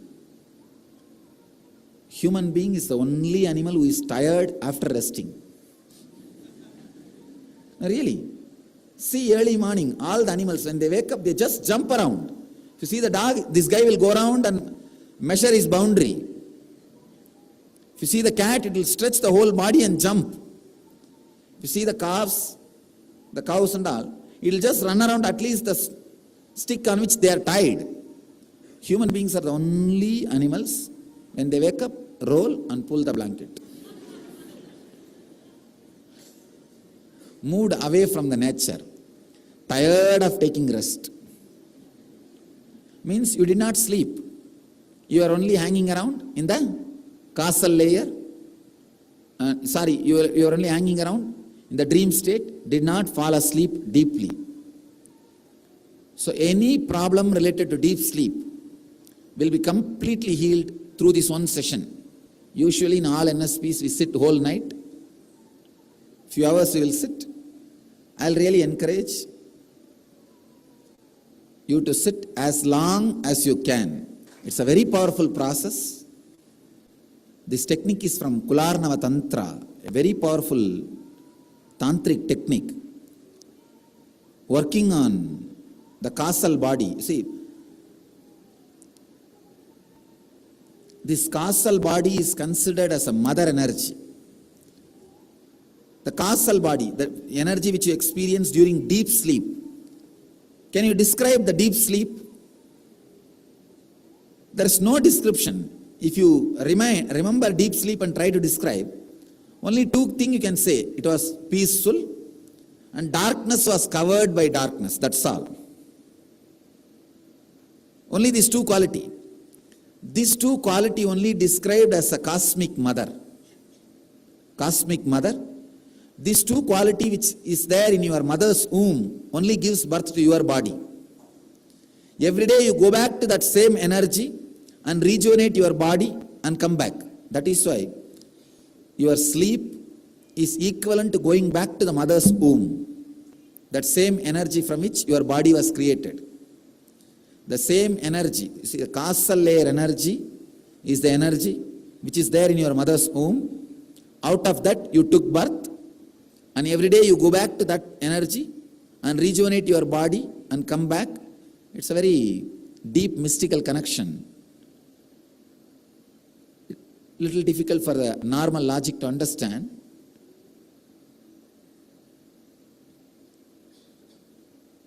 That is why in our tradition there is a belief, if a pregnant lady is sleeping, she should not be disturbed.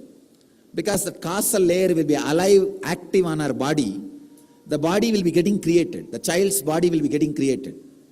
In Indian villages there is a story, if a pregnant lady is sleeping, they'll tell, hey, Brahma is carving the body, don't disturb. Brahma is creating the body. If you are from villages, you would have heard. Means that causal layer will be active in her. Causal layer will be alive in her. And the body of the child will be getting created in that causal layer.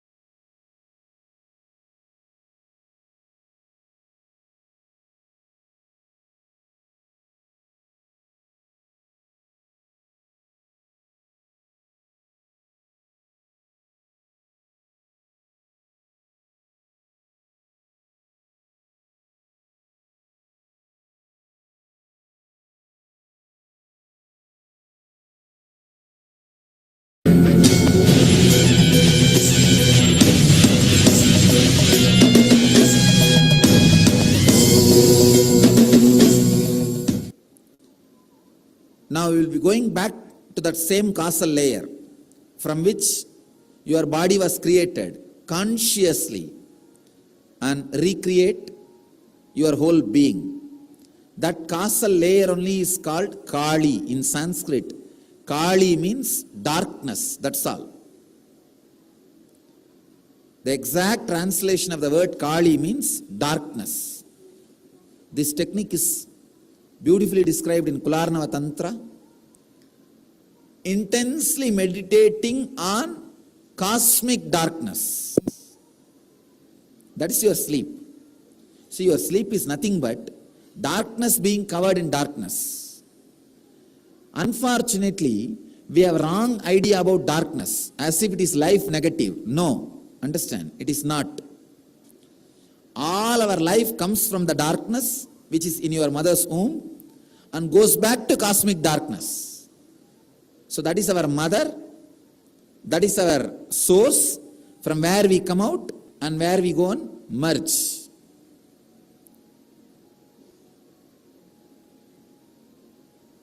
That is why it is such a deep peace. The word Kali means darkness. Now we are going to meditate on quality of Kali, not just the form of Kali. See, even the form of Kali is very beautiful.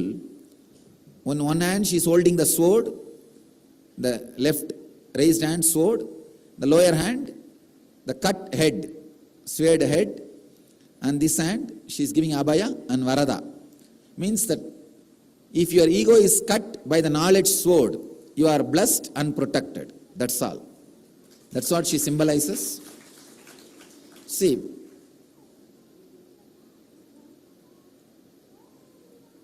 unfortunately, somehow the darkness is associated with negativity. It is not.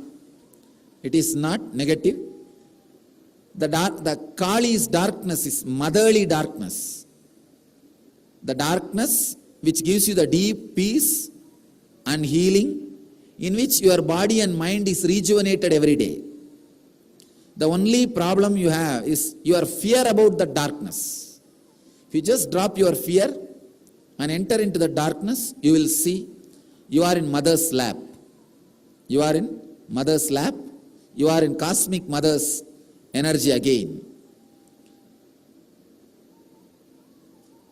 I have seen in my experience hundreds of people walk out of their sleeping pills and any other problems related to insomnia, chronic fatigue, just with this one session. When I say I am really responsible. So put all your energy, even the eye problem, because you see, the eye problem is nothing but having too much of stress during the sleep.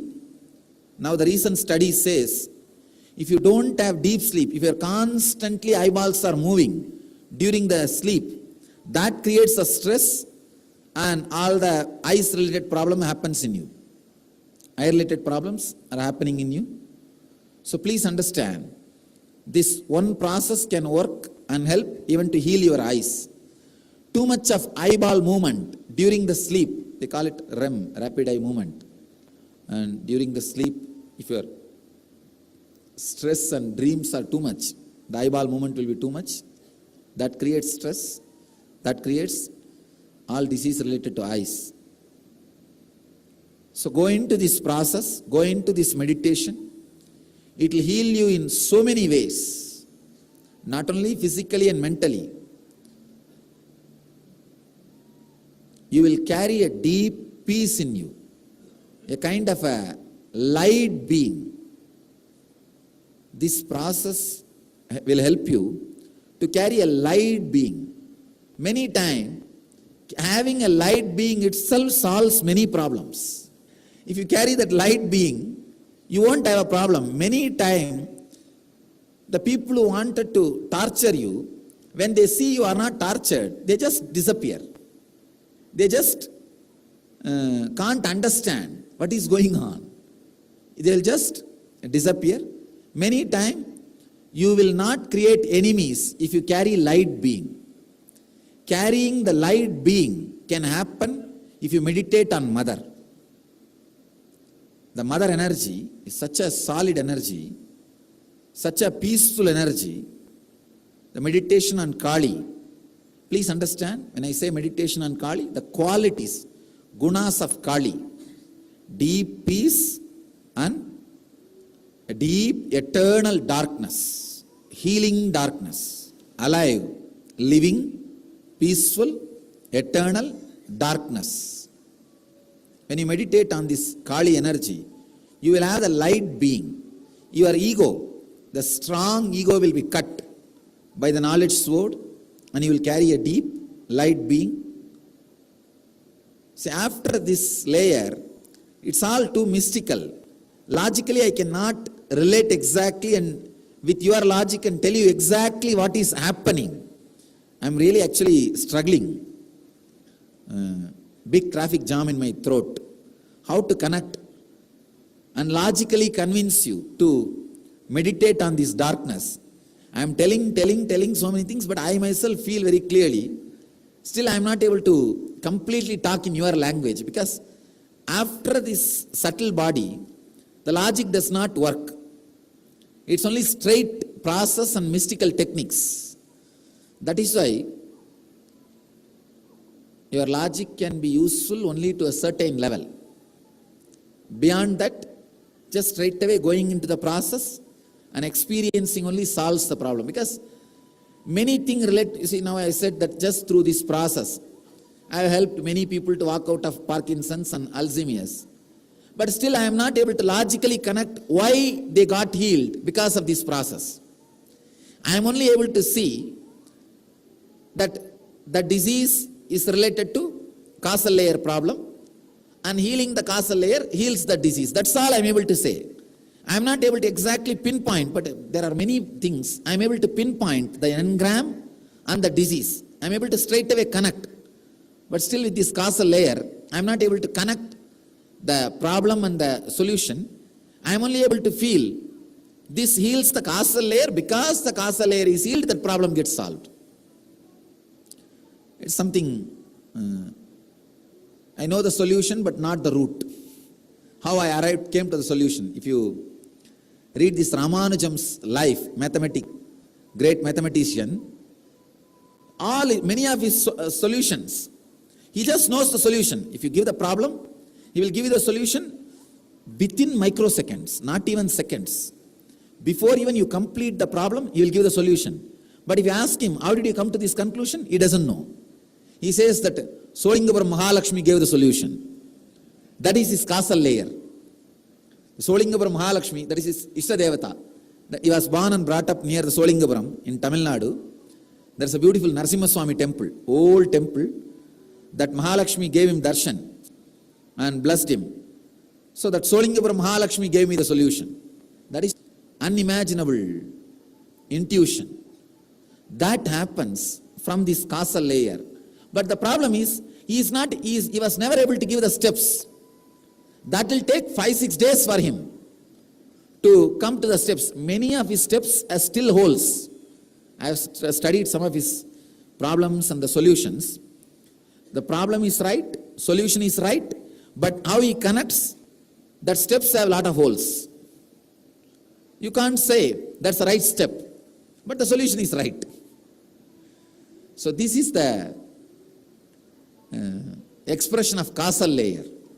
So when the causal layer is healed, you will just know beyond your logic. You will start seeing beyond your logic. You will start experiencing many things beyond your logic. I can give you one more example of this causal layer. Sometime in some parties or when you go to some new places, suddenly you will have a thought, either some person is going to come or some incident is going to happen in next 5-6 minutes. You will see exactly that will happen. Or you will go to a new place, suddenly you will have the feeling, you know that house thoroughly, every room, every corner, every object. First time you may be visiting, but you think, you suddenly feel you know everything. When you go inside, it will be exactly the same way. How many of you felt this in your life at least once? This is causal layer, understand? This is causal layer. Those few moments, you just fell into the causal layer accidentally. You fall into the causal layer accidentally. See, sometimes people say, no, it is coincidence.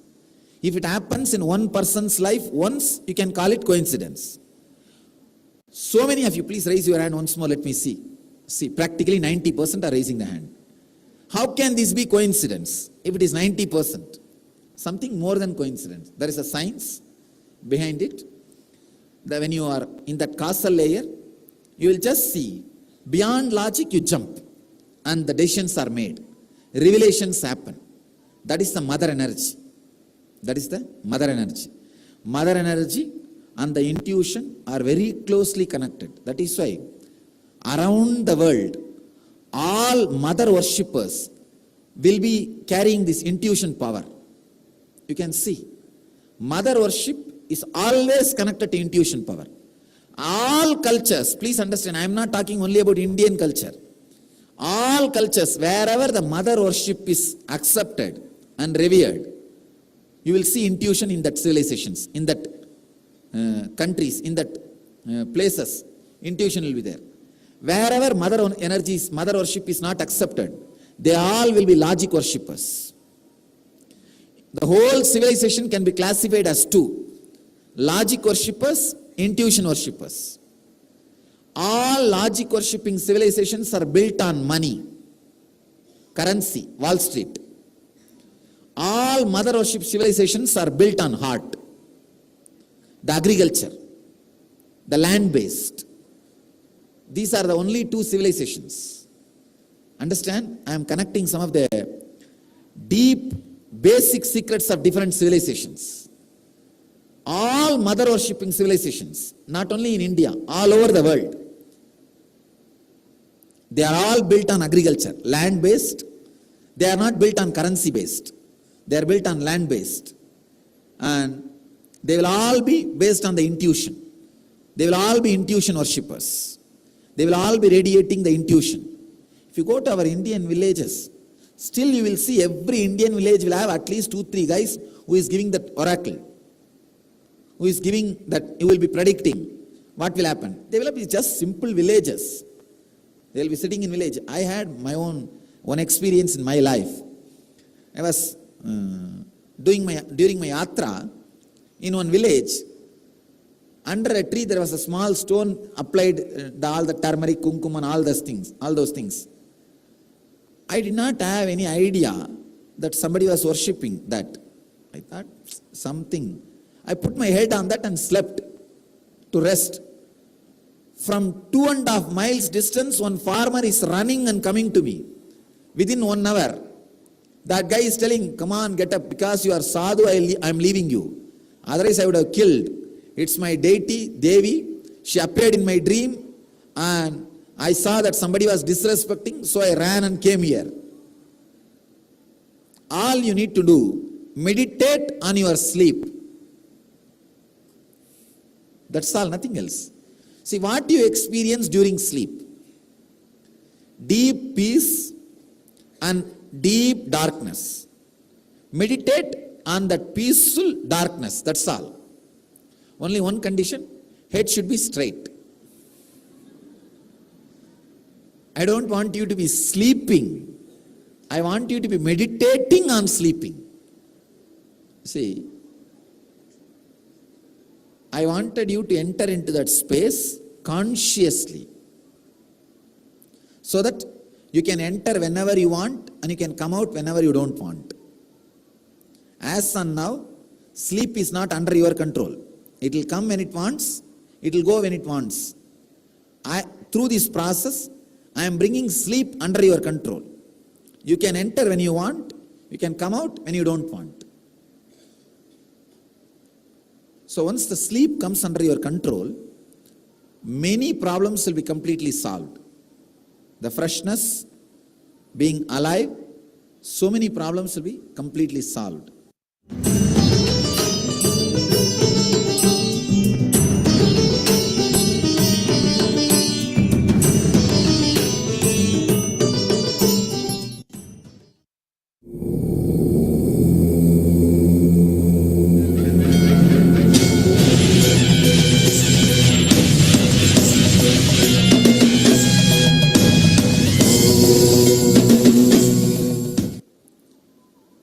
Now we will be going back to that same causal layer from which your body was created consciously and recreate your whole being. That causal layer only is called Kali in Sanskrit. Kali means darkness, that's all. The exact translation of the word Kali means darkness. This technique is beautifully described in Kularnava Tantra. Intensely meditating on cosmic darkness. That is your sleep. See, your sleep is nothing but darkness being covered in darkness. Unfortunately, we have wrong idea about darkness, as if it is life negative. No, understand, it is not. All our life comes from the darkness which is in your mother's womb and goes back to cosmic darkness. So that is our mother, that is our source from where we come out and where we go and merge.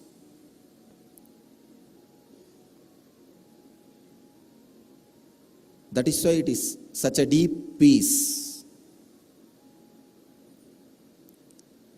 The word Kali means darkness. Now we are going to meditate on quality of Kali, not just the form of Kali.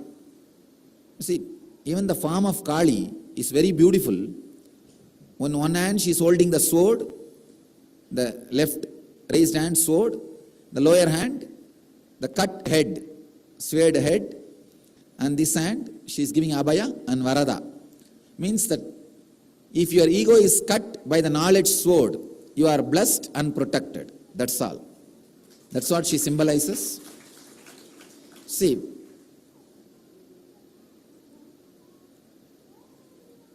unfortunately, somehow the darkness is associated with negativity. It is not. It is not negative. The Kali's darkness is motherly darkness. The darkness which gives you the deep peace and healing, in which your body and mind is rejuvenated every day.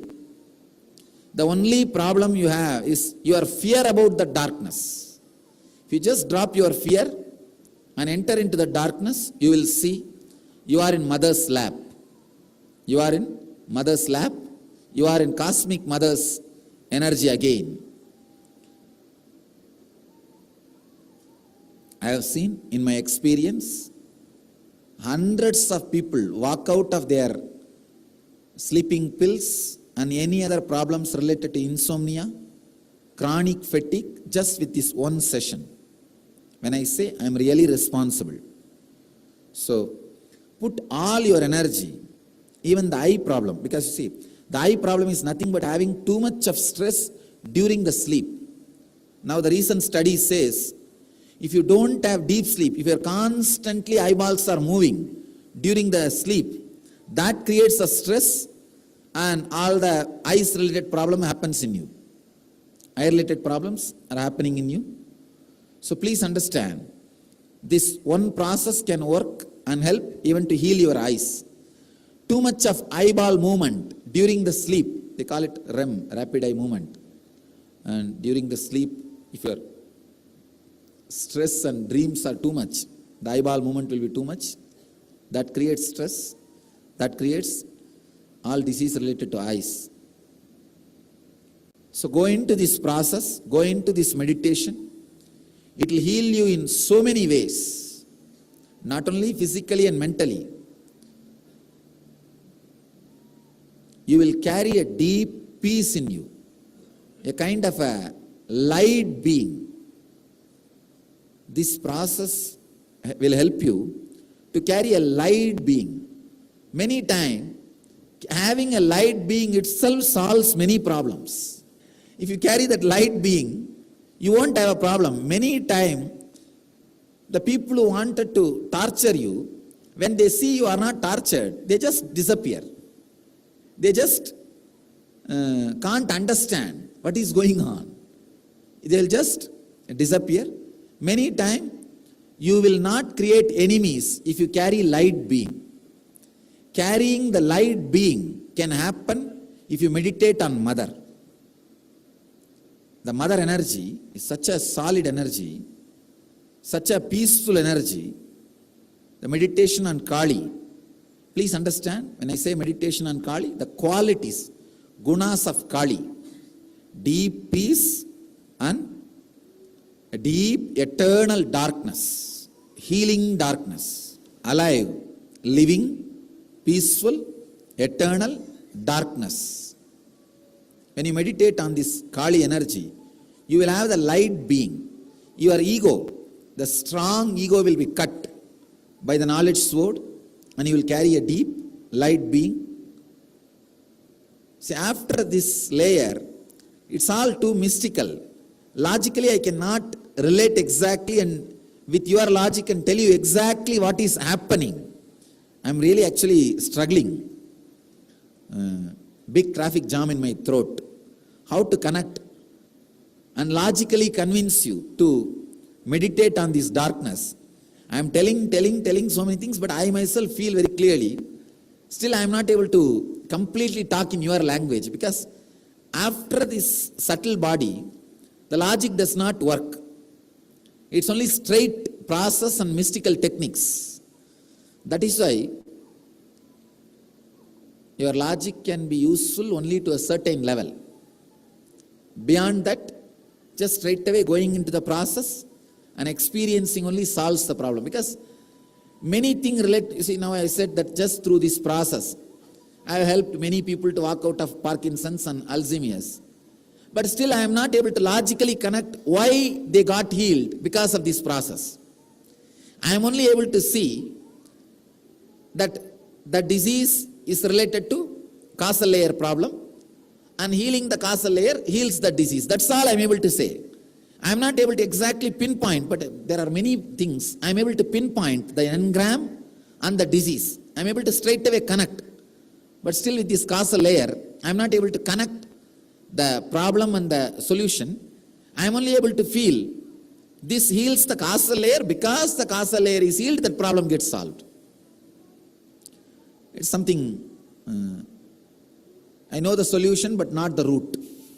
How I came to the solution. If you read this Ramanujam's life, great mathematician, many of his solutions, he just knows the solution. If you give the problem, he will give you the solution within microseconds, not even seconds. Before even you complete the problem, he will give the solution. But if you ask him, how did you come to this conclusion? He doesn't know. He says that Solingapuram Mahalakshmi gave the solution. That is his causal layer. Solingapuram Mahalakshmi, that is his Ishtadevata. He was born and brought up near the Solingapuram in Tamil Nadu. There is a beautiful Narasimha temple, old temple, that Mahalakshmi gave him darshan and blessed him. So that Solingapuram Mahalakshmi gave me the solution. That is unimaginable intuition. That happens from this causal layer. But the problem is, he was never able to give the steps. That will take 5-6 days for him to come to the steps. Many of his steps are still holes. I have studied some of his problems and the solutions. The problem is right, solution is right, but how he connects, that steps have a lot of holes. You can't say that's the right step, but the solution is right. So this is the expression of causal layer. So when the causal layer is healed, you will just know beyond your logic. You will start seeing beyond your logic. You will start experiencing many things beyond your logic. I can give you one more example of this causal layer. Sometime in some parties or when you go to some new places, suddenly you will have a thought. Either some person is going to come or some incident is going to happen in next 5-6 minutes. You will see exactly that will happen. Or you will go to a new place. Suddenly you will have the feeling. You know that house thoroughly. Every room, every corner, every object. First time you may be visiting. But you think, you suddenly feel you know everything. When you go inside, it will be exactly the same way. How many of you felt this in your life at least once? This is causal layer. Understand? This is causal layer. Those few moments, you just fell into the causal layer accidentally. You fall into the causal layer accidentally. See, sometimes people say, no, it is coincidence. If it happens in one person's life once, you can call it coincidence. So many of you, please raise your hand once more, let me see. See, practically 90% are raising the hand. How can this be coincidence if it is 90%? Something more than coincidence. There is a science behind it. That when you are in that causal layer, you will just see Beyond logic, you jump and the decisions are made. Revelations happen. That is the mother energy. That is the mother energy. Mother energy and the intuition are very closely connected. That is why around the world, all mother worshippers will be carrying this intuition power. You can see, mother worship is always connected to intuition power. All cultures, please understand, I am not talking only about Indian culture. All cultures, wherever the mother worship is accepted and revered, you will see intuition in that civilizations, in that countries, in that places. Intuition will be there. Wherever mother worship is not accepted, they all will be logic worshippers.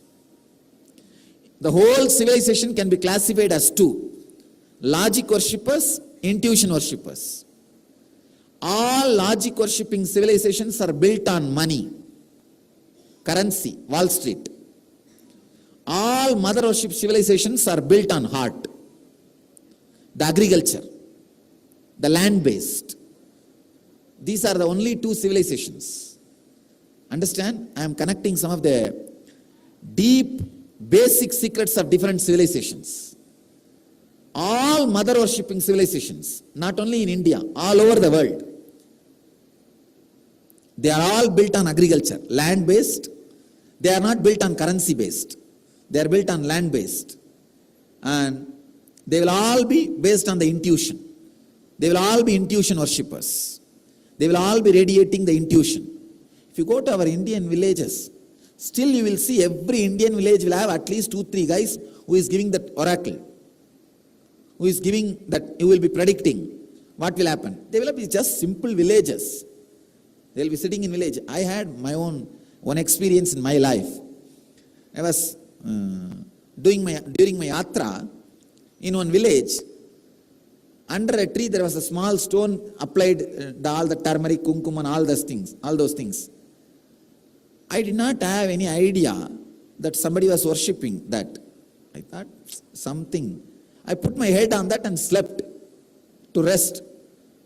From 2.5 miles distance, one farmer is running and coming to me. Within 1 hour, that guy is telling, come on, get up, because you are sadhu, I am leaving you. Otherwise I would have killed. It's my deity, Devi. She appeared in my dream and I saw that somebody was disrespecting, so I ran and came here. All you need to do, meditate on your sleep. That's all, nothing else. See, what you experience during sleep? Deep peace and deep darkness. Meditate on that peaceful darkness, that's all. Only one condition, head should be straight. I don't want you to be sleeping. I want you to be meditating on sleeping. See, I wanted you to enter into that space consciously, so that you can enter whenever you want and you can come out whenever you don't want. As on now, sleep is not under your control. It will come when it wants, it will go when it wants. Through this process, I am bringing sleep under your control. You can enter when you want, you can come out when you don't want. So once the sleep comes under your control, many problems will be completely solved.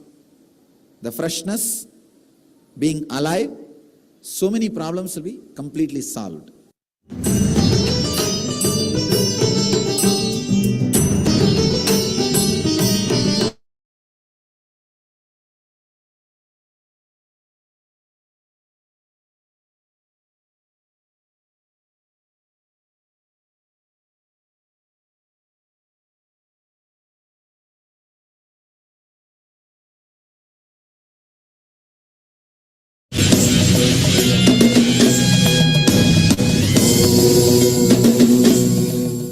Now we'll work on the 5th layer, causal layer.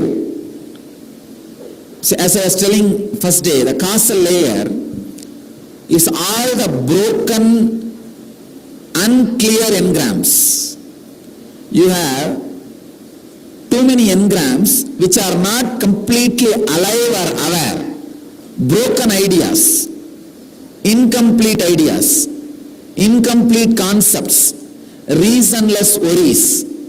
See, I'll give you one example. Early morning, sometime, you will not be completely dreaming, you will not be completely awake, you will see that useless, unbroken, unconnected ideas and concepts will be flowing in your space. Like you will be sitting with your son and writing your college exam. You can see many times completely confused, unconnected, illogical concepts will be floating through you. The moment you wake up, you will understand, what is this? There is no connection. How many of you have felt this space in the early mornings? That is causal body. Understand? That is causal body. Where the engrams are there, which can't be classified. You can't say they are desire, you can't say they are worry, you can't say they are guilt, you can't say they are pain, you can't name them. You just can't brand them. It's like a early morning sometime. You will neither be fully awake, nor be in dream state. You will feel like some suffocation. That is what these villagers say. Some ghost came and sat on my chest. It was pressing me. No ghost comes. It is the Karana Sarira. It's the Karana Sarira. Sometimes you will feel you want to move your body, but you can't move. For the 10-15 seconds, it will be just too much. You just want to push your body, but it will not be under your control. You will push so hard, you will fall out of the bed. How many of you felt that space? That is causal body. Exactly, that is causal body. It's almost like a garage where you dump everything. Understand? Somebody has written a question. Can you give a straight technique for insomnia? Sure shot. Here he says, can you suggest a sure shot remedy for insomnia and very little sleep, unable to get sleep and all sleep related problems? This is a sure shot. Say, it is solution for insomnia and chronic fatigue. Whole day feeling like sleeping. For both problems, this is the solution. One more thing I wanted to say about this causal layer. Understand very clearly about your sleep. You experience causal layer only during deep sleep. Only during deep sleep. For example, there are some people who can't remain awake early morning between 4 to 8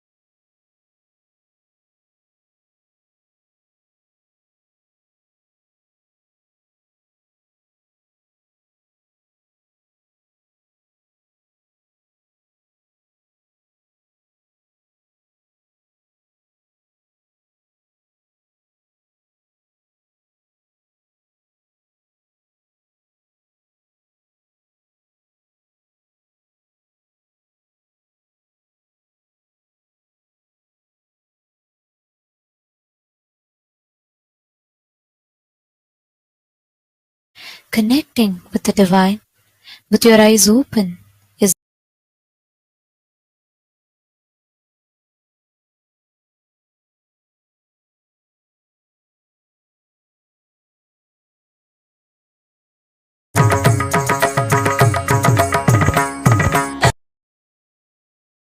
हर महादेवा आदि पराशक्ति नित्य पराशक्ति ब्रह्मा विष्णु हर हर महादेवा आदि पराशक्ति नित्य पराशक्ति अखिल जगत की नित्या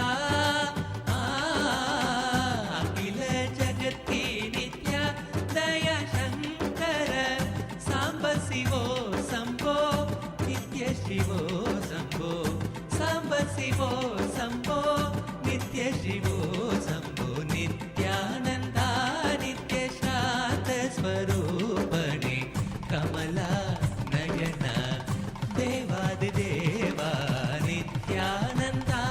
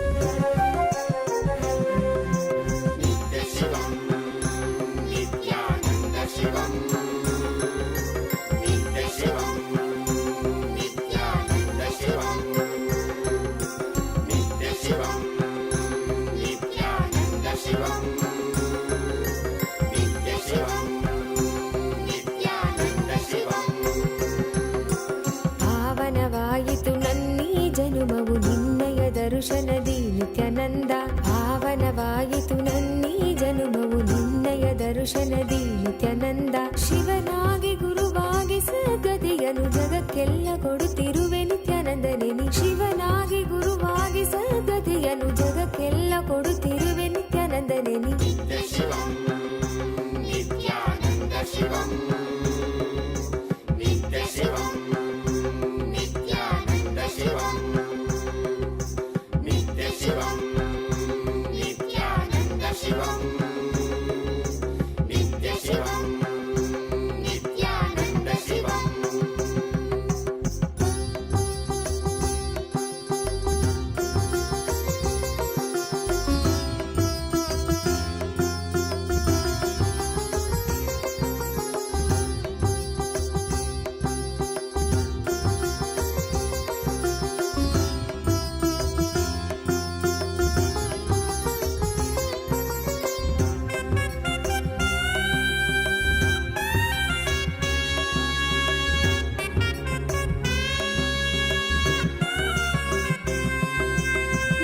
ಶಿವನಾಗಿ ನೀ ದೇವಿಗೆ ಇಂದಿತ್ತೆ ಜ್ಞಾನವ ಜ್ಞಾನ ಗುರುವಾಗಿ ನೀ ಕೊಡುತ್ತಿಹೆ ವಿಶ್ವಕ್ಕೆ ಪ್ರಜ್ಞೆಯ ಮನದಲ್ಲಿ ತನುವಲ್ಲಿ ಕಲ್ಮಶವ ತೆಗೆಯುವನಿ ನೆನೆದವರ ಮನದಲ್ಲಿ ನೆಲೆಸಿರುವನಿ ಮನದಲ್ಲಿ ತನುವಲ್ಲಿ ಕಲ್ಮಶವ ತೆಗೆಯುವನಿ ನೆನೆದವರ ಮನದಲ್ಲಿ ನೆಲೆಸಿರುವನಿ ಜೀವನ್ಮುಕ್ತನಾಗಿ ಬಾಳುವಂತ ಕಲೆಯನೆ ಕಲಿಸಿದಂತ ನಿತ್ಯಾನಂದನಿ ಜೀವನ್ಮುಕ್ತನಾಗಿ ಬಾಳುವಂತ ಕಲೆಯನೆ ಕಲಿಸಿದಂತ ನಿತ್ಯಾನಂದನಿ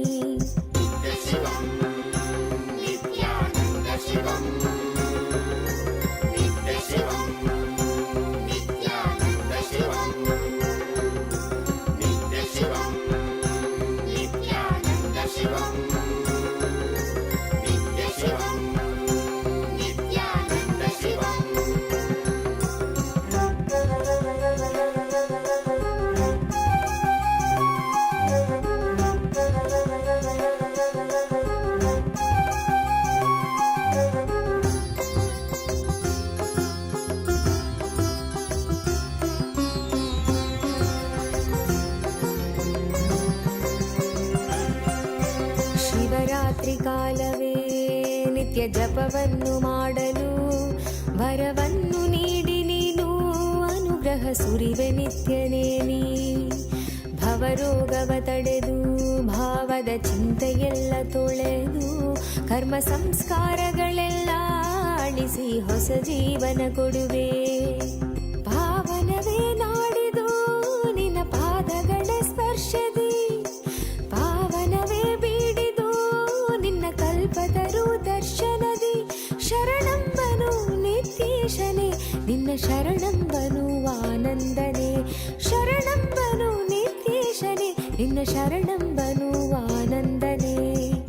ಶಿವಂ ನಿತ್ಯಾನಂದ ಶಿವಂ ನಿತ್ಯ ಶಿವಂ ನಿತ್ಯಾನಂದ ಶಿವಂ ನಿತ್ಯ ಶಿವಂ ನಿತ್ಯಾನಂದ ಶಿವಂ ನಿತ್ಯ ಶಿವಂ ನಿತ್ಯಾನಂದ ಶಿವಂ ನಿತ್ಯ ಶಿವಂ ನಿತ್ಯಾನಂದ ಶಿವಂ ನಿತ್ಯ ಶಿವಂ ನಿತ್ಯಾನಂದ ಶಿವಂ ನಿತ್ಯ ಶಿವಂ ನಿತ್ಯಾನಂದ ಶಿವಂ ನಿತ್ಯ ಶಿವಂ. கலியுகத்தை காக்க வந்த நித்யானந்த சாமி அவரே அவதரிச்ச இந்த நாள உலகமெல்லாம் கூடி மேளதாளம் முழங்க கச்சேரி வச்சு ஆனந்தமா போற்றி பாடி கொண்டாடுங்கடி.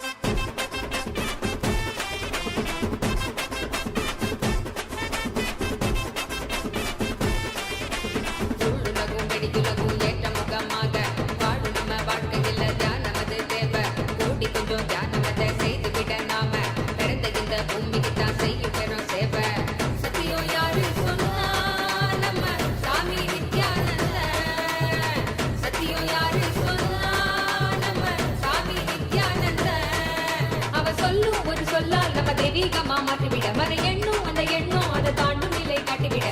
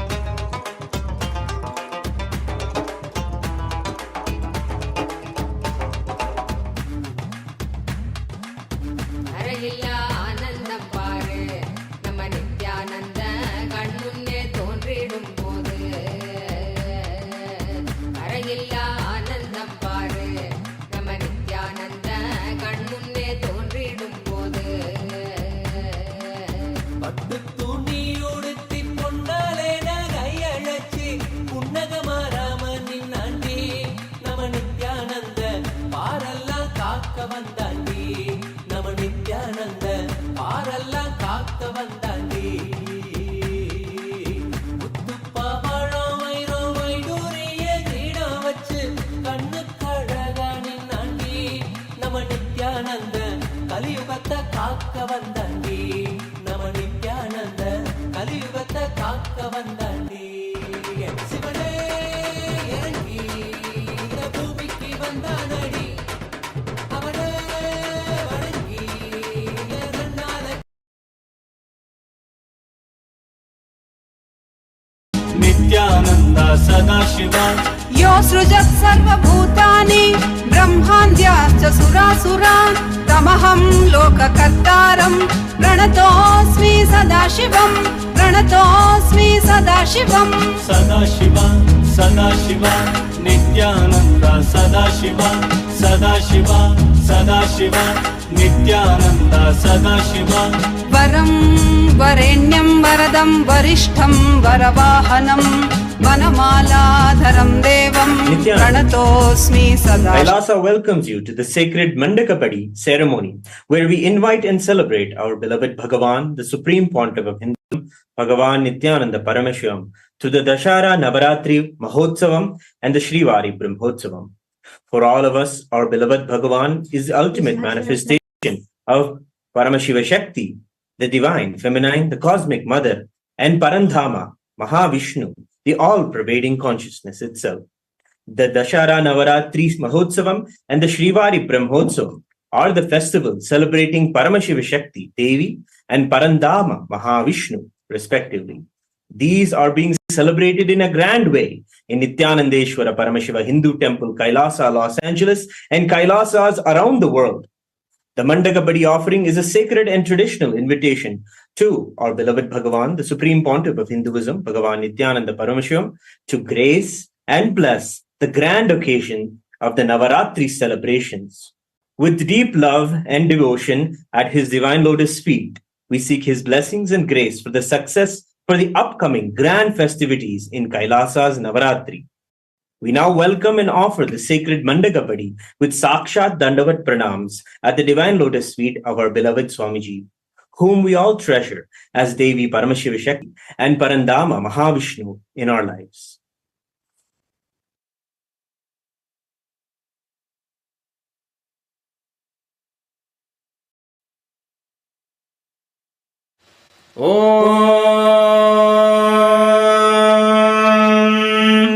न कर्मणा न प्रजया धनेन त्यागेनैके अमृतत्वमानशुः परेण नागं निहितं गुहायां विभ्राजते तद्यतयो विशन्ति वेदान्तविज्ञानसुनिश्चितार्था सन्न्यासयोगा यदयः शुद्धसत्त्वाः ते ब्रह्मलोके तु परान्तकाले परामृतात् परिमृच्छन्ति सर्वे दह्रं विभावं परमेश्वरभूतं यः पुण्डरीकं पुरमद्य सद्गस्तम् तत्रापि दह्रं गगनं विशोकस्तस्मिन् यदन्तस्तदुवासितव्यम् यो वेदादो स्वरः प्रोक्तो वेदान्ते च प्रतिष्ठितः तस्य प्रकृतिलीनस्य परः स महेश्वरः. We now present the Dashara Navaratri Brahmotsava Patrike and the Srivari Brahmo Patrike.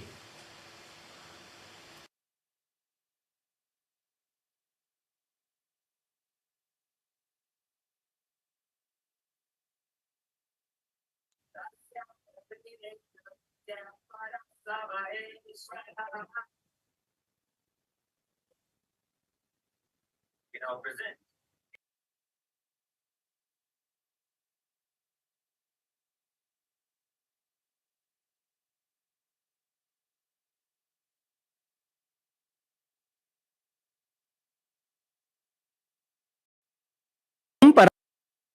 Paramashivoham with the divine grace of Sri Nithyananda Paramashiva and with the auspicious blessings of the Supreme Pontiff of Hinduism, Jagadguru Mahasannidhanam, His Divine Holiness,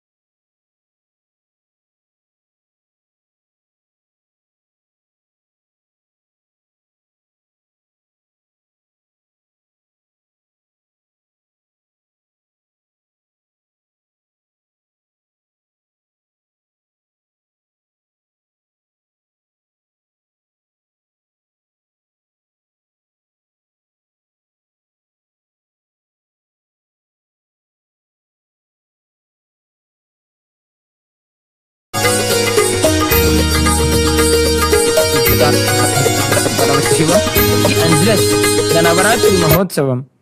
Kailasa welcomes all the living beings from all the 14 lokas to this grand celebration.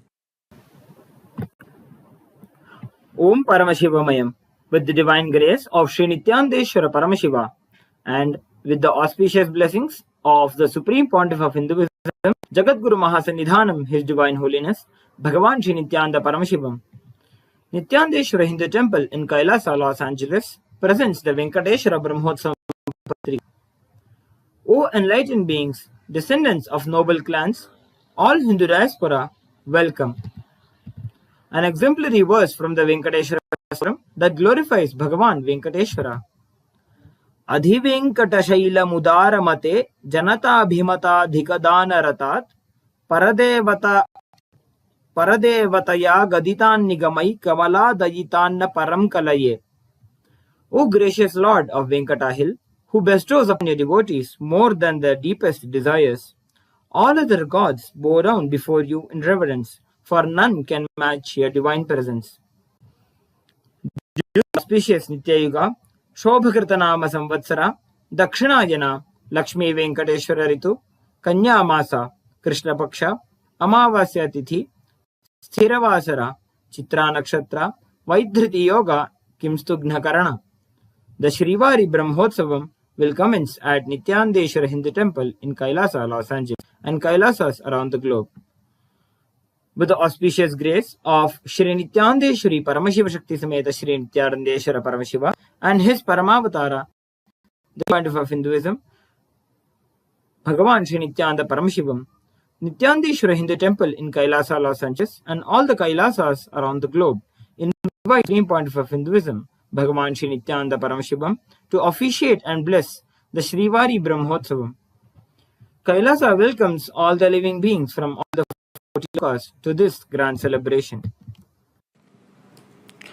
Om Paramashivoham, with the divine Kailasa Dvadashanta Shyamala Pidharudha Shri Meenakshi Sundareshwara Bhinaswarupa Parashvaputra Ratna Kumara Gurumanya Tulyavatara Shri Parvati Stanyapana Labdha Divya Jnana Vishruta Sakala Nigama Gamasara Bhuta Dravida Veda Pravaktre Shrimat Paramashiva Karuna Sabhikata Mukta Maya Chaturashrayana Giyamana Chatra Chamara Shri Chinnakahaladi Samasta Birada Valyalankrita Jnana Chakravarti Sarva Jana Sangha Sadyo Nirvana Diksha Vyayapa Varga Varsha Vishrana Jimuta Paramada Kalabhakesari Shaiva Siddhanta Stapanacharya Shri Rajadhiraja Pandya Raja Guru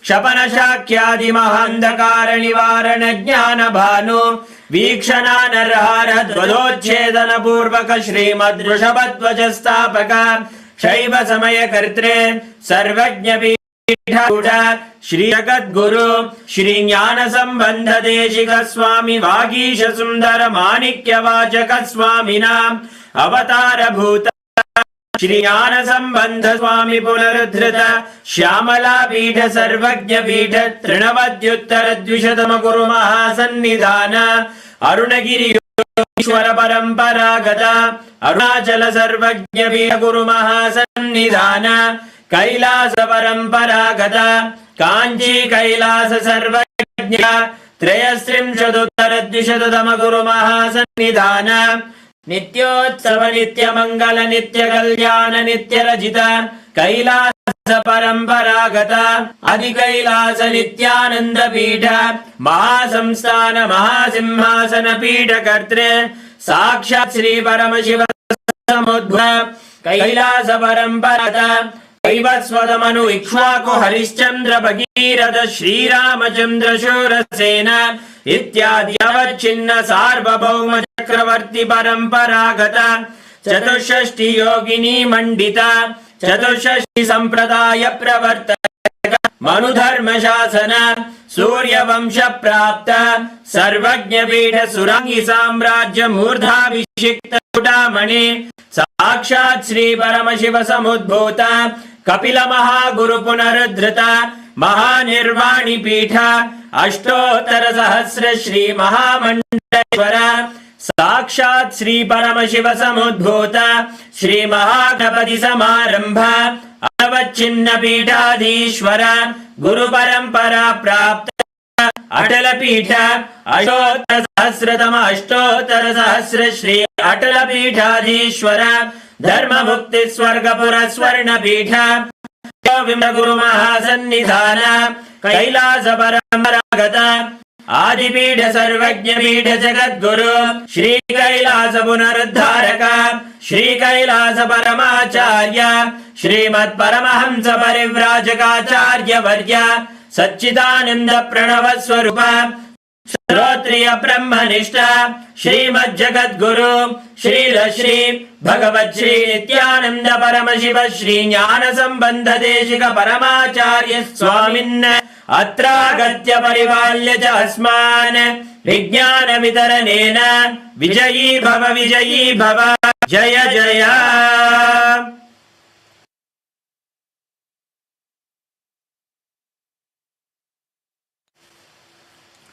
ध्यानम् ॐ सहस्रदल पंकजे सकल शीतरश्मि प्रभं वराभयकराम्बुजं विमल गंध पुष्पांबरं प्रसन्न वदनेक्षणं सकल देवतारूपिणं स्मरेत् शिरसि हंसकं तदभियानपूर्वं गुरुम्। अथ धूपः ॐ दशांगं गुग्गुलोपेतं सुगंधं च सुमनोहरम् आग्रेयः सर्वदेवानां धूपोऽयं प्रतिगृह्यताम्। श्री सर्वदेव देवी स्वरूपाय भगवते श्री नित्यानंद परमशिवाय नमः धूपमाघ्रापयामि। अथ दीपः ॐ साज्यं संयुक्तं वह्निना योजितं मया ग्रहाणमङ्गलं दीपं त्रैलोक्यतिमिरापहम्। श्री सर्वदेव देवी स्वरूपाय भगवते श्री नित्यानंद परमशिवाय नमः दीपं संदर्शयामि। अथ नैवेद्यम् ॐ अमृते अमृतोद्भवे अमृतवर्षिणि अमृतं श्रावय स्वाहा। श्री सर्वदेव देवी स्वरूपाय भगवते श्री नित्यानंद परमशिवाय नमः नैवेद्यं निवेदयामि। निवेदनानन्तरम् आचमनं समर्पयामि। नीराजनम् ॐ हंसाय विद्महे परमहंसाय धीमहि तन्नो हंस प्रचोदयात्।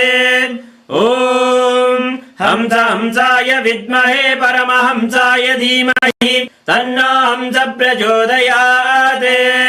ॐ हंस हंसाय विद्महे परमहंसाय धीमहि तन्नो हंस प्रचोदयात्। कर्पूरगौरं करुणावतारं संसारसारं भुजगेन्द्रहारं सदा वसन्तं हृदयारविन्दे भवं भवानी सहितं नमामि। भवं भवानी सहितं नमामि। भवं भवानी सहितं नमामि। श्री सर्वदेवदेवी स्वरूपाय भगवते श्री नित्यानंद परमशिवाय नमः। कर्पूर नीराजनं सदर्शयामि रक्षान् धारयामि। शोणाद्रियावताराय ज्योतिस्तम्भस्वरूपे श्रीकैलासप्रधानाय नित्यानन्दाय मङ्गलम्। तत्त्वज्ञानप्रदाताय नित्यानन्देश्वररूपिणे श्रीकैलासप्रधानाय नित्यानन्दाय मङ्गलम्।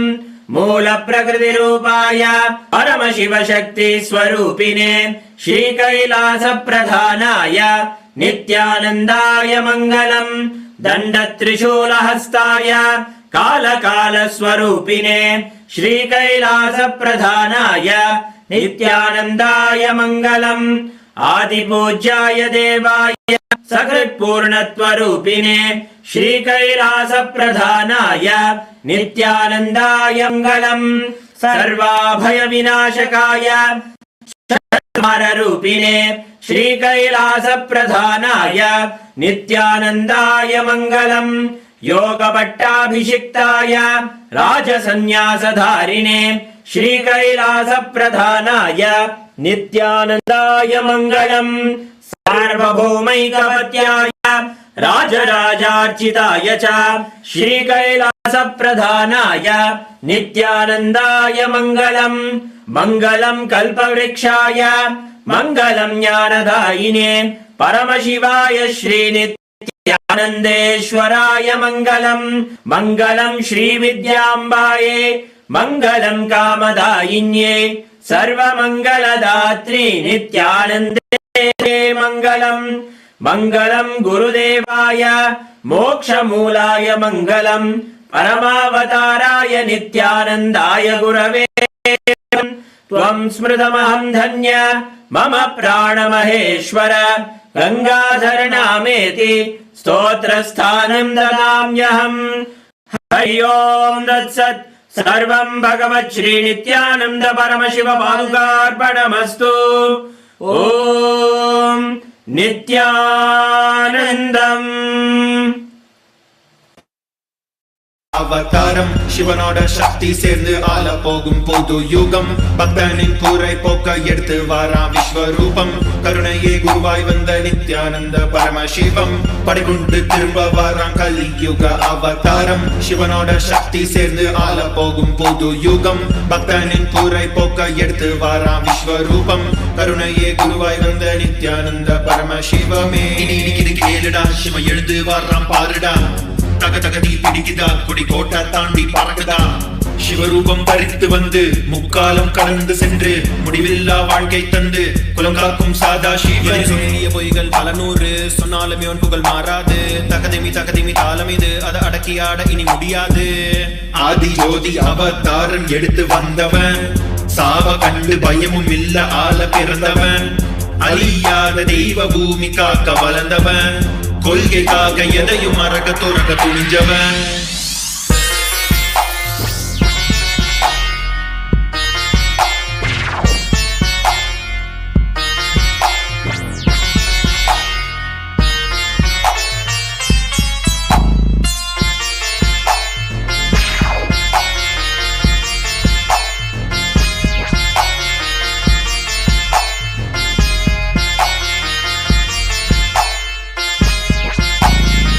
சைவ செல்வமே பெற்ற புல்ல செந்தமிழும் நாவில் துள்ள பாதையில தடைகள் பால தகர்ந்து உலகை வெல்ல வைகையே வறண்ட போதும் வாழ்வினமே வீழ்ந்த போதும் வரலாறே மறைந்த போதும் வணங்காத சொக்கநாதனப்ப நித்திய துணையும் இருக்க தோல்வியே இல்லை அவன் பாசத்துக்கு ஈடு இணை எதுவுமே இல்லை என் அப்பனே நீ வந்துட்ட என் துக்கத்தை எல்லாம் போக்கிட்ட என் சிவனே நீ வந்துட்ட வேண்டும் வரம் எல்லாம் தந்துட்ட நீ கடந்து சென்ற பாதையில் தங்க கோவில் கட்டியாளுற ஒரு வரமும் நீ தரணும் உன் மூச்சு காற்றுல வாழணும் வாழ்வின் கீதம் அது நித்யானந்தமே உலகெங்கும் ஒலிக்கும் ஓசை நித்யானந்தமே என்றும் மாறாத சக்தி ஒன்று நித்யானந்தமே கைலையை அமைத்து ஆளும் நித்யானந்தனே படைகொண்டு திரும்ப வாரான் கலியுக அவதாரம் சிவனோட சக்தி சேர்ந்து ஆள போகும் பொது யுகம் பக்தனின் கூரை போக்க எடுத்து வாரான் விஸ்வரூபம் கருணையே குருவாய் வந்த நித்யானந்த பரமசிவம் படைகொண்டு திரும்ப வாரான் கலியுக அவதாரம் சிவனோட சக்தி சேர்ந்து ஆள போகும் பொது யுகம் பக்தனின் கூரை போக்க எடுத்து வாரான் விஸ்வரூபம் கருணையே குருவாய் வந்த நித்யானந்த பரமசிவமே भज नित्यानंद विश्वंभरा भज नित्यानंद विश्वंभरा भज नित्यानंद विश्वंभरा भज नित्यानंद विश्वंभरा गंगाधरा दिगंबरा गंगाधरा दिगंबरा गंगाधरा दिगंबरा गंगाधरा दिगंबरा भज नित्यानंद विश्वंभरा भज नित्यानंद विश्वंभरा भज नित्यानंद विश्वंभरा भज नित्यानंद विश्वंभरा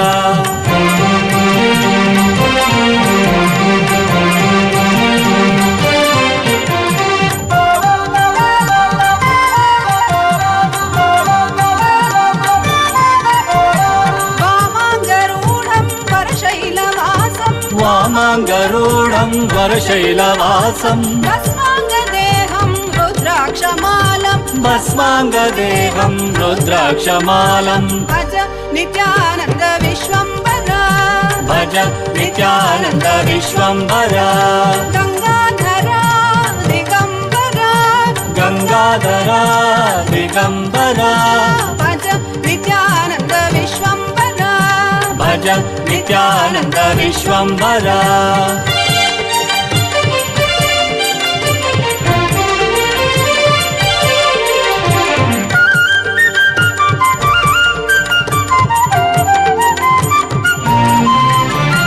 गौरांग श्रीरंग प्रज्वल नेत्रं गौरांग श्रीरंग प्रज्वल नेत्रं भज नित्यानंद ईश्वर रूपं भज नित्यानंद ईश्वर रूपं जटाधरा महादेवा जटाधरा महादेवा जटाधरा महादेवा जटाधरा महादेवा अति सुंदरा सुमनोहरा अति सुंदरा सुमनोहरा सर्व अभय प्रद नित्यानंद सर्व अभय प्रद नित्यानंद गंगाधरा दिगंबरा गंगाधरा दिगंबरा भज नित्यानंद विश्वंभरा भज नित्यानंद विश्वंभरा भज नित्यानंद विश्वंभरा भज नित्यानंद विश्वंभरा गंगाधरा दिगंबरा गंगाधरा दिगंबरा गंगाधरा दिगंबरा गंगाधरा दिगंबरा भज नित्यानंद विश्वंभरा भज Nityanand विश्वंभरा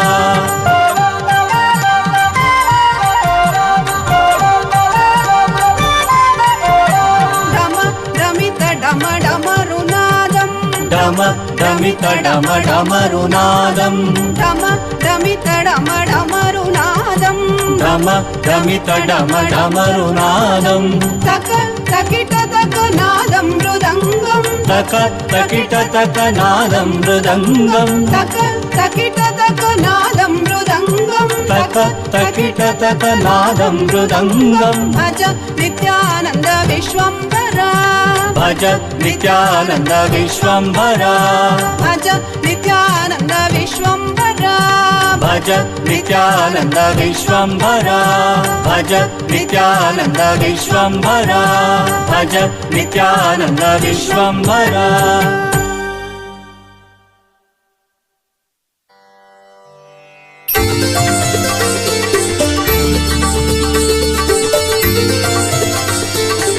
Nithyanandam, as all of us enjoy this darshan of Sadashiva Murti, the form of Paramashiva, through which Shiva performs the Panchakrityas of the cosmos, through which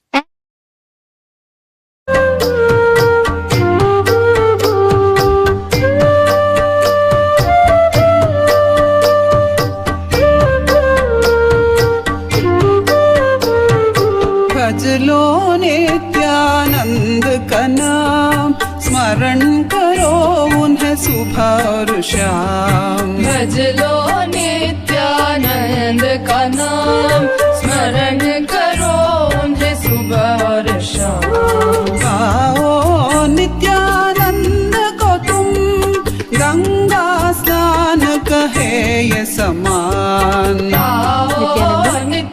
as all of us are rejoicing the darshan of Sadashiva Murti, the very form of Paramashiva through which he performs the Krityas and governs the whole universe.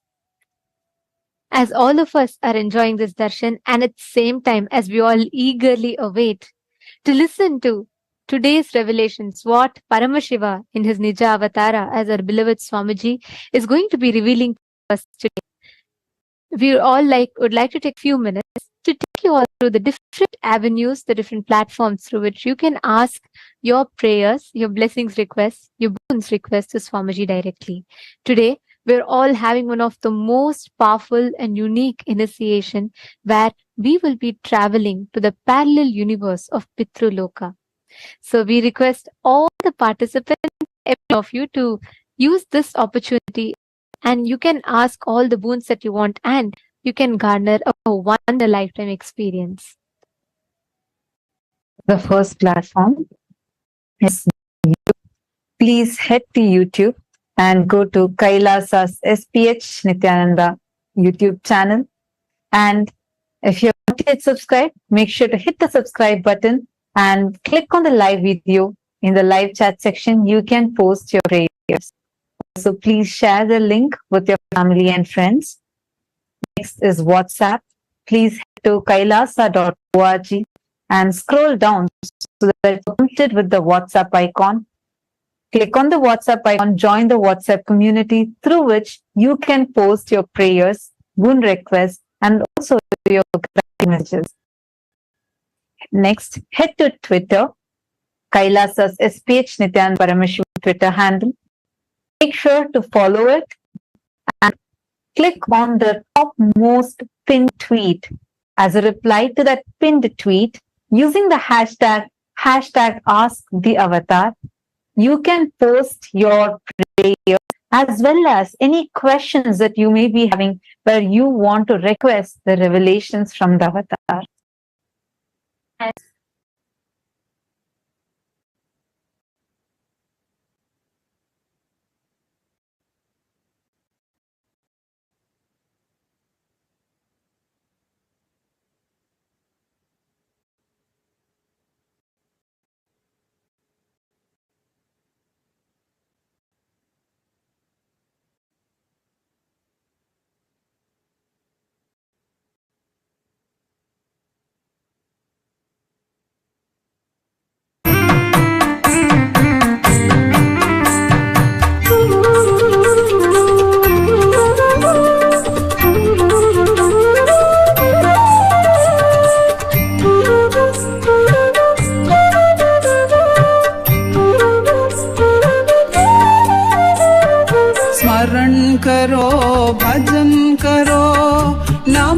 The next platform is Facebook, where we request all of you to head to Kailasa's SPH Nithyananda Paramashivam, the official Facebook page. And we request all of you to like and follow that page, because that's where you will be receiving all the latest updates from. And all of you can go to the comment section of that live video and you can post all your prayers and blessings requests as a comment there. And we request all the participants, every one of you, today what humanity is about to receive is one of the most important subjects. Swamiji is giving us all a powerful initiation of experiencing astral travel, traveling to parallel universes. And the subject that Swamiji is going to be speaking upon, revealing upon, is something that the whole science is looking for. The solutions, or what the whole science is waiting to understand further about. And here we are all sitting at our home, seeing this science. If you feel this has benefited you in some way or the other, we urge you all to take that responsibility to share this science that benefited you immensely to your near and dear ones. Take a few minutes, this Facebook link as you're all watching live right now, to your friends, any 5 of your friends, so that you can share this knowledge with them and they too can experience. And each of you that are watching and listening to this live right now, today we have a very important topic that we would like to call for all of you to vote upon. Agamas, the source scriptures of Sanatana Dharma, reveals immense knowledge, hidden truths and treasures of what humanity can apply to benefit in our daily lives, right from physics, science, medicine, biology, chemistry, and even to the detail of how you can take care of your skin, your health. Everything is given in our Amas, which is beautifully classified as Aryapada, Kriyapada, Yogapada, and Jnanapada. And blessed are all of us who have the Supreme Pontiff of Hinduism as our guru, because we are not just knowing these truths, but we have an ecosystem in which we apply, live, practice, and benefit from these truths. And today's voting question for all the participants, every one of you here, is how much do you say you incorporate the Charya Pada, which is the Hindu lifestyle, the Kriya Pada, the Hindu rituals or worship, the Yoga Pada, which is aligning your body and mind to experience oneness with Paramashiva. The next is Jnana Pada, applying the Hindu principles of science in your daily life. How much would you say you are applying all of them? You all can take a few minutes and let us know. The options are absolutely in every aspect, which is easily about 70 to 100% you're applying them, or somewhat you're applying them, 30 to 50%. Not always, but I try to at times, 10%, or no, I have not been applying at all. You let us know your vote. Take a few minutes. We request all of you, all the born and practicing Hindus, to head to the link that is shown to you all, kailasa.org/Hindu-voting. We also request all the Sarvagnya Pita Yajamans, Pita Kartas, the members of Chit Sabha, to please let us know your vote. You all also can head to this link that's projected on the screen and please cast your vote. Yes. The next, for all the Chit Sabha, House of Parliament, members of Chit Sabha, the question we have for all of you, as so we all have been benefiting from the Kailasa temples around the world, we've also seen about how Swamiji, the Supreme Pontiff of Hinduism, has set up these temples across the globe as exemplary models of how Hindu temples function. Not merely as a place of worship, but as a living ecosystem. So, in your experience, how much do you think the temples in your respective localities function as an active ecosystem, utilizing Charya Pada, Kriya Pada, Yoga Pada, and Jnana Pada in that ecosystem? We request each of you to share with us. Let us know your thoughts. If you feel it's absolutely implementing 100%, or you feel they are somewhat implementing, or you feel in some areas you do feel that temples are actively implementing these lifestyle, or you feel that they are not at all implementing. please take a few minutes, share your thoughts with us. Request all of you to head to the link that is posted in your chats individually, and it's also available to you on your WhatsApp message. So please do head to the message and you all can click and cast your vote. Do let us know your thoughts. This Kailasa's Hindu world is the most important aspect, and we urge all the Hindus to proactively take part in this. So we all come together, unify in reviving and restoring the responsible democracies where Hindus start becoming aware, we start becoming responsible, and we start making decisions for Hinduism. And with this, let us all get ready to enjoy the profound revelations we are all eagerly awaiting to listen to from the Supreme Pontiff of Hinduism, and let us all enjoy the initiation and darshan of today's.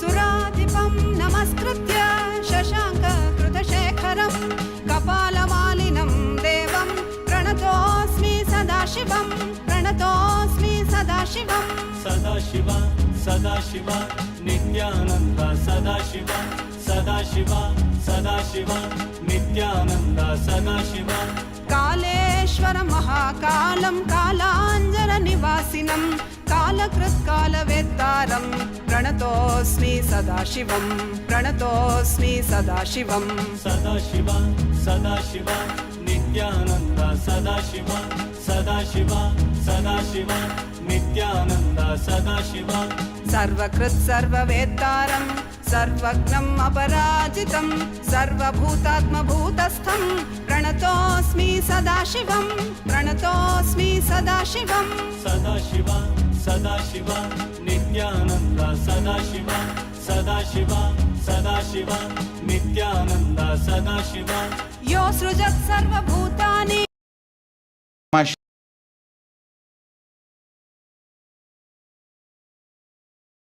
Kulishwaramurti, Mukalingamurti.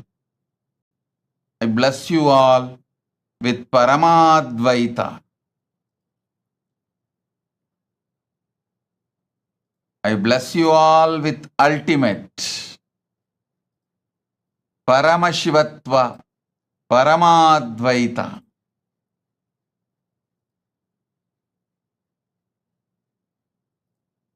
Today, I initiate all of you into the energy of astral travel. Infuse Sadashiva's energy in all of you. You will all experience the higher lokas. You can complete with your ancestors all the Pitru doshas. Incompletions with ancestors, you can complete it today. I will also support you to complete with all kinds of incompletions, sapas, curses, doshas, incompletions, everything. Pitru Saba, Pitru Dosha, Rishi Saba, or any other Kuladevata related incompletions or anything, I will make sure you all achieve completion. I'll initiate all of you into powers of length, breadth, depth now. As I said yesterday, today I'll be speaking about Charya, Kriya, Yoga, Jnana.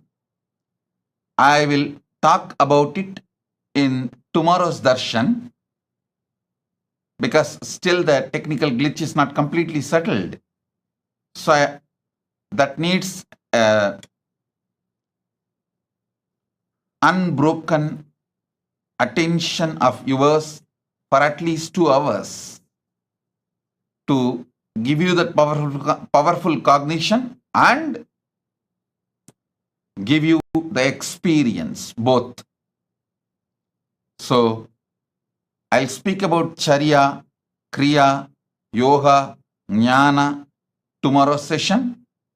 Now I initiate all of you into the astral powers and initiate all of you into complete completion with your ancestors, Pitrus, and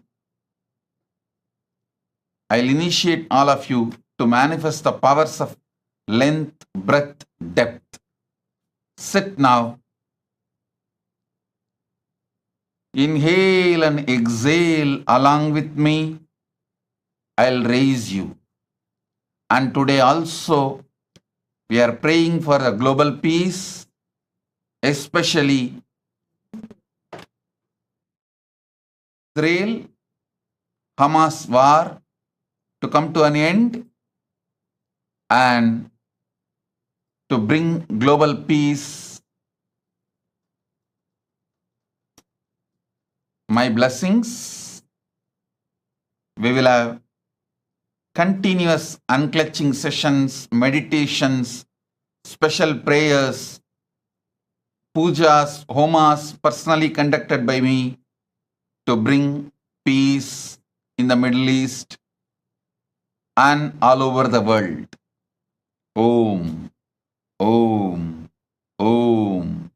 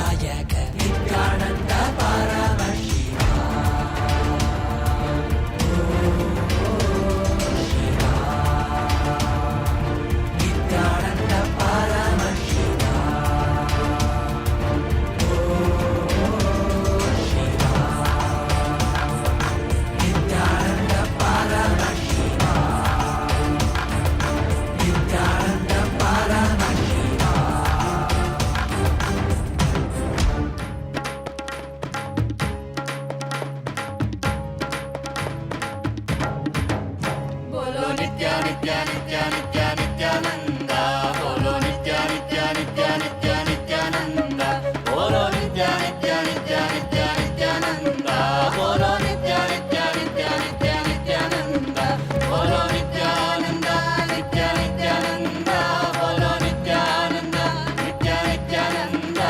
Bolo nitya nitya भूषणं नित्यानन्दं नाथं दैवनन्दं गुरुभावन्तं स्मरामि राकेन्दु भूषणं नित्यानन्दं नाथं दैवनन्दं गुरुभावन्तं स्मरामि राकेन्दु भूषणम्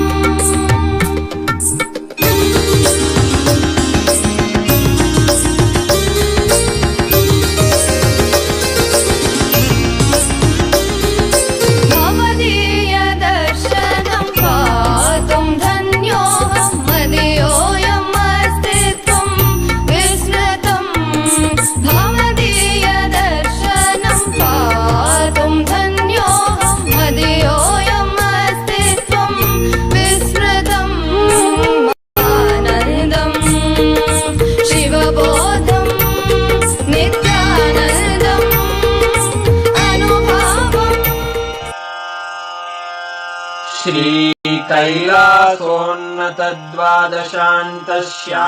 श्रीकैलासोन्नतद्वादशान्तश्यामलापीठारूढ श्रीमीनाक्षिसुन्दरेश्वरा भिन्नस्वरूपा परशिवपुत्ररत्न कुमार गुरुमण्यतुल्या श्रीचिह्नकाहलादिसमस्तबिरदावल्यलङ्कृत ज्ञानविज्ञानचक्रवर्ती सर्वजनसङ्घसद्यो निर्वाणदीक्षाव्ययापवर्गवर्ष विश्राण जीमूत परमतकलभकेसरी शैवसिद्धान्तस्थापनाचार्य श्रीराजाधिराजपाण्ड्यमहाराज गुरु क्षपणशाक्यादिमहान्धकारनिवारणज्ञानभानु वीक्षणानर्हार्हध्वजोच्छेदनपूर्वक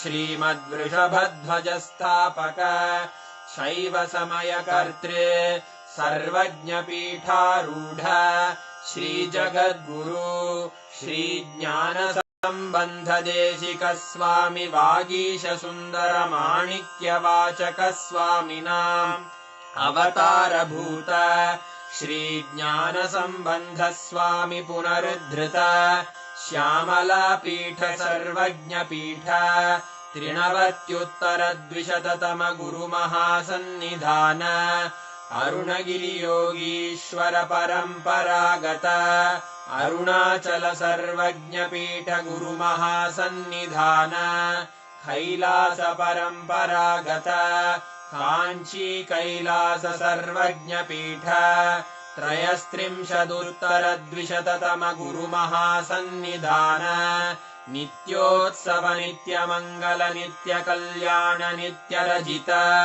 कैलास परम्परागत आदिकैलास नित्यानन्दपीठ महासंस्थान महासिंहासनपीठकर्तः साक्षात् श्रीपरमशिव समुद्भूत कैलास परम्परागत वैवस्वतमनु इक्ष्वाकु हरिश्चन्द्र भगीरथ श्रीरामचन्द्र शूरसेन इत्यादि अनवच्छिन्न सार्वभौम चक्रवर्ति परम्परागत चतुष्षष्टि योगिनी मण्डित चतुष्षष्टि सम्प्रदाय प्रवर्तक मनुधर्मशासन सूर्यवंश प्राप्त सर्वज्ञपीठ सुराङ्गी साम्राज्य मूर्धाभिषिक्त चूडामे साक्षात् श्री परमशिव समुद्भूत कपिल महागुरु पुनरुद्धृत महानिर्वाणिपीठ अष्टोत्तर सहस्र श्री महामण्डलेश्वर साक्षात् श्री परमशिव सिंहासनाभिषिक्त समस्त गणनायक महागणपति समारंभ अनवच्छिन्न पीठाधीश्वर गुरुपरम्परा प्राप्त अटलपीठ अष्टोत्तरसहस्र श्री अटलपीठाधीश्वर धर्ममुक्तिस्वर्गपुरस्वर्णपीठ त्रयोविंश गुरुमहासन्निधान कैलास परम्परागत आदिपीठ सर्वज्ञपीठ जगद्गुरो श्रीकैलास पुनरुद्धारक श्रीकैलास परमाचार्य श्रीमत्परमहंस परिव्राजकाचार्यवर्य सच्चिदानन्दस्वरूप श्रोत्रिय ब्रह्मनिष्ठ श्रीमज्जगद्गुरु श्रील श्री भगवच्छ्री नित्यानन्द परमशिव श्री ज्ञान संबंध देशिक परमाचार्य स्वामिन् अत्र आगत्य परिपाल्य च अस्मान् ज्ञान वितरणेन विजयी भव जय जय।